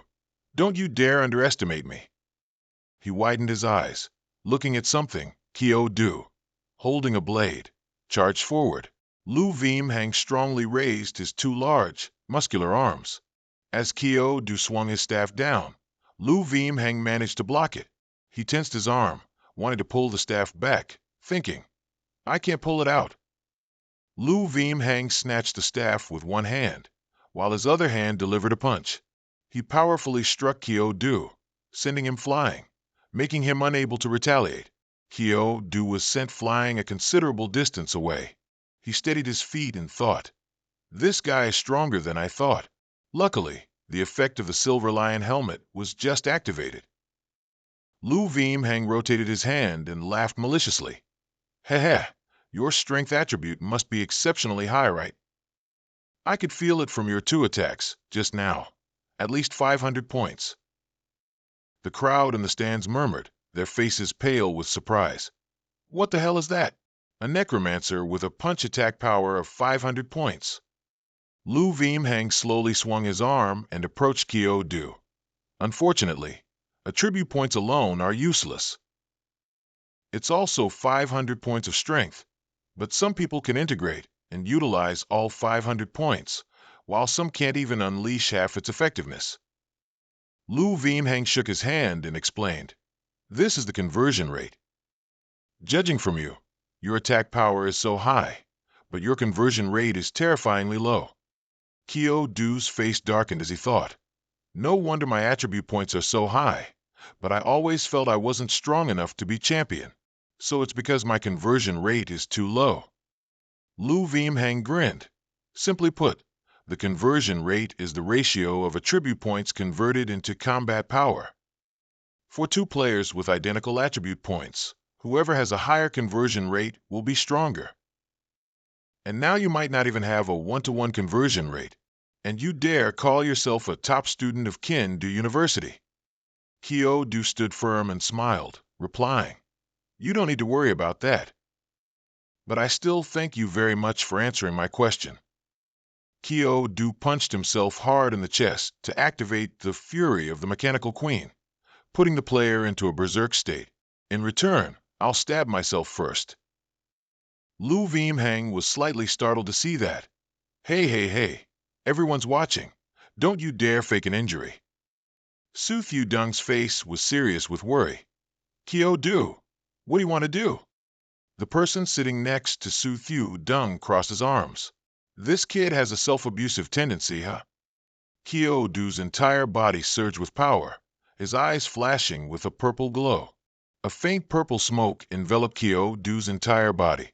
A low conversion rate is not an issue. As long as the attribute points are high enough, it's the same. Ancestral spirit transformation. Quick as a flash, he charged towards Lu Hang. First, he punched Lu Hang hard in the stomach, but it was blocked. Kyo Du quickly dodged behind him, delivering powerful punches. Then he attacked so rapidly that bricks and stones flew everywhere. The people who were just screaming for their money back now looked pale with surprise. "Oh my God, what am I watching? A low-level mage fighting a mid-tier heavy warrior with just two fists? Is this even real in this world?" Lu Hang got up coughing. "Cough, cough, cough. It's not over yet. I'm also someone preparing to represent Thuong Long Normal University in the global school battle across the world." He angrily tensed his body. "So how can I lose to someone like this?" Wind blew fiercely from Lu Hang's direction. Lu Hang's entire body exuded an imposing aura. "Originally, I intended to save this move to use at the tournament venue, but I didn't expect to use it on you first. 3 heads, 6 arms, full body stance." He laughed loudly and charged to attack. "Heh, kid, open your eyes and see the true strength of your great Lord Lu." Punches unleashed from Lu Hang's ultimate move came so fast that Kyo Du couldn't block them. The berserk state was being activated. Lu Hang repeatedly struck Kyo Du. "What's wrong? Weren't you very arrogant just now, huh? Keep being arrogant." He raised his hand for the final attack. Victory and defeat are decided. But unexpectedly, Kyo Du blocked Lu Hang's punch. He opened his eyes wide in surprise. Kyo Du smirked. "The berserk state has reached its limit. You're right. Victory and defeat are decided." He grabbed Lu Hang's hand and said, "So many hands are intimidating. Let me help you get rid of a few." He frowned, sweating. "What do you want to do?" With a flash, one of Lu Hang's arms was gone. He furiously screamed, "I'll kill you." Kyo Du was so fast he couldn't see his movements, hitting him and making him scream. "Arg! You!" The crowd, sweating, exclaimed. "Holy cow, this is too insane. Can a necromancer's physical strength really reach such a terrifying level?" From a corner, Hoa Tu smirked. "Found you." Lu Hang stared blankly at Kyo Du in front of him like a massive monster. "Let's end this." Lu Hang stood frozen there, his face terrified. Kyo Du on the other side exuded a terrifying aura and growled, "It's over." He had also taken a defensive stance. Kyo Du quickly rushed forward and punched him directly in the face, making him stumble. He was quickly punched and sent flying 100 meters away. Lu Vim Hang was now slumped against the wall, his life value at 1. In the stands, everyone was surprised that a first-year student who had just enrolled, a beginner necromancer, defeated a third-year intermediate-level warrior who was about to participate in the Global University World Fighting Tournament in a one-on-one battle. Am I dreaming? After the battle, Kyo-do walked away emotionlessly. To everyone's astonishment, as he stepped outside, he suddenly slowed down. Suddenly, he coughed up a mouthful of blood, his face pained as he thought. To fully charge the Mechanical Queen's rage skill, I had to tough out so many of that guy's punches. This skill is indeed powerful, but it truly drains one's life. Now I'm like a stretched bowstring, about to run out of strength. The system now notifies that the Berserk state has been deactivated. Because the player remained in the Berserk state for too long, a mysterious side effect has now been activated, a 1-hour ban. Forbidden, player loses all ability to act. He exclaimed in surprise, then fell backward. Suddenly, someone rushed over to catch him. Using his last bit of strength, he asked, "Who are you?" "Sooth you dung. No, this scent." She raised her hand and hit him hard on the head. His vision blurred, and before his eyes completely closed, he heard her say, "I finally found you, Kyo-do." When he woke up again, he was in an unfamiliar room. He mumbled, "Where am I?" Kyo-do sat up abruptly, holding his head, saying, "I remember fighting Lu Vim Hang, and then being knocked unconscious by a strange girl." Suddenly, 2 maids appeared and said, "Young master, you're awake." He asked blankly, "Whose bedroom is this?" As soon as he finished speaking, he jumped out of bed, startling the 2 maids, who cried, "Young master, where are you going? Without the young lady's permission, you cannot go anywhere freely." Hearing that, he asked, "Young lady? Who is your young lady?" The 2 maids were surprised and said, Have you lost your memory? How could you not even remember the young lady?" Without listening further, Kyo-do strode boldly, saying, "What young lady? I want to go out." The 2 immediately rushed to stop him. "Young master, you can't go." As soon as he opened the door, a white-haired girl stood right in front of him. It turned out to be Duong Lam. She twirled her hair and smiled, saying, "You're awake, aren't you?" He then remembered having met her, his face surprised, saying, "It's you." Duong Lam was very pleased and said, "What, are you surprised to see me? I told you, we'd meet sooner or later." Saying that, she entered the room, dismissing the 2 maids. He suspiciously asked, "What exactly do you want to do?" She slowly raised her hand and used magic to pull something out of his body, saying, "Don't rush. Let me explain to you slowly." From the back of Kyo-do's neck, a flower branch was suddenly pulled out, surprising him. She snatched the flower branch, stepped behind him, and gazed at it intently, thinking, "The seed. It's gone." He didn't forget to ask Duong Lam, "What do you mean by this? Why do they call me young master?" Duong Lam maintained her smile and said, "I am the young lady of the Duong family. If you're my husband, then you're the young master of the Duong family, aren't you?" Kyo-do immediately became flustered, raised his hands defensively, and yelled, "Last time I beat you up, and now you're kidnapping me to be your husband? Are you sick or something?" She heard that and angrily yelled directly at him, "Say one more word. It's all your fault. If you hadn't ruined my plans, why would I have kidnapped you?"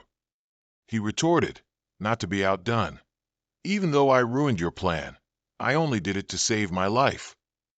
"But then, what does that have to do with you kidnapping me?"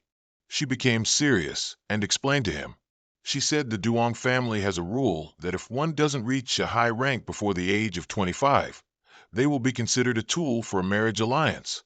Originally, I could have achieved it thanks to the altar at the Soul Opponent Lake, but you destroyed it. At this, her smile turned more sinister, and she continued, "If I can find my true love, then even if I don't reach a high rank, I won't have to enter a marriage alliance.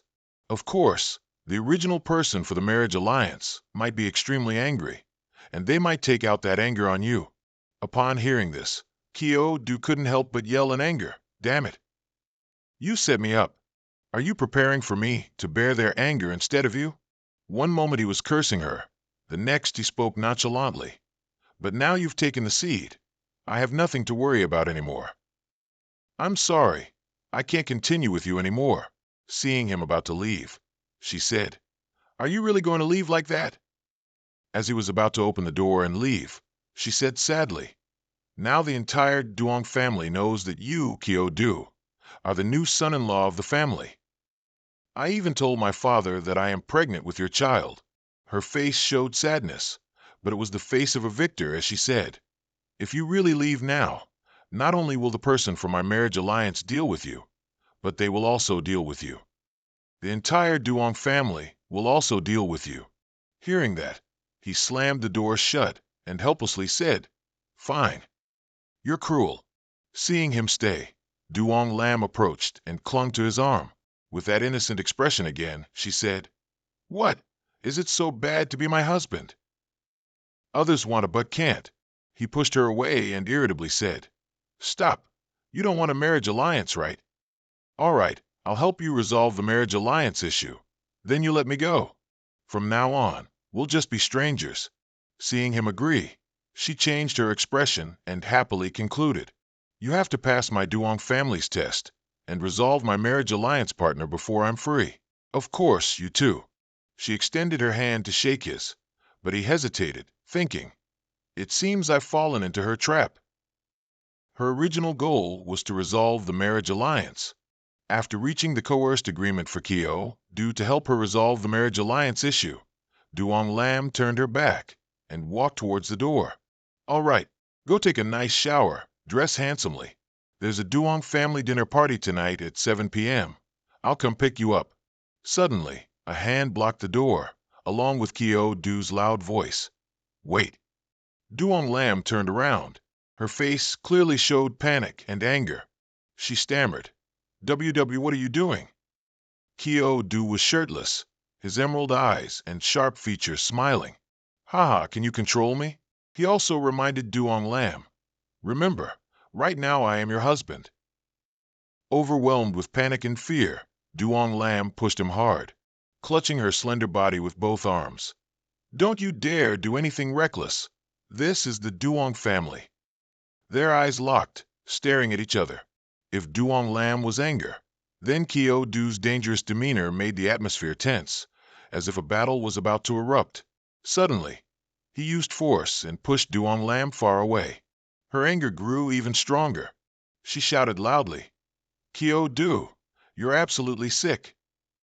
He ran a hand through his hair, adjusting it. His face was tired. He sighed. We're in trouble again. Outside the window of the luxurious room, the sunset painted warm colors. It was already evening. Duong Lam stood outside the door and called, Kyo-do, are you ready yet? His voice echoed from inside the room. I'm ready, I'm ready. Immediately after, a handsome figure appeared, with familiar black hair and blue eyes, wearing a white shirt paired with a black tie, and a stylish black suit over it. In contrast to his handsomeness, an expression of embarrassment appeared on Duong Lam's face, but due to her pride, she could only say, Ahem, it's acceptable, let's go. The sunlight shone on the modern and luxurious building, which still had a touch of ancient charm. The large door opened, Duong Lam held Kyo-do's arm, and both entered. The servants lined up on both sides and greeted, Welcome, eldest young lady, welcome, young master. She instructed him, Later, speak less and do less. Follow my gaze and actions in everything, understand? Kyo-do replied with a smile, Don't worry. Both entered.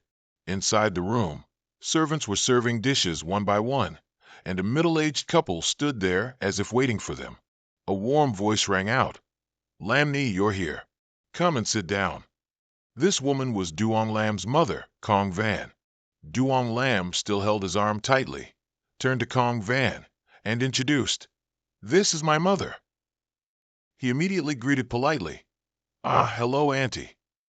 Then immediately with sweet words, Auntie, you're so young. I thought you were Lamni's sister. Kong Van was wearing a long slit dress, wearing a white fur coat over it. She heard this and awkwardly covered her mouth, laughing. Oh, dear, no, I'm old. I'm past my prime. Duong Lam was annoyed and thought to herself, calling me Lam Ni, this kid. How dare he take advantage of me? Suddenly, a disgruntled humph sounded. The middle-aged man grumbled, flattering, smooth talker, idle and frivolous, utterly incomprehensible. Kyo Du turned towards the speaker and happily greeted.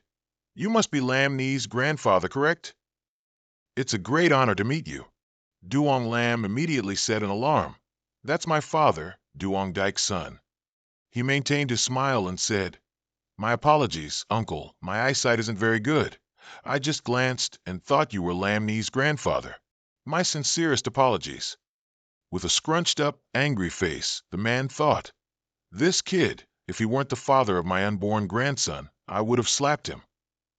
Duong Lam quickly pulled him closer and whispered, Be normal for me, please.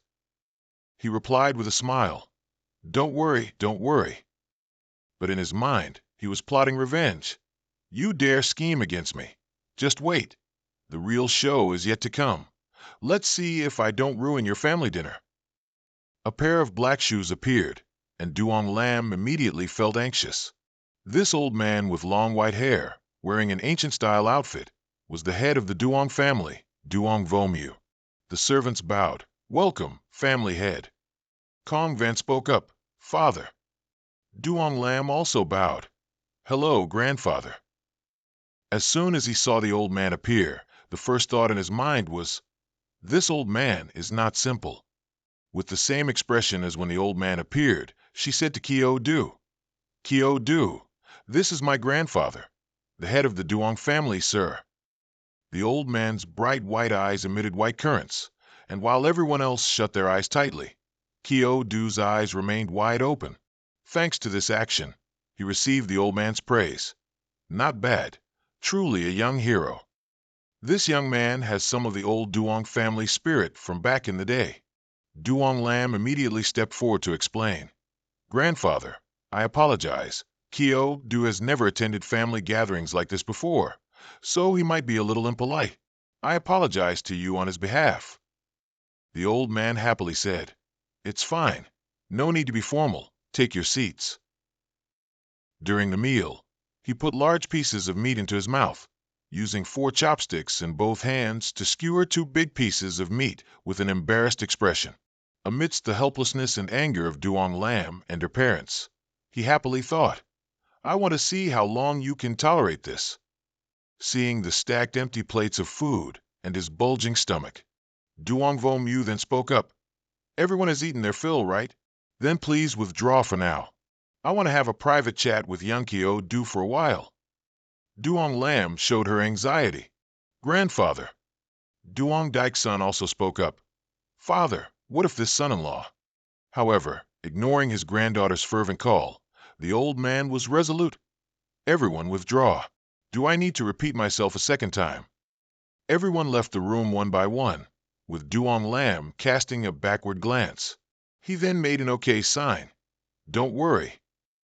Duong Dike's son spoke up. Kyo Du, young Kyo, you don't need to worry. This old man has no ill intentions. Although I'm old, I'm still sharp. If I'm not mistaken, you're the one Lam Ni brought back, aren't you? That girl has been spoiled by our Duong family since she was little, so being a bit rebellious is normal. But the girl's nature isn't bad.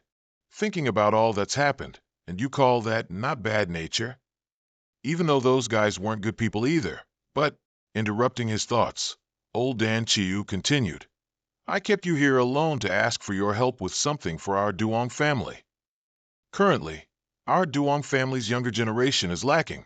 Now, Lam Ni is the only one we have. But every year, the capital holds a grand family assembly to decide the new 4 great families. Only the younger generation under 25 years old can participate. I hope you can represent our Duong family. After hearing this, he immediately showed indifference and disinterest, resolutely refusing. No, I'm not going. This is your Duong family's business. Why should someone named Kyo like me get involved? Duong Vomu reasoned. You're our Duong family son-in-law, so naturally, you have the qualifications to participate. Of course, we won't ask you to help for free. I can make an exception and let you enter our Duong family's sacred ground, where the secret to our Duong family's development lies. The old man's condition made him think. The Duong family's ancestral land, the Duong family, is one of the capital's 4 great families. There must be many precious treasures in this sacred ground. Duong Vomu poured himself a cup of tea and said in a deep voice, "Young friend Kyo, this old man truly has no other choice."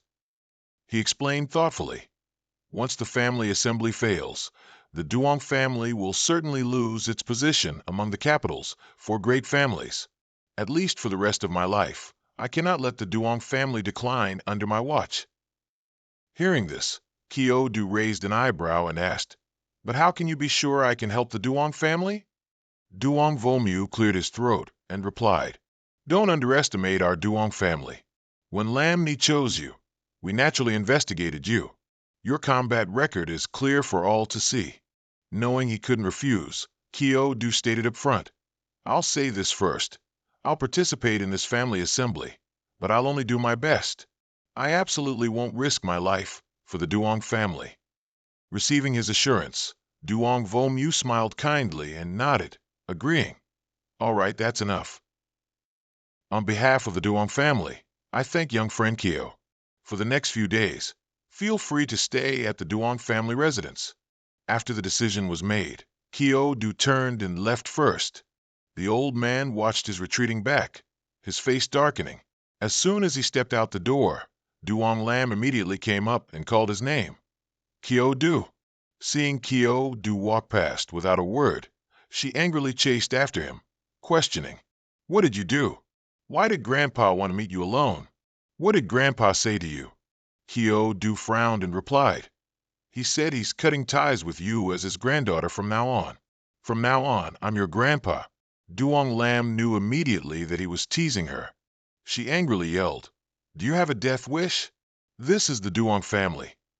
If you don't believe me, tomorrow your corpse will be thrown into the sewer." Hearing her threat, Kyo Du turned around and smiled pleadingly, "Please, turn me into a corpse. However, it's best not to let Grandpa know otherwise."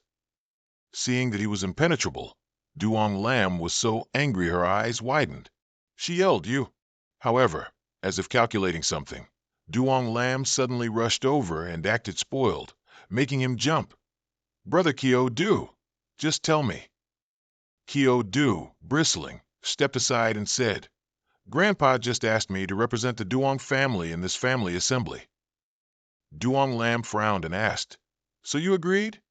He replied, "Of course." She frowned and argued, "You were forced here by me, so you shouldn't have agreed.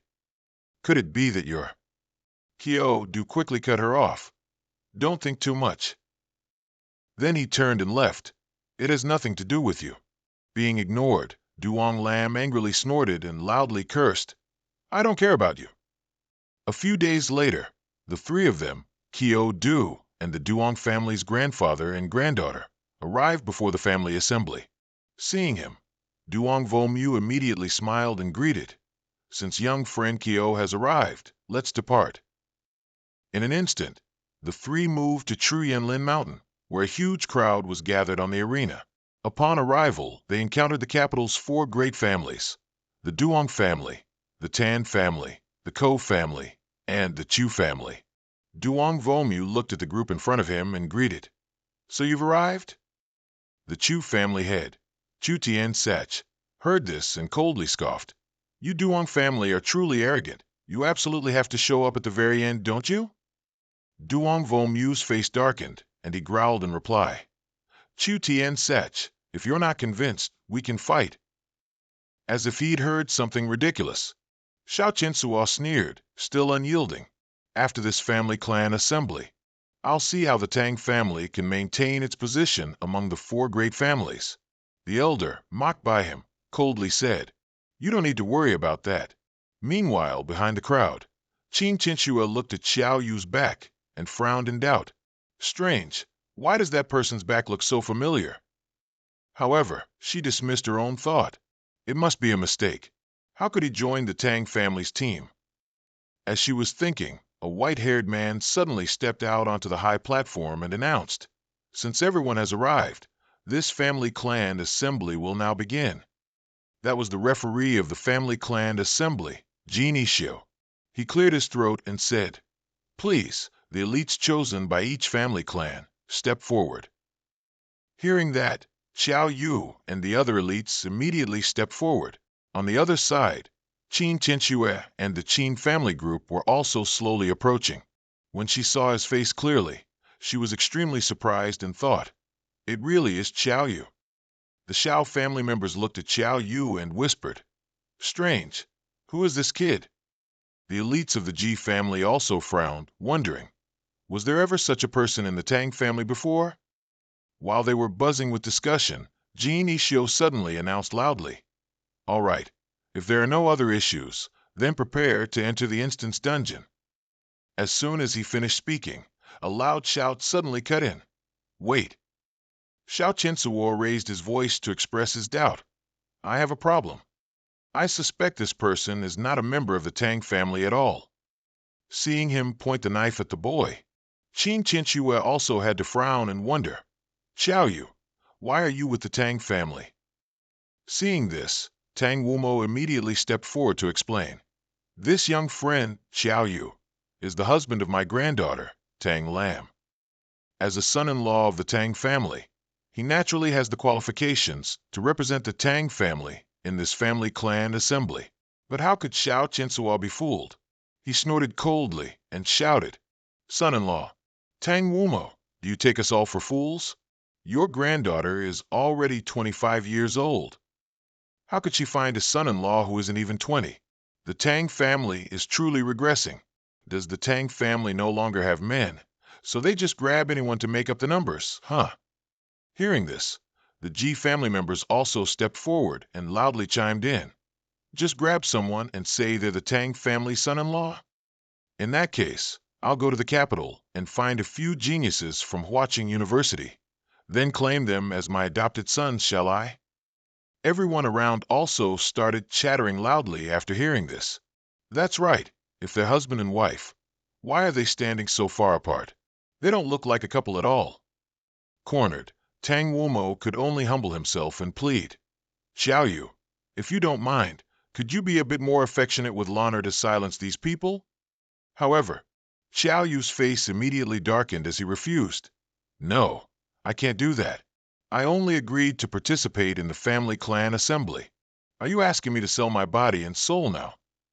Seeing that he was unyielding, the elder forced a smile and asked, "So, what conditions do you need to agree to this?" Xiao Yu realized his chance had come, and he smiled brightly. "More money." He then immediately proposed a condition. "After this is done, the Tang family must unconditionally help me with one thing." Tang Wumo, though reluctant, had to grit his teeth and agree. "All right." After receiving the assurance, Xiao Yu immediately flew to embrace Tang Lam's waist and pretended to be infatuated. As he kissed Tang Lam's reluctantly blushing cheek, Xiao Yu complained inwardly, "I've lost out. I've sacrificed too much." Xiao Chensuo looked at the intimate couple from afar and secretly cursed. "These two, they're really good at faking it." At the same time, a notification board suddenly appeared. Evaluation name, Xiao Yu, level 17, beginner necromancer. He quickly read through the lines and immediately froze. "No, wait." Xiao Chensuo exclaimed in surprise, "This kid is a beginner?" Tang Wumo heard this and unhappily retorted, "So what if he's a beginner? Can't beginners participate in the family clan assembly?" Xiao Chensuo smugly declared loudly, "Of course they can, but be careful not to die on Ghost Mountain." It seems the Tang family is truly desperate for help. Even if they had 10 outsiders, they should find an intermediate genius. What's the point of finding a beginner? Seeing the situation escalating, Jin Ishio loudly cut in. "All right. Apart from the participants, all other family members should leave and enter the traditional gate." He continued to explain the rules. This family clan assembly is just like every year. There are 4 ghost eyes on Ghost Mountain. Whichever family clan seizes the ghost eyes will become one of the new 4 great family clans. Meanwhile, Xiaoyu stood below, deep in thought, among the teams of the other 3 family clans. Each team has at least 3 intermediate level members, while for my Tang family, there's only 1 intermediate level member. As he thought this, a detail suddenly popped into Xiaoyu's head, making him stop and exclaim, "Wait, what did the referee say just now?" Ghost eyes. After a long explanation of the rules, Isho again announced, "The family clan assembly begins," activating the Ghost Mountain Instance dungeon. After that declaration, the participants below also began to teleport into the instance. Finally, only Isho remained on stage, and below, Seili called out loudly, "Brother Isho, quickly take out your divine artifact." He complied, raising his hand and conjuring a shimmering mirror. Before the vast stage, only the small image of Seili and a tiny ray of light from that mirror appeared, then it slowly closed. At another place, dark and eerie, with only moonlight shining in, people still commonly called it by the name, Ghost Mountain. On that deep, hazy mountainside, there were still people stubbornly climbing, but unfortunately for that person, in the end, only an echo remained. Xiaoyu didn't bother. He just frowned as if thinking to himself, "The ghost mist is really scary. It seems my luck isn't too bad." Outside, the large screen continuously showed the image of the unfortunate person falling into the abyss. Someone raised their hand in sorrow. "No, Tunger, you have advanced qualifications." But the person next to them smiled scornfully. "Before the ghost mist dissipates, anyone who climbs Ghost Mountain will die. Suppress your grief, old man." An observer outside widened their eyes in surprise and exclaimed, "Wait, is the Tang family that lucky? It's only been a moment, and they've already gathered all 4 people." Tang Wumo also secretly prayed, "We still have to rely on the heavens to clear the way for us." But before he could finish thinking, he suddenly jumped up, coughing violently, continuously cursing. "Bastard!" Still on Ghost Mountain, Tang Outyen and Tang Xiaoxiao successfully stood before Xiaoyu. He asked, "Your name is Xiaoyu, right?" Then he proudly spread his arms and loudly introduced himself. "My name is Tang Outyen.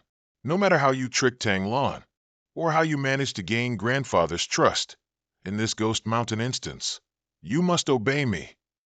Xiaoyu didn't care much, but he still turned back with an annoyed expression and simply asked, "Why?" He replied with the same smug look, "Why? How dare you ask why? Currently, obtaining the demon eyes for the Tang family and solidifying our position among the 4 great families is the most important focus. I am the only intermediate level member in the Tang family, possessing the strongest strength, with the highest power and damage capabilities, so I will definitely be leading you." Xiao Xiao beside him also chimed in, "Brother Outyen is the #1 genius in our Tang family. You won't listen to him. Are you going to listen to a live-in son-in-law like you instead? Throughout my life, I despise freeloaders the most." Hearing this, Xiaoyu didn't argue much. He just quietly agreed, "All right, I'll listen to you. I'll hide behind." Getting that reply, Xiao Xiao became even more smug. As expected, he has no spirit at all. Outside, Tang Wumo was trembling with anger, each time clenching the cup in his hand tighter, muttering curses. "Bastards!" Before they left, I specifically instructed them to absolutely obey Xiao Yu's command, but they didn't even listen. Outyen, acting like a leader, shouted, "Everyone follow me, hurry up. We must get the demon eyes before the others, otherwise, it'll be troublesome." Xiao Yu again sank into thought, his face pensive for a long time. "I only need 1 demon eye to restore my memories. The Tang family also has 1, but there are only 4 demon eyes in total. What should I do?" They continued to advance slowly when suddenly, a white-haired person appeared in front of them, lying on a wooden chair. Xiao Xiao screamed in surprise. Despite the piercing scream, the person lying there remained motionless. Seeing this, Outyen spoke, trying to avoid trouble. "It's probably an NPC in the Ghost Mountain instance. Let's pass by quietly, don't provoke her." With that, he led the team to turn and go in another direction. At this moment, the pampered girl Xiao Xiao sighed in relief. Phew, that was close.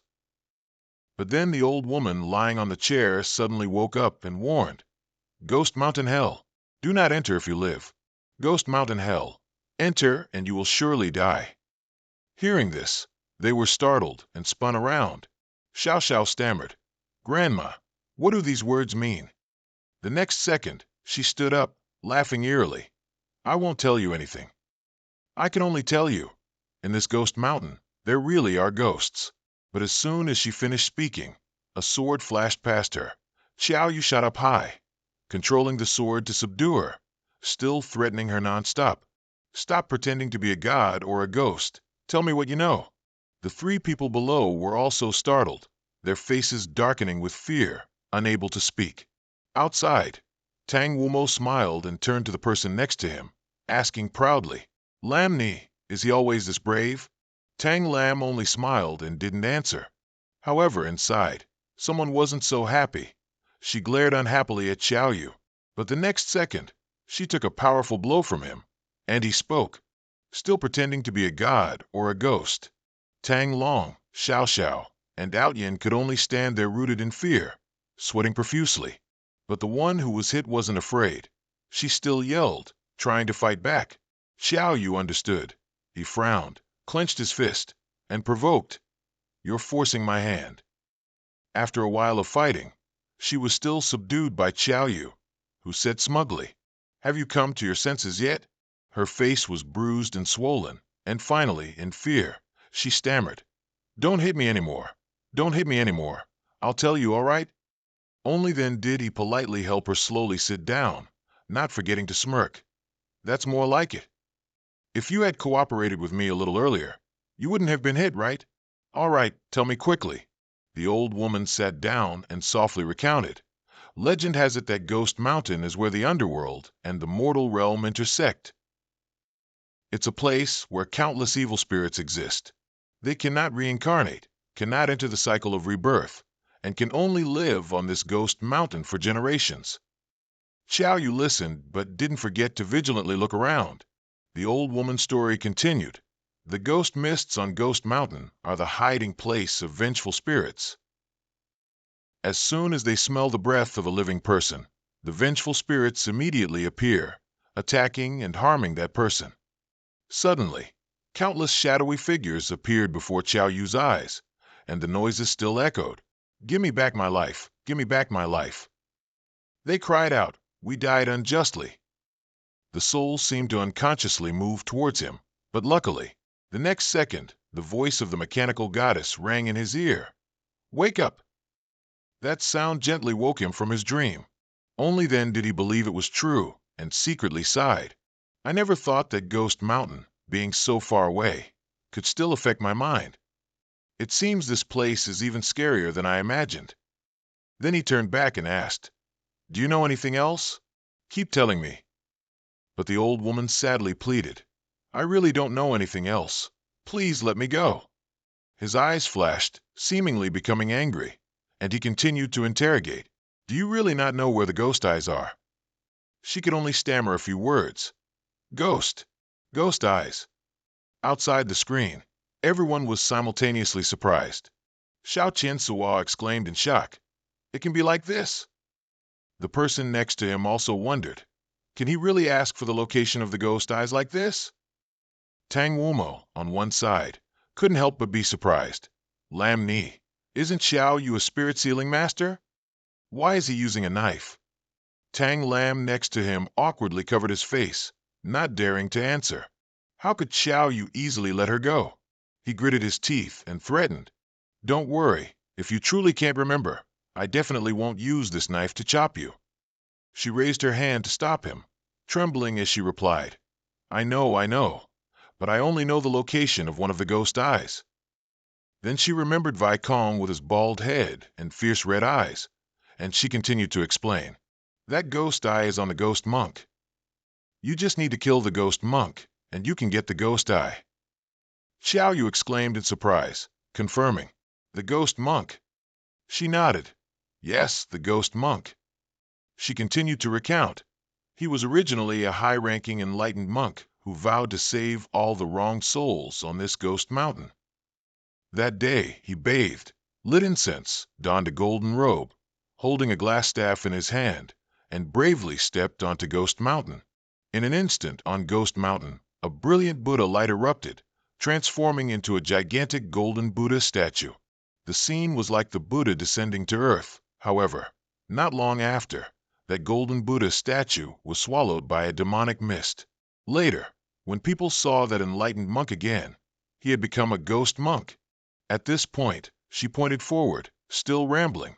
On Ghost Mountain, there's a deserted temple, and the ghost monk has always been there. If you want to deal with the ghost monk, you can make your saber more full of malevolent energy. Malevolent energy can suppress the ghost monk scene energy. As soon as he finished hearing the story, Kyo-do turned around and said, "All right, I'll believe you this once. Let me go up to that deserted temple and see what happens next." But while he wasn't paying attention, her eyes flashed with a glint, and she thought to herself, "That damned brat." Just like that, the very next second, she swung her claws, and a blue light streaked past the back of his neck. He didn't hold back either, immediately turning around, weapon in hand, and sweeping past her, saying smugly, "I knew you weren't honest." She didn't even have time to react. She could only scream, "What?" And then she was directly slashed once and sent flying far away. After the sword stopped, the system's voice rang out. Player Kyo-do has eliminated a regular NPC empty-handed. The malevolent energy value of the Golden Dragon Crescent Blade has increased by 1 point. Malevolent energy value, 1/100. When the malevolent energy value reaches its maximum, the Golden Dragon Crescent Blade will gain an additional magical effect, Demon Slayer. Hearing the system notification, he curled his lips into a smile and muttered to himself, "Demon Slayer. So that's how the malevolent energy value is obtained."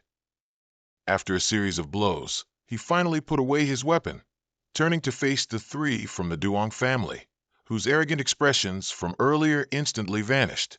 Seeing him look at them, the group flinched. Hugh trembled but still tried to ask, "Brother Ngao-tien, is he possessed by something unclean?"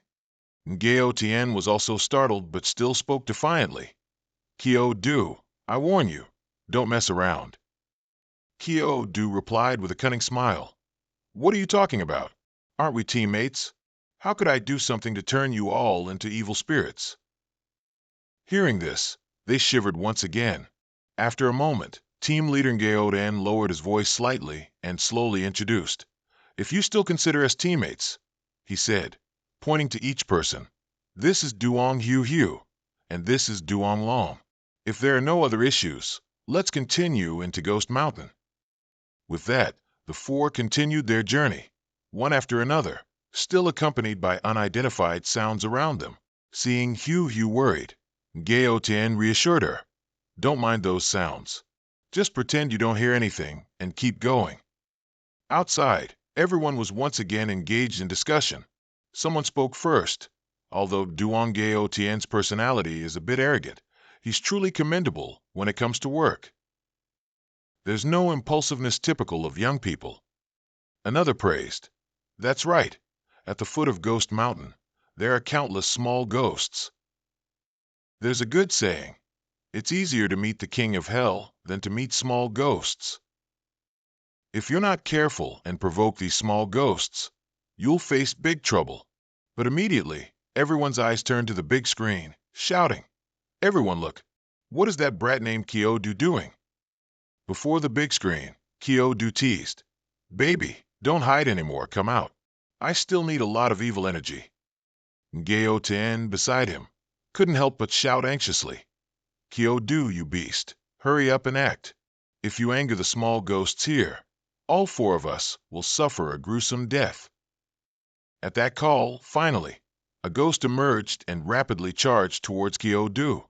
But alas, he quickly dodged its claws, still smugly saying, "Finally here." The next second, he swiftly swung his saber, striking with a flash of light, and the notification portal echoed, "Malevolent energy value +1." Before he could gloat, a huge swarm of ghosts rushed in, making the three behind him worried. Ngao Tian angrily yelled, "Kyo Du, look at the good deed you've done." But Kyo Du wasn't worried at all. His eyes gleamed with a determined golden light, and he excitedly predicted, "Perfect timing. This time, the malevolent energy value is definitely enough." As soon as he finished speaking, the swarm of ghosts surged towards him. He smiled with satisfaction and charged straight in, but whichever demon flew towards him, his sword would cleave it away. The scene was utterly chaotic. Finally, he successfully eliminated them all. Kyo Du quietly wondered, "The malevolent energy value is full." The notification rang out again. "Malevolent energy value is full, 100/100. He then swung his sword horizontally with great force. Following that, the system continued to announce, "Affix, Phase 1, Demon Slayer. Increases damage against spiritual beings by 50%. The player wielding this weapon gains an additional 30 spirit strength points." The ghosts, seeing him, were terrified and turned to flee. Looking at the inexplicable scene before them, Duong Long and Gao Tan gaped and loudly asked, "What happened? Why do ghosts react to him as if they're seeing a ghost themselves?" Everyone outside the screen had the exact same emotions as the two Duong family members just now. Only Duong Vo Mao smiled with satisfaction, thinking to himself, "This brat's power surpasses even my imagination." Kyo Du was also surprised and muttered to himself, "I didn't expect this malevolent energy to have a later stage." But he didn't give up and continued to chase after the ghosts, not forgetting to shout triumphantly, "Don't run." But the very next second, a hand reached out, beginning to cast a spell. "All demons and ghosts must retreat. Zhongfu Lu Bao Tian, urgent as the legal decree." The swarming ghosts were burned by fire. Looking at the scene before him, Kyo Du shrieked in shock, "My malevolent energy value! Which damned person is that?" Facing him appeared a man dressed in a Taoist robe. Chuang Ni Ha spoke first. "Little brothers, are you all right?" Outside, everyone was buzzing with discussions again. "It's Taoist Zhang Jia." Someone further explained, "He is an extremely important NPC on Ghost Mountain. If one can get his help, the difficulty of the journey on Ghost Mountain will decrease by at least one level." The people of the Tang family actually met Taoist Zhang Jia. What kind of heaven-defying luck is this? Tang Wu Mao frowned upon hearing that. He secretly thought, will the Tang family truly maintain its position among the four great families this time? Ao Tian also spoke up to thank him. "Thank you, Taoist priest, for your assistance." He continued, "No need to be so polite. Just call me Zhang Ha. This place is Ghost Mountain, extremely dangerous. You all should leave quickly." Ao Tian stepped forward again to explain. "Taoist priest Zhang, it's not that we don't want to leave. We truly have an unspeakable predicament. We must go up this Ghost Mountain." He seemed to understand, simply replying, "Is that so?" After a moment he offered, "How about this? You can go up the mountain with me. However, you still need to be careful, because there are too many people. I can't look after everyone. At crucial moments, you'll still have to rely on yourselves." Hearing that, Ao Tian couldn't help but rejoice. "Thank you, Taoist priest." Long also secretly calculated, with Taoist priest Zhang's help, this time it's stable. Finally, we no longer have to worry about Kyo Du causing trouble and holding us back. The path up Ghost Mountain was truly dark and gloomy, with crows flying everywhere. The four people behind Zhang Ha finally had to stop, confirming, "It's a dead end." Hu trembled upon hearing that. "Brother Ao Tian, do we really have to go up this mountain?" Ao Tian turned back and patted her head to comfort her. "Don't worry, I'm here." She felt a little more at ease, looking up and whispering, "Brother Ao Tian, you have to protect me." Looking at the scene before him, Kyo Du couldn't help but sigh in disgust. "You'd better not scream for help later." No sooner had he thought that, he swung his blade forward. Finally, he stopped and landed safely. Erha observed everything from behind, he thought. This blade, its murderous aura is truly heavy. Erha couldn't help but be curious, so he stepped forward and asked, "Little brother, what are you doing?" Kyo-do didn't care at all, coldly replying, "Me? I'm butchering pigs." Hearing the unsatisfactory answer, Erha speculated, "Such heavy murderous aura. It's absolutely not for butchering pigs. What exactly is this little brother doing?" After a few slashes at the tree in front of him, he successfully cleared a path. Aotion excitedly shouted, "There's a path. It seems someone climbed Ghost Mountain faster than us. We need to speed up too." But he was immediately stopped by Erha. "Wait." Aotion turned back, confused. "What is it, Taoist priest Jean?" He said, "Look over there." Before them was a chilling sight. Countless bloody corpses lay scattered around. Hugh paled. "It looks like people from other families. How did they die like this? What exactly is on this ghost mountain?" Erha softly prayed beside them, "Rest in peace, and we'll continue forward." But they hadn't walked many steps when a ghost beside them caught everyone's attention. Hugh was again the first to shriek. Aotion also cried out in alarm, "Taoist priest Jean, is that a person or a ghost?" But upon encountering this interesting sight, Kyo-do excitedly stepped forward. He loudly ordered, "Get out of my way. Whether it's a person or a ghost, one slash from me will settle it." As if sensing something, it turned to look behind. It and Kyo-do faced each other directly. He smiled, full of excitement. Kyo-do quickly slashed at the ghost's head. Erha observed from behind, "This little brother's strength is very unusual." The scene before them scared Hugh.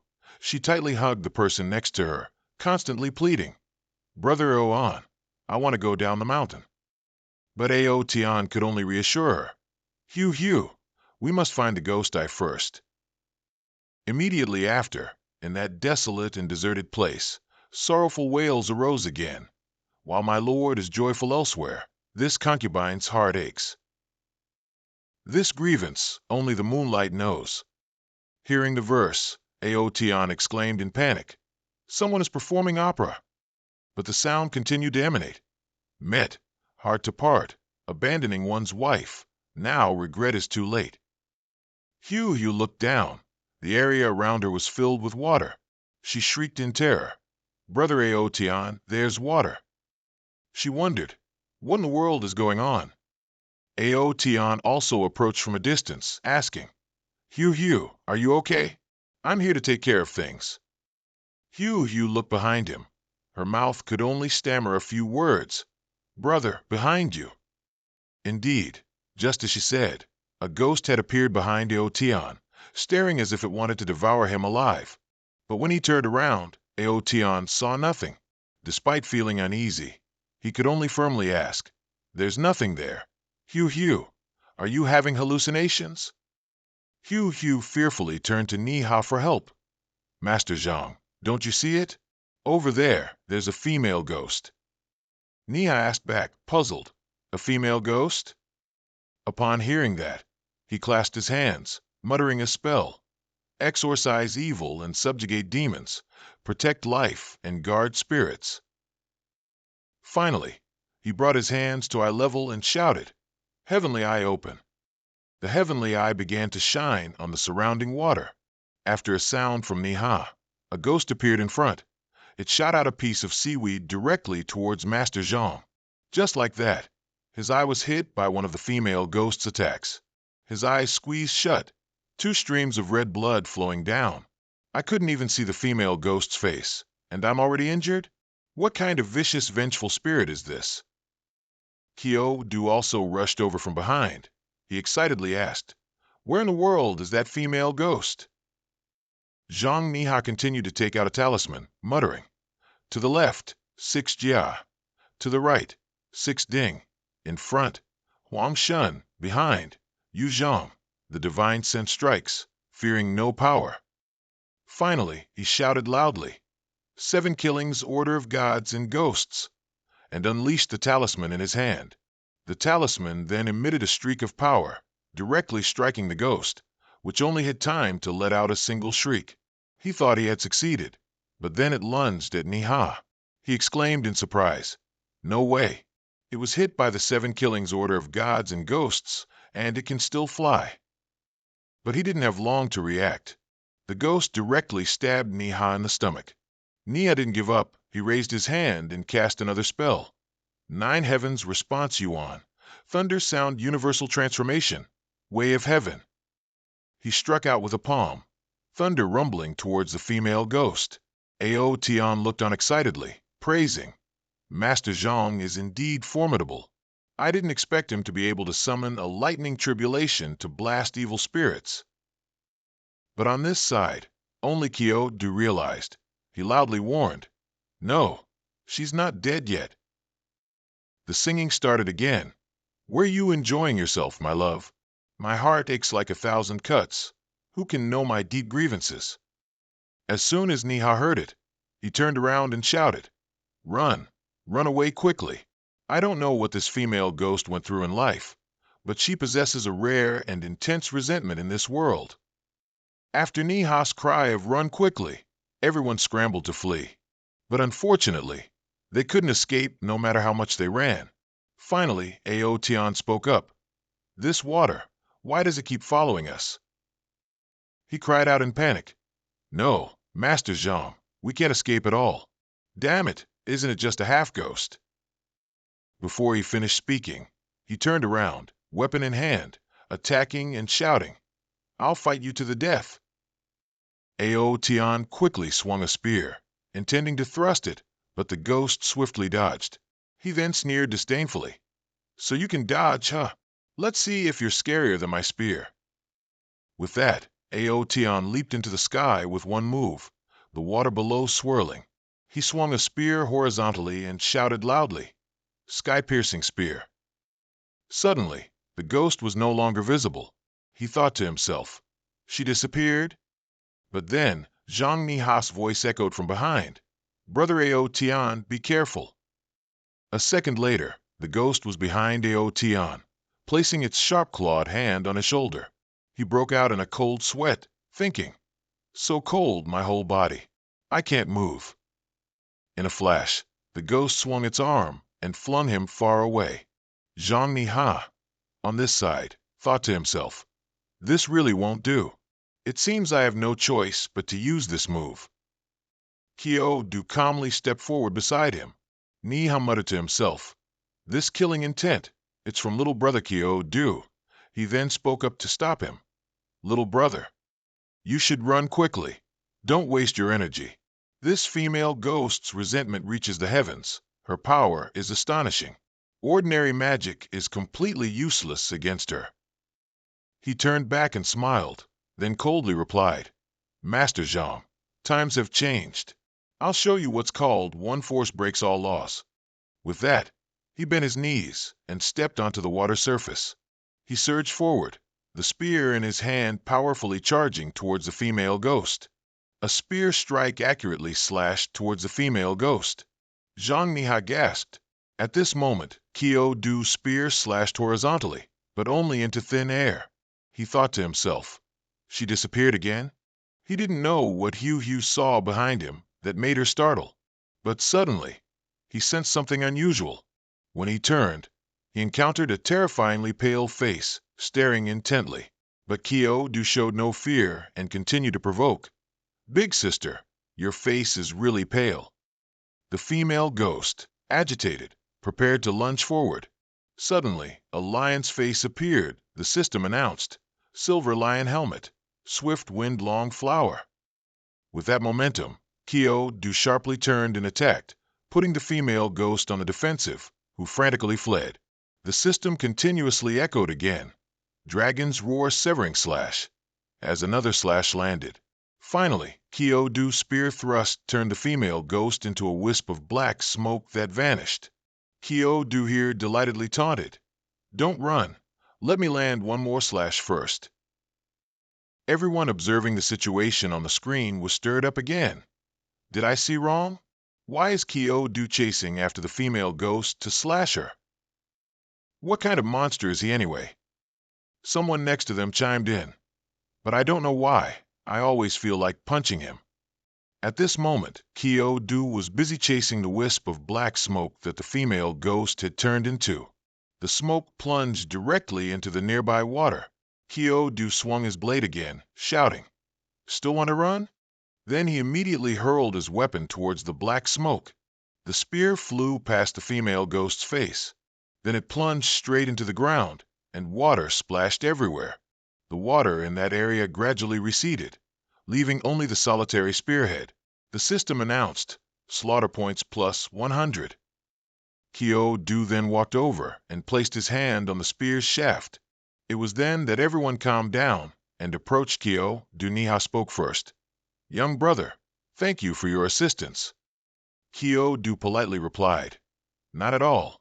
It's also thanks to Taoist Master Chuang for weakening its strength." At this moment, Ngao-tien was no longer arrogant, but calmly stepped forward. "Brother Kyo-do, thank you." Kyo-do waved his hand, declining, and smiled. "We're all family." Outside the large screen, Chu-tien Sach approached Old Master Duong and loudly questioned, "Duong Vo-mu, isn't the grandson-in-law you found just an entry-level practitioner? How do you explain this to us?" Duong Vo-mu glanced at him annoyedly and sneered. "Explain? Do I need to explain my actions to you?" He then unleashed a warning move, sweeping it horizontally past Chu-Sach's face. He was annoyed but didn't dare to approach, only able to loudly say, "You old fool, you've actually advanced to that realm already?" Duong Vo-mu merely snorted coldly and said nothing more. Chu-tien Sach could only swallow his anger and leave. Jiano, standing nearby, also asked, "Patriarch, if that's the case, should our plan against the Duong family be temporarily put on hold?" He frowned, stopping her. "No need. Although that old fool has advanced his realm, he's just a flickering lamp. He won't live past this year." The scene then shifted inside the dungeon. Hugh spoke up to chat, "Brother Kyo-do." Then she quickly hugged Kyo-do's arm and whispered, "Why aren't you paying attention to me? I'm so scared of the mountain ghosts here. Can you protect me?" Duong Lam outside the screen frowned in annoyance. But fortunately, Kyo-do quickly pushed her hand away and warned, "Stay a bit further away from me." With an annoyed look, he raised his fist. "Otherwise, I'll punch you." Hugh was startled, frozen in place. Ngao-tien, seeing this, asked, "Hugh, are you okay?" The very next second, she hugged Ngao-tien's arm again, her voice sweet. "Brother Ngao-tien, I'm sorry. I was just possessed for a moment." "You're still the best to Hugh." He listened to her sweet words and smiled back. "Oh, it's fine. I don't mind." Niha, at the front, also spoke up with a serious, annoyed face. "Quiet. The Yin energy ahead is very dense, and there's sounds of fighting too." He turned back and said cautiously, "I don't know if they're friends or foes. We'll directly." As he spoke, he suddenly froze, noticing a missing member in the group, and then loudly, "Why are we one person short? Where's Brother Kyo-do?" No sooner had he finished speaking than the figure darted away. Kyo-do took a running start and soared forward. He excitedly jumped down, not forgetting to join in. Helping others is the greatest joy. Fellow Taoists ahead, don't be scared. I am Kyo-do, the demon exorcist. I'm here to save you all.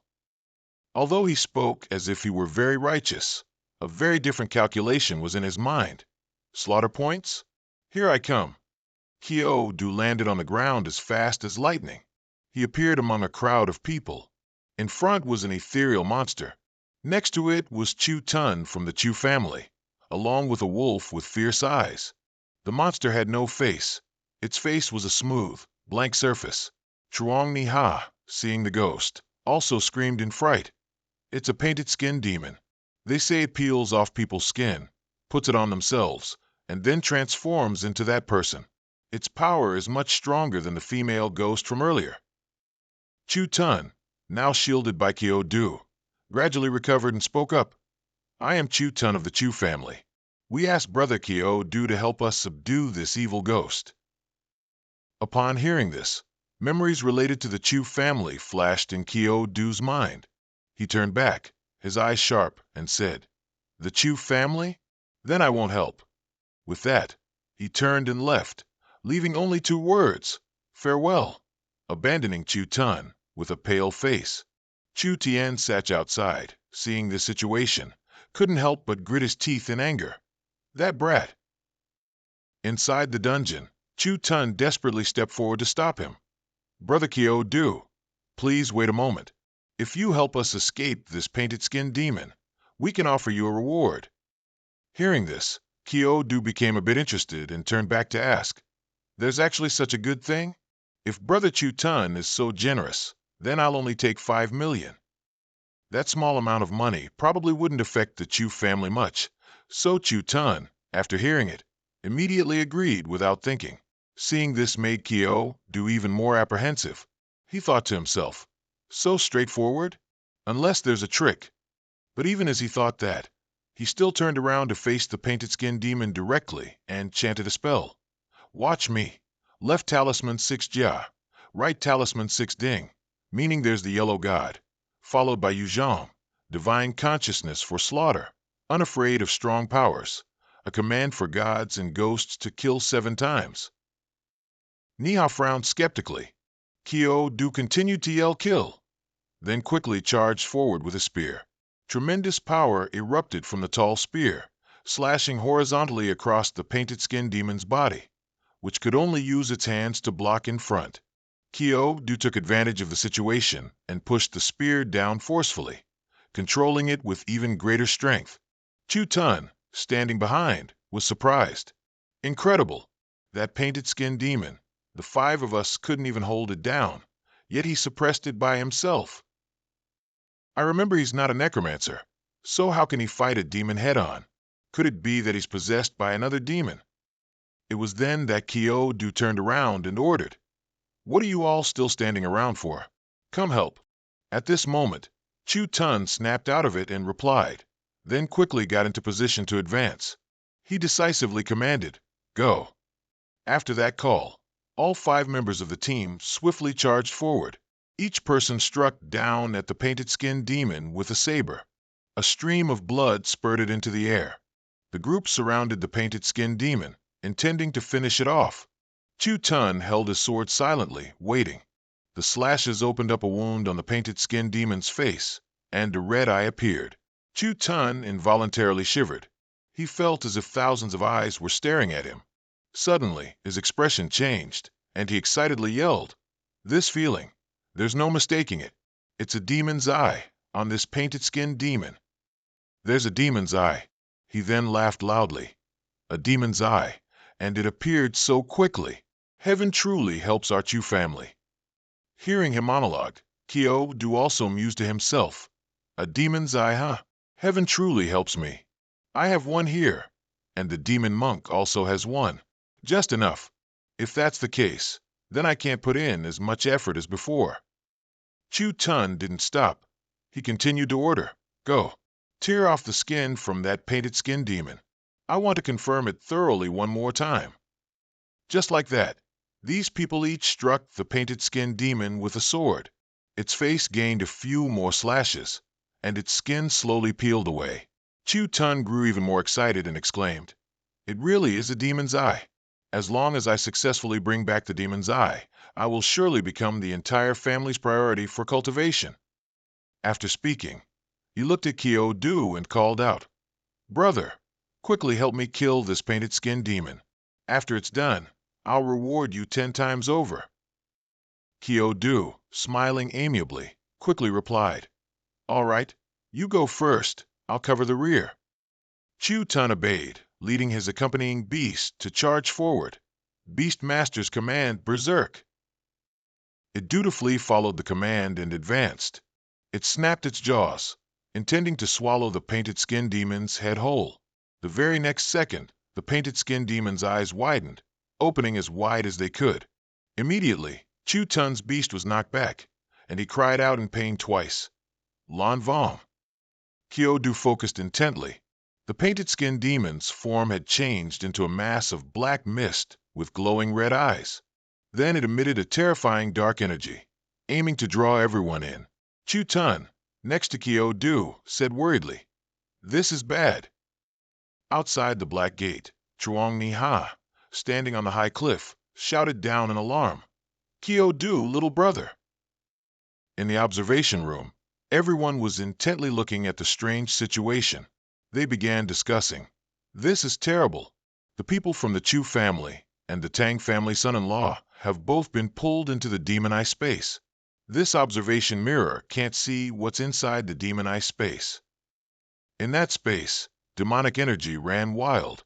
The Shao family members are in danger. But if you want to be recognized by the demonic eye, you must first enter the demonic eye space. Returning to the demonic eye world, this place had turned into a fiery red scene. Noticing the strangeness, he curiously asked. Then, a girl in a white outfit suddenly appeared from the forest, speaking towards young Master Kyo Du, which made Kyo Du feel confused. With a beautiful and charming face, she spoke softly and anxiously. "This humble maiden is lost here and is truly very scared. I wonder if young master could escort this humble maiden to a safe place?" Upon hearing this, Kyo Du pretended to go along with her wishes and replied. At the same time, he secretly remained wary of the other party, thinking. After hearing him, she said, "Only." At the same time, as she spoke, she lifted her clothing to reveal the sensitive part underneath. Then, quick as a flash, she embraced Kyo Du's body and continued. As for Kyo Du, he just stood there with a dark expression. Then he immediately gave her a punch that disfigured her face. After that devastating punch, she flew several meters away. At the same time, Kyo Du sarcastically said, "She painfully touched her wound, whining in agony. Could it be that young master doesn't like this damsel in distress type? Then this humble self can transform into a different type." She immediately began to transform from her arm. Then she transformed her entire body into another person, looking incredibly seductive. After transforming, she cunningly looked at Kyo Du and said, but Kyo Du paid no attention to that and immediately summoned the golden spear into his hand. Seeing his action, she no longer pretended and frowned, saying. Then she revealed her true power, causing her hair to fly up and one of her arms to turn red. At the same time, she said. Kyo Du replied to her seriously. Despite his threat, she still lunged to surprise attack Kyo Du. She added, "Indeed, you hide someone very important in your heart, which is why you can ignore these flesh and blood temptations." Then the two of them clashed. She stabbed Kyo Du's chest, while he cut her in half with his spear, but something strange seemed to have happened. She spoke. She continued. As she spoke, she suddenly began to fade away. Then she transformed into a tiny figure, smiling cunningly. "That was Tahu," she said. This surprised Kyo Du, who exclaimed. Meanwhile, she began to playfully toy with Tahu's body, saying. Her playful actions directly angered Kyo Du. He glared, growling. Immediately, he unleashed another slash, cutting through her body, but it had no effect. She even calmly said. She added. Hearing her words, Kyo Du merely smirked and said, "No, to be precise, an existence far more terrifying than you." As soon as he finished speaking, a golden leg suddenly emerged from his body, startling her. The Machine Queen, having just emerged from Kyo Du's body, stared at her with glowing red eyes, making her stumble back in fear, stammering, and calling the thing in front of her a demon. Then she turned and ran for her life, leaving the thing and Kyo Du behind, while screaming. But from a distance, the Machine Queen had already manipulated her wires. The wires flew quickly towards the demoness to surround her, catching her by surprise. Then, immediately, the Machine Queen's wires wrapped tightly around her body. Once the demoness was tied up, the Machine Queen began to speak to Kyo Du. "You can make your move now. Kyo Du might have already injured it." Kyo Du, who was behind, already held his spear. Without hesitation, he immediately slashed powerfully at the demon's body, and simultaneously, his killing intent points increased by 200. After that, he also received an item, the demon eye. Holding the demon eye in his hand, Kyo Du asked, "Queen, with this, we can break the memory seal, right?" The Machine Queen immediately replied, "That's right." From high in the sky, cracks had begun to appear. Kyo Du below spoke to the Queen. While the demon world hasn't collapsed yet, Queen, please, I'm counting on you. She quickly replied, I know. Then the machine queen picked up the demon eye, about to do something.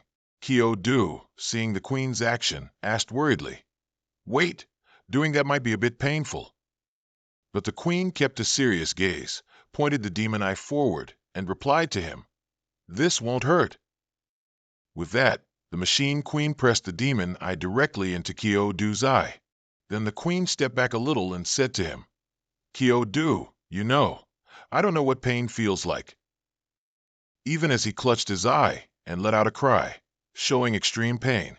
Then, his right eye had completely turned red, and strange veins appeared on his face. After that, a series of memories about what he had experienced in the past began to resurface. The machine queen sat leisurely in the air and said to him, Kyo-do, it seems your memory seal is stronger than I thought. The demon eye couldn't completely break your seal, while he could only clutch his head in pain and ask, So what do I do? Then the queen immediately reassured him, Don't worry, there's more than one demon eye. If you find the other 3 demon eyes, you'll definitely be able to break it. The queen continued, Moreover, you can consider this a blessing in disguise. Now your vision has been greatly enhanced, and the demon fog will have very little effect on you. If you can successfully use all 4 demon eyes, you'll have a high chance of gaining an eye-related skill.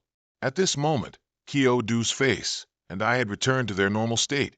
He said, If that's the case, then I will definitely get the other 3 eyes. The cracks in the sky began to become clearer. Then, in an instant, it brought him back to the forest from earlier. Then Chu-tun appeared from behind him and said, Brother Kyo, you're finally out. Now give me the demon eye. Around the 2 of them were littered with corpses. Chu-tun and his wolf stood facing Kyo-do.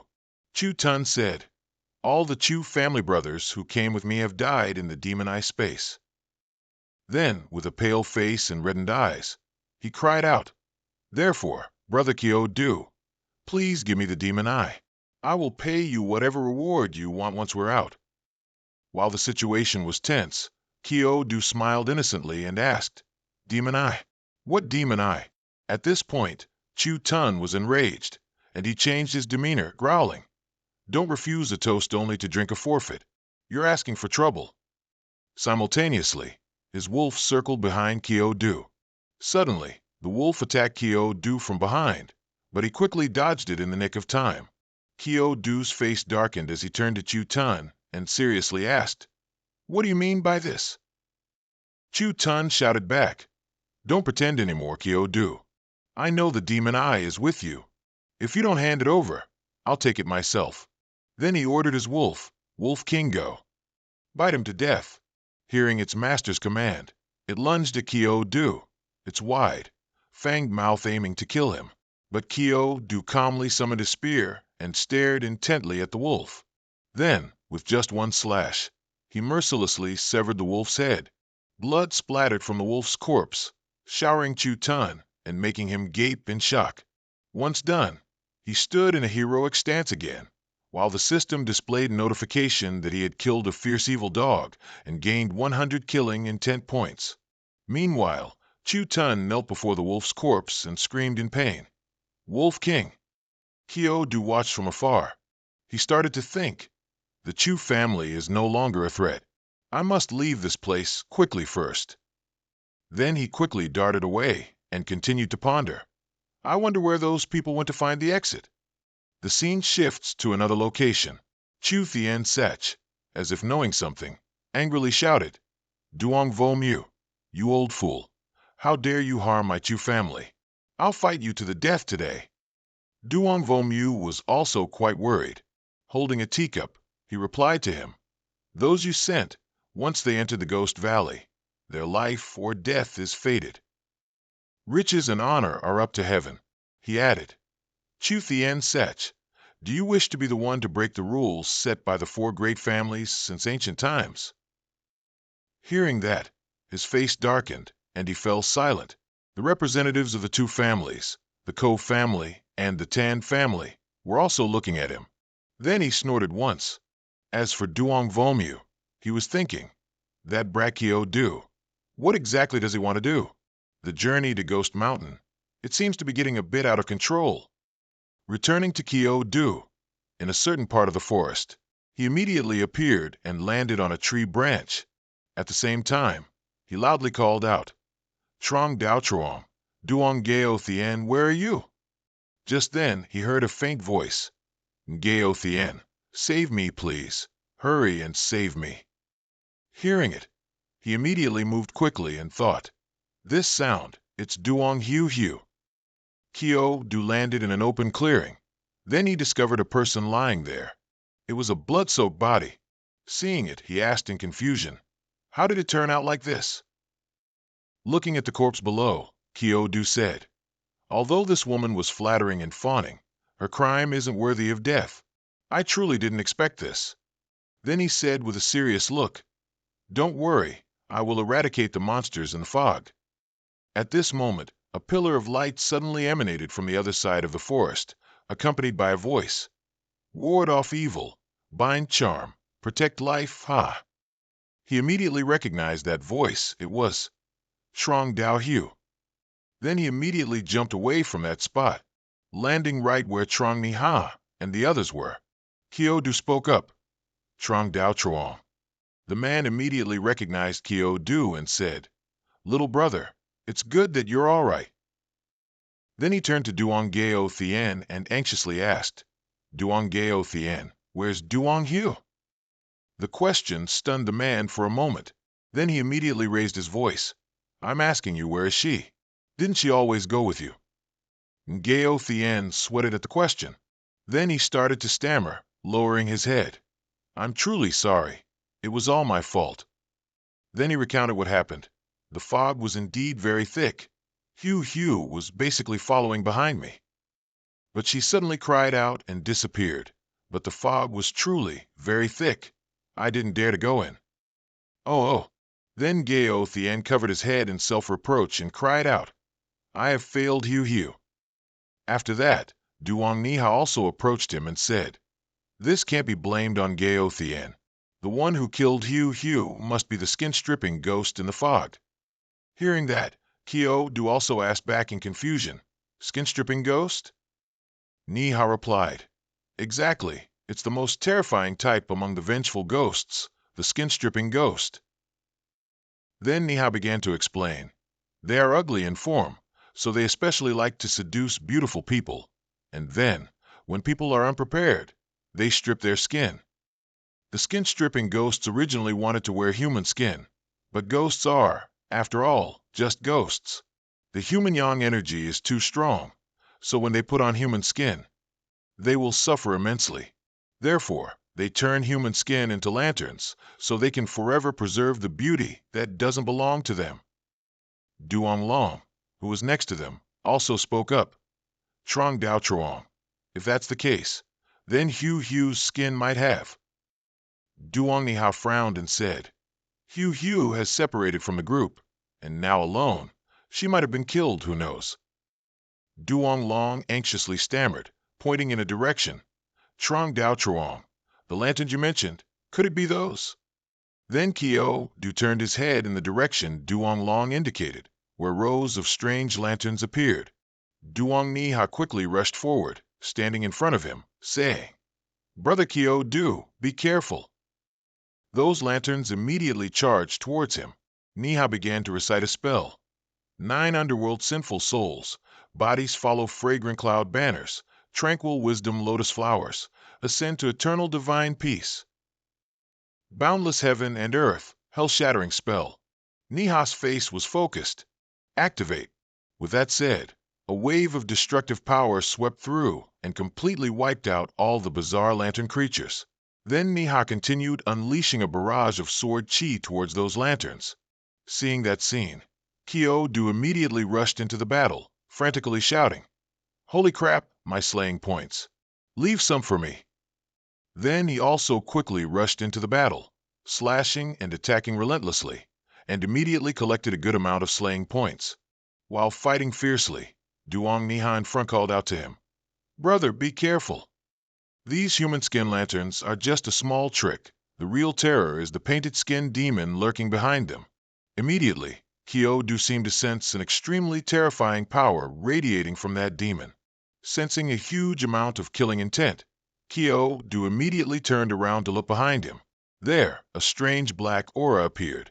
Then, suddenly, a bizarre demonic arm shot out from within that aura, heading straight for Kyo-do's position. He immediately dodged the attack, angrily saying, "Horrible, you're a sneaky one." The attack, aimed at him, missed and instead went off course, stabbing directly into a tree trunk behind him. Then, from within the darkness, a human-shaped creature leaped out, standing opposite Kyo-do. Though human-shaped, with wrinkled and ugly skin, he spoke in greeting. "Hello, your skin is beautiful. I really like it. Can you give me your skin?" As he spoke, he moved closer to Kyo-do. "Your skin is much better than theirs. If you don't answer, I'll take it as a yes. So I'll personally come and take it myself." Instantly, he swung his spear down with powerful force, saying, "Scram." His strike sliced the demon's mask in half, revealing a grotesque face, with glowing red eyes inside. The demon immediately unleashed its power, radiating a terrifying demonic energy that even forced Kyo-do to retreat. The demon clutched its face and angrily said, "Damn human, I kindly asked for your skin. But not only did you not appreciate it, you even tried to ruin the human skin lantern I painstakingly crafted." The demon immediately lunged towards Kyo-do, simultaneously saying, "I will flay your skin, eat your flesh, and swallow your soul whole." Kyo-do gripped his spear tightly, radiating a golden aura. He immediately swung back, counterattacking the demon's strike, then thought, "It's really tough." The demon's arm successfully grabbed Kyo-do's spear. "Only killing intent will work," he thought. Kyo-do thought so. Then the demon's next attack came. This time its arm elongated and lunged forward. Looking at the attack, he continued to think, "It seems if I don't enter a berserk state, I can't defeat this demon." After thinking, he immediately activated his berserk state. Just before the demon's arm could reach Kyo-do, a voice rang out, "Mystic Ice Claw." A pillar of ice suddenly shot up from the ground, completely blocking the demon's attack. Kyo-do was surprised by what had just happened.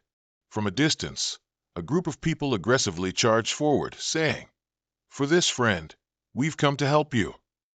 They immediately landed and launched an extremely powerful attack at the demon's position, forcing it to jump into the air to evade. Having successfully repelled the demon, they immediately regrouped and took a fighting stance. The person who just appeared was Qin family's little sword god, Tan Hao. Witnessing everything from afar, Kyo-do couldn't help but exclaim in thought, "This person's attack power is very strong."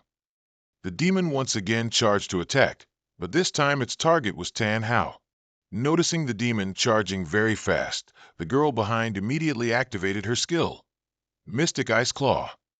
Her skill immediately formed an ice dome, completely blocking the demon's attack once more. Then they rushed into battle with the demon. Observing the fight, Kyo-do thought, "They cooperate very well." Moreover, their timing of appearance is very coincidental. Could it be that they've encountered a skin-peeling demon before? Kyo-do narrowed his eyes seriously.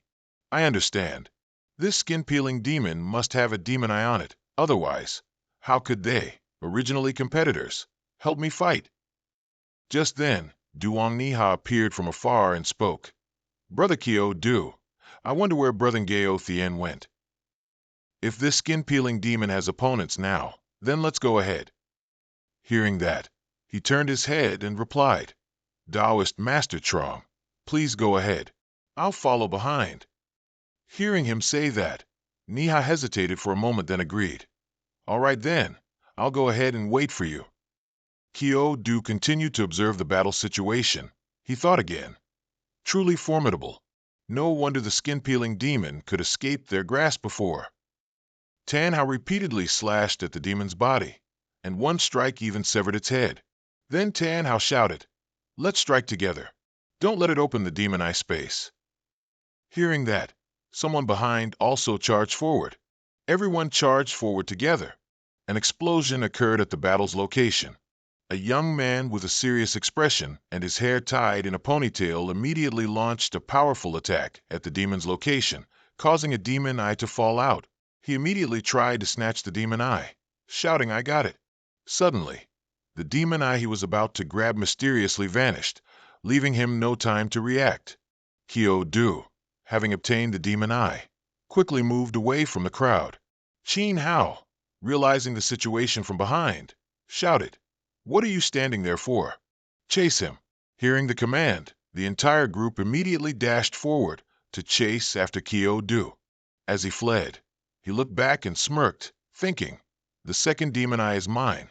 Now only 2 more remain." Ghost Mountain Dungeon. It was originally a struggle between you and me. If you guys plotted against me first, then don't blame me. From behind, Chin Hao threw his sword straight forward, simultaneously shouting at the ponytail-haired young man, "Catch this sword." He immediately snatched the sword, then was instantly pulled forward by it. The sword's flying speed quickly approached Kyo-do's position. He said in surprise, "Whoa, there's even this trick?" Catching up to Kyo-do, he stopped right in front of him. He got into a fighting stance and said to Kyo-do, "Don't run anymore. You can't escape. As long as I can hold you here, Brother Chin Hao will quickly catch up." Hearing that, he could only remain silent. Just then, 2 figures approached. 2 figures, their faces covered, stepped forward, revealing deep red eyes beneath. One of them held a large mace. Chin Hao's group was also surrounded by a strange group of masked people. Chin Hao spoke up, asking, "Who are you? Which family do you belong to?" daring to break the rules of Ghost Mountain Dungeon.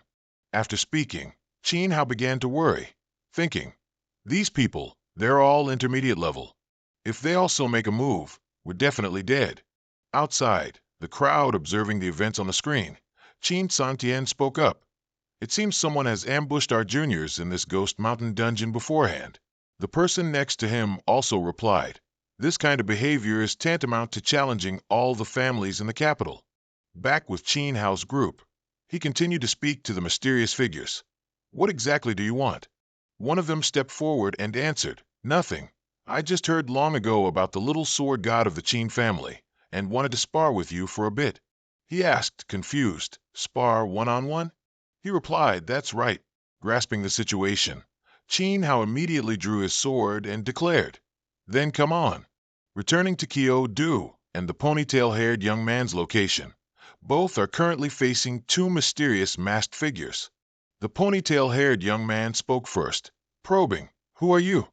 Don't you know I'm from the Qin family? How dare you lay a hand on me? Aren't you afraid of the Qin family's revenge?" One of them spoke up in reply, "We want your life." Immediately, the ponytail-haired young man charged in, wanting to end the battle in one go, shouting, "What a sham!" He instantly pulled back his arm, preparing to unleash a powerful punch. The punch shot forward without any mercy. He continuously threw punches at the black-clad figure, confidently saying, "Let's see how many times you can dodge." But the figure easily dodged all of his punches. Another punch came flying, aimed directly at the mysterious figure's face, but this time he didn't dodge, stopping to mock it, worthless. Then he suddenly lowered his center of gravity and threw a punch at the ponytail-haired young man's face, making him widen his eyes. This punch was so powerful that it created a strong tremor when it hit the ground. After that, he gave him another powerful punch. Observing everything from a distance, Kyo-do couldn't help but darken his expression, thinking, "He's not human, but why does he look a little familiar?" After the fight, the ponytail-haired young man lay unconscious on the ground. Another mysterious figure nearby spoke up, stopping him. "All right, don't forget our main objective." Then he pointed his mace towards Kyo-do and asked in a threatening tone, "Brat, are you going to obediently surrender? Or should we wait to beat you half to death before dragging you away?" I'm telling you, the one behind had already gotten into a fighting stance, as if he was about to do something. Then he suddenly punched through the stomach of the person holding the mace, standing in front. That person's eyes widened as he looked behind him, as if unable to believe what was happening. He said in pain, "Lin Lang." But the one called Lin Lang just calmly said, "Sorry about that." Observing him from a distance as he threw the other person's body to the ground, Kyo-do called out in that direction. You're Lin Lang. How did you turn into? But before he could finish his sentence, the other person interrupted, saying, Kyo-do, as classmates, I won't make things difficult for you. In this Ghost Mountain dungeon, there isn't just one person wearing a black cloak. They're all coming for you. So be careful. I'll let it slide this time. Next time we meet, we'll be enemies again. With that, he immediately leaped away. Watching him leave, Kyo-do frowned and thought, rushing here because of me? Those people in black cloaks? Just then, Qin Hao and his group found his location. They immediately stopped. Then they looked at the body lying nearby and exclaimed in surprise, What? How did this happen? At this moment, Kyo-do's face turned pale as he thought, Oh no, even if I jump into the Yellow River, I won't be able to clear my name. Outside, the Qin family patriarch, Qin Sanqian, spoke to Duong Vo-mu. Duong Vo-mu, if your son-in-law killed a junior from my Qin family, then you must hand him over to my Qin family. But old Duong Vo-mu remained silent, saying nothing. There, Kanatu also worriedly thought, No way, Kyo-do. He couldn't possibly have done something like this. Back to Kyo-do's location, he spoke to Qin Hao's group. If I told you he wasn't killed by me, would you believe it? Hearing this, Qin Hao's face darkened as he drew his sword and said, Tell me. Kyo-do replied uncompromisingly, You're forcing my hand here. At the same time, he took out a beautifully carved red ring, and the system announcement sounded, Corpse Ancestor Ring. Theft. Done. Kyo-do quickly ran back into the forest to escape. Qin Hao saw that and immediately shouted, Don't you dare run away. Kyo-do ran in front. Qin Hao chased behind. Kyo-do called back as he ran, Don't chase me anymore. He really wasn't killed by me. Qin Hao didn't believe him and retorted, If you didn't kill him, why are you running? Stop. Hearing that, Kyo-do replied, Then you put your sword away first. With the chase on, the two began a thrilling pursuit deep in the forest. A moment later, Qin Hao and his group continued to search for Kyo-do. Where is he? He seemed to have run that way. Chase him. But in reality, he was hiding behind a nearby tree. They ran past without noticing. After they passed, he peered out and sighed. That damn Lin Lang, leaving me with such a huge problem. After getting out of the Ghost Mountain dungeon, it'll be hard to find peace. Then he decided, Taoist Master Zhang is still waiting for me. I should first go retrieve the demon eye and restore my memories. The scene shifts to Duong Niha. Niha stands before a strange ancient pagoda, saying, According to Master, the corpse of Grandmaster Veen Kong and the sect's magical artifacts must be inside this temple. Brother Kyo-do, I apologize for leaving without saying goodbye, but this matter is too dangerous. I cannot let you come along. Then Niha quickly entered the ancient pagoda. Stepping inside, what appeared before Niha was a colossal Buddha statue in the center of the main hall. He advanced, intending to grab the item the Buddha statue was holding, saying, Got it. This is the magical artifact of our Taoist sect that was lost outside. Then Niha seemed to sense something terrifying about to descend. He immediately retreated, moving away from the Buddha statue. Then, suddenly, Niha looked anxiously at what was before him. The Buddha statue was emitting a colossal dark aura, accompanied by a strange cackle. Ha! It's been so many years. No Taoist has ever found this place. Chuang Niha, standing before the strange Buddha statue, grew a little anxious and shouted, Who's there? Playing tricks. Show yourself now. Immediately after, a jingling sound of a staff resonated with a calm voice. No need to rush. Veen Kong, clad in simple monastic robes, holding a dignified staff, stepped out, his words full of meaning. Whether cultivating Buddhism or Taoism, it is all for the welfare of the world, to deliver all sentient beings. Taoist Master Chuang, seeing him emerge from behind the Buddha statue, was a little surprised and shocked. You are Grandmaster Veen Kong. You're still alive? Veen Kong maintained his devout Buddhist demeanor. Every word he spoke was Dharma. Amitabha Buddha, the Ghost Mountain is not empty. I vow not to become Buddha. Not until all sentient beings are saved will I attain Bodhi. With his majestic staff, he looked at Niha and asked, Benefactor Niha, why have you ascended the mountain this time? When asked, He quickly saluted and replied, I received a master disciple entrustment to retrieve the Star Luo compass, a magical artifact of my sect, from here. After receiving the answer, the old man wasn't too pleased. His expression darkened as he continued to ask, Oh, so you're not here to join my Buddhist sect then? These words made Niha a bit puzzled. He couldn't help but question, What are you saying, Grandmaster Veen Kong? I respect you as a senior, but please don't mention converting to Buddhism again. I, Zhang Niha, will live as a Taoist and die as a Taoist ghost. But Veen Kong, facing him, seemed unfazed by the previous words and continued to tempt. Benefactor Niha, you have a connection with my Buddha. This was originally heaven's decree. The monk's staff in his hand glowed, emitting blinding golden spiritual light. Veen Kong's expression gradually showed abnormality. He gripped the monk's staff tightly and loudly said, Take refuge in my Buddha. The spiritual light emanating from the monk's staff seemed to affect Niha. His face showed a slight stunned surprise. His legs began to tremble.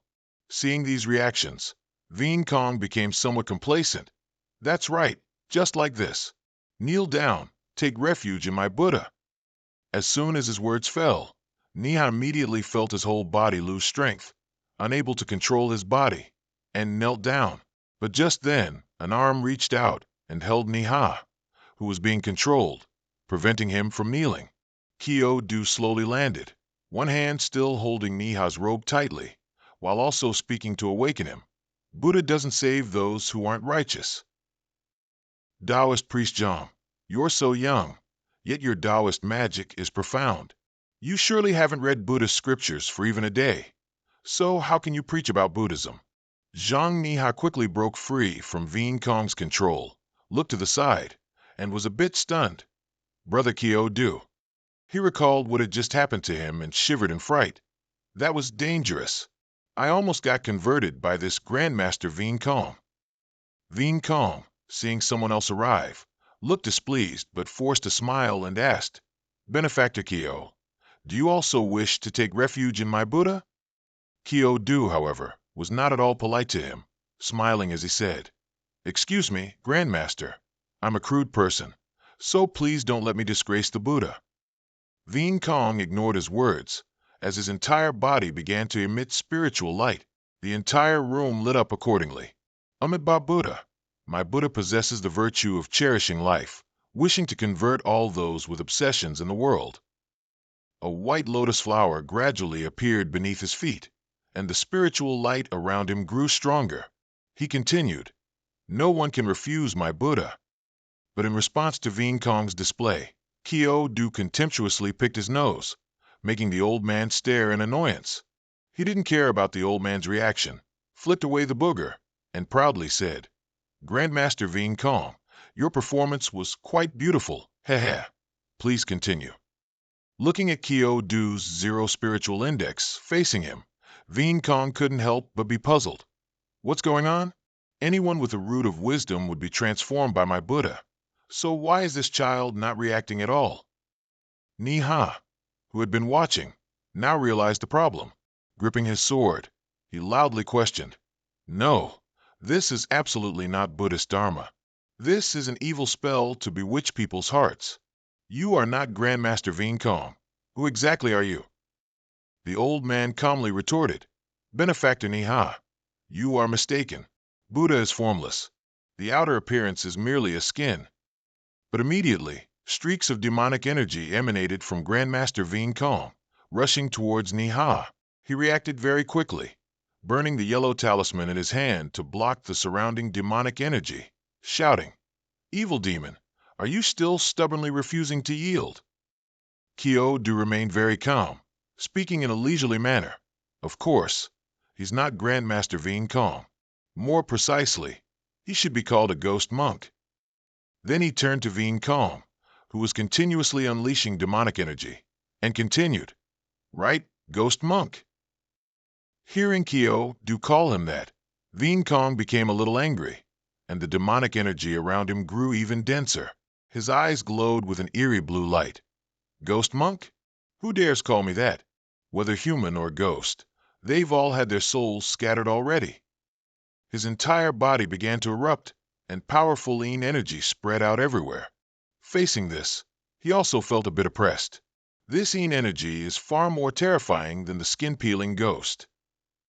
After a moment, Veen Kong fully revealed his ghost monk form. From his skin color to his cassock, everything had changed, and a strange mark appeared on his forehead. Standing amidst the dense energy, Taoist Master Neha spoke up to warn, "Brother Kyo Do, be careful." When he was alive, Grandmaster Veen Kong's Buddhist Dharma was boundless. After his death, his obsession remained. This vengeful ghost is 10 times more terrifying than usual.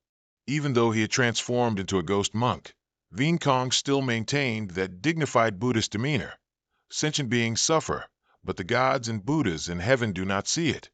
So that's all there is to it. But very quickly, he became insane and shouted, "Then let me convert all sentient beings. If gods block me, I'll kill gods. If demons block me, I'll slay demons. If Buddhas block me, I'll slaughter Buddhas. Even if I must oppose heaven and earth, I have no regrets." The ghost monk's entire body continuously unleashed energy, striking towards Kyo Du and Zhang Niha. "I, Veen Kong, am the only true Buddha." The energy struck suddenly and furiously, catching the two off guard and sending them flying back a distance. Not just inside the hall, but even outside. The moment the berserk ghost monk unleashed his energy, it created enormous aftershocks. Dense energy spread throughout all sides of the mountain. The black-clad figures nearby could also feel that terrifying power, shouting in shock and confusion, "What in the world is this?" Back inside the hall, after being struck back, Kyo Du quickly stabilized himself on the ground. He couldn't help but exclaim, "That's really strong." Niha's expression became solemn, his sharp eyes warning him again, "Brother Kyo Du, be careful. I can't look after you." Then he pulled out a talisman, quickly channeled his energy, muttering an incantation. To the left are the 6 spirits, to the right are the 6 dings.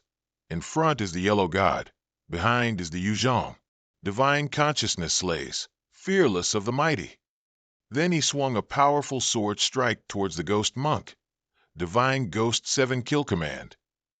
As the word strike fell, Zhang Niha's sword chi shot toward Veen Kong, creating an enormous explosion, filling the surroundings with thick smoke and dust.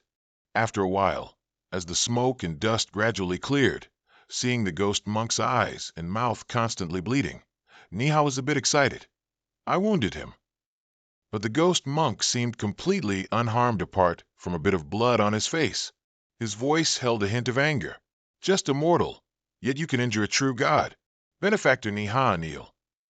As soon as the ghost monk finished speaking, Zhang Niha's entire body was engulfed in a sea of blood, and his legs began to uncontrollably give way. On the other side, Veen Kong clasped his hands in front of his chest, his eyebrows furrowed slightly as he continued to speak. "Dare to injure a true Buddha, then you will only be cast down into the blood sea hell. For generations upon generations, you shall dwell beneath the sea of blood. Only through punishment can you atone for your sins. Amitba. Now, you two have only one way to escape this hellish sea of blood, to take refuge in my Buddha."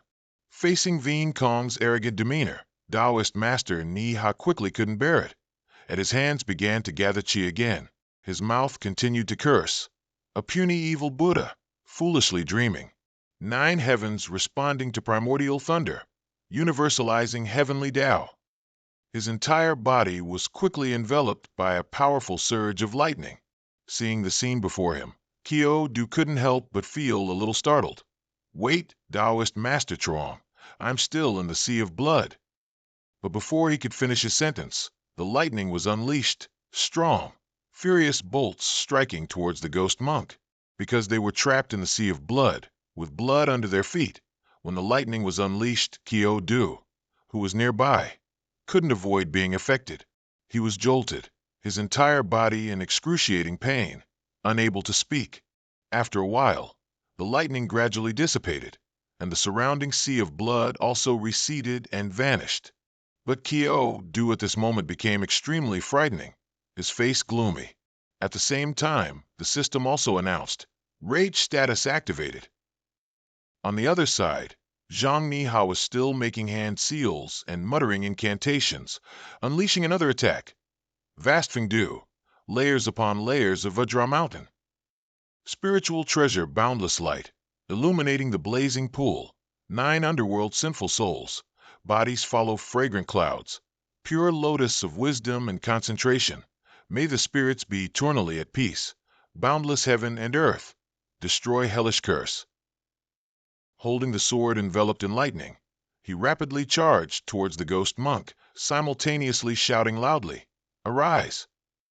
But just as the sword was about to strike, a shield appeared in front of the ghost monk, blocking all of Niha's attacks. Seeing the sword in his hand shatter into pieces, Zhang Nihao was filled with panic and dread. The ghost monk Vien Kong revealed a demonic eye and said smugly, "Just a mortal, yet you dare to strike a true Buddha? How foolish!" With that, the staff filled with dark energy in his hand plunged straight into Niha. The ghost monk's single strike sent Niha flying backwards, colliding violently with the wall behind him, suffering immense pain. Even though he seemed to have lost consciousness, Vien Kong apparently had no intention of stopping and continued to advance with his staff. Just then, a force swept past right in front of him, startling him. He secretly marveled. What heavy killing intent! Kyo Du, holding a majestic long saber, slashed towards the ghost monk, forcing him to retreat. Although he managed to dodge in time, his HP was still reduced by 100. A wound simultaneously appeared on the shoulder of ghost monk Vien Kong. The system then displayed his detailed information and stats. Epic NPC, level 30, HP 7900/8000, Strength 463, Defense 192, Agility 344. Skills include Buddha's Voice of Salvation, Hellish Sea of Blood, Vajra Demon Subduing Staff. Along with a friendly reminder, Vien Kong was originally an outstanding monk who had achieved enlightenment, but due to his excessive desire to become a Buddha, he fell into evil ways after death. Receiving this information from a system made him ponder. This ghost monk, he almost reached a high-tier level. Kyo Du's expression also subtly changed, his eyes growing more somber. It's an existence. It's almost like an intermediate tier ceiling. If not for the golden dragon blade slaying, the black-furred demon would have absorbed a lot of corpse aura. I'm afraid Taoist priest Zhang and I wouldn't have been able to deal with it together. Behind him, Zhang Era had managed to get back up, holding his sword firmly and shouting, "Brother Xiao Yu, things have come to this point, so I can only fight with all my might. If I unfortunately die here, please bring my body and spirit compass down Ghost Mountain. I don't want to turn into a corpse ghoul or a demonized being after I die. Thank you." But you remained incredibly calm, slightly parting your lips and reassuring him. Taoist priest Zhang, you won't die, and neither will I. As soon as he finished speaking, Xiao Yu's foot pushed off the ground, launching him upwards. Holding the long blade in his hand, he quickly charged towards the demon monk and swung the blade down. But the old man reacted very quickly, blocking all of Xiao Yu's attacks with his staff of jade, muttering incessantly, "Amidba, Dona Xiao Yu, your corpse aura is heavy. After death, you will surely descend to a Vichy hell." Xiao Yu twisted his blade downwards, but the demon monk seemed to anticipate it, blocking the blade's tip with his staff. Era also didn't sit idly by. At this moment, he appeared right behind Yuan Kong, forming a hand seal, ready to attack. Even while dealing with Xiao Yu in front of him, the old man sensed the corpse aura from behind and turned his head 180 degrees, startling Era out of his wits. At this moment, the demon monk also revealed that both of his eyes were demon eyes, continuously emitting a chilling red light. The staff of jade in his hand launched an attack, sending Zhang Era flying backward to crash hard against the wall. Observing the old man for a moment, Xiao Yu secretly calculated. Demon eyes. He actually has 2. If I can just kill this demon monk, I'll have foregathered. In a moment of distraction, the demon monk turned his head back to the front, clasped his hands before his chest, and uttered, "Amidba." Then the staff of jade in his hand stabbed directly towards Xiao Yu. Xiao Yu's entire body seemed to be suppressed. He couldn't move. Zhang Era saw him frozen in place and immediately shouted in panic, "Brother Xiao Yu!" Yuan Kong's staff of jade stabbed straight into Xiao Yu's head, sending him flying backward.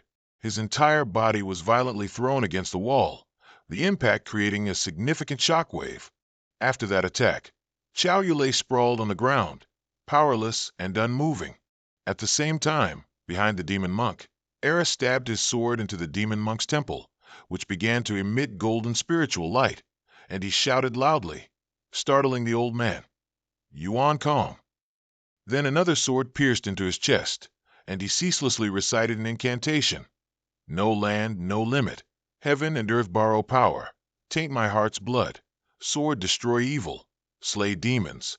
Return to life, and ascend to immortality." Zhang Era's entire body emitted a dazzling spiritual light, his face grim as he looked at the demon monk opposite him. Yuan Kong was horrified by this sight. "You lunatic! Are you trying to perish with me?" Era paid no attention to his words, gripping his sword tightly and continuing to mutter the incantation. "Heaven's net, earth's yama, sword out with a smile, slay demons and destroy love." He yelled, "All harm turns to dust," then launched the sword, shining with dazzling spiritual light, straight towards the demon monk. The terrifying power rushed forward too quickly for the old man to react. He could only scream, "No!" The sword pierced through the demon monk's body, simultaneously erupting with energy, causing him immense pain. On this side, after expending all his strength on that last attack, Zhang Era couldn't stand steadily and began to stagger. Xiao Yu quickly rushed over again to support Zhang Era. Seeing him run over, he was a bit surprised and managed to ask, "Brother Xiao Yu, you're still alive?" Xiao Yu smiled faintly and replied, "Just lucky." In his heart, he secretly lamented, "Good thing I had the passive ability of the Silver Lion helmet, otherwise I would have been seriously injured." While supporting Taoist priest Era, Xiao Yu asked, "Is Yuan Kong dead?" Zhang Era struggled to reply, "I don't know. But if he were an ordinary demonized being, he would have been annihilated long ago. However, he is a Buddha who has fallen into depravity, so my single sword strike may not be enough to kill him." After stabilizing him, Xiao Yu, holding his long blade, slowly advanced towards the other side. "Then I'll go give him another strike." But as he got closer, Xiao Yu was startled to find no sign of the demon monk. All he saw was Zhang Era's sword stuck in the wall. Just then, in a nearby corner, Densine energy erupted, accompanied by chilling eyes and a terrifying voice. "You all must die." A vortex of swirling purple demonic energy began to accumulate directly above Xiao Yu and the other man. The demonic energy swirled round and round in the air. After a while, the demonic energy gradually dissipated, and the scene inside the hall changed. Now, before the two, the demon monk sat on a demonic lotus throne, surrounded by countless devotees. Seeing the scene before them, Zhang Era and Xiao Yu were utterly stunned. Demon monk Yuan Kong sat on the lotus, surrounded by Densine energy. He spoke in a deep, grim voice. "Why do you not prostrate yourselves before a true Buddha?" As soon as his words finished, Era on this side could no longer control his body and was forced to his knees. He couldn't endure it and prostrated himself on the ground. Xiao Yu, beside him, was also heavily affected but managed to stand firm. Feeling that he couldn't hold on much longer, he called for help. "Queen, the two demonized spaces are too terrifying. What should I do now?" The queen's mechanical voice immediately echoed in his ear. "Why don't you also use those demon eyes? That way you'll have two demon eyes like him, and you'll be able to break through the demonized space." Xiao Yu immediately pulled out the two demon eyes. Holding them in his hand, he decided, "All right, I'll risk it." Then he quickly embedded the two demon eyes into his own eye sockets. As soon as they were installed, excruciating pain surged through his eyes, and a strange red light emitted from them. At the same time, on the other side, the demon monk, full of killing intent, waved his hand and roared, "Evil beast!" His hand now grew enormous, towering like a mountain, and pressed down heavily on Xiao Yu's head. The hand slammed hard onto the ground, creating an incredibly huge aftershock, and the rocks and earth shattered into pieces.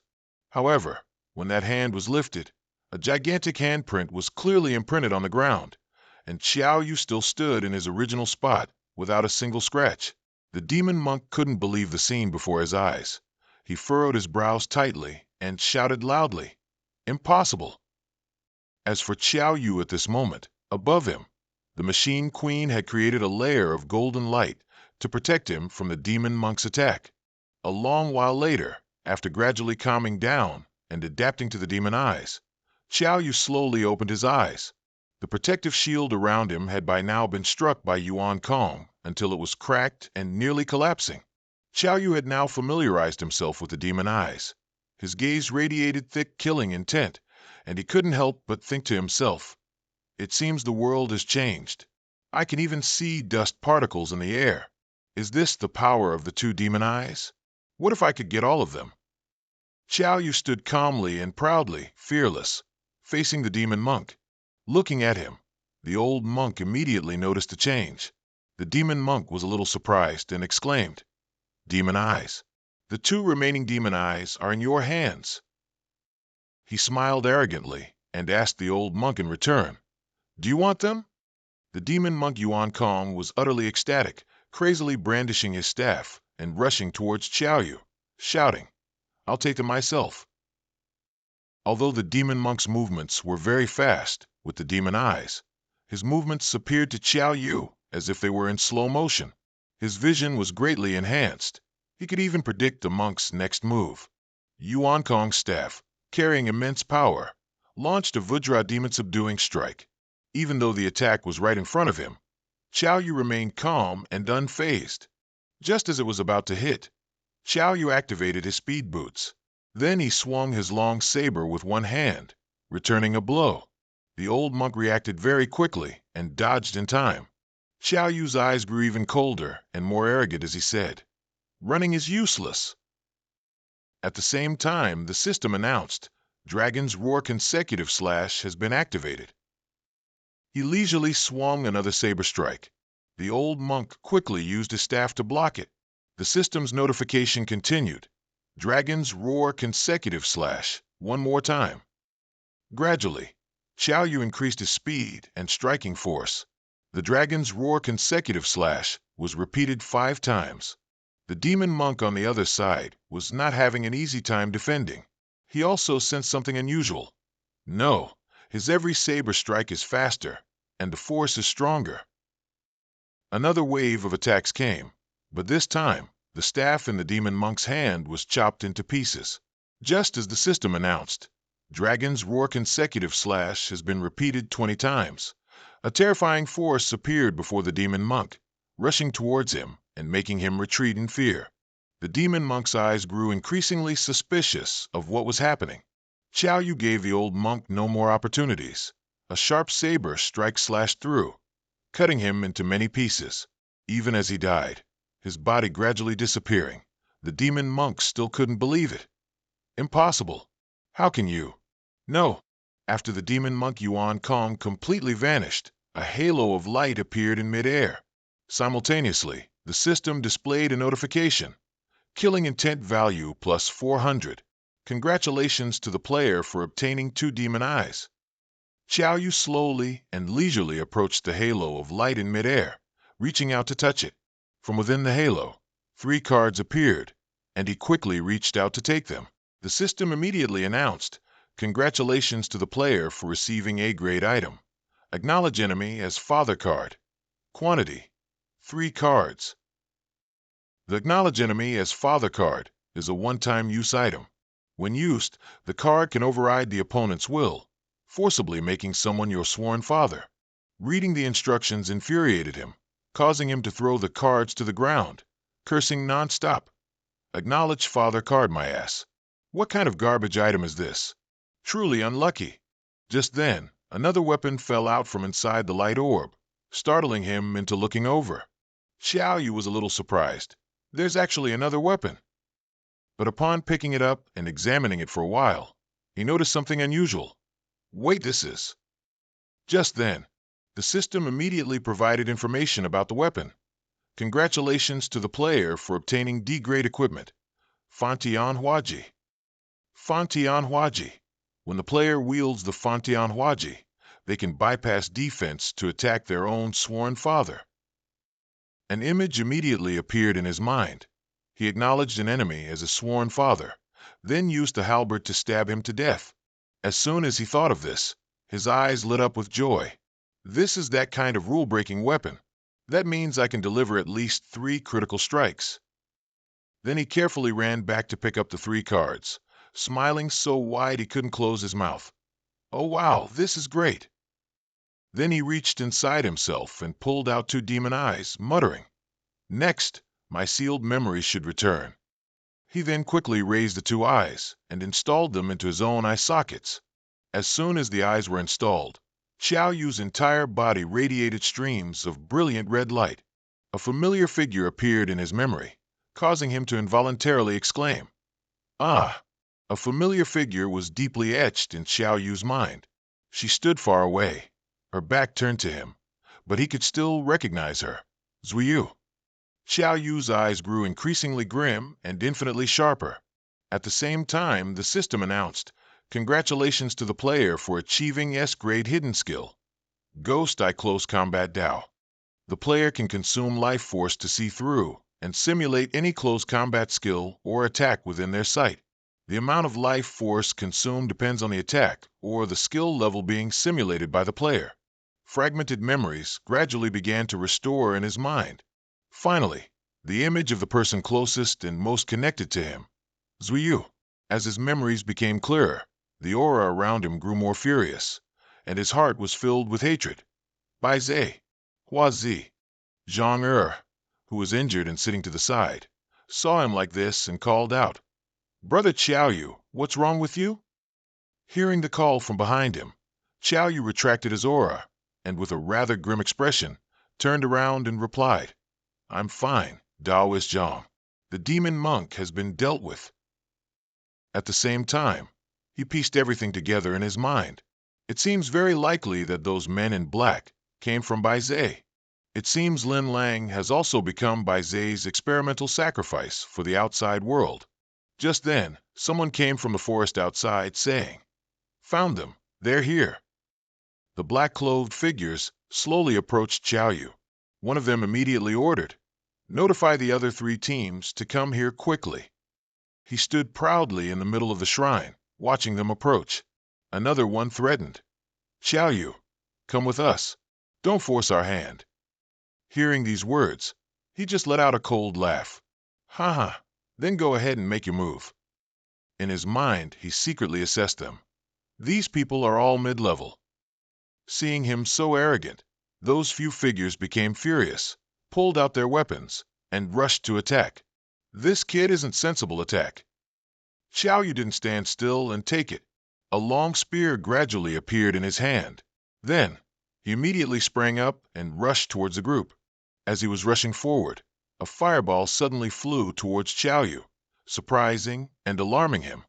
Due to the surprise and the excessive speed of the fireball, Xiaoyu could only retreat, but still couldn't completely avoid its effects. At the same time, from behind the fireball, a black-clothed figure with a sword darted forward to attack Xiaoyu. He reacted very quickly, raising his long spear to parry the attack. The black-clothed figure's sword clashed with the long spear in Xiaoyu's hand, creating sparks and eerie sizzling sounds. He quickly launched an attack, sending the black-clothed figure flying back a distance, while also injuring him for -505 HP. The figure who was knocked back was immediately healed by a teammate, but in his mind, he was full of doubt. How can it be? I actually can't defeat him. Not giving them any more time, Xiaoyu immediately sprang forward towards them. A figure with a shield also stepped forward to meet him. He used his strength to deliver a powerful blow to the shield, but it was unharmed, making him secretly exclaim, "This turtle shell is really hard." Just as he was thinking, another fireball was launched from the side. Xiaoyu reacted very quickly, gripping his long spear firmly and swinging it to knock away the fireball. But at the same time, another black-clothed figure appeared behind him, Taking advantage of his preoccupation with the other side, that figure leaped into the air, preparing to swoop down. Xiao Yu sensed the danger right behind him and immediately channeled his strength, pivoting on his foot. His whole body quickly slid backward, evading the attack. His expression gradually turned serious. Each of their strengths is on par with mine, but their coordination is truly too synchronized. Unless I can take out one person first, disrupting their formation, I basically have no way to break through their defense. Thinking of this, Xiao Yu pulled out a card with one hand, while quickly switching his weapon to the Fontaine Blast Halberd and saying, "If that's the case, then don't blame me for using my trump card."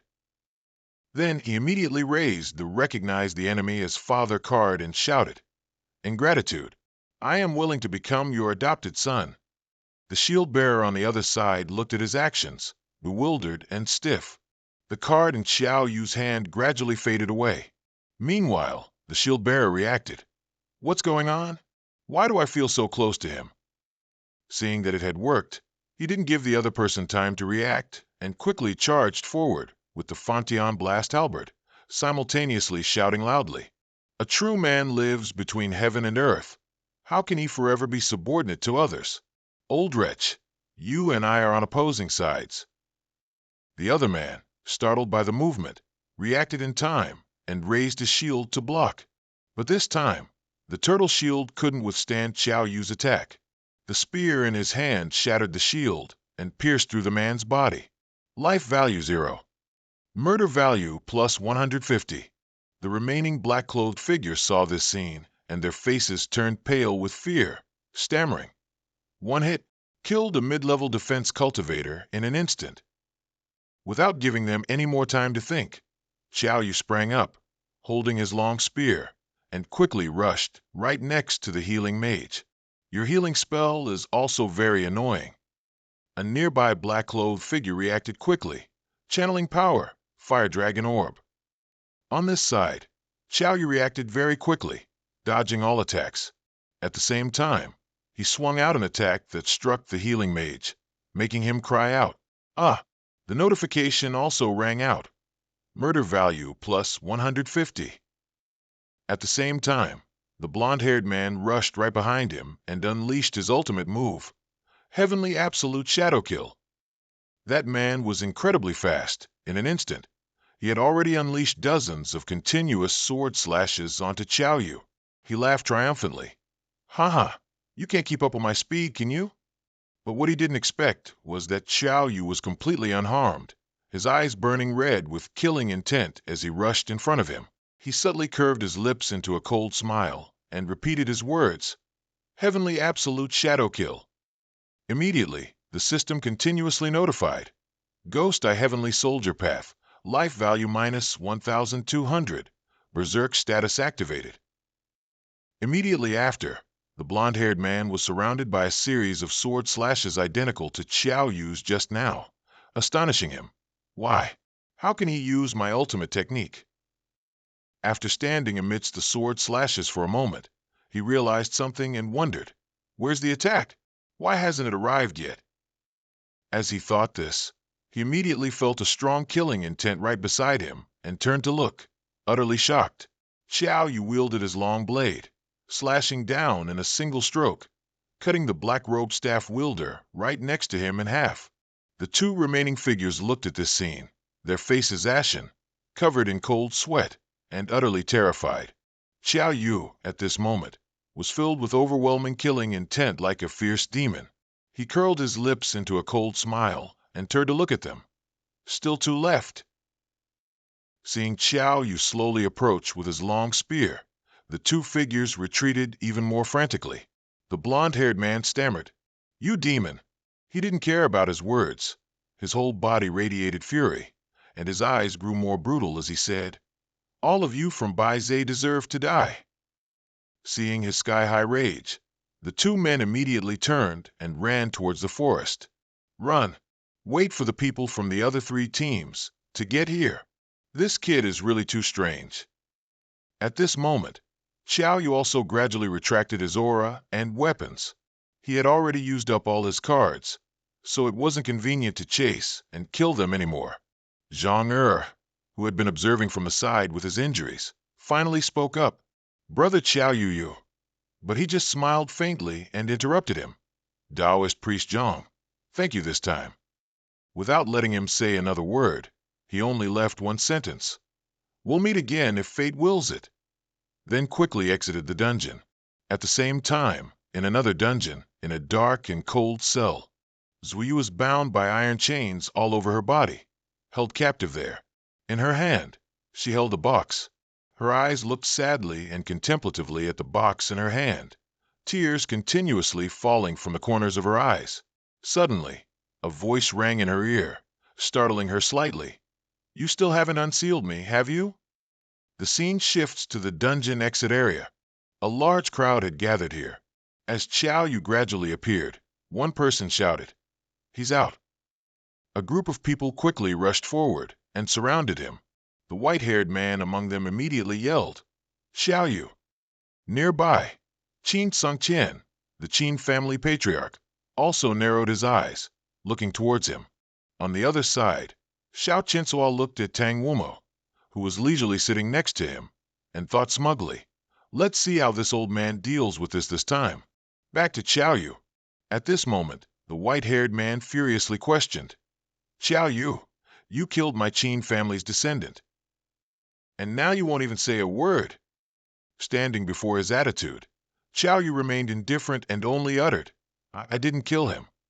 Xiao Qinsua heard this and arrogantly retorted, Ha, kid, if you say you didn't kill him, then you didn't kill him? Do you think we're blind? That kid from the Qin family chased after you, and the result was death. If it wasn't you, who else could it be? His expression turned grim, and his eyes grew colder as he explained. At that time, two black-clad figures appeared. One of them was named Lin Lang. He was originally from Beijing University's physical education class too, and has now joined Bai Zhe. The one who killed your Qin family member was Bai Zhe. But Xiao Qinsua laughed loudly as if he'd heard a joke. Haha, ridiculous. Anyway, no one saw it. So aren't you just making things up? His subordinate standing next to him also added contemptuously, Bai Zhe, I'm a Qilin. At this moment, Qin Qinsue also stepped forward and called out to him, Qiao Yu. Seeing her attitude, he was a little puzzled. Sister Qinsue, do you not believe me either? She put on a pained expression, her eyes welling up with tears, and said, You killed someone from our Qin family. How do you expect me to believe you? Upon hearing her answer, his expression grew even colder. He simply uttered, Is that so? Before he could finish speaking, Qin Qinsue on the other side quickly interrupted. Sorry, Qiao Yu. A sharp sword appeared in her hand at the same time. Immediately after, a sword strike was unleashed, and blood splattered everywhere. Qiao Yu trembled all over in pain, but clenched his teeth and endured.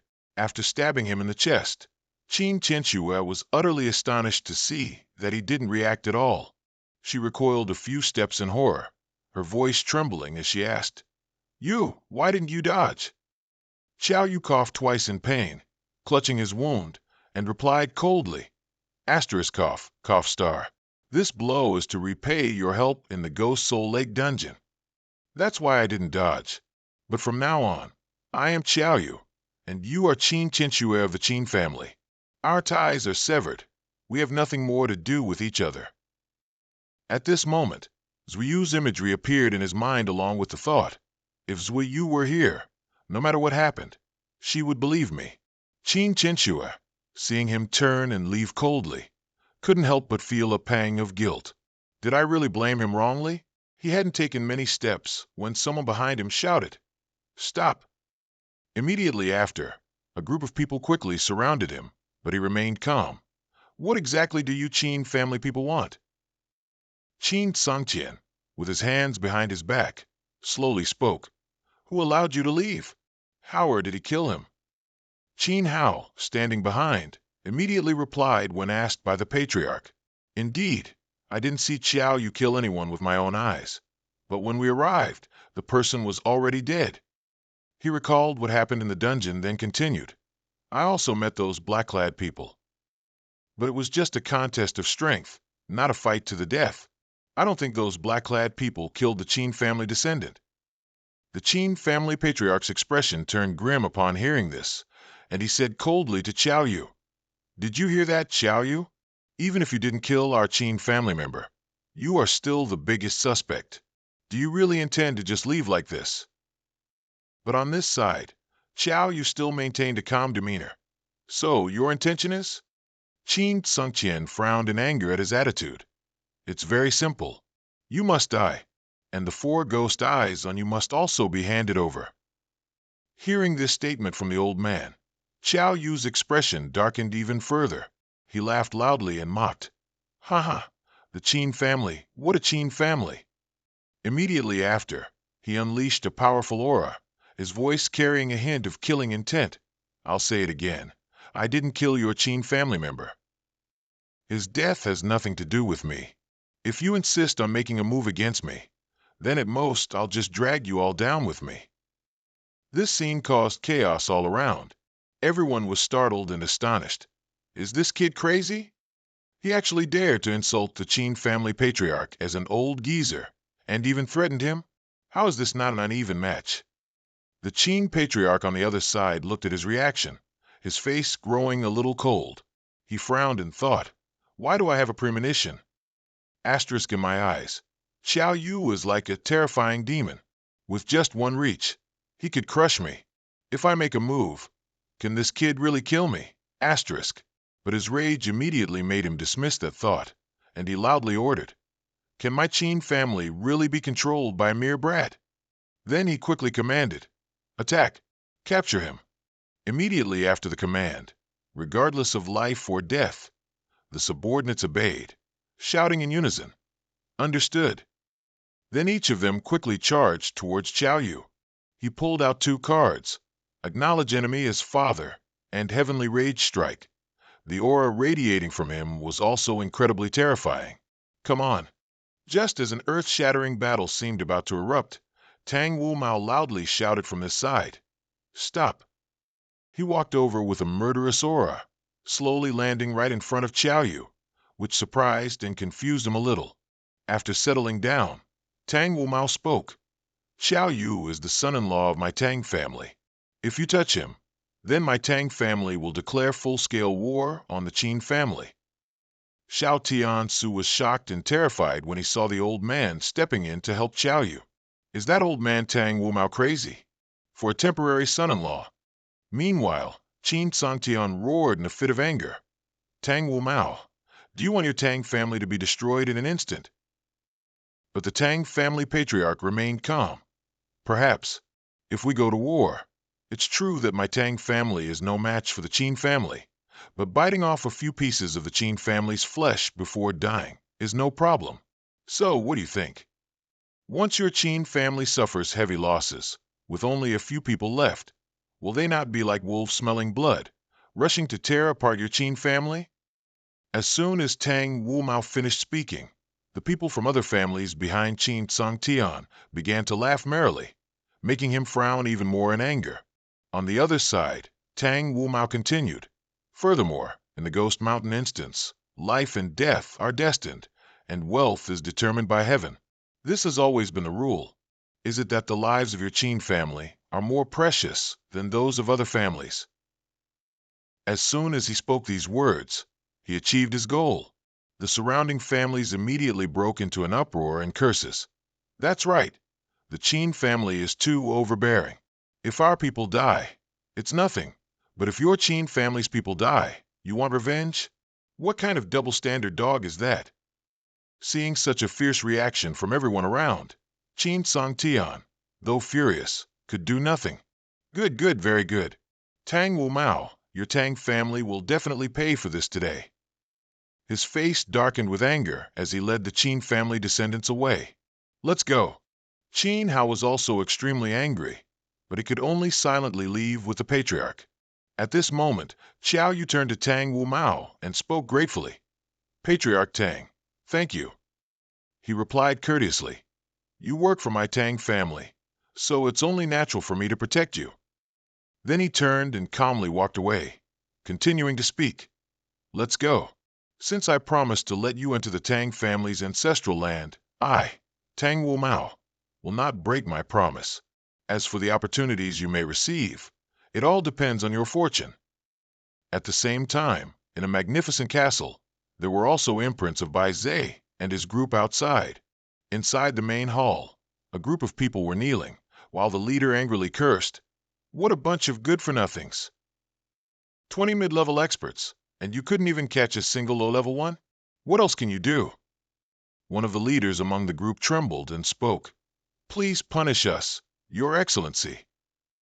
The scene then shifted to the Tang family estate, where Qiao Yu and Tang Wu Mao stood before a hidden door. The old Tang family patriarch raised his hand, channeling his energy, and drew some kind of magic circle. A moment later, the door slowly opened, and dazzling light emanated from within. After the door was fully open, Tang Wu Mao turned to Qiao Yu and called out, "Little friend Qiao, please. The Tang family's ancestral land is below."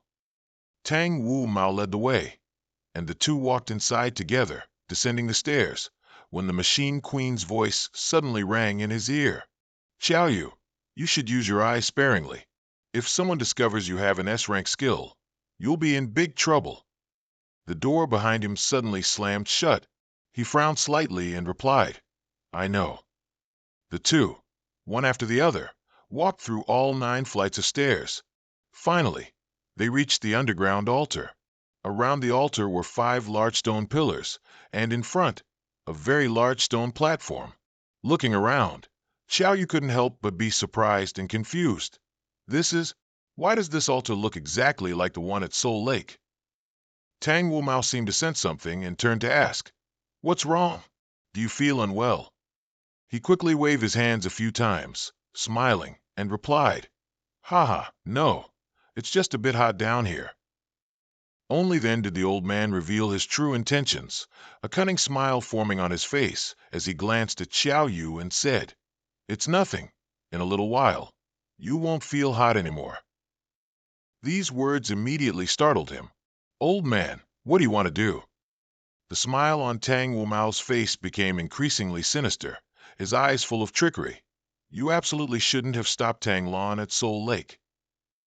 Immediately after, a powerful energy burst from his entire body, striking directly at Xiao Yu, forcing him to retreat to evade it.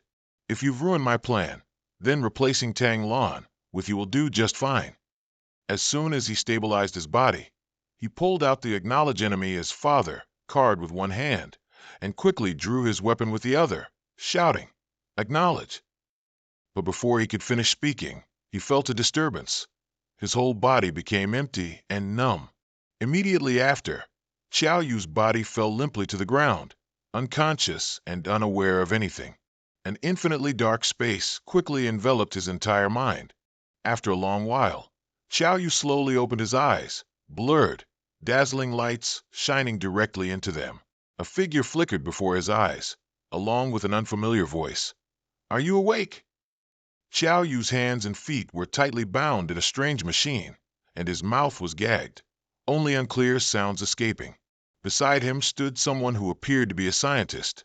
Tang Wu Mao, seeing that he had woken up, stepped forward and said, "No more fooling around. Let's get down to business." He looked at Xiao Yu with a strange gaze, laughing as he said, "What a perfect body." Then he quickly turned and walked to the machine beside him, still muttering, "Xiao Yu, I'm dying of old age. If nothing changes, I'll only live through this month. But as long as I erase your memories and upload mine into your brain chip, I can use your body to resurrect." Hearing the old man's words, Xiao Yu's eyes widened in horror, desperately calling for help. "Queen, save me now." But what he got in return was not a very positive answer. "Sorry, they injected you with a vigilance-suppressing drug. I helped you absorb its effects," which made him darken his face in anger. "What?" On this side, after lying on the machine, Patriarch Tang continued to ramble. "What a pity. The most suitable person was originally Tang Lam.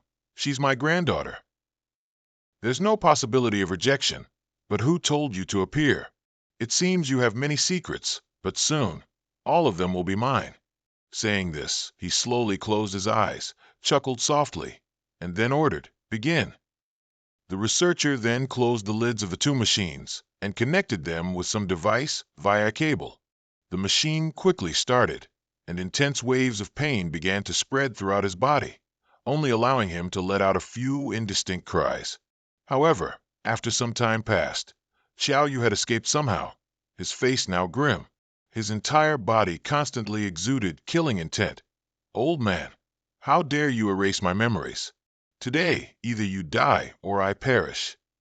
Seeing him full of killing intent, holding the Fontian halberd in front of him, Tang Wumo arrogantly said, "Indeed, arrogant youth, I've reached the high-tier level. Do you think you can stand against me?" Xiao Yu ignored his words, pulled out the Acknowledge an Enemy as Father card and shouted, "If you don't give up on me, I'm willing to acknowledge you as my godfather." Noticing his strange action, the old man was confused and somewhat wondered, "What is this?" But before he could ponder further, Xiao Yu charged forward, gripping his weapon tightly, radiating an oppressive aura.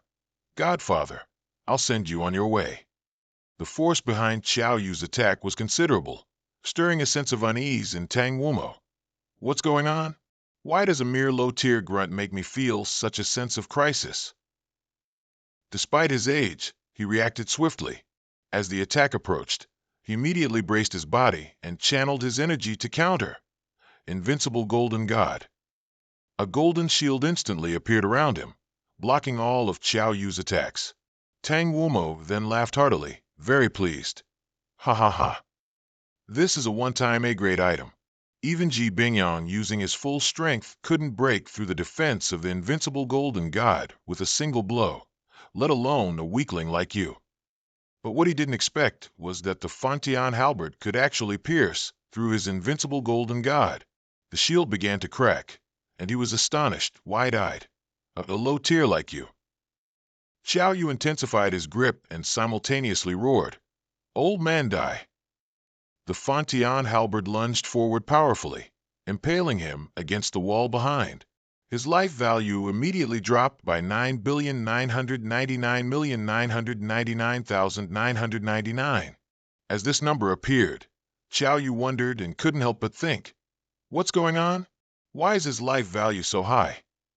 He retrieved the long spear, then looked at the recovering Patriarch Tang, feeling a bit surprised to see the system information display. Sage's Protection. S-grade item. Nullifies one fatal injury.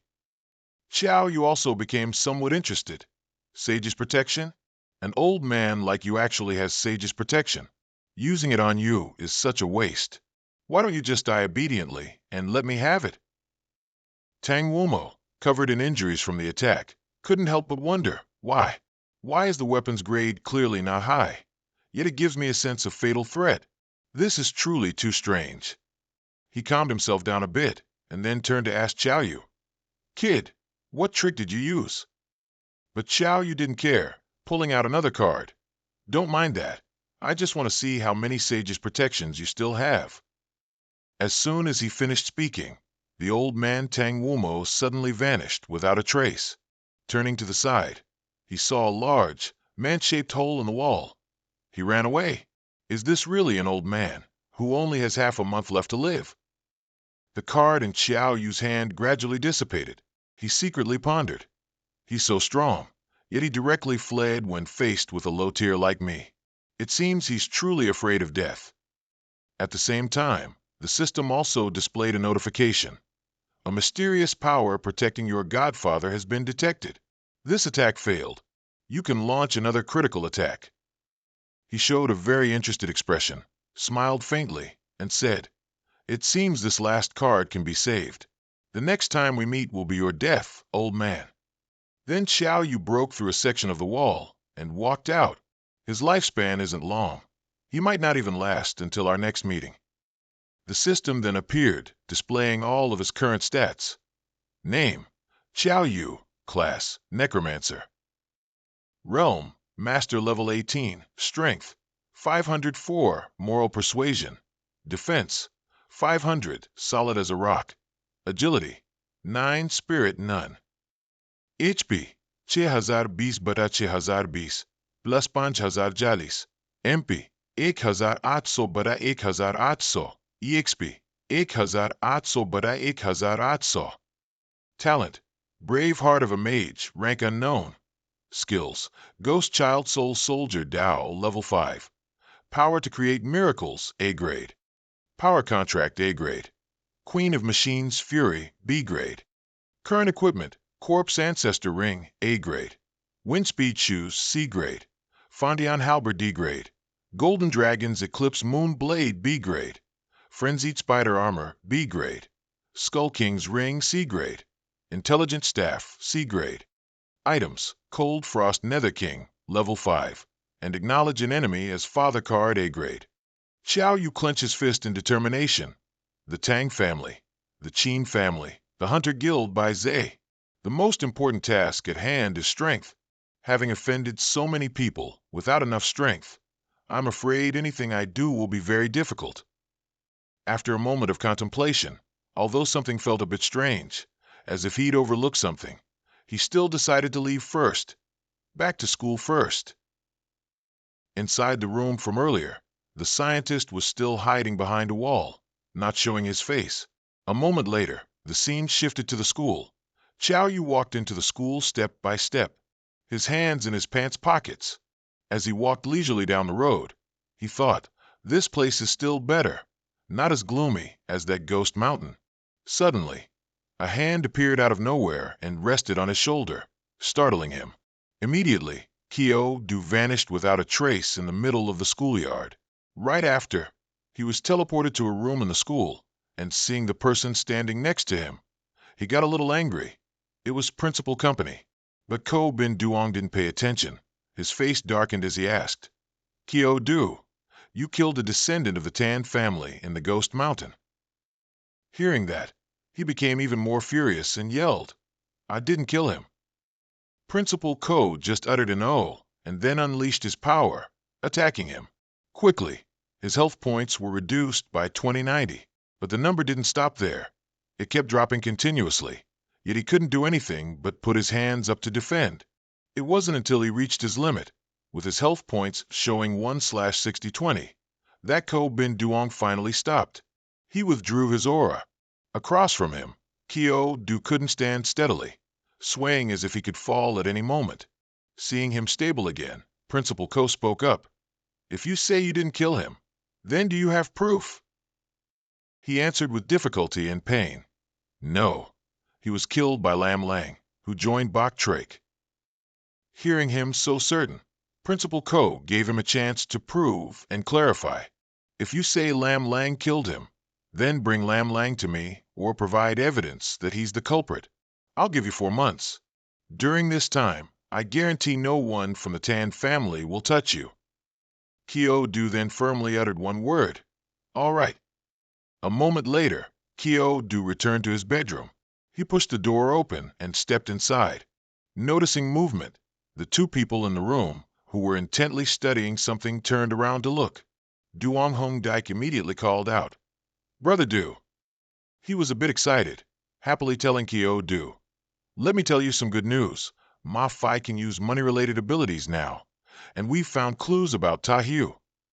He was a bit surprised and asked, what have you 2 found out? Hong Dike pointed towards the strange glowing orb on the nearby table. Look at this, brother. A beam of light projected from the orb, replaying scenes of a chaotic war from some dynasty. In those scenes, the familiar figure of Ta Hu also appeared, and she was trying to run away. At this moment, Hong Dike spoke up. The setting of that dungeon is an ancient royal family. Recalling what happened in the previous dungeon, he recounted. After entering the dungeon, you'll be assigned a random character. For example, last time Ma Fai turned into the chief eunuch of the Grand Secretariat. The danger to face in that dungeon is the risk of national annihilation. At that time, continuous warfare broke out inside the dungeon, with smoke and bombs exploding everywhere. People from another more powerful nation would come to invade, and no matter what identity we drew, in the end, we couldn't avoid being drawn into the war. He continuously provided important information he had found out. That dungeon levels up extremely fast. Last time, Ma Fai and I hadn't even cleared the level yet, but we were already about to break through to intermediate on the battlefield. Unfortunately, a perverse boss appeared in the end, and we all failed. Hearing this, Kyo-Du's expression turned serious as he pondered. So, Tahu appeared in that dungeon, probably to quickly gain experience and level up, right? Ma-Fai remained silent, only stroking his chin thoughtfully, while Hong Dike was a bit curious. Perhaps, but if she's still alive, why hasn't she come back to find us? Recalling Tahu's previous images, Kyo-Du couldn't help but feel a pang of sadness. Perhaps she's currently not her own master. He focused on the scenes being replayed in the light orb, then spoke to the two beside him. Let's go check out the dungeon first. We might find some clues. The scene shifts to a forest. The three, Kyo-Du and his companions, stood before a spatial gate. Hong Dike, upon seeing the gate, became a bit excited. We found it. This is the dungeon. Immediately after saying, let's go in quickly before the Hunter Guild discovers us, all three entered. Kyo-Du and his group quickly disappeared into the dungeon's gate. As soon as the three entered, a mysterious person appeared outside the gate. Inside the dungeon, Kyo-Du was now role-playing a character lying motionless on a bed, with two servants beside him endlessly chattering. It's over, it's over. It's been half a month since the Crown Prince fell into the Empress's bath and was pulled out. He still hasn't woken up. What should we do now? The one standing nearby spoke up to remind him. Hush! Do you not need your head anymore? His Majesty has ordered to establish a new Crown Prince. How dare you call a dead person the Crown Prince? The other immediately corrected himself. Oh, Prince. Kyo-Du slowly opened his eyes, looking around to assess the situation for a moment before guessing. This is the Imperial Palace. At the same time, the system displayed his current dungeon quest. Quest requirements. Reclaim the position of Crown Prince. Simultaneously protect your nation from invasion. Difficulty, D rank. Quest reward, determined based on player's performance assessment. Please note, the player's current identity is the fourth prince of the Zich-Vim Kingdom. Please pay attention to your every word and action. After stabilizing himself a bit, he sat up from the bed, still wondering. Tahu, what exactly do you want to do in this dungeon? But he quickly pushed that aside and began to familiarize himself with the character. According to the quest background description, I am the fourth prince. Not long after becoming the Crown Prince, I got drunk at a family banquet, and shortly after, I was found stark naked in the Empress's bath. Thus, His Majesty the Emperor ordered me stripped of the Crown Prince position, and then chose a new Crown Prince from the remaining three princes. Kyo-Du stroked his chin, piecing together all the events, and couldn't help but ponder. It seems highly likely that I was framed by the other three princes. He flashed a sinister smile, a malicious thought arising in his mind. That's right, kill the other three princes. Then wouldn't the position of Crown Prince be mine? Thinking this, Kyo-Du couldn't help but stroke his chin proudly, as expected of me. No sooner said than done. He turned to call the two servants guarding the door. Hey, you two, come here. Seeing that the prince had woken up, the two quickly knelt down to pay respects, one even slightly joyful. Congratulations, Your Royal Highness, on waking up.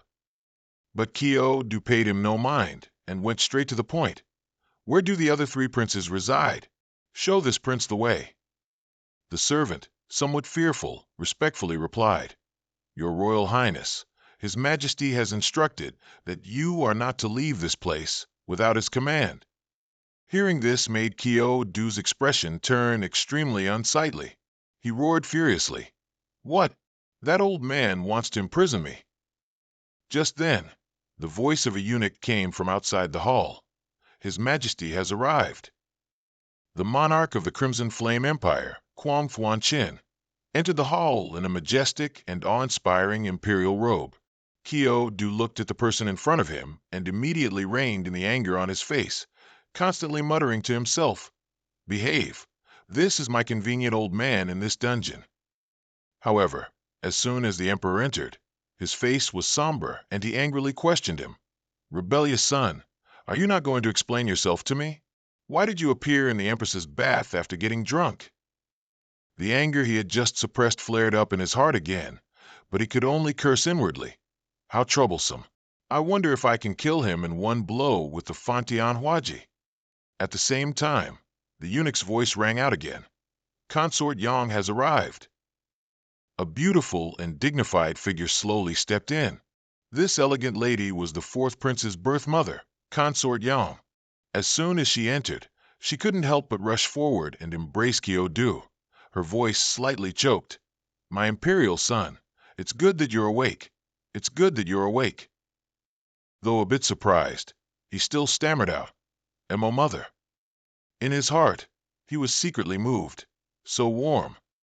Since my mother passed away when I was 6, I've never felt such a warm embrace again. Kwang Fuan Chin, standing aside and watching the mother-son reunion, couldn't help but roar. Enough. Jung Mong Tuen, do you know what good deed your good son just tried to commit? Seeing the emperor's anger, Consort Yang immediately bowed, feeling somewhat aggrieved. Your Majesty, please calm your anger. My imperial son surely harbors no ill intentions. I still beg your Majesty for clemency. Kyo-do's expression turned grim, seeing his mother so distressed. He stepped forward to shield Consort Yang, softly calling out, "Mother." Then he looked at her with gentle eyes and continued, "What I do alone, I bear alone. How can there be a reason for Mother to take the blame for the mistakes your son made?" But when he turned to speak to Kwang Fuan Chin, his eyes became cold and resolute. "Father, your son also doesn't know why he ended up in the Empress's bath after getting drunk, but I beg you to grant me 3 days. Your son will surely investigate the truth thoroughly." Seeing his attitude, the Emperor's anger subsided a little, but he still issued a warning. "Good, very good. Then I grant you 3 days. If you fail to uncover the truth within 3 days, I will banish you to the border. From that day forth, you will no longer be considered my son." A moment later, after the Emperor had left, Consort Yang was consumed with worry. "Imperial son, the king doesn't joke. If you don't uncover the truth within 3 days, you will truly be banished to the border." But Kyo-do remained calm and reassured her. "Mother, please don't worry. Your son is confident. You should go rest first." Recalling his initial intention, his eyes became dark and unpredictable as he asked, "By the way, Mother, do you know where the other 3 princes reside?" The scene shifted to the first prince's palace. By then, Kyo-do had arrived right at the entrance, feeling a bit hesitant, unsure which prince was framing him. He slowly approached the door, a sinister smile forming on his face as he said, "You better not let me catch you." Immediately after, Kyo-do swung his leg and kicked open the door to the first prince's palace, rushing inside and shouting, "Let me see what kind of trash this first prince is first." Inside the hall, a prince was leisurely lounging and enjoying himself, surrounded by piles of food. Seeing the sight before him, Kyo-do shouted, "Jung Hung Daik." He was the first prince. Still chewing loudly, he reacted when he saw the newcomer. "Brother Do." Then he happily stood up, still gnawing on a chicken leg, and said, "Brother Do, this dungeon is great. I'm the first prince as soon as I enter. But the mission says I need to help some nonsensical fourth prince reclaim the crown prince position." But Hung Daik didn't notice Kyo-do's expression had turned extremely unsightly. He spoke with difficulty. "Do you think it's possible that the nonsensical fourth prince you're talking about is me?" On this side, Hung Daik laughed loudly. "Haha, Brother Do, you said we're all princes, so are we all Ma Fai." Before he could finish, a figure appeared right at the palace entrance, followed by an extremely familiar voice. "Do you even need to ask?" Ma Fai, as the second prince, slowly walked into the hall, arrogantly saying, "Of course, I'm also a prince." A moment later, when the 3 gathered and understood each other's missions, Hung Daik exclaimed, "Holy cow! What's there left to investigate? For princes, 3 of us are on the same side, so the one who framed Brother Do must be the 3rd prince." Kyo-do uttered just one word, "Go." The 3, filled with murderous intent, advanced towards the third prince's palace. A moment later, at the third prince's palace, the eunuch's voice rang out from outside. The first prince, second prince, and fourth prince have arrived. The third prince inside the hall nervously paced back and forth, contemplating. Oldest brother, second brother, and fourth brother are all here at the same time. Why is this? Could it be that my plot against fourth brother has been exposed? Impossible. I handled all the traces. They can't have any evidence. Thinking so, as soon as he saw someone enter, he smiled brightly and greeted them. I apologize for not greeting my two elder brothers and fourth brother on your sudden visit. Before he could finish his sentence, his face took a devastating punch, and his words became indistinct. For not receiving you from afar. The third prince, after taking one punch, fell to the ground with his eyes wide, but Kyo-do didn't care and said, "Now, my dear little brother, let your elder brothers show you some love." Immediately after, the three, Kyo-do included, rushed in and beat him relentlessly, their voices continuously ringing out. "This brat isn't a good person. Just beat him up first, so third brother can feel our sibling love. Oh, brother, let me hit him too." After a while, the third prince was beaten black and blue. He hugged his head, trembling uncontrollably. "What exactly do you all want to do?" Kyo-do still showed no mercy, giving him another kick. "Who told you to frame me? Quickly, truthfully confess how you framed me." But the third prince remained stubborn. "Frame what? Fourth brother, I don't know what you're talking about." Seeing that he still wouldn't admit it, he turned to the other two. "Still daring to talk back? Keep beating him." This made the third prince scramble to his feet in fear. "Stop, stop, I'll talk." Then, trembling all over, he pleaded earnestly, "I'm sorry, fourth brother. Third brother was blinded by evil spirits. Tomorrow just happens to be the day Imperial Father goes hunting. I'll use that opportunity to frankly tell everything in front of all the civil and military officials." The third prince was scared pale. Seeing the murderous glares of the others, he quickly added, "And I'll also ask Imperial Father to restore your position as Crown Prince. Will that be enough?" The three of them were somewhat satisfied, but Xiang-Di was still a little worried. "Yu-Ge, I'm afraid this third prince might be up to something." But Xiao Yu considered it and said, "Now that the three of us are united, why should we be afraid of him? If we really kill him here, I'm afraid it'll be difficult for me to regain the Crown Prince position." Seeing his words made sense, Xiang-Di just turned slightly to glance at the third prince. "That's true. Then we'll spare his life for now." The three of them returned to the first prince's palace together. At this moment, Xiang-Di gnawed on a chicken leg and said, "All right, Yu-Ge, there's something you might not know. Last time, when Ma Fei and I went in, we discovered." Recalling how the two of them accidentally encountered a group of sorcerers using lightning, he recounted, "The country that wants to invade Qian Kingdom is the Great Sorcerer Kingdom. That country has many sorcerers who know witchcraft. They can summon wind and rain, control thunder and lightning. Their methods are somewhat similar to elemental mages." Ma Fei beside him immediately added, "According to my and Yang Xiangdi's previous experience, tomorrow that great sorcerer kingdom will attempt to assassinate the emperor at the hunting ground. After the emperor dies, the four princes will fight for the throne, and Qian Kingdom will be in chaos, with civil war everywhere. The great sorcerer kingdom will also take that opportunity to invade." But saying this, he added with a hint of pride, "However, this time all three of us are princes, so we don't need to worry about that." Xiang-Di, on the other hand, was laughing foolishly, and his words left the other two speechless. "Haha, that's great. When I become emperor, I'll make both of you crown princes." Very quickly, several thump sounds echoed, and two more bumps appeared on the first prince's head, his face looking utterly wronged. Time quickly passed to the next day. The hunting ground in the valley gathered a large crowd. The emperor, in his robes, rode on horseback, looking incredibly majestic. When Xiao Yu saw Consort Yang, he immediately dismounted and called out, "Imperial Mother!" She also approached him, gently asking with concern, "My imperial son, your health." But before she could finish, he quickly reassured her. Thank you for your concern, Imperial Mother. Your son's health is no longer a worry. Seeing him like this, she felt a little relieved. It's good that you're fine. It's good that you're fine.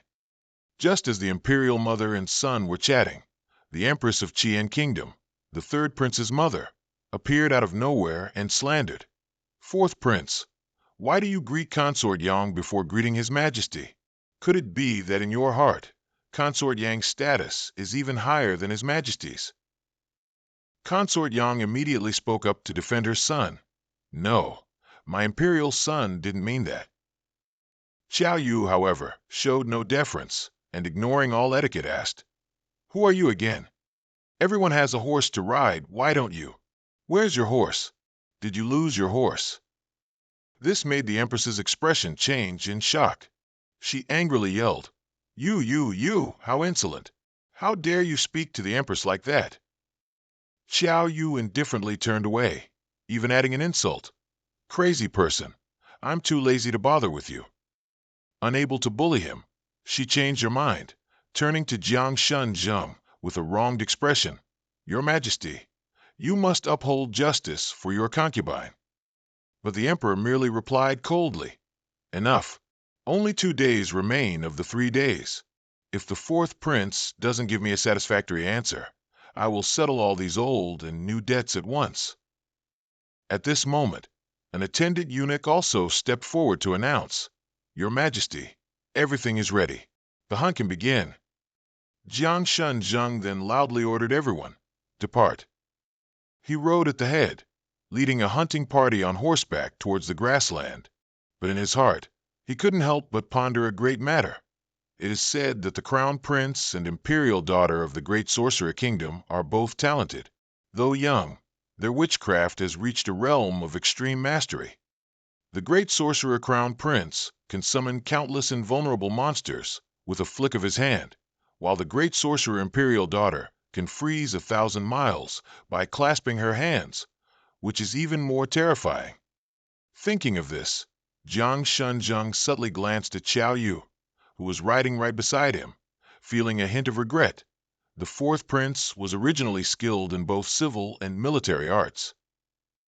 He was the best successor for Qian, but unexpectedly he has become so lawless. Could it be that heaven truly intends to destroy my Qian? A moment later, on the lush green grass, a small deer heard movement behind it and was startled. Jiang Shenzheng, on his side, had already drawn his bow and aimed, but as the arrow flew, the deer leaped up and dodged it. Seeing that he had missed the prey, he turned to Xiao Yu beside him. Fourth prince, you're usually the best archer. Go, shoot that deer. If you don't kill it, you'll be punished with 50 strokes. Looking at the frightened deer running further and further away on the hill, he asked, What if I do kill that deer? Jiang Shenzheng laughed heartily. Ha, that deer has run at least 400 or 500 meters already. If you can really shoot that deer while standing still, I'll agree to anything you want. Hearing this, Xiao Yu reached behind his back to draw an arrow, then stated his demand. A king does not go back on his word. If I succeed, I want you to make Consort Yang the Empress. Then he drew his bow and resolutely shot an arrow towards a deer in the distance. The arrow whizzed through the air, passing over the soldiers' heads. Everyone watched in silence. Jiang Shenzheng watched the arrow fly far over the hill, thinking to himself, Sigh, it seems after the incident at the baths, the fourth prince has truly changed. Drawing another arrow, his eyes gleamed with a hint of red as he said with interest, Archery is quite fun too. In his heart, he silently calculated, Ghost I locks onto the target. This time, I definitely won't miss. But suddenly, the bow in Xiao Yu's hand broke into 3 pieces, and the arrow was not shot, leaving him a little startled. Nearby, the Prime Minister of Qian Kingdom, the Empress's father, saw this scene and burst out laughing mockingly. Ha ha, I have to say, although the fourth prince has poor eyesight, he's certainly very strong. Xiang Di couldn't help but worry. Oh no, Yugu doesn't know how to shoot a bow at all. Ma Fei beside him also chimed in. Who told him he had to pretend? Now he's messed things up. The little deer on the hill, still oblivious, looked around blankly. Jiang Shunjiang's face turned livid with anger at this moment. He loudly ordered, "Guards, take the fourth prince down. Punish him with 50 strokes." Xiao Yu remained very calm. "Wait." That prime minister scornfully mocked. "What's wrong? The fourth prince's bow is broken, and you still want to struggle in vain." Yu Ge smirked slightly. His gaze also turned sharp and cold. Who said a broken bow can't still be lethal? A general nearby heard these words and scoffed disdainfully. "This old man has fought battles his entire life, but I've never seen a broken bow still possess lethal power." "Ha ha, I'm afraid this fourth prince slept for over half a month, and his brain is broken. Truly a laughingstock for all." Yu Ge, on the other hand, still looked very confident. He held the arrow in his hand without a bow and got into position. He adjusted his horse, pulling the arrow back to build momentum.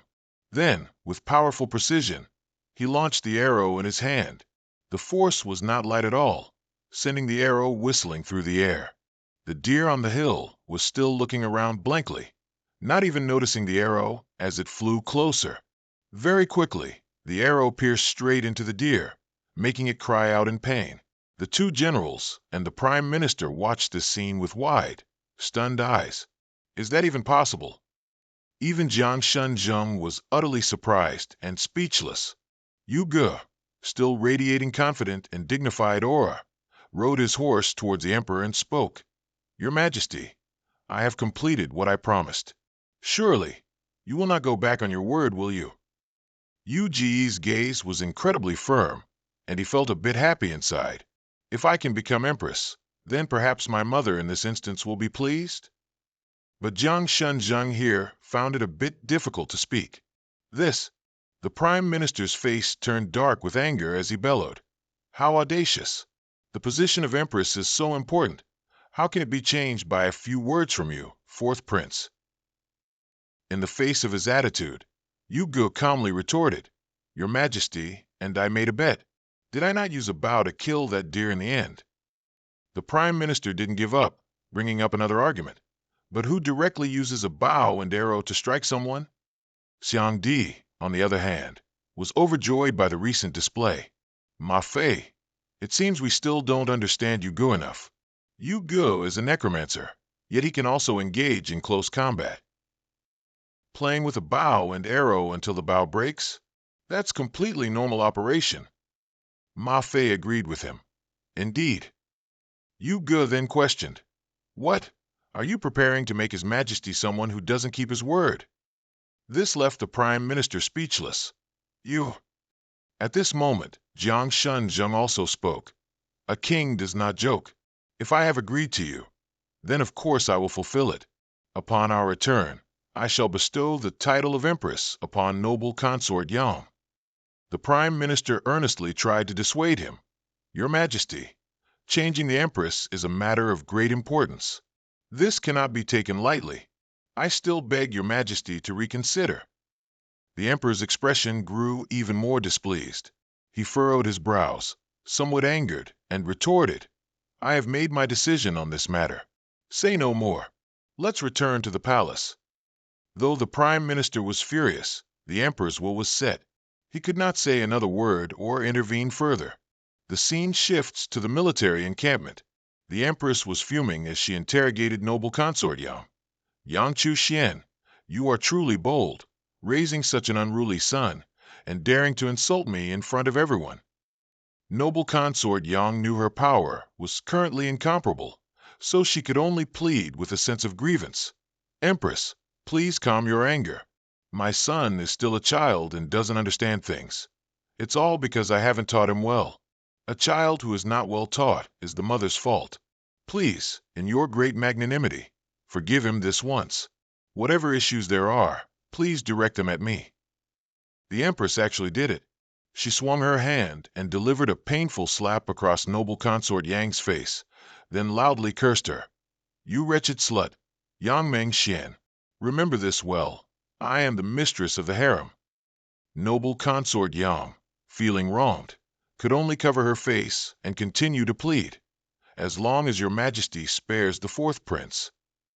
Just then, Yugo spurred his horse forward, calling out loudly, "Mother!" making both women turn to look. As soon as he arrived, he saw his mother humiliated and beaten like that. His face immediately darkened with immense anger. Noble consort Yam, seeing her son's grim expression, became worried and nervously asked, "My son, why have you returned so quickly?" Yuji's expression remained grim, not relaxing at all. "Mother, your son is unfilial for letting you endure such hardship." But noble consort Yang smiled kindly and said to him, "My foolish child, what do you have to apologize to me for? I am the one who is at fault with you. Your mother is old and useless, so I couldn't help you and even caused you to lose face." The Empress, watching the mother and son, couldn't help but interject, "What kind of crying spectacle is this? Today is a good day for His Majesty to hunt. If you ruin His Majesty's enjoyment, you too wouldn't be able to atone for your sins even if you died 10,000 times." No matter what she said, Yugo ignored it, coldly uttering two words, "Apologize." The Empress, as if hearing a joke, haughtily and scornfully declared, "Is the fourth prince insane? I am the Empress, yet I must apologize to a mere noble consort. I am the mistress of the harem, even if—" Before she could finish her sentence, a slap landed squarely on her face. That slap sent her flying a distance, making her fall awkwardly to the ground, looking utterly disgraceful. "Here." Yugo cast a deadly gaze towards her and spoke in a cold voice. "This slap is me returning it to you on behalf of my mother." The Empress, having been badly beaten, was consumed by fury and loudly cursed. "You dared to hit me. You actually dared to hit me. Good, good, good. I will definitely make you and your mother pay for this." A moment later, the Empress adopted a wrong demeanor and ran to the Emperor, wailing for justice. Your Majesty must uphold justice for your concubine. The fourth prince is lawless. He dared to hit me." She clutched her face in pain. Every word she uttered clearly intended to drag the prince into the matter. "This means he doesn't regard this concubine, the Empress, or even your Majesty at all." The Prime Minister, standing above, immediately chimed in. "It's a great act of rebellion, truly a great act of rebellion. Such a person should be punished according to the law." The father and daughter played off each other, creating a spectacle for everyone around to gossip about. "I can't believe the fourth prince dared to hit the Empress. I think he's truly gone mad, a beast in human skin." Seeing everyone's reactions pointing fingers at concubine Yang and her son, the Empress secretly gloated. "Let's see what you two will do this time." Concubine Yang, upon hearing the gossip, tried to clarify for her son. "It's not like that. It's not like that. My imperial son is not that kind of person." Jiang Shunzheng, who had been observing from above, now spoke. "Fourth prince, is what the Empress said true?" Xiao Yu remained calm and composed as he replied, "This subject hit her simply because she was bullying my imperial mother. If I hadn't acted, wouldn't that make me a disloyal son?" The third prince, standing on the side, subtly glanced at him. "The opportunity has arrived. Fourth brother, don't blame me for being cruel." Immediately after, he stepped forward and declared loudly, "Imperial father, I can prove that what the Empress said is true, because I was also assaulted by fourth brother." He took off his outer robe, revealing many bruises on his skin, then continued in a victim's tone, "I originally thought we were brothers, so I let the beatings go. I never expected fourth brother not only didn't repent but became even more presumptuous, daring to hit the Empress. Fourth brother's situation today is all my fault for condoning him. I beg Imperial Father to punish me." Xiao Yu's face turned ashen at this sight, extremely displeased. What the hell is this? In this instance, everyone has 800 tricks up their sleeve. They're all master actors. Jiang Shunzheng, sitting above, immediately fumed. "Guards!" Gusts of wind arose. Xiao Yu stood tall in the courtyard, listening as he commanded, "Arrest this rebellious fourth prince for us." Concubine Yang, filled with fear and worry, bowed and pleaded with the emperor. Your Majesty, things are not as you think. My imperial son is innocent. I beg your Majesty to investigate thoroughly. But Xiao Yu showed no fear at all. He clenched his fist and said, How dull. I'm too lazy to play these palace games with you. In his heart, he thought, according to Ma Fei and Yang Hongdike, the great witch's assassins should be here by now. Seeing his attitude, Jiang Shunjing roared, seething with anger. Rebellious son, are you trying to revolt? Scoundrel, immediately arrest the fourth prince and concubine Yang for us. If they resist, kill them on the spot. The prime minister's family of 3 watched this scene, secretly delighted. A mere fourth prince dares to contend with us? He truly doesn't know his place. The soldiers, receiving the order, quickly ran and surrounded Xiao Yu and his mother. But at this moment, an astounding phenomenon appeared in the sky above him. Thunderbolts and whirlwinds continuously swirled around him. Even the people around couldn't escape the influence and were swept up by the whirlwind, everyone screaming in panic. What is this? Immediately after, bolts of heavenly lightning struck down from the sky, setting the surrounding ground ablaze. The emperor, witnessing this scene, was so startled that his face turned pale. Just as several lightning bolts struck, black-clad figures appeared simultaneously from a sky and rapidly charged towards Jiang Shunjing. Seeing the approaching figures, the prime minister panicked and repeatedly shouted, They are sorcerers! Sorcerers from the great witch's country! Protect his majesty! Quickly, protect his majesty! Lightning bolts, ice, rocks, and flames struck directly at the imperial guards. Exclamations of alarm rang out repeatedly. Your Majesty, be careful! The imperial guards were quickly decimated, some burned by fire, others crushed by rocks, countless dead and wounded. The prime minister looked at the scene before him, terrified, and seeing Jiang Shunjing still standing there, he shouted, Your Majesty, we must flee. But the emperor, enraged, rebuked him. We are the 9-5 supremacy, the true son of heaven of the Scarlet Flame Nation. You tell us to flee in front of all the officials. How will the people of the Scarlet Flame Nation view us then? We are the human emperor. We can die, but we can never flee. On this side, Xiao Yu, seeing his cheap father still putting on such an emperorly act in this situation, felt a bit angry. Damn, this cheap old man is even better at faking it than Ma Fei. Suddenly, the system issued a warning. Key character Jiang Shunjing is dying. You will forever be unable to become crown prince. Please act immediately. Upon hearing the notification, he panicked and his eyes widened. Such a thing can happen? But he quickly regained his composure, snatched a spear from a soldier's hand, and rushed towards the emperor, borrowing your spear for a moment. In his heart, he couldn't help but feel anxious. I wonder if I'll make it in time. Then Xiao Yu quickly swung the spear in his hand and decisively hurled it straight forward. On this side, just as the emperor was about to be struck by a lightning bolt, a spear flew rapidly towards him. It knocked him back several tens of meters, and the spot where he had just stood was simultaneously struck by lightning, causing a large explosion. The spear Xiao Yu threw embedded him against the wall behind him. Seeing it, Jiang Shunjing's expression flickered with surprise. The masked sorcerers, seeing their attempt fail, were slightly angered. One of them questioned, Who is ruining our good deed? The prime minister on this side was still in a state of panic, repeatedly shouting, Quick, protect his majesty. Capture the assassins. Don't let these 4 damn sorcerers escape. One of the sorcerers, annoyed by his constant babbling, waved his hand and shot out a flame. So verbose. Seeing a large flame rushing towards him, he looked disbelievingly and only managed to stumble back a few steps. What? No. Very quickly, the prime minister's entire body was engulfed in large flames. He was in excruciating pain from the fire, but could do nothing but scream for help. Ah, help! Save me! The third prince and the empress on this side were terrified.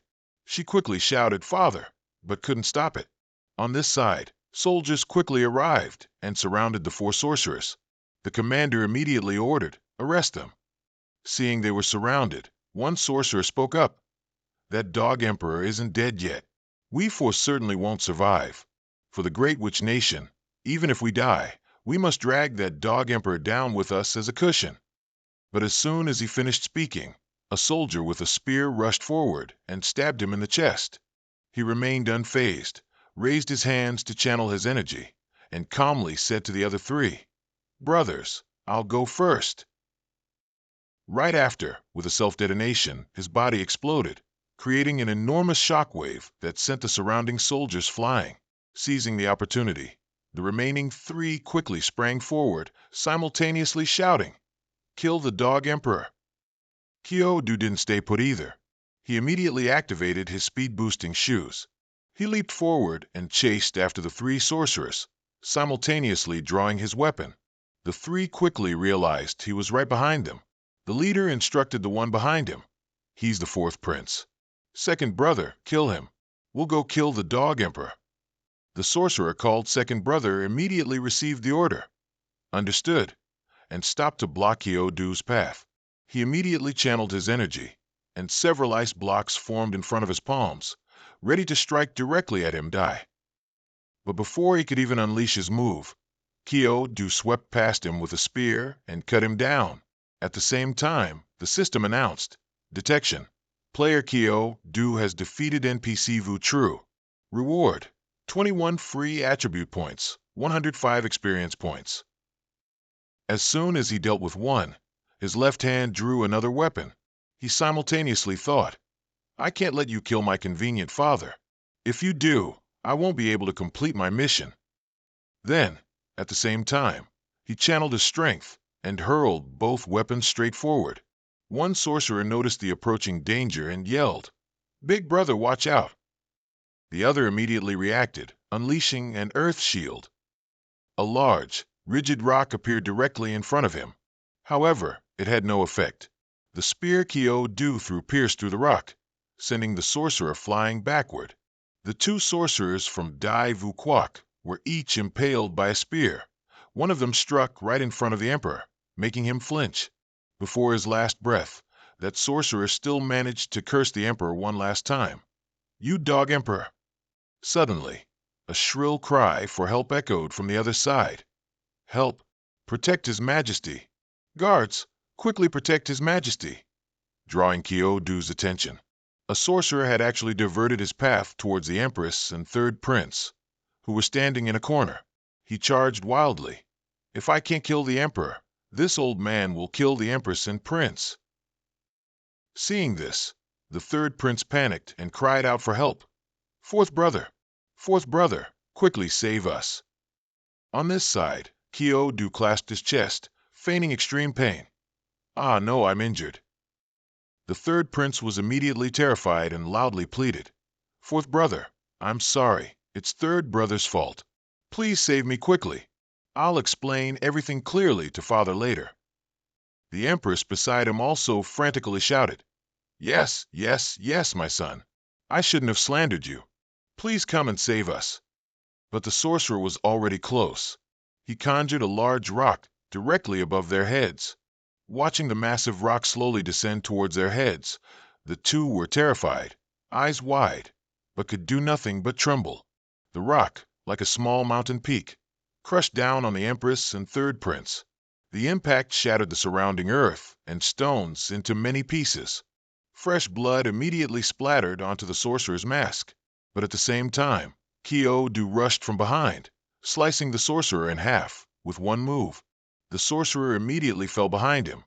Kyo-do then walked up to the emperor and asked, "Is your majesty all right?" Kwon Fuanshin saw him approaching and replied, "I'm fine." With a slightly apologetic expression, he continued, "I heard everything the third prince and empress said before they died. It was I who wronged you. This time, you have rendered meritorious service in protecting me. Speak, what do you wish for? I shall reward you with anything." Kyo-do, somewhat pleased, immediately spoke, "Your Majesty, then I won't be modest." He continued without hesitation, "I want the position of Crown Prince, which rightfully belongs to me." The emperor was somewhat surprised and asked with doubt, "Only that? That's all?" He turned to leave, then glanced back at the emperor. That's all. I just want the position of crown prince. Confrontation's face subtly darkened. I agree, he said, feeling a touch of regret. At a time like this, he only wants to reclaim the position of crown prince? It seems I truly misunderstood the boy. On this side, the system immediately announced, Congratulations, host. You have regained the position of crown prince. Please use your identity as crown prince to protect the Zichvim nation from invasion. Without hesitation, Kyo-Du immediately mounted his horse. Kwang Fuan-Chin, seeing his actions, somewhat confused, asked, You just reclaimed the position of crown prince. What are you doing now? He quickly spurred his horse forward, loudly replying, Of course, I'm going to battle. To prevent Dai Vu Quoc from invading, I'm going to eliminate them first. When I return, I want to see Mother become empress. Kwang Fuan-Chin stood there, watching his departing back, repeating his last words with a look of doubt. Afraid of Dai Vu invading, so we're going to eliminate them first. As if realizing the implications, he immediately and gravely ordered the mobilization of our nation's army. Soon it was late evening. In the borderland, Xiao Yu, Ma Fei, and Yang Xiangdi were quickly rushing towards the Dai Vu nation. Xiangdi followed closely behind, feeling a bit worried. Brother Yu, is it really okay with just the three of us? That boss is really formidable, and I heard Dai Vu has produced 2 peerless geniuses. Ma Fei, running a bit ahead of him, immediately scoffed. What, are you scared? If you're scared, hide behind me. Last time, I didn't get enough kills to be satisfied. I only need a few hundred more experience points to reach the intermediate stage, so don't steal my experience points later. But he wasn't to be outdone, retorting, Weren't you the one being chased all over by the boss last time? A crazy toad circling a turtle. Why are you pretending to be a coward? Up ahead, Xiao Yu seemed to sense something, and his expression turned a bit grim. No mistake.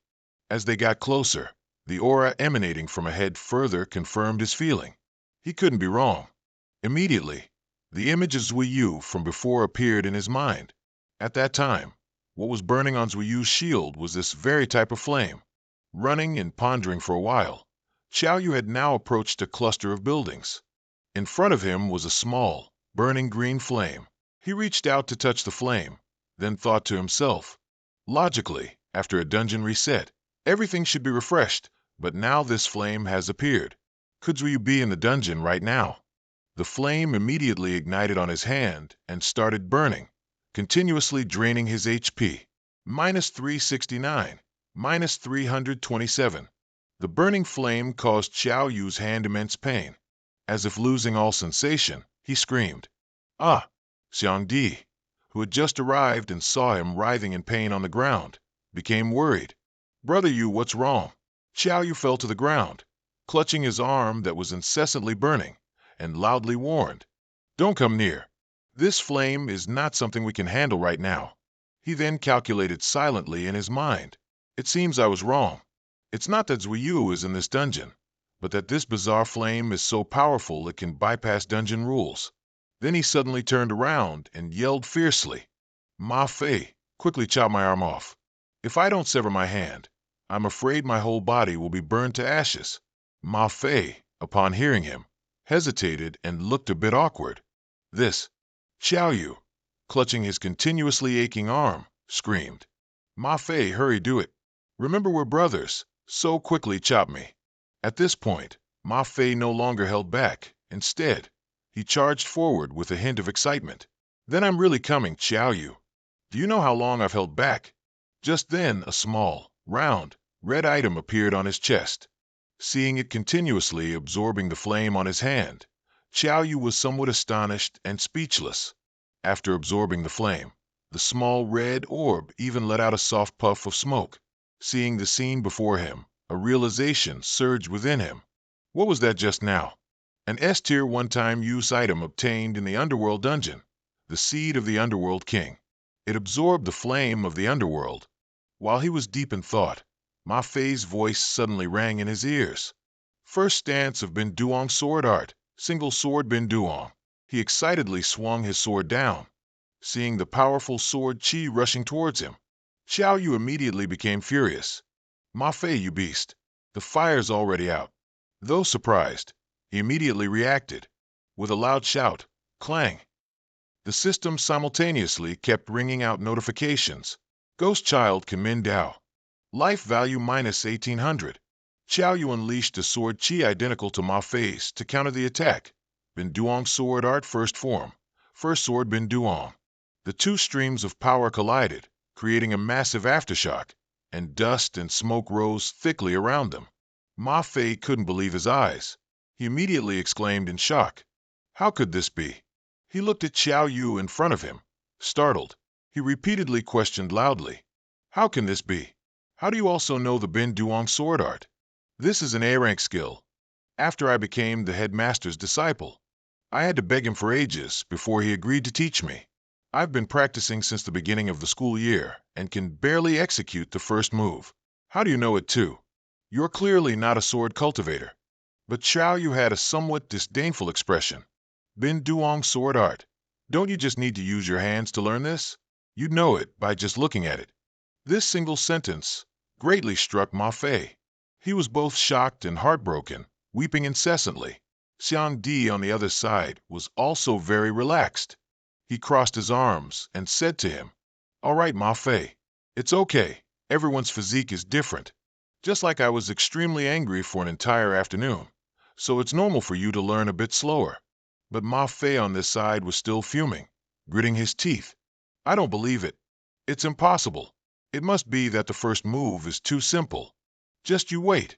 When I master the later moves, I don't believe you'll learn those too." Xiao Yu, however, put on a smug expression. He laughed and continued to tease him. Ma Fei, don't you understand what a true genius is? As long as I have enough HP, even if it's Headmaster Bin Duong himself executing the Bin Duong sword art, I can copy it." Just then, a voice rang out from behind, startling the three of them, and they turned around. Frontline scouts reported, 3 rats from the Crimson Flame Nation sneaked into our great witch nation. I didn't expect it. They're truly 3 big rats. The newcomer seemed to be a sorcerer from the great nation. He was also wearing a demon mask. He looked at the 3 and continued speaking.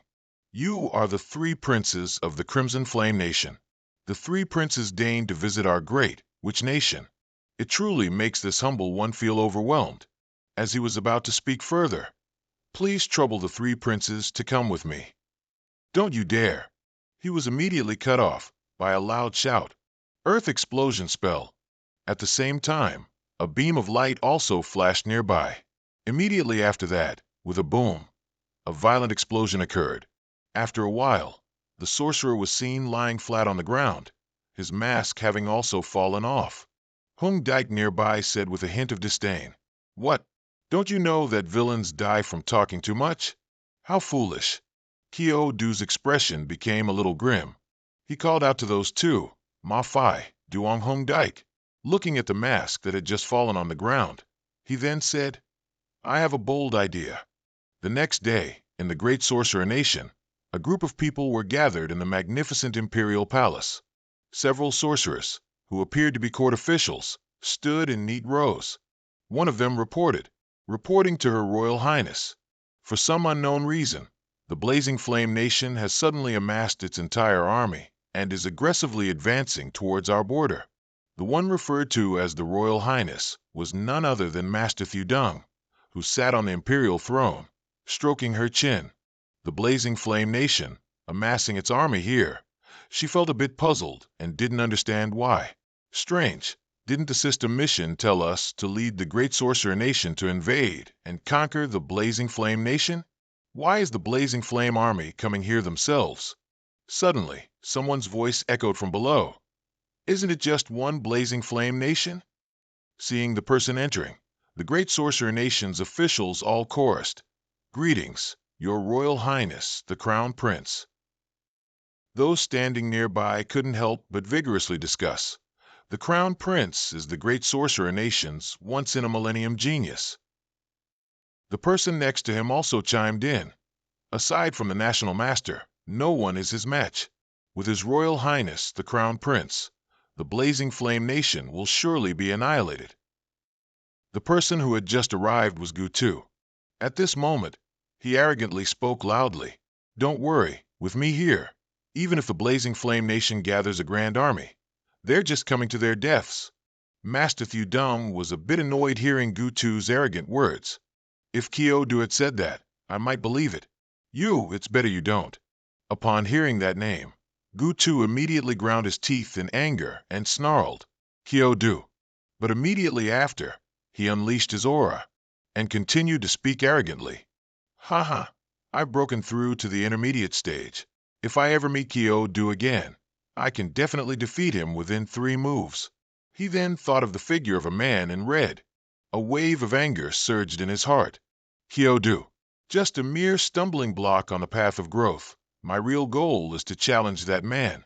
Then he immediately turned around and loudly commanded the sorceress, Go, let the Blazing Flame Nation experience the power of the sorceress. Upon hearing this, everyone respectfully saluted and accepted the order. Your command, Your Royal Highness, the Crown Prince. As Gutu was leaving, he felt something unusual. He subtly turned his head to look back. Strange, I seem to feel a familiar presence just now. Immediately after, on the front lines, the armies of the Blazing Flame Nation and the Great Sorcerer Nation were fully assembled, facing each other. Gutu and Master Thudung stood on a rocky outcrop, looking down. The sorcerers also saluted respectfully. Welcome, Crown Prince and Royal Highness. Gutu could no longer hold back, and immediately ordered an attack. Attack, let the Blazing Flame army taste pain. His hand also began to gather energy to unleash a deadly move. Phantom Manifestation. Streaks of black energy, like monsters, charged towards the Blazing Flame army.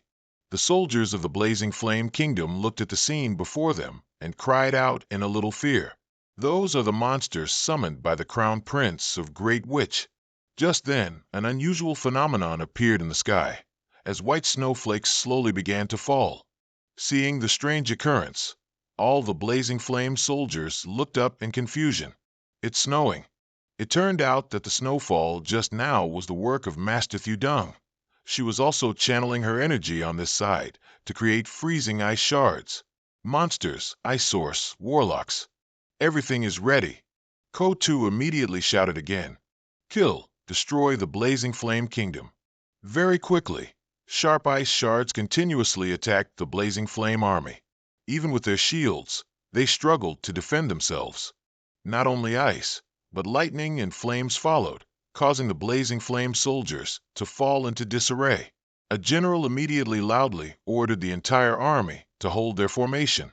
Don't panic, but in his heart, he was extremely anxious.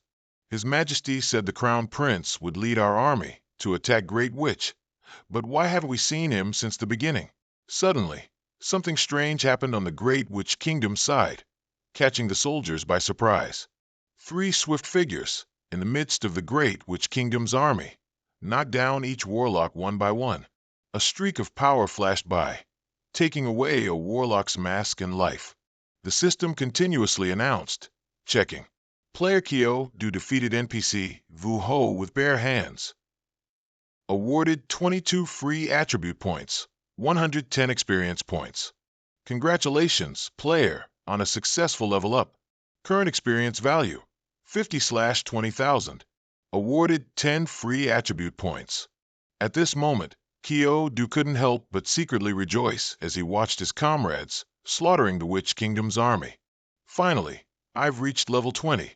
Just one more level, and I can enter the intermediate stage. I'm truly a genius to have thought of a way to infiltrate the warlock army. A sound coming from behind him made Ko, not understanding what was happening, turn around in a panic. What's going on?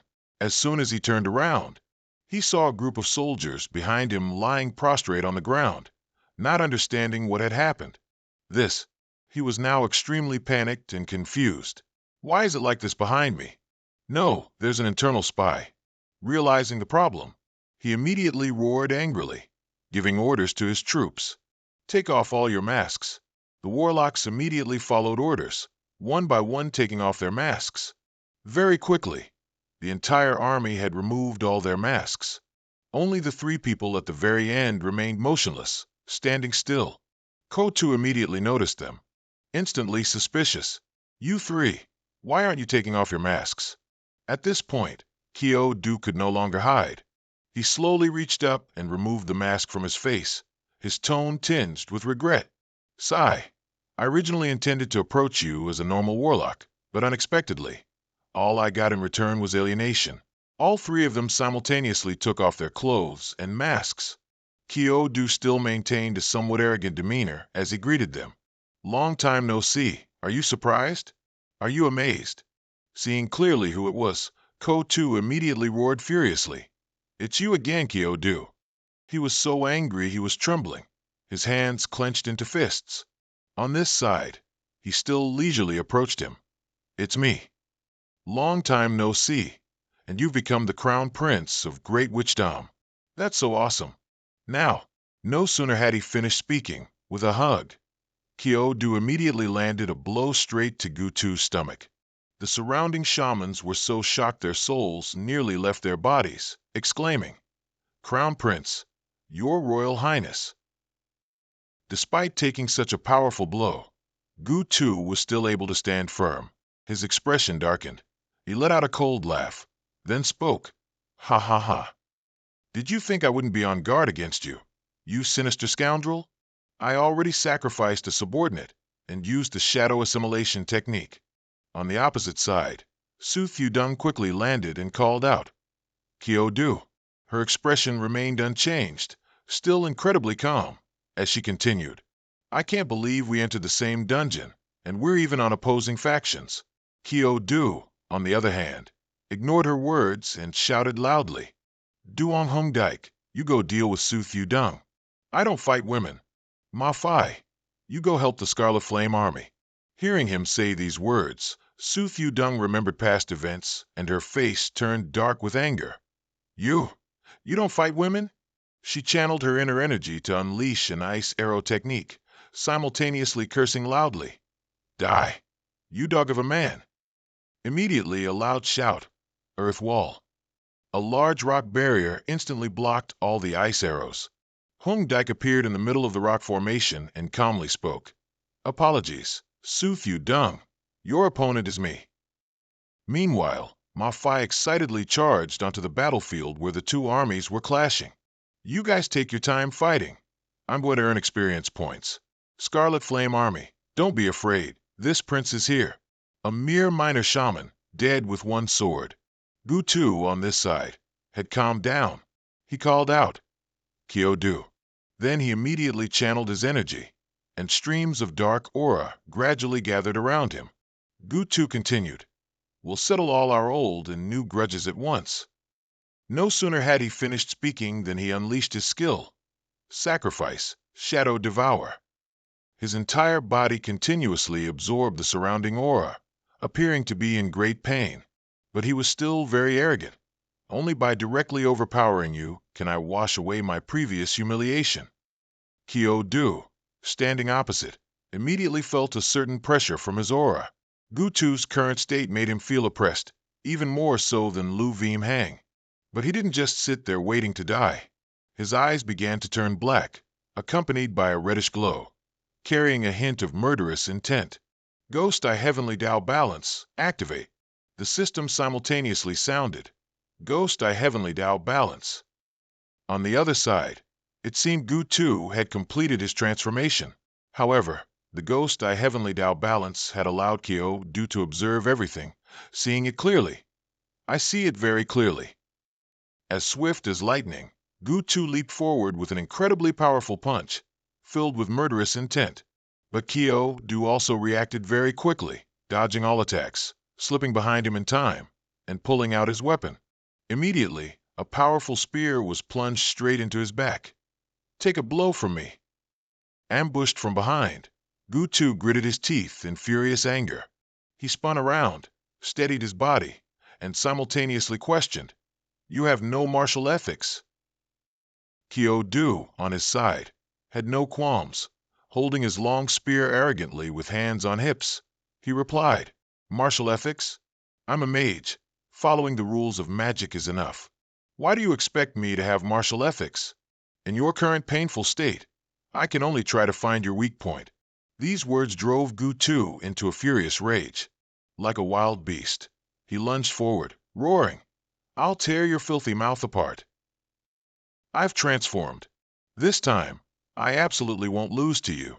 Even though his attack this time had increased in power, Du still saw through it. He subtly dodged away, simultaneously swinging a punch straight into his chest. This punch sent him reeling back several tens of meters, making him full of doubt. No way. Then he immediately sprang up and rushed towards Du, who also immediately took a defensive stance. But just like the two previous times, this move by Gu was anticipated. He swung his leg, kicking him backwards. As Du withdrew his leg, on the other side, Gu collided with the ground, creating a huge explosion. He scrambled to his feet, looking at him with disbelief and doubt. "No way, no way. How can you be so strong? You can see through any of my moves." Du, meanwhile, clasped his hands behind his back, casually teasing him. "Hey, this isn't your fault. You've done well enough. But human physiques cannot be discussed collectively. If you were a genius like me, you would understand." Hearing this, he was stunned. A genius. I once was. Everyone called me a genius, but now, suddenly, there was a sound from behind him, and he looked back in surprise. He shouldn't have looked. Once he did, his face flushed with embarrassment. Seeing Shi Dung tied in an indescribable position, he shouted, "Yang Hong Dike, who taught you to tie people up like this?" Hong Dike, on the other side, spoke up with a bit of difficulty and grievance. "Brother Du, her ice magic is very powerful." He sneezed and then asked again, "Brother Du, how are you going to deal with them?" Du calmly replied, "It's better to get them out of the dungeon first." Just then, a voice came from above them. "Crown Prince, Princess, please forgive this old man for being late to your rescue." Hong Dike's face darkened when he saw the newcomer, and he loudly warned, "Brother Du, be careful. The boss Ma Fai and I encountered last time was this old man. In the air was a majestic sorcerer, exuding an otherworldly aura. He was the national master of the Great Witch Kingdom." Just then, Ma Fai rushed from afar and landed beside Du and the other person. "I'm back," he boasted proudly. "How can a boss fight be without me, Ma Fai, a level 23 intermediate sword cultivator?" Hearing this, Hong Dike was a bit incredulous. "You, how much experience have you gained on the battlefield?" But Ma Fai maintained his arrogant demeanor. "Genii always level up this fast." On the opposite side, the National Master had also landed. He drew something in the air with one hand and spoke. "The Crimson Flame Kingdom truly has 3 formidable genius princes." A gentle strike swept past, releasing Shi Dung. He had an immortal-like aura. At this moment, the system displayed his detailed information. Epic Boss, Witch Demon King, level 25. HP, 1000/1000, Strength, 0, Defense, 0, Agility, 0, Intellect, 488, Spirit, 499. Skill, 5 elements power. Another notification was a friendly reminder. The National Master of the Great Witch Kingdom, proficient in 5 elements witchcraft, can cause roaring waves and collapsing mountains with a raise of his hand. Looking at this information, Du's expression slightly darkened, but he felt a secret joy in his heart. Excellent, attributes completely opposite to mine. Shi Dung, having regained her composure, stepped forward and took a stance. "National Master, I'm here to help you." But the National Master frowned slightly and leisurely said, "No need, Princess. Please rest for a bit. This old man alone is enough." The National Master then lightly waved his hand and turned to Du and the other 2, continuing, "Since you dare to invade my Great Witch Kingdom, then don't leave." Following the words, water spears, surging currents of water, like sharp arrows, swiftly rushed towards the 3 of them. Ma Fai immediately reacted, drawing his sword to confront them. He cut through a water column and said with a hint of arrogance, "Old man, last time you beat me so badly, I'll definitely repay that debt." Immediately after, He swung his sword, unleashing the first move of the Benjung sword art. One sword Benjung, a powerful sword chi carrying killing intent, launched towards the old national master. Facing the attack, he remained calm, extending his hand gently to cast a spell. Wood shield barricade. Strong wooden pillars appeared in front of him, forming a shield. Ma Fai's one sword Benduong strike only managed to cut through the first pillar in front of him, with one more pillar still before him. Immediately, the national master of the Witch Kingdom launched a counterattack, Kim Kat Kai, and hundreds of powerful sword chi appeared around him. They rushed straight towards Ma Fai, making him struggle greatly to defend himself.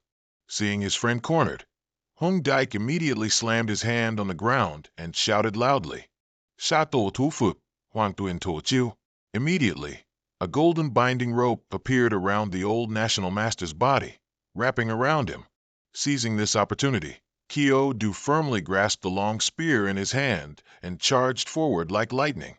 Even as the spear was about to reach him, the Grand National Master of the Witch Kingdom still remained calm and spoke with disdain. "Petty tricks, showing off before an expert. Though Chi Li Bien." The ground immediately cracked, forming a small fissure. After his shouts of retreat, retreat, the crack grew wider and wider. Very quickly, he manipulated the ground to move a great distance away from Kyo Du, rendering his attack useless and hitting nothing but air. This left him a little stunned. What? Standing far away on the opposite side, he then channeled his energy to create a fireball in front of him. New than Baovim. Then he sent it straight towards Kyo Du on the other side. The situation made his heart panic. This isn't good. This boss's agility is 0. There's no way to absorb speed.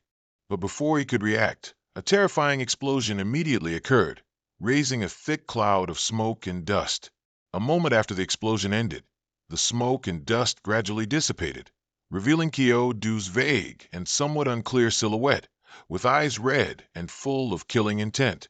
The system announced, Berserk state activated. In his berserk state, Kyo Du looked straight at his opponent and said, "Is it my turn now?" He charged straight towards the old man with his spear, a thought appearing in his mind. Just a boss with 1000 HP. One strike can send you to the afterlife. Meanwhile, the Demon King mumbled to himself, "No way, my fiery divine flare, and he can still stand up." In an instant, he was close to his opponent and said, "There's a lot you didn't expect." However, the old man used the earth split move, causing the ground beneath Kyo Du's feet to crack again. Very quickly, a large fissure was created right before his eyes. Kyo Du quickly used the Skeleton King's domain skill and shouted, "The same skill won't work on a holy fighter." Additionally, Kyo Du secretly thought, Ghost Eyes locked down all of the boss's movements. This strike, he definitely can't dodge it. Thinking this, he threw the spear in his hand towards the Demon King. The old man used ultimate metal to create a barrier, preventing Kyo Du's spear from harming him. In addition, the Demon King also used a barricade, and thus the spear was subdued by him. At this moment, he shouted in surprise, "That works too!" Seeing Kyo Du had lost his weapon, the Demon King quickly used the Kim Kat Kai skill, creating tens of thousands of swords. The next second, they flew straight towards him, but even as objects, they couldn't injure Kyo Du. At the same time, he pondered a counterattack in his heart. What should I do now? Even the acknowledged foe as father card requires getting close to the Demon King. But currently, I can't do it at all. His skills are all long-range attacks. Ghost Eyes can only replicate close combat skills. His attributes and fighting style completely counter mine. There's no chance for close-quarters combat. Furthermore, Hung Daik helped him create a stone wall to prevent those swords from harming Kyo Du. However, the Demon King released a few seeds and said, "Mak Chung Bong Fat." A moment later, long vines grew out from within the rocks. They grew larger and larger, completely destroying the stone wall he had created. Fortunately, Kyo Du managed to escape, and when he met Duong Hung Daik, he thanked him. "Good thing you helped stall for a bit, otherwise, I would have been killed by him." However, he anxiously replied, "This isn't good. Brother Do, what counters Earth? Whether it's attack or defense, we're completely countered by that old man. Holy crap, is this old man's mana infinite? Every time I use a skill, he counters it, but my mana's almost gone.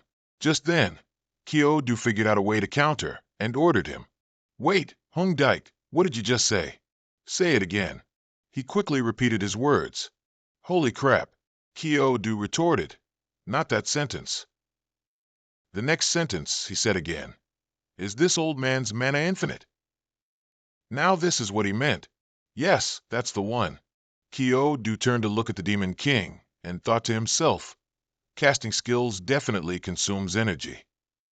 Even skills of the level of Ghost Child Heavenly Soldier, Dao, also consume HP. So he definitely can't have infinite mana.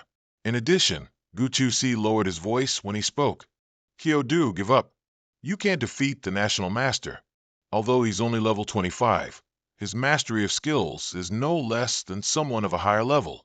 I couldn't last more than 10 moves fighting him either. Hearing that, he replied, You couldn't last more than 10 moves in my hands just now either.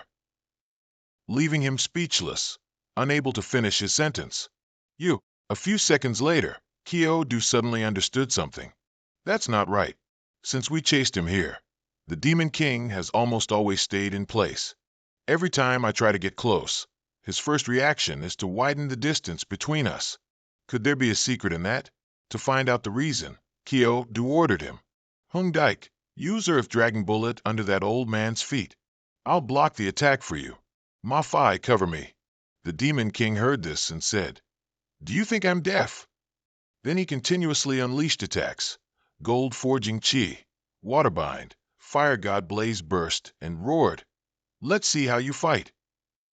Gold, fire, water all at once, surprising everyone. While no one was paying attention, Ma Fai used one sword displacement to sneak attack him from behind. Unfortunately, the Demon King was prepared, so he created a shield behind him. Moreover, he told him, It's useless. Meanwhile, Do kicked Hung Dike away and said, This is your chance, go. His actions were too fast, making him a little confused. Then a huge explosion occurred behind Hung Dike, so he frantically called Do. Brother Do. Behind him was red fire. With no other choice, he had to move forward with the thought that flashed in his mind. There's no turning back now, Brother Do. I won't let you down. With this thought, Hung Dike quickly unleashed his skill, Earth Dragon Roar. As soon as this move was activated, the ground beneath the Demon King began to collapse. In an instant, a stone dragon appeared, and he was standing on its mouth. The Demon King urgently unleashed a skill, Wall of Size. With a palm strike, he directly hit the mouth of the stone dragon.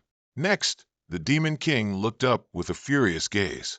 He realized that after being hit by the earlier palm strike, Do's clothes were only partially scorched. From above, he said, It seems I guessed correctly. Hung Dike, Ma Fai, the reason the Demon King has infinite mana is below his feet. Force him off the ground. Immediately, both replied in unison. Understood. He used the Earth Dragon Bullet skill again. While he used one sword displacement, he looked down on the two and replied, Humph, pipe dreams. Gold, wood, water, fire, earth, the 5 elements merge, boundless chaos, 5 directions Zen gate. Even though the Demon King had created the infinite chaos, 5 wounds heavenly gate, both still rushed towards him. Yang Xiangdi unleashed his moves, Earth Explosion Technique, Yellow Springs Earth Tide. Ma Fei launched his strike, Pingyang Sword, first form, one sword Pingyang. The two attacked the Demon King from 2 sides, while he fortified himself within the formation he created. Furthermore, the Demon King also scoffed at their power. Give up. With your 2 attacks, you fundamentally can't break through the defense of my 5 directions heavenly gate. Having played with you for so long, it's time to deal with you. As soon as he finished speaking, he felt an incredible surprise, and when he looked down, the Demon King was horrified to discover Xiao Yu had lifted him up with both hands. Immediately after, the Demon King thought to himself, their attacks just now weren't meant to break the 5 directions heavenly gate, were they? So it was to conceal this kid's actions? He decided to finish off Xiao Yu, saying, After saying, the Demon King immediately unleashed his move, Water-Devouring Torrent. Even so, Xiao Yu was still gripping his leg tightly. Moreover, he intended to counterattack. This statement from Xiao Yu left the Demon King confused, and upon seeing the boy's fist, he frantically used the blazing dragon armor. But it was too late. Xiao Yu's hand was faster than the Demon King expected, and he was injured. Furthermore, he confidently declared, seizing the advantage, Xiao Yu continued to punch and kick the Demon King. Seeing him in danger, Shi Xiaorong told Busu, "Then our instant's mission will be declared a failure." Hearing this, he replied, they hadn't gone far before Ma Fei and Yang Shengdi blocked their path. And Ma Fei said, both looked at him in silence, not saying a word. A second later, the Demon King loudly threatened, "The 5 elements restrain each other. Heaven and earth cannot tolerate." Xiao Yu completely misunderstood what he said. Then, the Demon King successfully summoned the full power of the 5 elements. With enough power, he turned to threaten the boy. "Kid, if you let me go now, both of us can survive. Otherwise, with the 5 elements self-destructing, both you and I will die." Xiao Yu swung his fist and said, the power of the 5 elements couldn't repel the Demon King. Currently, he was being pushed back by Xiao Yu. Moreover, the force of this punch buried the Demon King deep within the rocks and earth. In the end, he was defeated by the boy. A second later, the system broadcast a notification. Currently, the power of the 5 elements on his body had not yet completely dissipated. So Xiao Yu activated the Silver Lion helmet again and said, and the system provided him with information about it. Silver Lion helmet, Class C. After wearing, head defense increases by 50 points, prevents 1 headshot damage, cooldown 24 hours, no profession restrictions. And then the extreme powers of earth and fire met. A second later, it created an earth-shattering explosion. After a while, smoke and dust appeared. From within the smoke and dust, Xiao Yu emerged with the Silver Lion helmet on his head and said, as soon as he finished speaking, he was confused when a crack appeared on it. Very quickly, the Silver Lion helmet also broke, which made Xiao Yu exclaim in surprise. The system then confirmed, the Silver Lion helmet has activated a hidden effect. When the Silver Lion helmet is damaged, the level increases by 1 rank. Congratulations, Xiao Yu has successfully leveled up. Current experience points, 50/21,000. Received 15 free attribute points. Congratulations, Xiao Yu has advanced to an intermediate stage. Rewarded with the A-rank passive skill, Superhuman Strength. Each point of strength attribute can be converted into 0.5 defense points and 0.5 agility points. A friendly reminder, powerful energy requires sufficient physical fortitude to wield. After reviewing the notification, Xiao Yu still couldn't believe it and mumbled to himself, I become an intermediate stage player already? No, wait. Still not believing it. He checked the system once more. Superhuman Strength, A rank. Each point of strength attribute can be converted into 0.5 defense points and 0.5 agility points. Miraculous Strength, A rank. Great Strength Pact, A rank. Miraculous Strength Effect. Each point of the player's strength attribute can be converted into 2 attack power points. After checking, Xiao Yu complained again. How did my awakened skills directly turn me into an existence with strong offense, high defense, super agility, and immense HP? I'm clearly a necromancer. He continued to order the system. Open the attribute panel.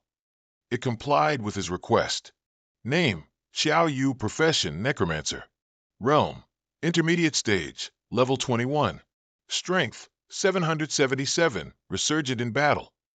Defense, 888.5, iron wall.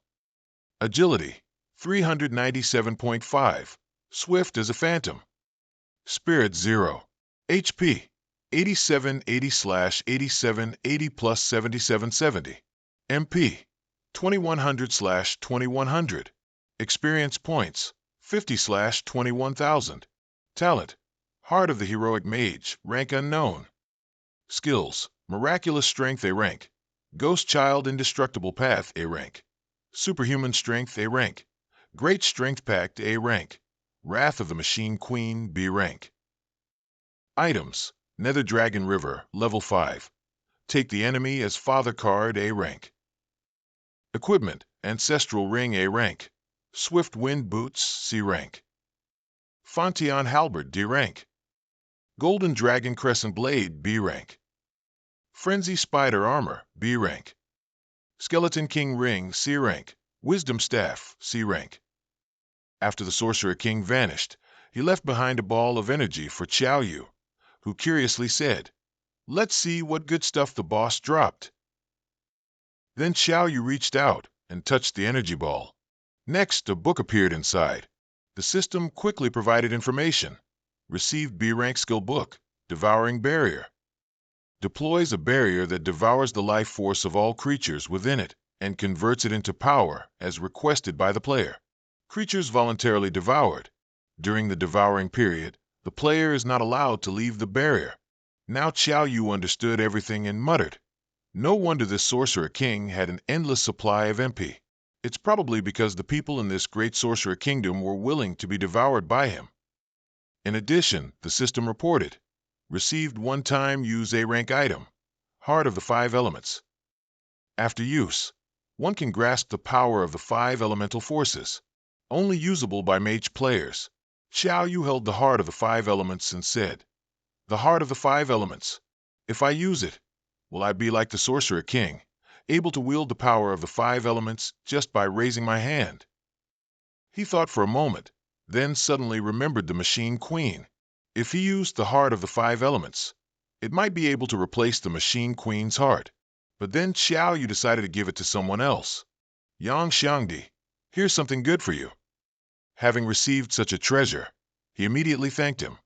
"Brother Yu, I can't thank you enough for your great kindness. In the future I will." Just then, Shisharo found him.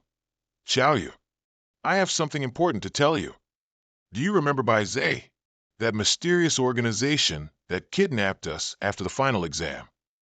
Xiao Yu listened to Shisharo, but didn't quite understand. "Bai Zhe," he said, "please tell me." She continued, "Your Jingdai University has been infiltrated by Bai Zhe. And not just one." Xiao Yu was truly surprised. "Not just one? How do you know?"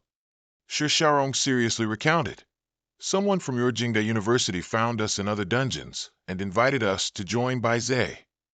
That person was terrifying. Even Gusu and I teamed up. We could only fight him to a draw." Xiao Yu, still not quite understanding, asked further, "What's the name of that person from Jingdai University?" She immediately uttered a name, Lin Lang. Xiao Yu vaguely suspected it really was him. He thought back. He was worried about not finding any clues about him. He didn't expect him to have already set his sights on Shisharo. He asked, "Can you still find him?" She replied, "That Lin Lang has many strong individuals by his side. Last time, if I hadn't run fast, I'm afraid Bai Zhe would have captured me." After that, Xiao Yu proposed a C-grade equipment as a reward. She concluded, "Deal." Shisharo was very happy to receive the valuable item. "I'll figure out a way to find Lin Lang's whereabouts. I'll notify you of the specific time later. Thank you for your staff." After bidding her farewell, he was a bit annoyed. Although he didn't get any news about Zuozhu, it could still be considered a fruitful endeavor. Immediately, Yang Xiangdi and Ma Fei arrived. He said, "Brother Yu, the boss has been eliminated. This dungeon run can be considered a success. Let's leave the dungeon." He replied with a hint of surprise. "It's over already? Wait, I want to go see someone." That place was his imperial palace. His Majesty has an edict. Consort Yang gently came to hear the announcement. Today, Consort Yang is conferred the title of Empress. The Emperor approached, kindly asked, "You are now the Empress. Is there anything you wish to say?" Empress Yang only replied, "Your humble servant is merely basking in the glory of the imperial child." The trio standing on the city wall rooftop just watched. Xiao Yu spoke up, "Let's go. There's nothing else left to do." Yang Xiangdi then said, "Brother Yu, did you specifically come all this way just for an NPC? But when the dungeon refreshes, everything will reset anyway." He calmly replied, "I don't know. But aren't they? Aren't they just like real people? He wondered, if NPCs had their own consciousness, could they still be considered NPCs? What does this have to do with what his parents left behind? And Baize's goal? And Yang Xiangdi said, Brother, you're overthinking it. It's just a dungeon. Ma Fei agreed. That's right, Xiao Yu. NPCs are just NPCs. Xiao Yu understood. Perhaps so. Perhaps I am overthinking it. Let's go. The three of them vanished from the dungeon. The three young men stood behind the door. Suddenly, someone spoke. You three damn bastards sure know how to hide. You're from the Golden Eagle Hunter Guild. I finally caught you. Xiao Yu, always friendly, said, What a coincidence, Brother Golden Eagle. He quickly sensed that the aura these people emitted were all intermediate rank or higher, and there were even nearly 10 advanced rank individuals. Golden Eagle seemed provoked. No coincidence at all. I specifically brought people to block you from exiting the dungeon. Yang Xiangdi also laughed. We were in the wrong before, Golden Eagle. Why the need to draw swords like this? We're all brothers. He didn't like that. Shut up. Because of you three nobodies, our hunter guild lost all face, and we lost 2 advanced rank experts. They sneered at them. Even 1,000 deaths wouldn't atone for your crimes. Golden Eagle said, Brother Hacker, hit them for me. I want to see them kneel before me and beg for mercy. The giant stomped his foot. He was 4 times their size, bulging with muscles. The man quickly introduced himself. Hello, I'm Hacker, an advanced level 32 meat shield. Xiao Yu thought, as expected, an advanced rank. Golden Eagle said, Brother Hacker, quickly make your move. Don't waste words on him. Hacker used his powerful fists to engage Xiao Yu in close combat. He didn't hesitate to fight back. My attribute points have already surpassed 2,000, which is higher than normal intermediate ranks. Perhaps I can just barely contend head-on with an advanced rank, right? The 2 monsters furiously unleashed their power, shaking with explosive force. Only those with true strength could withstand such pressure. Everyone was drawn into it. How can this be? Brother Hacker is an advanced rank meat shield. Isn't Xiao Yu an intermediate rank mage? Yet he can fight on par with Brother Hacker. Ma Fei was also in awe.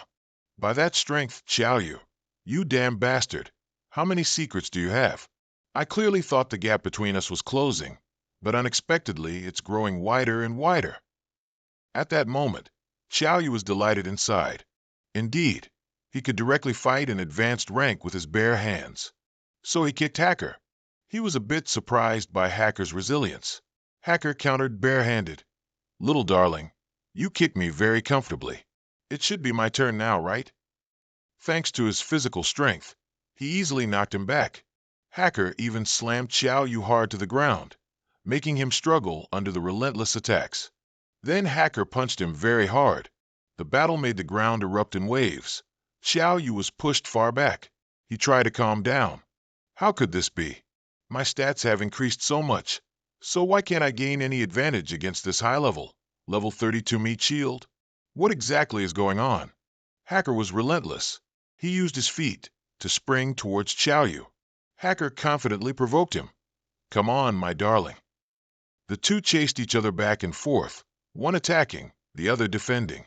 Hacker wanted to fight properly. Stop running away, darling. Xiao Yu seemed unable to unleash his full strength. He was calmly attacked by Hacker with his massive body. Suddenly Hacker grabbed his arm. Can you block that, darling? Then Hacker flipped him over, about to punch him. Surprisingly, Xiao Yu immediately activated the Demon Child Heavenly Soldier Down mode, deducting 2,400 HP. It was by activating this mechanism that he was able to block that punch.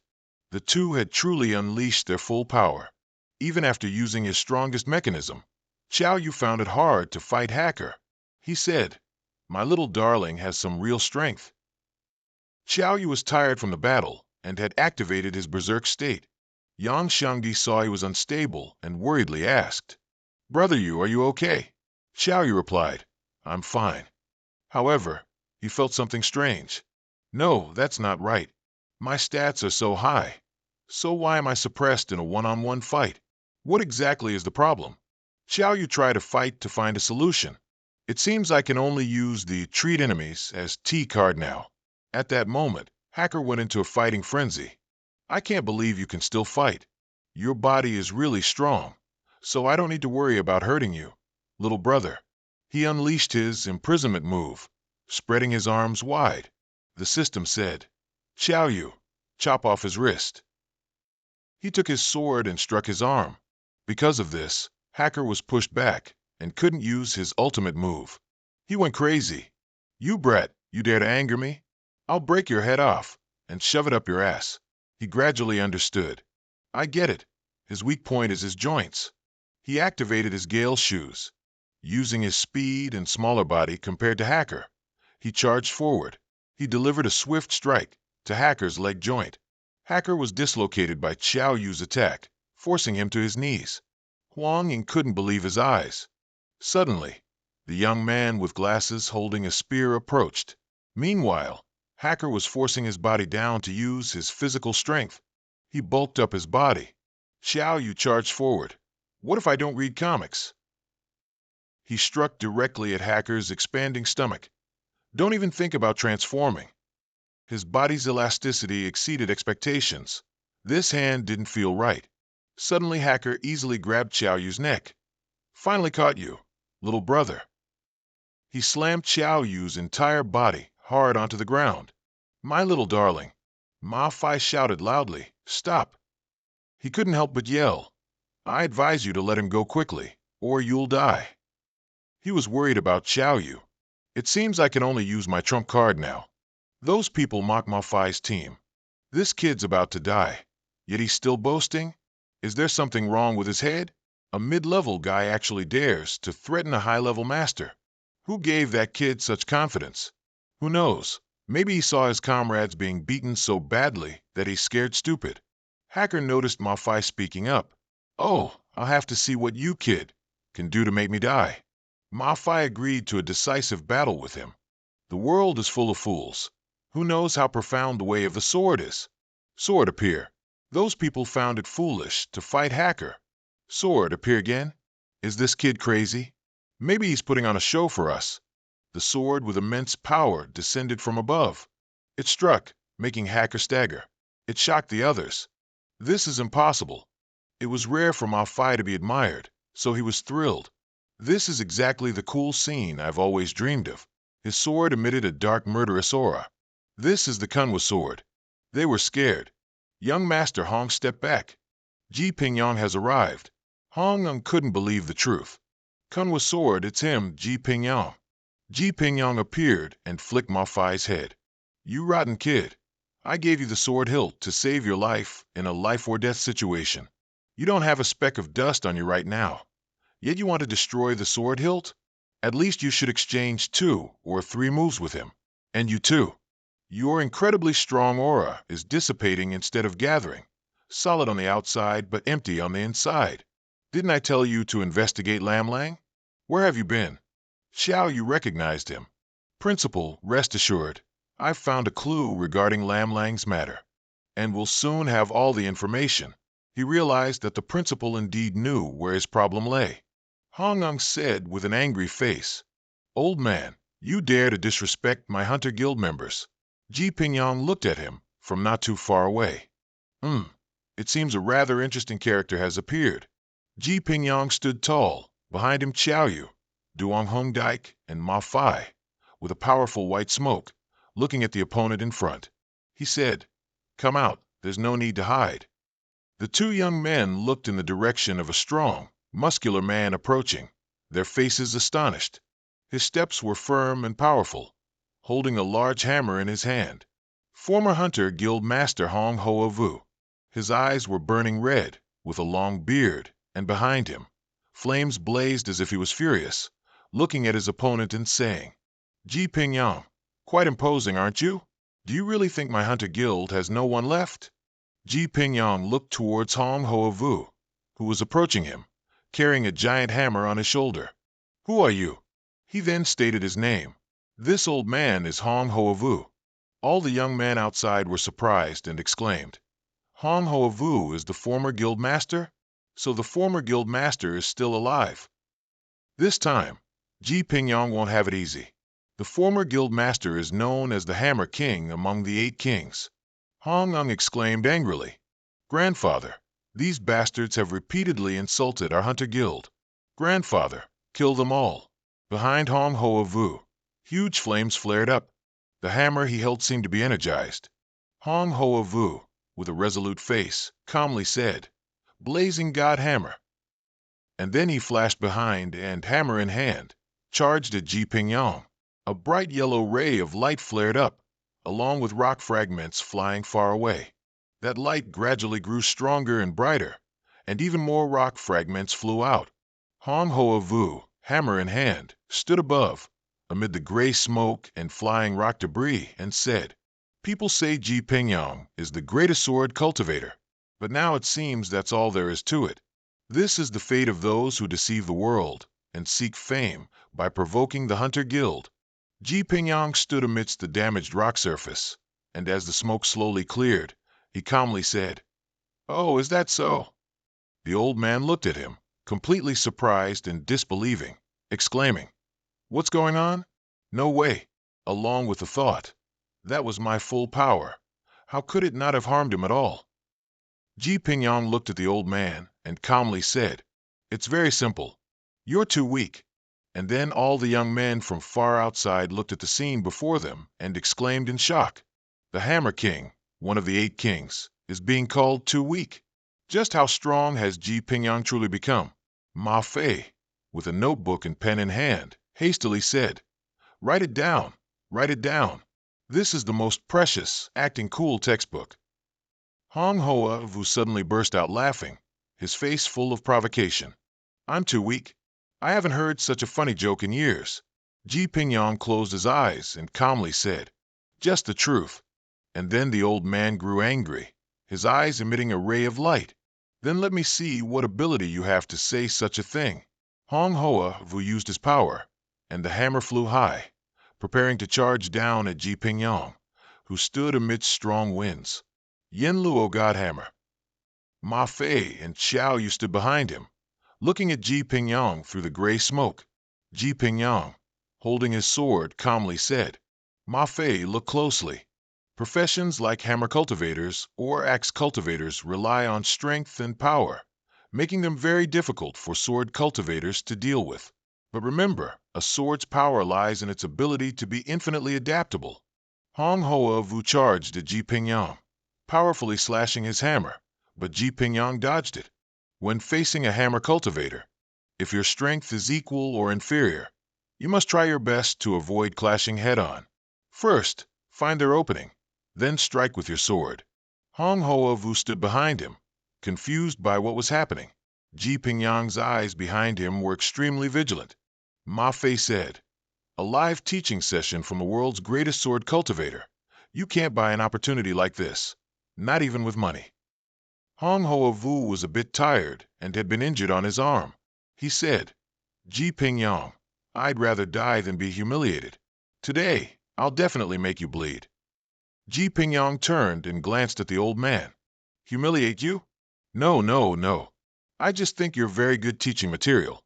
And then Hong Hoa Vu continued to charge at Ji Pingyong with his giant hammer, angrily saying, "Ji Pingyong, you want to die?" He said, "The sword has 6 major realms." Ji Pingyong held his sword and slashed through many paths with his silhouette.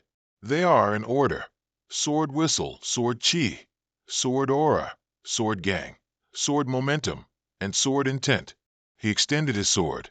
It was purple when he swung it at high speed. When the sword body vibrates on its own to create a sound, it's called sword whistle. When high speed adds air currents that can cause damage and increase attack range, it's called sword chi. Sword chi that can be freely controlled by the wielder to cling to the sword body is called sword aura. Sword chi that condenses into a tangible entity, transforming into gangchi, is sword gang. Dense sword gang will carry the sword master's spiritual will, forming sword momentum. Only after sword momentum condenses to its extreme does it transform into sword intent. Hong Hoa Vu used considerable force with his giant hammer, surrounded by rising yellow light rays. his face full of hatred, saying, "You're pushing me too far." He flew high and charged straight towards him, but Ji Pingyang remained quite calm, standing still and watching Hong Hoavu. Yang Hong Daik and Kyo Du covered their eyes from the clouds of dust, while Ma Fai said in surprise, "What powerful sword momentum!" The sky was slightly orange-yellow. Ji Pingyang closed his eyes and calmly said, "Ma Fai, every sword intent that a sword cultivator condenses is unique. This is something you need to discover for yourself. All I can do is let you see what true sword intent is." And then Hong Hoa Vu also got closer to Ji Pingyang. However, Ji Pingyang swung his long sword, causing clouds of dust and leaves to fly around. In the nearby forest, tree trunks were severed by that slash. Kyo Du looked on, extremely surprised, muttering, "The skill is clearly identical, but Ji Pingyang's one strike in Principal Ji's hands creates a completely different feeling." Hong Hoa Vu was struck by the sword, severing his arm and making his hammer fall off. It's like giving a soul to this skill. In the forest, many trees were cut down and fell, and a lot of smoke rose. Is this sword intent? Hong Ung saw Hong Hoa Vu lying on the ground and worriedly exclaimed, "No, Grandpa." Some young men were also astonished and said, "He's dead. The former president is dead. It's too terrifying." The chef king had no resistance at all. He was just killed. "Oh my God, what level is Ji Pingyang at now?" Coughing sounds echoed from within the smoke. Kyo Du saw this and spoke up, "No, that old man isn't dead yet." Ji Pingyang looked at the boy, not understanding. Hong Hoa Vu lay on the ground, in pain amidst the smoke, slowly sitting up. A sharp needle-like object protruded from the ground. Something green rushed towards Ji Pingyang, and some strange vines also flew around him. Yang Hong Daik, Kyo Du, and Ma Fai, surprised and worried, exclaimed in unison, "Principal!" Some strange long vines wrapped around Ji Pingyang. His sword intent stirred. However, it was ineffective, as Ji Pingyang used his power to break the vines into pieces.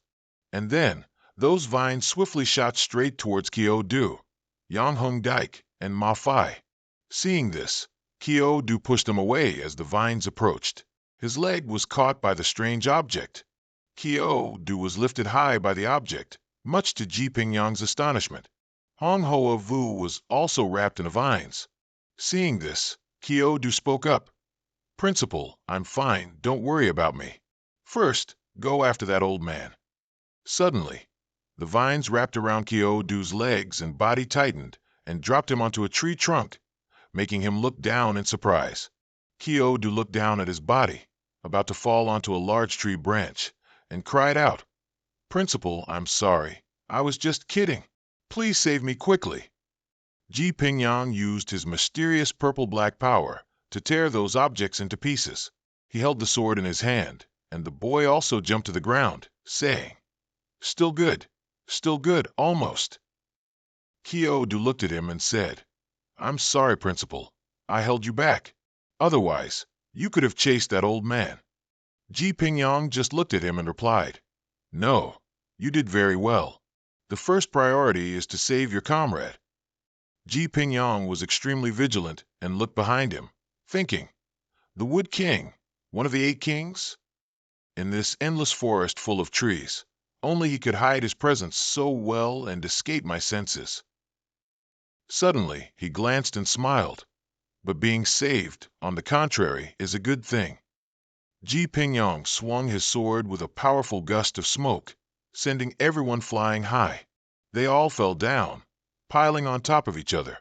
Ji Pingyang walked over, scratching the back of his hand, and said to Kyo Du, Yang Hong Daik, and Ma Fai, "After today, the Hunter Guild will be your sworn enemies.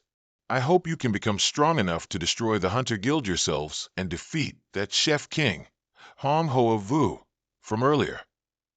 The 3 of them looked at him bewildered. "Principal, but that's the Chef King. He could defeat us with just one talisman, couldn't he?" He turned his back and calmly said, "All right, your goal has been set. Just work towards it. Don't look so glum. Pressure creates motivation." Hong Ung and some of his men lay on the ground amid the smoke as they left. Hong Ung's body was tattered. His hand trembled as he moved and said, "Just you wait. I'll make sure you all die a terrible death." And one afternoon at the dormitory, Ma Fai sat on his bed looking at him, while Kyo Du was searching for a book. Yang Hong Dike lay on the bed, his legs propped up, sighing. The dormitory is still the most comfortable. Suddenly, he sat up abruptly, looking at his phone, and said, "Oh no, Brother Du Ma Fai, you two come look at this quickly." Looking at the phone with an urgent news. It's terrifying. The Tang family, one of the 4 great families in the capital, was annihilated overnight. No one survived. Not even a single corpse was found. Kyo Du looked at the phone and exclaimed in surprise. The Tang family was annihilated? He thought, how could this be possible?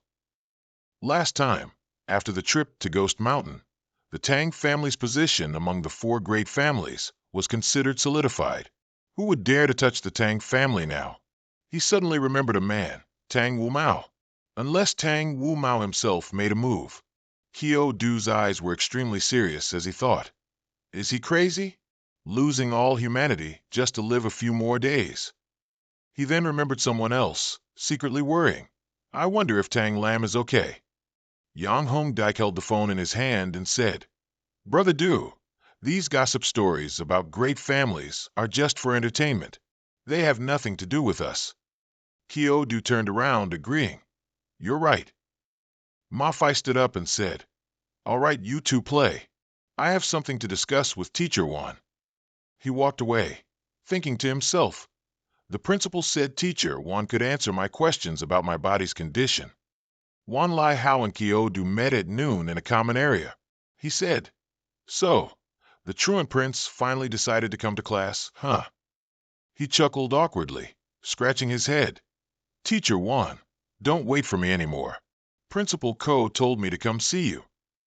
Wan Lai Hao stood, arms crossed, looking at him, and said, Speak. Kyo Du said, It's like this. I have a friend who is only at intermediate level, level 21, but their total attribute points have already exceeded 2,000. However, their combat power doesn't match someone with 2,000 attribute points. Do you know what's going on? Wan Lai Hao, arms crossed, asked, Level 21 with total attribute points exceeding 2,000? Are you a monster or something? Kyo Du's face darkened as he changed the subject. Teacher Wan, I'm talking about my friend. Then he burst out laughing and showed his power. All right then, let me show you my total attributes. His system panel appeared. Name, Wan Lai Hao, occupation, physique warrior, realm, king tier level 45, strength, 1535, defense, 1024, agility, 506, spirit, 89. Kyo Du exclaimed in surprise. So above high tier is king tier? Teacher Wan, you've broken through to high tier. Wan Lai Hao looked at him. My level is twice as high as your friend's, and my total attribute points are only a little over 3,000. For a level 21 player to have attribute points exceeding 2,000, there must definitely be a problem. As he spoke, he recalled Kyo Du as a child holding a gun. There's a conversion ratio between your attribute points and your actual combat power. And your situation is like a kindergarten child holding an AK-47. The gun is powerful, but you can't unleash its full potential, he said in surprise. So that's how it is. Teacher Wan, what should I do to unleash the full power of my 2,000 attribute points? Kyo Du listened intently to Wan Lai Hao. It's very simple. Either you quickly level up and merge your inherent power instead of just improving weapon power. At this moment, his eyes were serious as he thought, the mage's heart of courageous talent is my biggest ace in the hole. Increasing attributes instead of leveling up would be doing the opposite. The system panel appeared, Mage's Heart of Courageous. Effect, when player Kyo Du defeats an enemy in melee combat, they receive a reward of free attribute points. Unique active effect, the player can raise all other attributes to the same value as a specific attribute. He asked, Teacher Wan, is there another way? He smiled with extremely serious eyes, raising a clenched fist, and said, Of course. If you can't level up quickly, then just keep increasing attributes. Quantitative change will certainly lead to qualitative change. Then Kyo-do clenched his fist and thought, that's right, the conversion ratio doesn't matter. If 2,000 attribute points aren't enough to defeat others, then increase it to 4,000 or even more. He imagined a plane exploding and the surrounding buildings being heavily damaged, thinking, as long as the weapon in hand is strong enough, even a kindergarten child can sweep everything away. Wan Lihao stood, arms crossed, muscles bulging, and said seriously, but as far as I know, no one in the underworld has ever exceeded 2,000 attribute points while still at the intermediate tier. Not even Principal Ko could do it back then. Kyo-do boldly declared, then I'll be the first. Then he remembered and smiled, correcting himself. No, I meant my friend. Wan Lihao stood with his arms crossed, looking at him silently. And then Kyo-do left. Thank you, Teacher Wan, I understand now. Wan Lihao walked over, grabbed his shoulder, and said with a dark expression, wait a minute. He glanced at him. Teacher Wan. He looked at him fiercely and calculatingly. If your total attribute points have already exceeded 2,000, then you absolutely must participate in this global inter-university underworld tournament. Consider it your contribution to bringing glory to the school, and I won't pursue your truancy anymore. Kyo-do, bewildered, turned half-faced to Wan Lihao and said, what? In the empty space with falling leaves, Kyo-do turned his back. The combat competition? Isn't that for third and fourth-year seniors? He thought to himself, come to think of it, Long Tuong also told me to participate back then. Lihao looked at him and replied, but some talented first and second-year students will also participate. Because the combat competition is divided into team and individual competitions. The captains participating in the team competition have already been selected and have been training for some time, so it's temporarily not suitable to arrange for you to join. If you want to participate, you can form your own team and appear. Lihao stood with his hands on his hips and said, I mainly want you to participate in the individual competition. With over 2,000 attribute points, I believe you will be able to achieve a very good position in the individual competition. Kyo-do clapped excitedly, smiling. What benefits are there to participating in this competition? And then he got punched on the head by him in anger. For the glory of the school, what else good do you want? If you achieve a good ranking, you'll naturally be rewarded. Lihao looked at Xiao Yu seriously and said, I'll give you two choices. 1. Complete the exclusive dungeon to qualify for registration and participate in the combat competition. His eyes threatened him. 2. Fight me. Xiao Yu silently and helplessly looked at him and said, Teacher Wan, what's the difference between your second option and telling me to just go die? Lihao's eyes twinkled as he crossed his arms and replied, Who knows? He spoke up. All right, then I'll participate in this competition.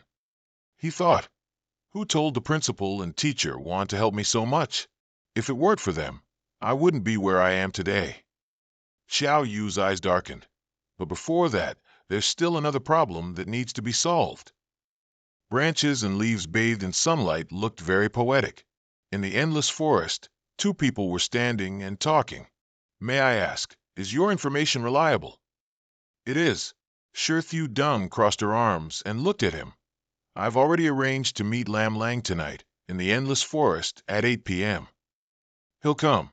I've already taken your staff of wisdom, so how could I give you false information? Xiao Yu said seriously, I understand. Thanks a lot this time. Bright moonlight in the green forest, 8 o'clock.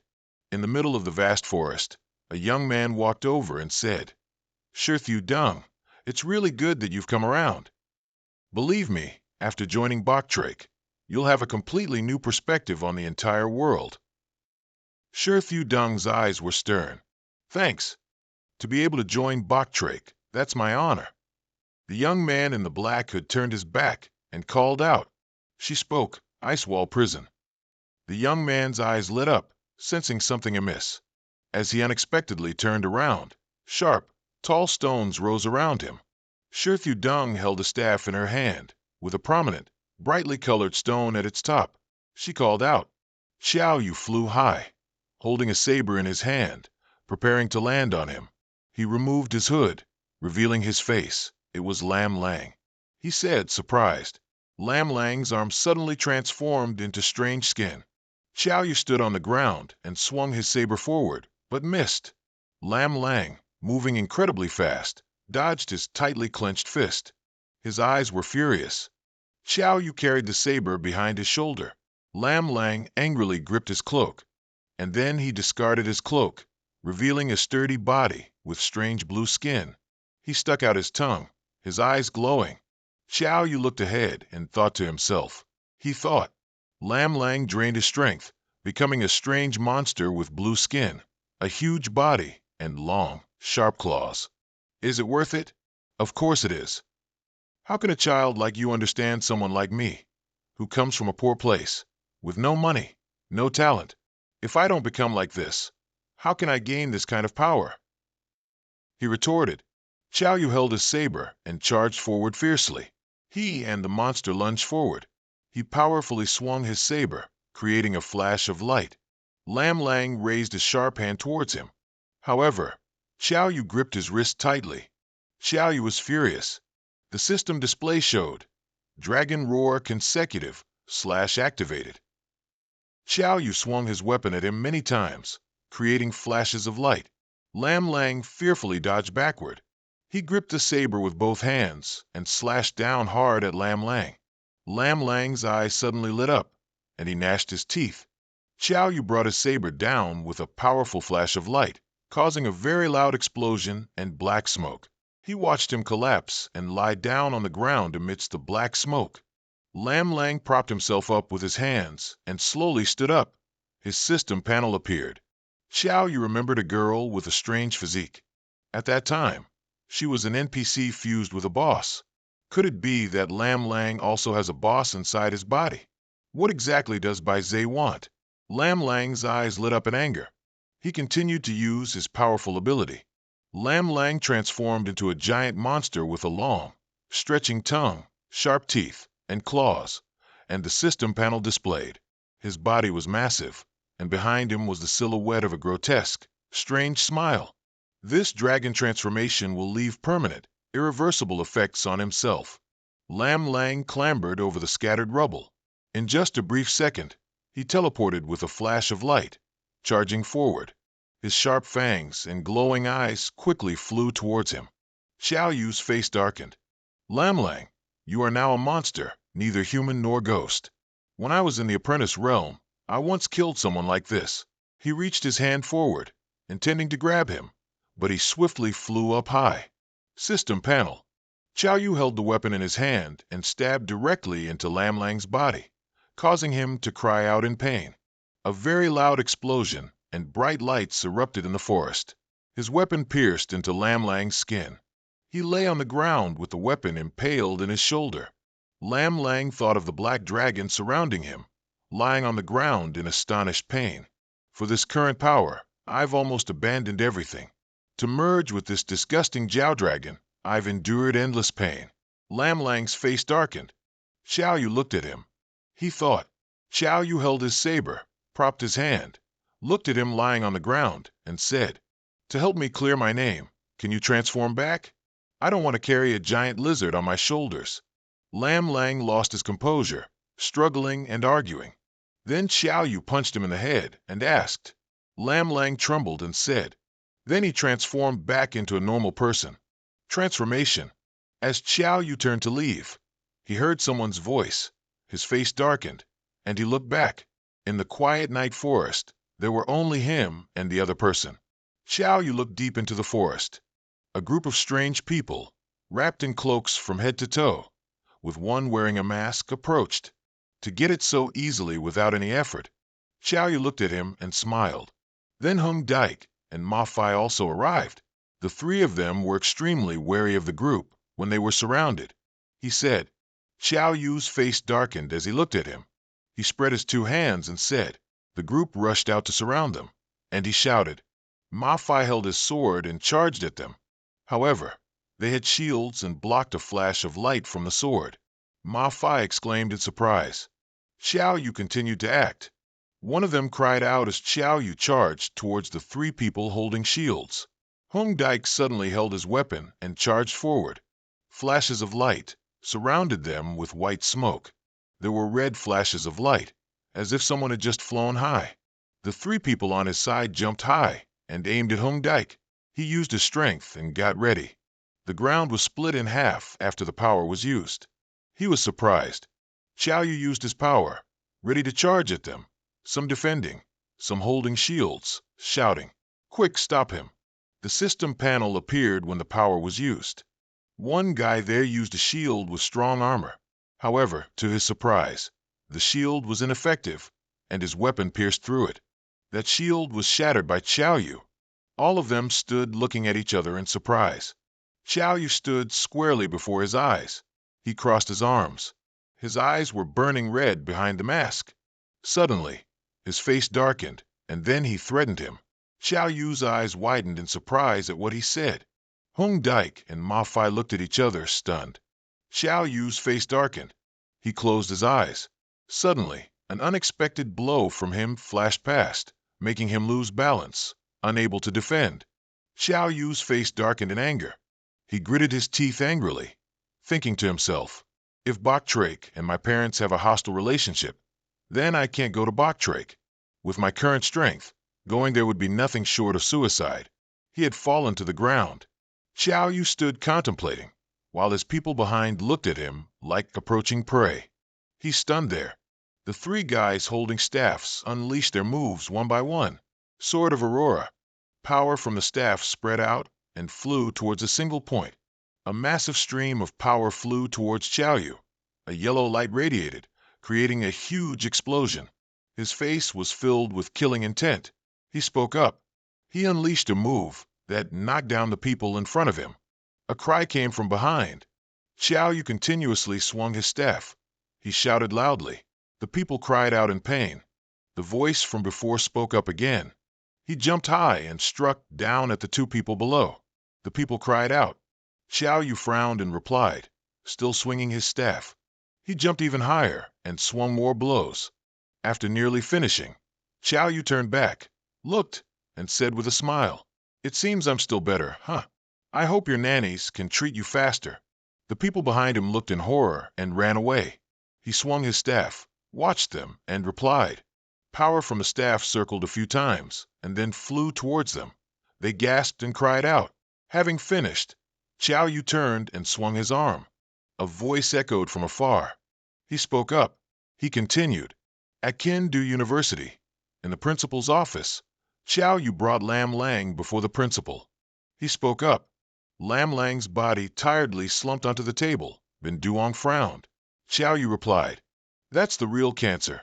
They specialize in researching techniques to fuse humans and bosses, and furthermore." After that, he explained in detail to the principal about the encounter with Bai Zhe. After listening, Bin Duong pondered deeply. He reached out his hand, and a yellow light flashed. He said, "This thing is called a sword orb. Wherever you are, just crush this sword ring, and I'll be able to sense it if Bai Zhe comes looking for you again." A powerful sword chi enveloped the space. "Thank you, Principal." He held the sword ring and thought, with the Principal's help, dealing with Bai Zhe will be much easier. Bin Duong presented another item and continued, "I'll also give you this Chi-Chi necklace. Chi-Chi necklace, grade A, reinforced +6, increases spirit by 150 points, increases player skill power by 35%, increases casting speed by 30%, no class restrictions." Kyo Du replied joyfully, "Principal, are you really giving it to me?" He irritably hit him on the head and scolded, "I'm only giving it to you because you didn't do a bad job this time. Keep it safe. This item has been with me since I was in the intermediate stage. If it's successfully reinforced one more time, it might even awaken its spirit." He held the necklace, wondering, "But sir, if you give me the Chi-Chi necklace, what will you do? Will this affect your strategy?" Bin Duong sat down and replied, "Me? It's fine, I'll manage somehow." Congratulations to Sword Cultivator Bin Duong for binding a new S-tier equipment. Reward, 50 free attribute points. Seeing this, Kyodu was speechless. On a wave-lapped island, a fishing hook was cast, and the fish quickly got caught. Sword King approached and said, "Oh, Brother Bai, why are you in such good spirits? And fishing no less." A voice replied, "Sword King, is that you? How's Mace King?" Sword King replied, "He was rescued by Shepherd King, but he's lost half his body." The figure spoke again. "Do you understand now? Bin Duong cannot be defeated in a one-on-one fight. We must choose the right time, the right place, the right people, and cooperate to have a chance to kill him. Bin Duong is a tough nut to crack. He really must be eliminated. As for the battlefield, let's set the scene in Sioux City, the hometown of Kyo and Tan's son." Sword King replied, "I have no objections." He turned around and said, "Brother Bai, I'll be leaving now." Suddenly, the sharp fishing hook flew towards him. The other person's voice rang out, "One more thing. To besiege Bin Duong, how many of you 8 kings will take action?" At Capital University, it was pitch black. A cloaked figure knocked on the door. Lai Hao opened the door, startled, and said, "Lam Lang." He continued, "Come with me. The principal has already spoken to me about this." Lam Lang hesitated for a moment. Then the two went together.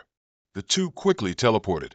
Upon arrival, Lam Lang looked around and said, "This is the second phase training ground where we avoid the foul sword oxen." Lai Hao drank a bottle and said, "Not teaching properly is the teacher's fault." He continued, "You are my student. No matter why you've become like this today, as your teacher, it's hard for me to deny responsibility." He handed him a bottle and asked, "Want a drink?" Lam Lang grabbed a bottle and drank, but he choked on it because he was too hasty. Lai Hao spoke thoughtfully, "I have a very bad temper. I love fighting to the point of habit. I don't feel right if I don't fight for a day. People call me a battle maniac. When I was young, I caused a lot of trouble and was hunted by many people. Who would have thought someone like me, clearly not suited for teaching, would end up becoming a teacher at Kindai?" Lam Lang thought in surprise. So teacher Lai Hao has such a past. He touched his head, and a great force descended. He said slowly, "If anyone had told me back then, 'Lai Hao, you'll be a teacher someday,' I would have slapped them silly. It's ridiculous. How could someone like me be a teacher? So why wrinkle your brow worrying? What can't young people overcome? Mistakes must be acknowledged. It's just starting over. A truly strong person is someone who dares to face their own mistakes." Lai Hao scratched his ear and continued, "I'm not really good at preaching, but I think you probably understand what I mean." Lam Lang frowned and admitted, "Teacher Van, you're right. I was wrong. I will accept the school's punishment." He chugged the bottle and said, "I will turn my life around." Lam Lang, slightly tipsy, asked his teacher, "Teacher Van, do you think I can reach Kyo Du's level?" Hearing that name, Lai Hao burst out laughing and replied, "Kyo Du? Don't even dream about it. That guy's a freak." Somewhere else, Kyo Du put on his mask. Hong Dike asked, "Kyo, why are you wearing a mask?" Kyo Du replied, "I'm about to participate in the inter-university fighting competition, and I don't want to be stopped by others when entering or leaving the private dungeon." Ma Fai continued, "The global inter-university fighting competition? How could such a grand tournament be without me, Ma Fai?" Hong Dike commented, "But the team match requires 5 people, and they decided to recruit more people." Tu Noyet was surprised. "The global inter-university fighting competition? But I'm afraid I'll hold you guys back." Ma Fai said confidently, "It's okay. Tu Noyet, with me, Ma Fai. Here, even a dog could win." Tu Noyet was startled and angrily asked, "What do you mean?" Ma Fai forced a smile and replied, "I didn't mean anything else. I meant you're even stronger than a dog." Tu Noyet hit Ma Fai twice on the head. Hong Dike chuckled to himself. In a dilapidated and ruined place, all 4 gathered. Tu Noyet wondered, isn't a team supposed to have 5 people? So why didn't you call him? Before she could finish, Hong Dike covered her mouth. "The private dungeon seems to be called Silent Town. Let's go in." A spatial portal opened. Silent Town, Difficulty D. An underground ancient civilization relic containing mysterious supernatural power. Countless events of human extinction can be witnessed. This power has been distorted and mixed with darkness. Suddenly a voice spoke behind Kyo-do. "Hello, brother." The red-haired young man appeared out of nowhere with a smile. "Are you guys entering the Silent Town dungeon? If not, let us go in first." Kyo-do, still confused, shook his hand enthusiastically and said, "My name is Thyatru. I'm a fourth-year student from Thursday Kung University. You guys are also here to qualify for the fighting competition, right? What a coincidence. So are we." Kyo-do happily replied, "Hello, I'm Kyo Daifeo, from Kadap General Arts and Sciences Academy." Thyatru suggested, "How about we go in together? The more teammates, the more support we'll have." "Right." Both sides looked at each other. Thyatru also introduced the members of his team. Suddenly, the cat girl from Thyatru's team showed disagreement and spoke up in protest. The two argued back and forth for a while, seeing the tension rising. The tall guy from their side diffused the situation. "Hey, come on, we're all teammates. Why be so tense?" Kyo-do said with a smile, "It's okay, brother Thyatru. Don't worry about it, we don't mind." Thyatru scratched his head and forced a smile. "Sorry, you guys must be laughing at us. Let's go into the dungeon together." Everyone was transported to another location. Suddenly, a voice echoed in Kyo-do's head. "Do you believe in the power of blessings? Like making a wish on your birthday, wishing your family peace, or wishing a happy holiday, something like that. It might just be a fleeting thought or a gentle reminder, but actually, you don't realize it, but you've believed that your will can bring about good results. But can everything truly change just because of your will?" He thought to himself, "Will, who's talking?" He opened his eyes with a jolt. It was then that Kyo-do realized he was tightly bound to a table, and the system quickly updated. Silent Town, mission objective. Investigate the cause of the supernatural power in Silent Town. Difficulty, D level. Mission reward, based on player evaluation. Friendly reminder, believe in your own will. The silhouette of the faceless ghost woman appeared next to Kyo-do. He stared at it with wide eyes, exclaiming, "Is this dungeon really that thrilling?" Suddenly, it lunged towards Kyo-do, making him jump and curse. The faceless ghost woman with a knife in her hand prepared to attack him. It slashed down, but Kyo-do managed to dodge, swinging his body up and breaking the chains. Then he plunged a blade straight through it, and the system immediately displayed a notification. "Congratulations, host, for successfully killing the faceless ghost woman. Murder points plus 100.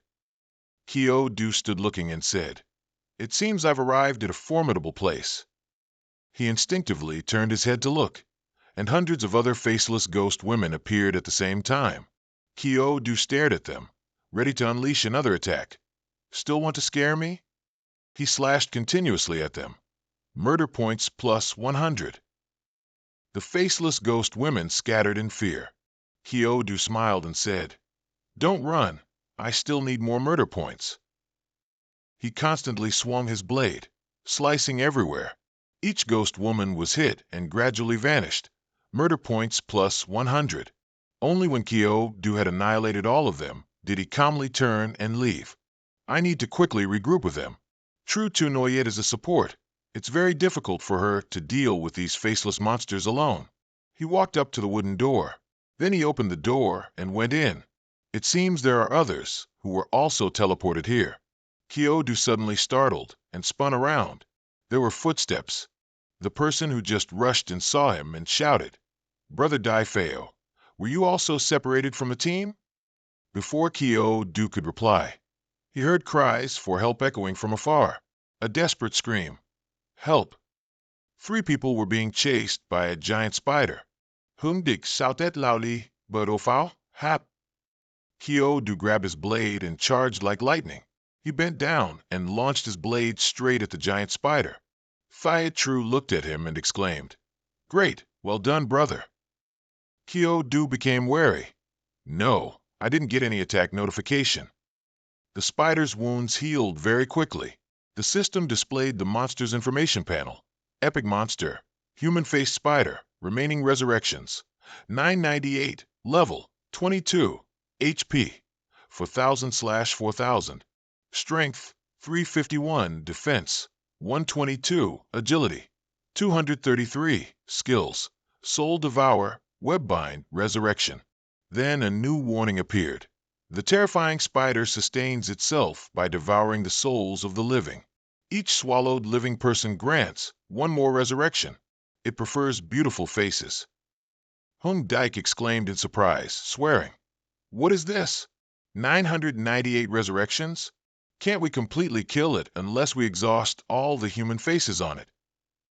Kyo Du, holding his blade, said, "Everyone go ahead. This thing is very peculiar. If it touches you, your soul will be sucked away and become one of its resurrections." True to Noyet, though following his words and running with everyone, was still worried. "Kyo Du, what about you?" He calmly replied, "It's fine. Everyone go. I have a way." Kyo Du's footsteps cracked the ground under heavy pressure. With just one strike, he sliced the human-faced spider in half, causing it to collapse to the ground. Kyo Du quickly left the spot. His shadow flashed past like lightning, leaving no trace. A second later, he was out. Hung Dike rejoiced. "Brother Du is finally here. It's so good that you're okay." Kyo Du quickly asked him, "Where's Brother Thiet True?" Hung Dike replied, "He's regrouped with the team. He's already reached the back door and entered the silent town." They looked up at the wall, wondering, "Whose record is this?" Then one of them read the inscription on the wall. "My name is Vong Dang. Just step through the stone door and you will enter the real silent town. Ahead lies true hell. If you truly have a reason to enter Silent Town, please remember this incantation. It can only protect you when facing the supernatural phenomena of that green glowing monster, keeping you unharmed." Kyo Du listened, puzzled. "Does everyone think this record is trustworthy?" Hung Dike crossed his arms and said, "I believe it, but of this 8-character incantation, I can't read half of it." Ma Fai spoke up, "I'm a little better than Hung Dike. I know 6 characters.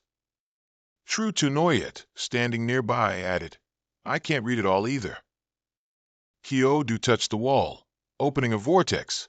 "Never mind. If we don't know it, then so be it. Let's just go straight in." He reminded everyone, "Let's go." The group slowly entered. Inside was a ruined city. Jutun with Shiva, it's Shokon. Suddenly, she looked down. She picked up a photo of 2 people. This is... But then the face of the man in the photo suddenly turned terrifying, with a ghastly laugh. True to Noyet startled and let out a scream. "Ah!" Everyone worriedly asked her, "What's wrong?" Tu Noyet pointed and said, "There's a ghost inside that photo." Kyo Du coldly replied, "Oh, something that good exists." He picked up the photo. Looking at the man in it who was smiling at him, Kyo Du observed for a moment and then slightly smiled. Then he immediately flipped the photo up and with one slash, cut it in half. He said disappointedly, "Only 50 points, that's too little. Can there be more?" True to Noyet thought in surprise. After not seeing him for a while, how did Kyo Du get even stronger? Footsteps ran from a distance, and the person urgently cried out, "Help me, help me." Hung Lich turned her head. "Look quickly." The little girl rushed over and said, "Save me." The little girl's face was filled with panic and fear. "Help me." Ma Fai cautiously said, "What could appear inside a dungeon be any good? Everyone, be careful. Definitely don't fall for her trap." Kyo Du spoke up, "Of course there can still be." Then he bent down and asked the little girl, "Little sister, what's wrong?" The little girl happily said, "Help me." Tears streamed down her face as she choked out, "Big brother, my mom fell, and she's inside the house right now. I can't help her up." After hearing this, Kyo Du confidently patted his chest. "Lead me there. I'll solve it for you." They went together to the residential area. When they stood in front of an apartment building, the little girl quickly ran inside. Then she pointed and said, "This is my home." Kyo-do looked and replied, "All right." Immediately, he kicked the door open. Kyo-do's eyes quickly darted across the room inside. Inside the house, the shadow of a ghost was waiting there. It bared its sharp teeth to scare them when it saw people appear, then flew towards Kyo-do's group. He calmly said, "Just this? Do you have any ghost brothers or ghost sisters? Call them all out here." The ghost opened its mouth wide, releasing a wave of murderous aura. Kyo-do held the blade in his hand. He lightly swung a slash towards it. Murderous aura points plus 100. The little girl witnessed it, her mouth agape in surprise. He turned to her and asked, "Little sister, I've solved your family's problem for you." The little girl, her face pale, replied, "Really? You're amazing." Kyo-do stared at her and continued, "But where's your mother? Wasn't that thing just now your mother?" Then he pointed the tip of his blade at her and stabbed her through, surprising the little girl. Ah! The little girl also vanished into a puff of black smoke. Murderous aura points plus 50. Hong Lich said admiringly, as expected. True Tu Noyet asked curiously, "Kyo-do, how did you know it was problematic?" Kyo-do pointed and said, "I've encountered these kinds of deceptive tricks too many times. These two ghosts are a pair. One lures people here, and the other is responsible for killing those unlucky ones." Mafai said worriedly, "It seems the number of ghosts in this dungeon far exceeds our imagination. Perhaps this dungeon isn't as simple as we thought." True Tu Noyet discovered something. She screamed. They turned to look in surprise. "What's wrong?" True Tu Noyet pointed and stammered, "Just now, something just flashed past." Kyo-do heard that and excitedly shouted, "Don't run, my murderous aura points." Hong Lich hurriedly chased after him. "Brother Do, wait for us." Kyo-do saw the strange murderous aura ahead and excitedly exclaimed, "Don't run." Suddenly, a white-haired old man appeared before him and said, "Be careful, young man. That's a century-old vengeful spirit, extremely vicious." He raised his hand and chanted a spell, Yang 5 Thunders. Thousands of lightning bolts were unleashed, hurtling straight towards the vengeful spirit, engulfing its entire body, making it scream in agony. After that, the vengeful spirit was nowhere to be seen, and he also retracted his technique. Kyo-do frantically said, "Who let my murderous aura points go?" The old man stroked his beard and said, "It seems the power of this old man's Yang 5 Thunders hasn't weakened much at all." Kyo-do asked him, "Who are you?" He introduced himself. "This old man is Tam-do, the current successor of the Taoist sect. You can call me Taoist Master Trong." Kyo-do thought with a serious expression, "A Taoist sect NPC, similar to the Ghost Mountain instance? There are quite a few evil spirits in this quiet town. This NPC must be able to drop a lot." Tam-do looked around. There's ghostly energy ahead. From a distance, many plumes of black smoke were gathering. Kyo-do quickly ran forward, thinking, "I can't let this old Taoist priest steal my murderous aura points." The murderous aura points of the Golden Dragon Crescent Blade are about to erupt. He spoke up to warn, "Young friend, don't act recklessly." With that, he leaped onto his sword. "Your mortal weapons can't harm ghosts." Kyo-do seemed not to hear and shot forward like an arrow. Tam-do was surprised and thought, "How can this be? What kind of spirit is this kid? My sword-riding flight isn't even as fast as his running." He landed on the roof of the apartment building. Kyo-do looked down and saw murderous aura covering everything. He clearly saw below. "It's Thia-Tru. He seems to be in trouble." Zombies appeared everywhere. Thia-Tru suddenly reminded everyone, "Do you still remember the Heavenly Talisman incantation? Chant the spell." Then he closed his eyes and mumbled, "Myriad Buddhist flames of mud, darken mind, obstructing void." Their entire group chanted together, "Myriad Buddhist flames of mud, darken mind, obstructing void." Light appeared around them, forming a circle encompassing them, along with their continuous chanting. The evil spirits heard it and were all terrified. They immediately retreated. Someone shouted, "The evil spirits have retreated." Kyo-do suddenly looked over. A strange gust of wind swept by.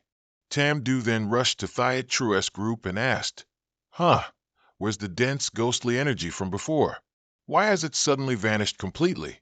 He looked around, thinking, where did that young friend with the blade go? Then he asked the person nearest, True, young friends, did you see any evil spirits just now? The person next to True said, Captain, this old man's name is Tam. The strategy guide says he's an important NPC. Only by accompanying him can we trigger the main storyline. He replied, I understand. True walked up and said, Taoist Master Trong, I am True. We've already dealt with the ghosts just now. Tam was surprised. You've dealt with them? True sincerely replied, that's right. Many Taoist masters also have benevolent hearts to subdue demons and benefit the world. So why don't we travel together? I usually respect characters like Taoist masters the most.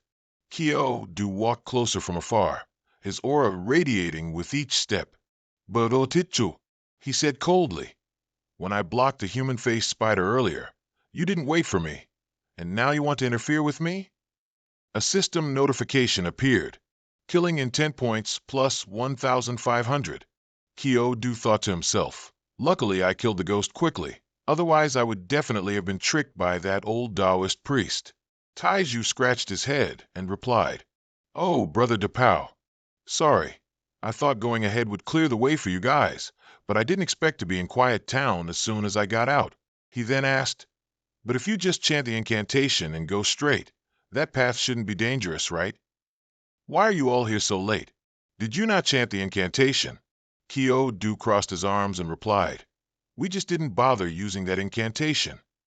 He thought to himself, I can't let them know that we couldn't read the entire incantation. But if this incantation only repels ghosts, it's useless to me. I just wish all the ghosts in this dungeon would come here. Taiju gave a wry smile. So that's how it is, sorry, Brother Depao. Kuhin spoke up. Taiju, you're really useless. And yet you're bowing and kneeling to someone from Shadi University like that. They rushed here. They just want protection from our Skyspan Academy. Doesn't anyone see through their intentions? Ridiculous. Lich angrily shouted. Damn it, what do you mean? She said sarcastically. Oh, what now? Do a few guys like you want to fight. Taiju stepped in to mediate. Brother Depao. Don't bother with her. How about this? Let's go together. You follow behind us. And if there's any trouble, just leave it to me. How does that sound? Do stood aside, thinking seriously. I'll trust him this one time. With my current abilities, they won't cause any trouble. Tamdu reminded them. If the ghost has been eliminated, what are you waiting for? If you don't go, this old man will go first. Taiju quickly replied, Let's go. Thank you, Taoist priest, for leading the way. They arrived at the desolate apartment complex. He spoke up. Strange, wasn't this town abandoned a long time ago? Why does it seem like there are so many new people from other regions now? Tamdu, leading the way, said coldly, I just hope it doesn't awaken that thing. Taiju asked, Taoist priest, what is that thing you're talking about? He replied gruffly, the Ghost King of Quiet Town. Just like the pervasive energy in any haunted land, ghosts will inevitably fight and devour each other until the strongest Ghost King is born. Kuhin also wondered, is that Ghost King very strong? Tamdu retorted, strong? Strong is not enough to describe the horror of a Ghost King, but any Ghost King that emerges is a calamity for all beings, leaving the populace suffering. He recounted, I remember that year my father encountered a Ghost King. At that time, another enlightened master had to assist him to barely eliminate that Ghost King. One must know that my father was a master of Taoist arts, many times more powerful than me, and that Ghost King was an enlightened monk who had fallen into the demonic path. That battle, TSK. Do was surprised, thinking, an enlightened monk who fell into the demonic path? He suddenly remembered something. Could it be? Then he grabbed Tamdu's collar and yelled, Tell me quickly, what is your father's name? Kuhin frowned unhappily and said, Depao, what are you doing? Let go of the Taoist priest. He looked at her and shouted, Shut up. Tamdu immediately said, My father, Zhang Er. Kyo-do couldn't help but be surprised upon hearing that. Zhang how could this be? He thought, isn't Zhang just an NPC in the Ghost Mountain dungeon? If the Zhang mentioned by the old Taoist priest is indeed Taoist priest Zhang from the Ghost Mountain dungeon, then is this due to different time flows in the two dungeons? Or is there another reason? Ku Hin said sharply, Kyo Dai Feo, how dare you yell at me like that? Do you know who my father is? Just a country university student, yet you dare to yell at me? If you anger me, I won't let you off. Hung Lich also reassured him. Brother Kyo, maybe we should release the Taoist priest first. Tam Du was surprised to hear that. Kyo Dai Feo, Brother Kyo, your name is Kyo Du, the enlightened master he mentioned, who killed the Ghost King with him. Is that you? Kyo Du calmly replied, That's right. I am the one who killed the ghost monk with your father. Tam Du's voice was filled with admiration. My father passed away more than 50 years ago. Yet you are still here and so young. It seems my father's conjecture was correct. He unexpectedly asked back, Conjecture? What conjecture? He recounted seriously. Before my father passed away, he told me that he had comprehended the truth of the world and had also seen through your origins. At that time, your father said, Tam Du, I finally understand why, after the battle at Ghost Mountain, I couldn't find anyone in the world named Kyo Du. He looked up at the sky and said, because he fundamentally does not belong to our world. Tam Du wondered, Father, what do you mean by that? He raised his hand and replied, he originally came from the main world. Immediately after, threatening lightning bolts appeared in the sky. Tam Du panicked. This is divine punishment, heaven's wrath. His father stood up and laughed loudly. You're scared now. Upon seeing a dragon swoop down, he looked up and said, Threatening me?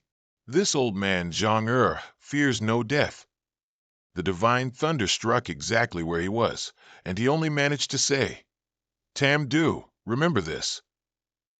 The last divination this old man performed revealed that in your destiny, you will meet a person named Kyo Du. You must tell him for this old man. The world Kyo Du lives in is real, and so is the world this Zhang lives in.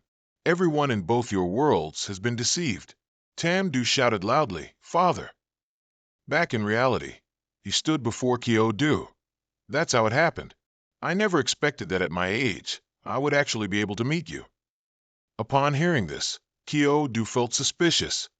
Taoist priest Zhang, just like the machine queen, are they both NPCs who awakened independent consciousness? No.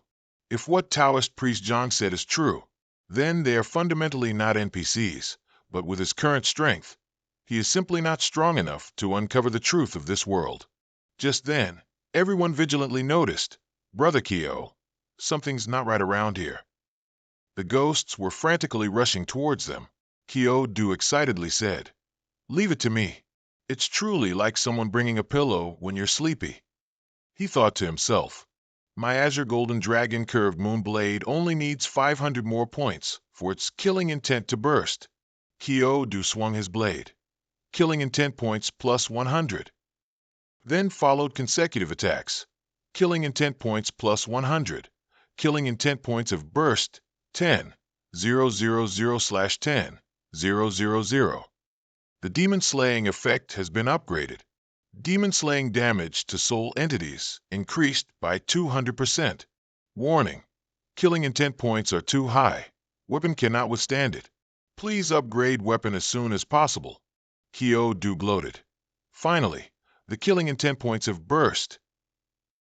Tam Du shouted loudly, Senior Kyo Du, be careful.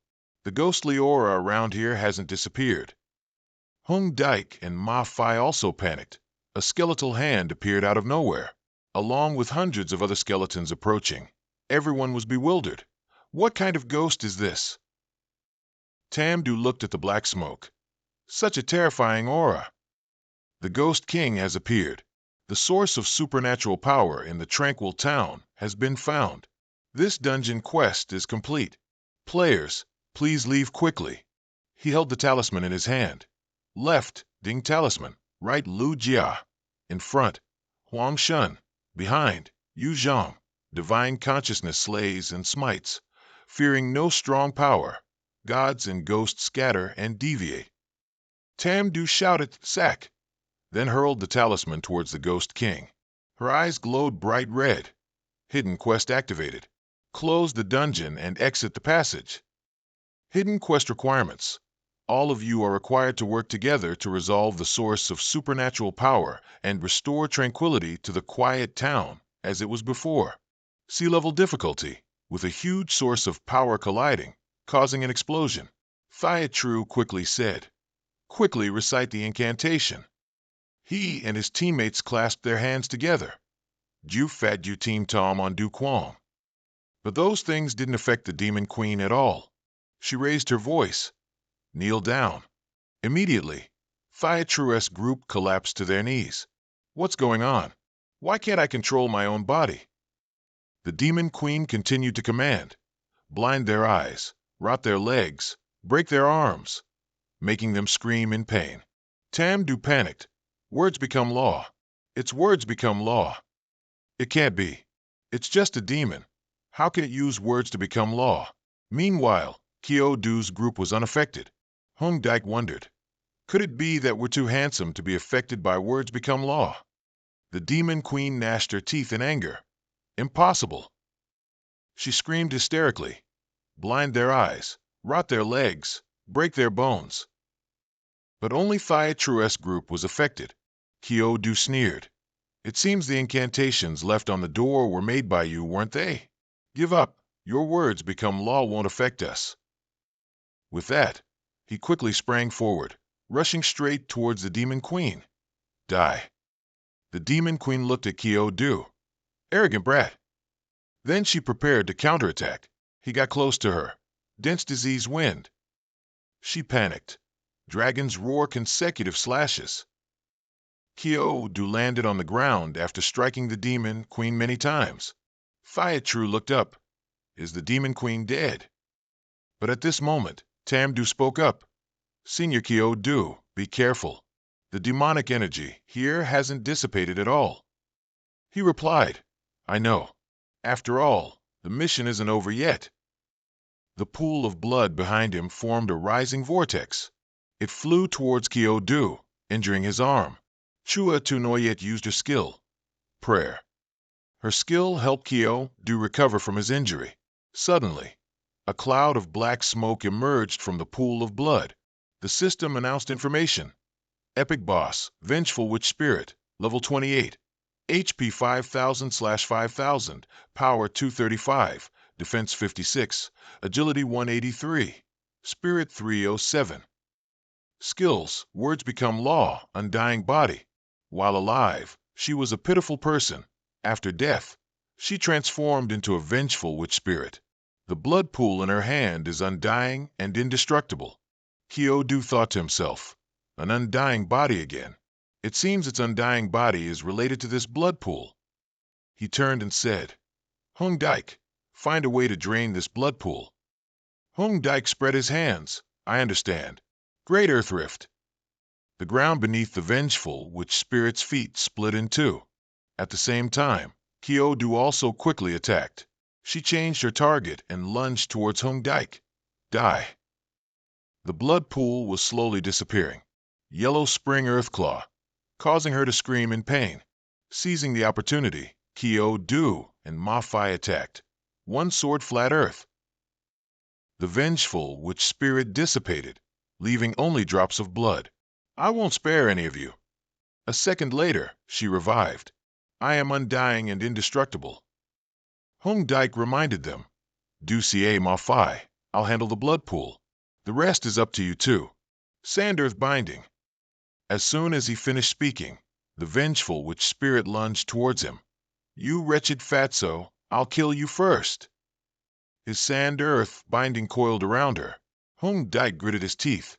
I can't let the 5-element heart Du Cie gave me go to waste. Fire God's blazing explosion. The explosion shattered the ground. Thyatru exclaimed in astonishment. How can this be?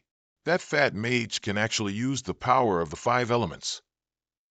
The vengeful witch spirit screamed incessantly. All of you must die. Kyodu appeared from behind and slashed her, making the vengeful witch spirit's eyes widen in shock. It can't be.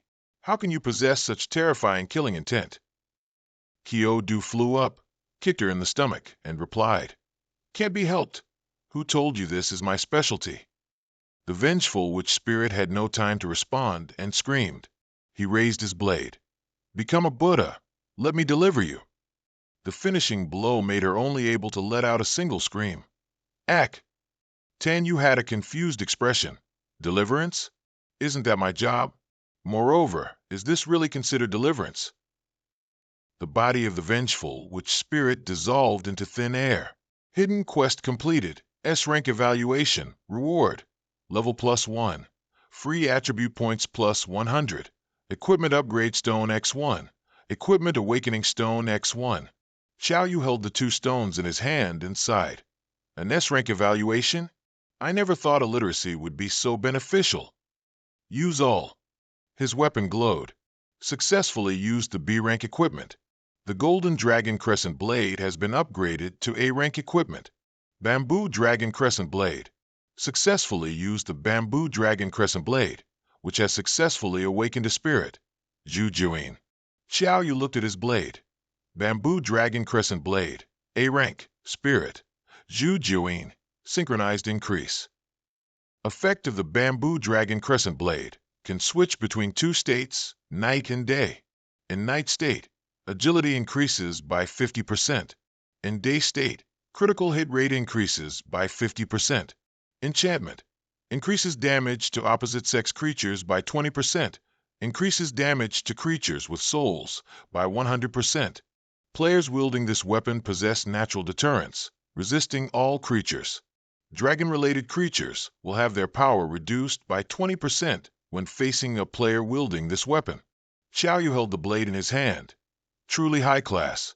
This type of greatsword equipment is really suitable for a necromancer. He turned to look at the others and thought, it seems they've also gained quite a bit. Taiju walked over and said, "Brother Canon, we wouldn't have cleared this if it weren't for you." "Thank you, but when we meet in the fighting tournament, I won't go easy on you." Xiao looked at him with envy. The next day, Ma Fei reminded, Xiaoyu, you should be careful of that person named Xiao. The way she looked at you back then, it was extremely gloomy." Xiaoyu walked and said, "Don't worry. What do I have to fear from a spoiled young miss like her?" After a short walk, Xiang Di went ahead. "You go. I'm going to report to the magic system teacher the principal arranged earlier. Ma Fei also went in a different direction, and I'm being personally taught by the principal." Xiaoyu secretly thought, I wonder which teacher the principal arranged to give me special training?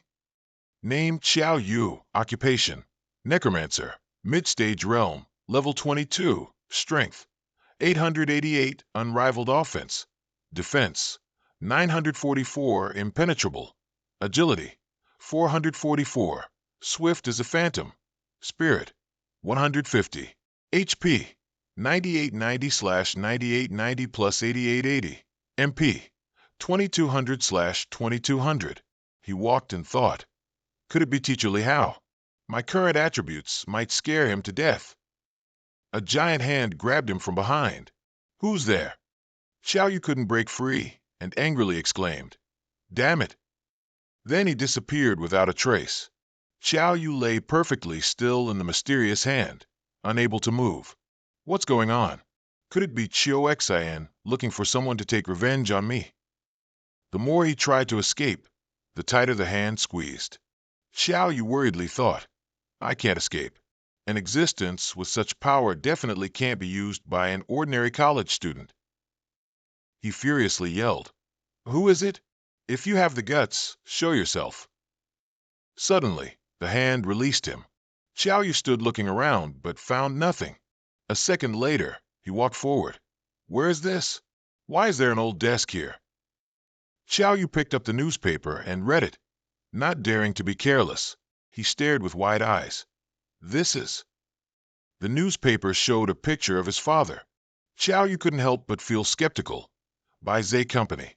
Dad was the founder of Baizhe Company. My mother's name is Bai Shirxia. What's her relationship with Shir Tim?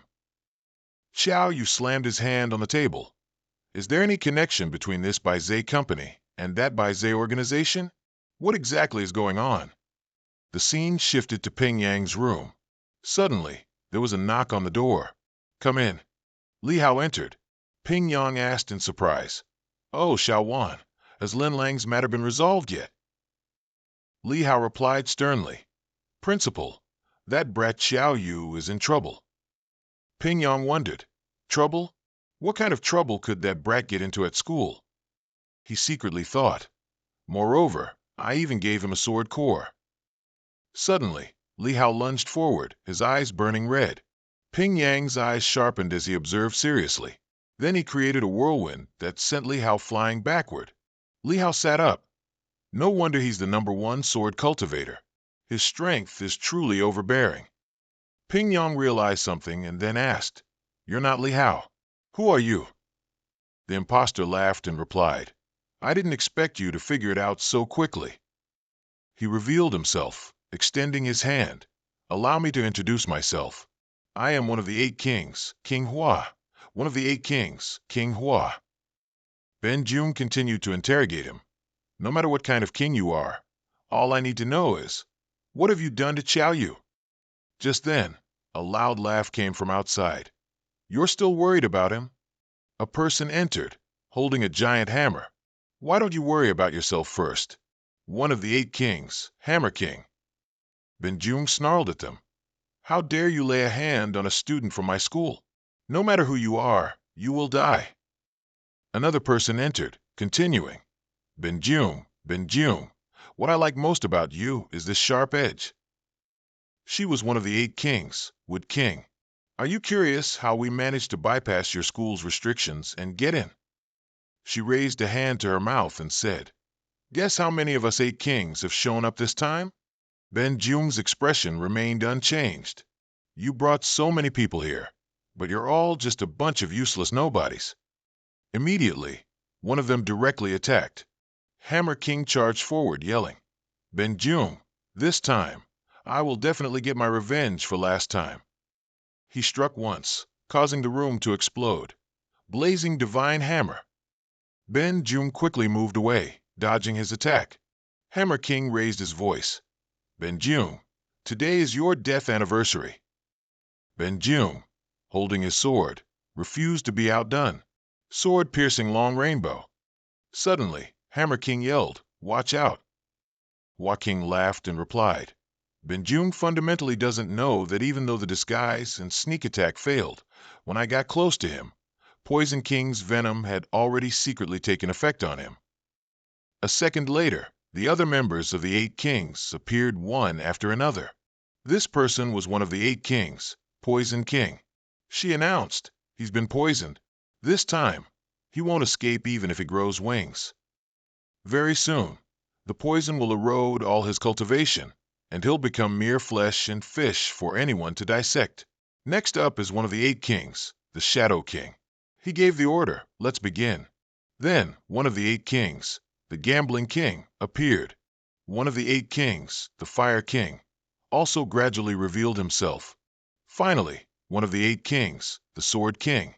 They gathered in a circle, and then combined their strength. The 8 kings assembled their skills, divine offerings to destroy the world. Ben Duong quickly drew his sword and attacked, releasing an immense surge of energy. The two sources of power collided, causing the ground to explode. Those standing outside were thrown far away. The explosion caused everything in the surroundings to tremble. Through the smoke, Ben Duong stepped forward with a sword in hand. He mused, This poison. I can still temporarily control it. The Sword King, while defending, shouted, No way. We are clearly all at the same stage. So how can he fight 1 against 8, and even while poisoned? The Fire King behind him spoke up. Without Big Brother Bach taking action, I'm afraid it will be very difficult for us to catch him. We must bring Big Brother Bach here. At the same time, on Kyodu's side, someone approached him from behind and asked, Well, have you found the answer you were looking for? Kyodu. He patted his shoulder. Kyodu turned his head to look at him. He was startled. You are. That person was Tuk Tame. He stared intently and said, You can't call me by my name. Kyo-do, confused, asked again why. He replied, Because I am your maternal uncle, with whom you share a bloodline. He exclaimed in surprise, Maternal uncle? Kyo-do thought to himself, the two people who created Bok-trake, one is my father, and the other is my maternal uncle. So why did Bok-trake send people to capture me before? He looked up and asked, You said you're my maternal uncle. Do you have any proof? Tuktame was surprised. Proof? Then he explained, Your mother, Bok-tuk-ha, is my biological younger sister, so why would I need proof? Kyo-do continued to question, So what's your purpose in locking me up here, and why did you send people to capture me? Tuktame slowly replied, The first reason I captured you was to force that pedantic scholar, Kyo and Tan, to face me, but now I've changed my mind. He touched Kyo-do's shoulder and said, As your maternal uncle, this is our first meeting. It wouldn't be proper if I didn't give you something, so let me give you a gift. With that, Tuktame punched him in the stomach. Kyo-do was caught off guard and flew backwards. Tuktame said coldly, Be serious. Are you and that Kyo and Tan also pedantic scholars? If you keep this up, I might get angry and just kill you directly. Kyo-do struggled to get up. He gritted his teeth and thought, This guy is serious. He really wants to kill me. Thinking this, he resolutely charged forward. If you're not using your true strength, then what do I have to be afraid of? Kyo-do punched him hard. He suddenly realized, Damn it. No way. My hand can't touch Tuktame's body. But his punch is already close to my face. If I zone out like this, I could die. Kyo-do flew backward again, but he still advanced with his weapon in hand. Tuktame looked at his weapon and exclaimed, Oh, an A-grade long weapon? And it seems to have awakened a very powerful spirit artifact. How interesting. And these two eyes too. You seem to have quite a few secrets. Come on. No sooner had he finished speaking than he vanished. Then he suddenly reappeared with a lightning-fast punch. Let me see your full power. His punch landed directly on Kyo-do's face. An immense force erupted. Kyo-do was in too much pain to resist. Streams of black aura appeared everywhere, surrounding Tuktame. He looked at him and said, A sword orb, huh? I didn't expect old man Ben Duong to value you so much, even giving you this kind of life-saving treasure. Kyo-do struggled to get up, thinking, If my defense wasn't high enough, this punch might have taken half my life. Even the principal sword orb couldn't trouble him. What should I do now? On Ben Duong's side, fighting. The sword orb was activated. This is bad. Did they already reach Kyo-do? Back to Tuktame, he asked Kyo-do, Is the bloodline of Kyo and Tan only capable of this much power? Kyo-do's eyes burned red. Then came hundreds of consecutive punches from Tuktame. Kyo-do couldn't defend himself. Damn it, he thought helplessly. What kind of fist technique is this? Even if I use my ghost eyes, I can't see his movements. Feeling uneasy, it was like facing towering waves. Kyo-do held the card in his hand. Recognize enemy as father. I am willing to acknowledge you as my foster father. Using recognize enemy as father card failed. He was surprised. What? Tuktame delivered a blow to him. Kyo-do lay motionless on the ground. Tuktame said coldly, Weak to weak. However, you've reminded me. If from now on, you abandon your surname and change it to Bok-do, I will teach you this fist technique. Kyo-do collapsed on the ground, sneered. Pfft. He mocked him. Why don't you change your name to Kyo-tuktame instead? Only then can we be considered from the same family, and then you can teach me the fist technique, right? Tuktame couldn't help but kick Kyo-do. He said, Your stubborn mouth is just like that old rascal Kyo and Tan's. At this moment, someone called out, Boss Bok. He immediately responded, Did you catch a big fish? Tuktame bent down and said, Kid, I'll give you another chance. You are, after all, her son. If you're willing to change your surname, then my promise still stands. With that, he vanished without a trace. Kyo-do was furious. He's gone. He stood up and yelled, "Damn it, Tame, why don't you let me go first?" Meanwhile, at the principal's side, Bin Duong was fighting the Sword King. Bin Duong hurled him back against the wall. The Sword King stammered, "Boss Bok, aren't you going to make your move yet?" Tame, with his back turned, said, "What is it? Are you trying to tell me how to do my job?" The Sword King trembled and replied, "I wouldn't dare, Boss Bok. It's just that we truly can't defeat Bin Duong." Bin Duong looked at Tame, feeling uneasy. This person is even more dangerous than the 8 kings. Tame said, "I originally intended to let you all wear him down so I could save some effort, but it's a pity. Actually, it's normal that you can't beat him, because his realm has long surpassed the Saint stage." The 8 kings were horrified. "What?" The Pursuit King exclaimed in shock. "Level 60 to 70 aren't Saint stage powerhouses? And now the highest level among all professionals is only level 70, right?" Bin Duong asked sternly, "Who are you? What have you done to Kyo-do? And what is your goal?" Tame replied, "Your words. Allow me to introduce myself. My name is Tame, the head of the Bok-Trake organization." Upon hearing this, Bin Duong gritted his teeth. Bok-Trake. He remembered what happened before. It was them who did that to my students, those cowardly rats, and now they dare to appear before me? At this moment, the poison on Bin Duong's neck began to glow. The Poison King spoke up. "7-step killer, Bin Duong has been poisoned."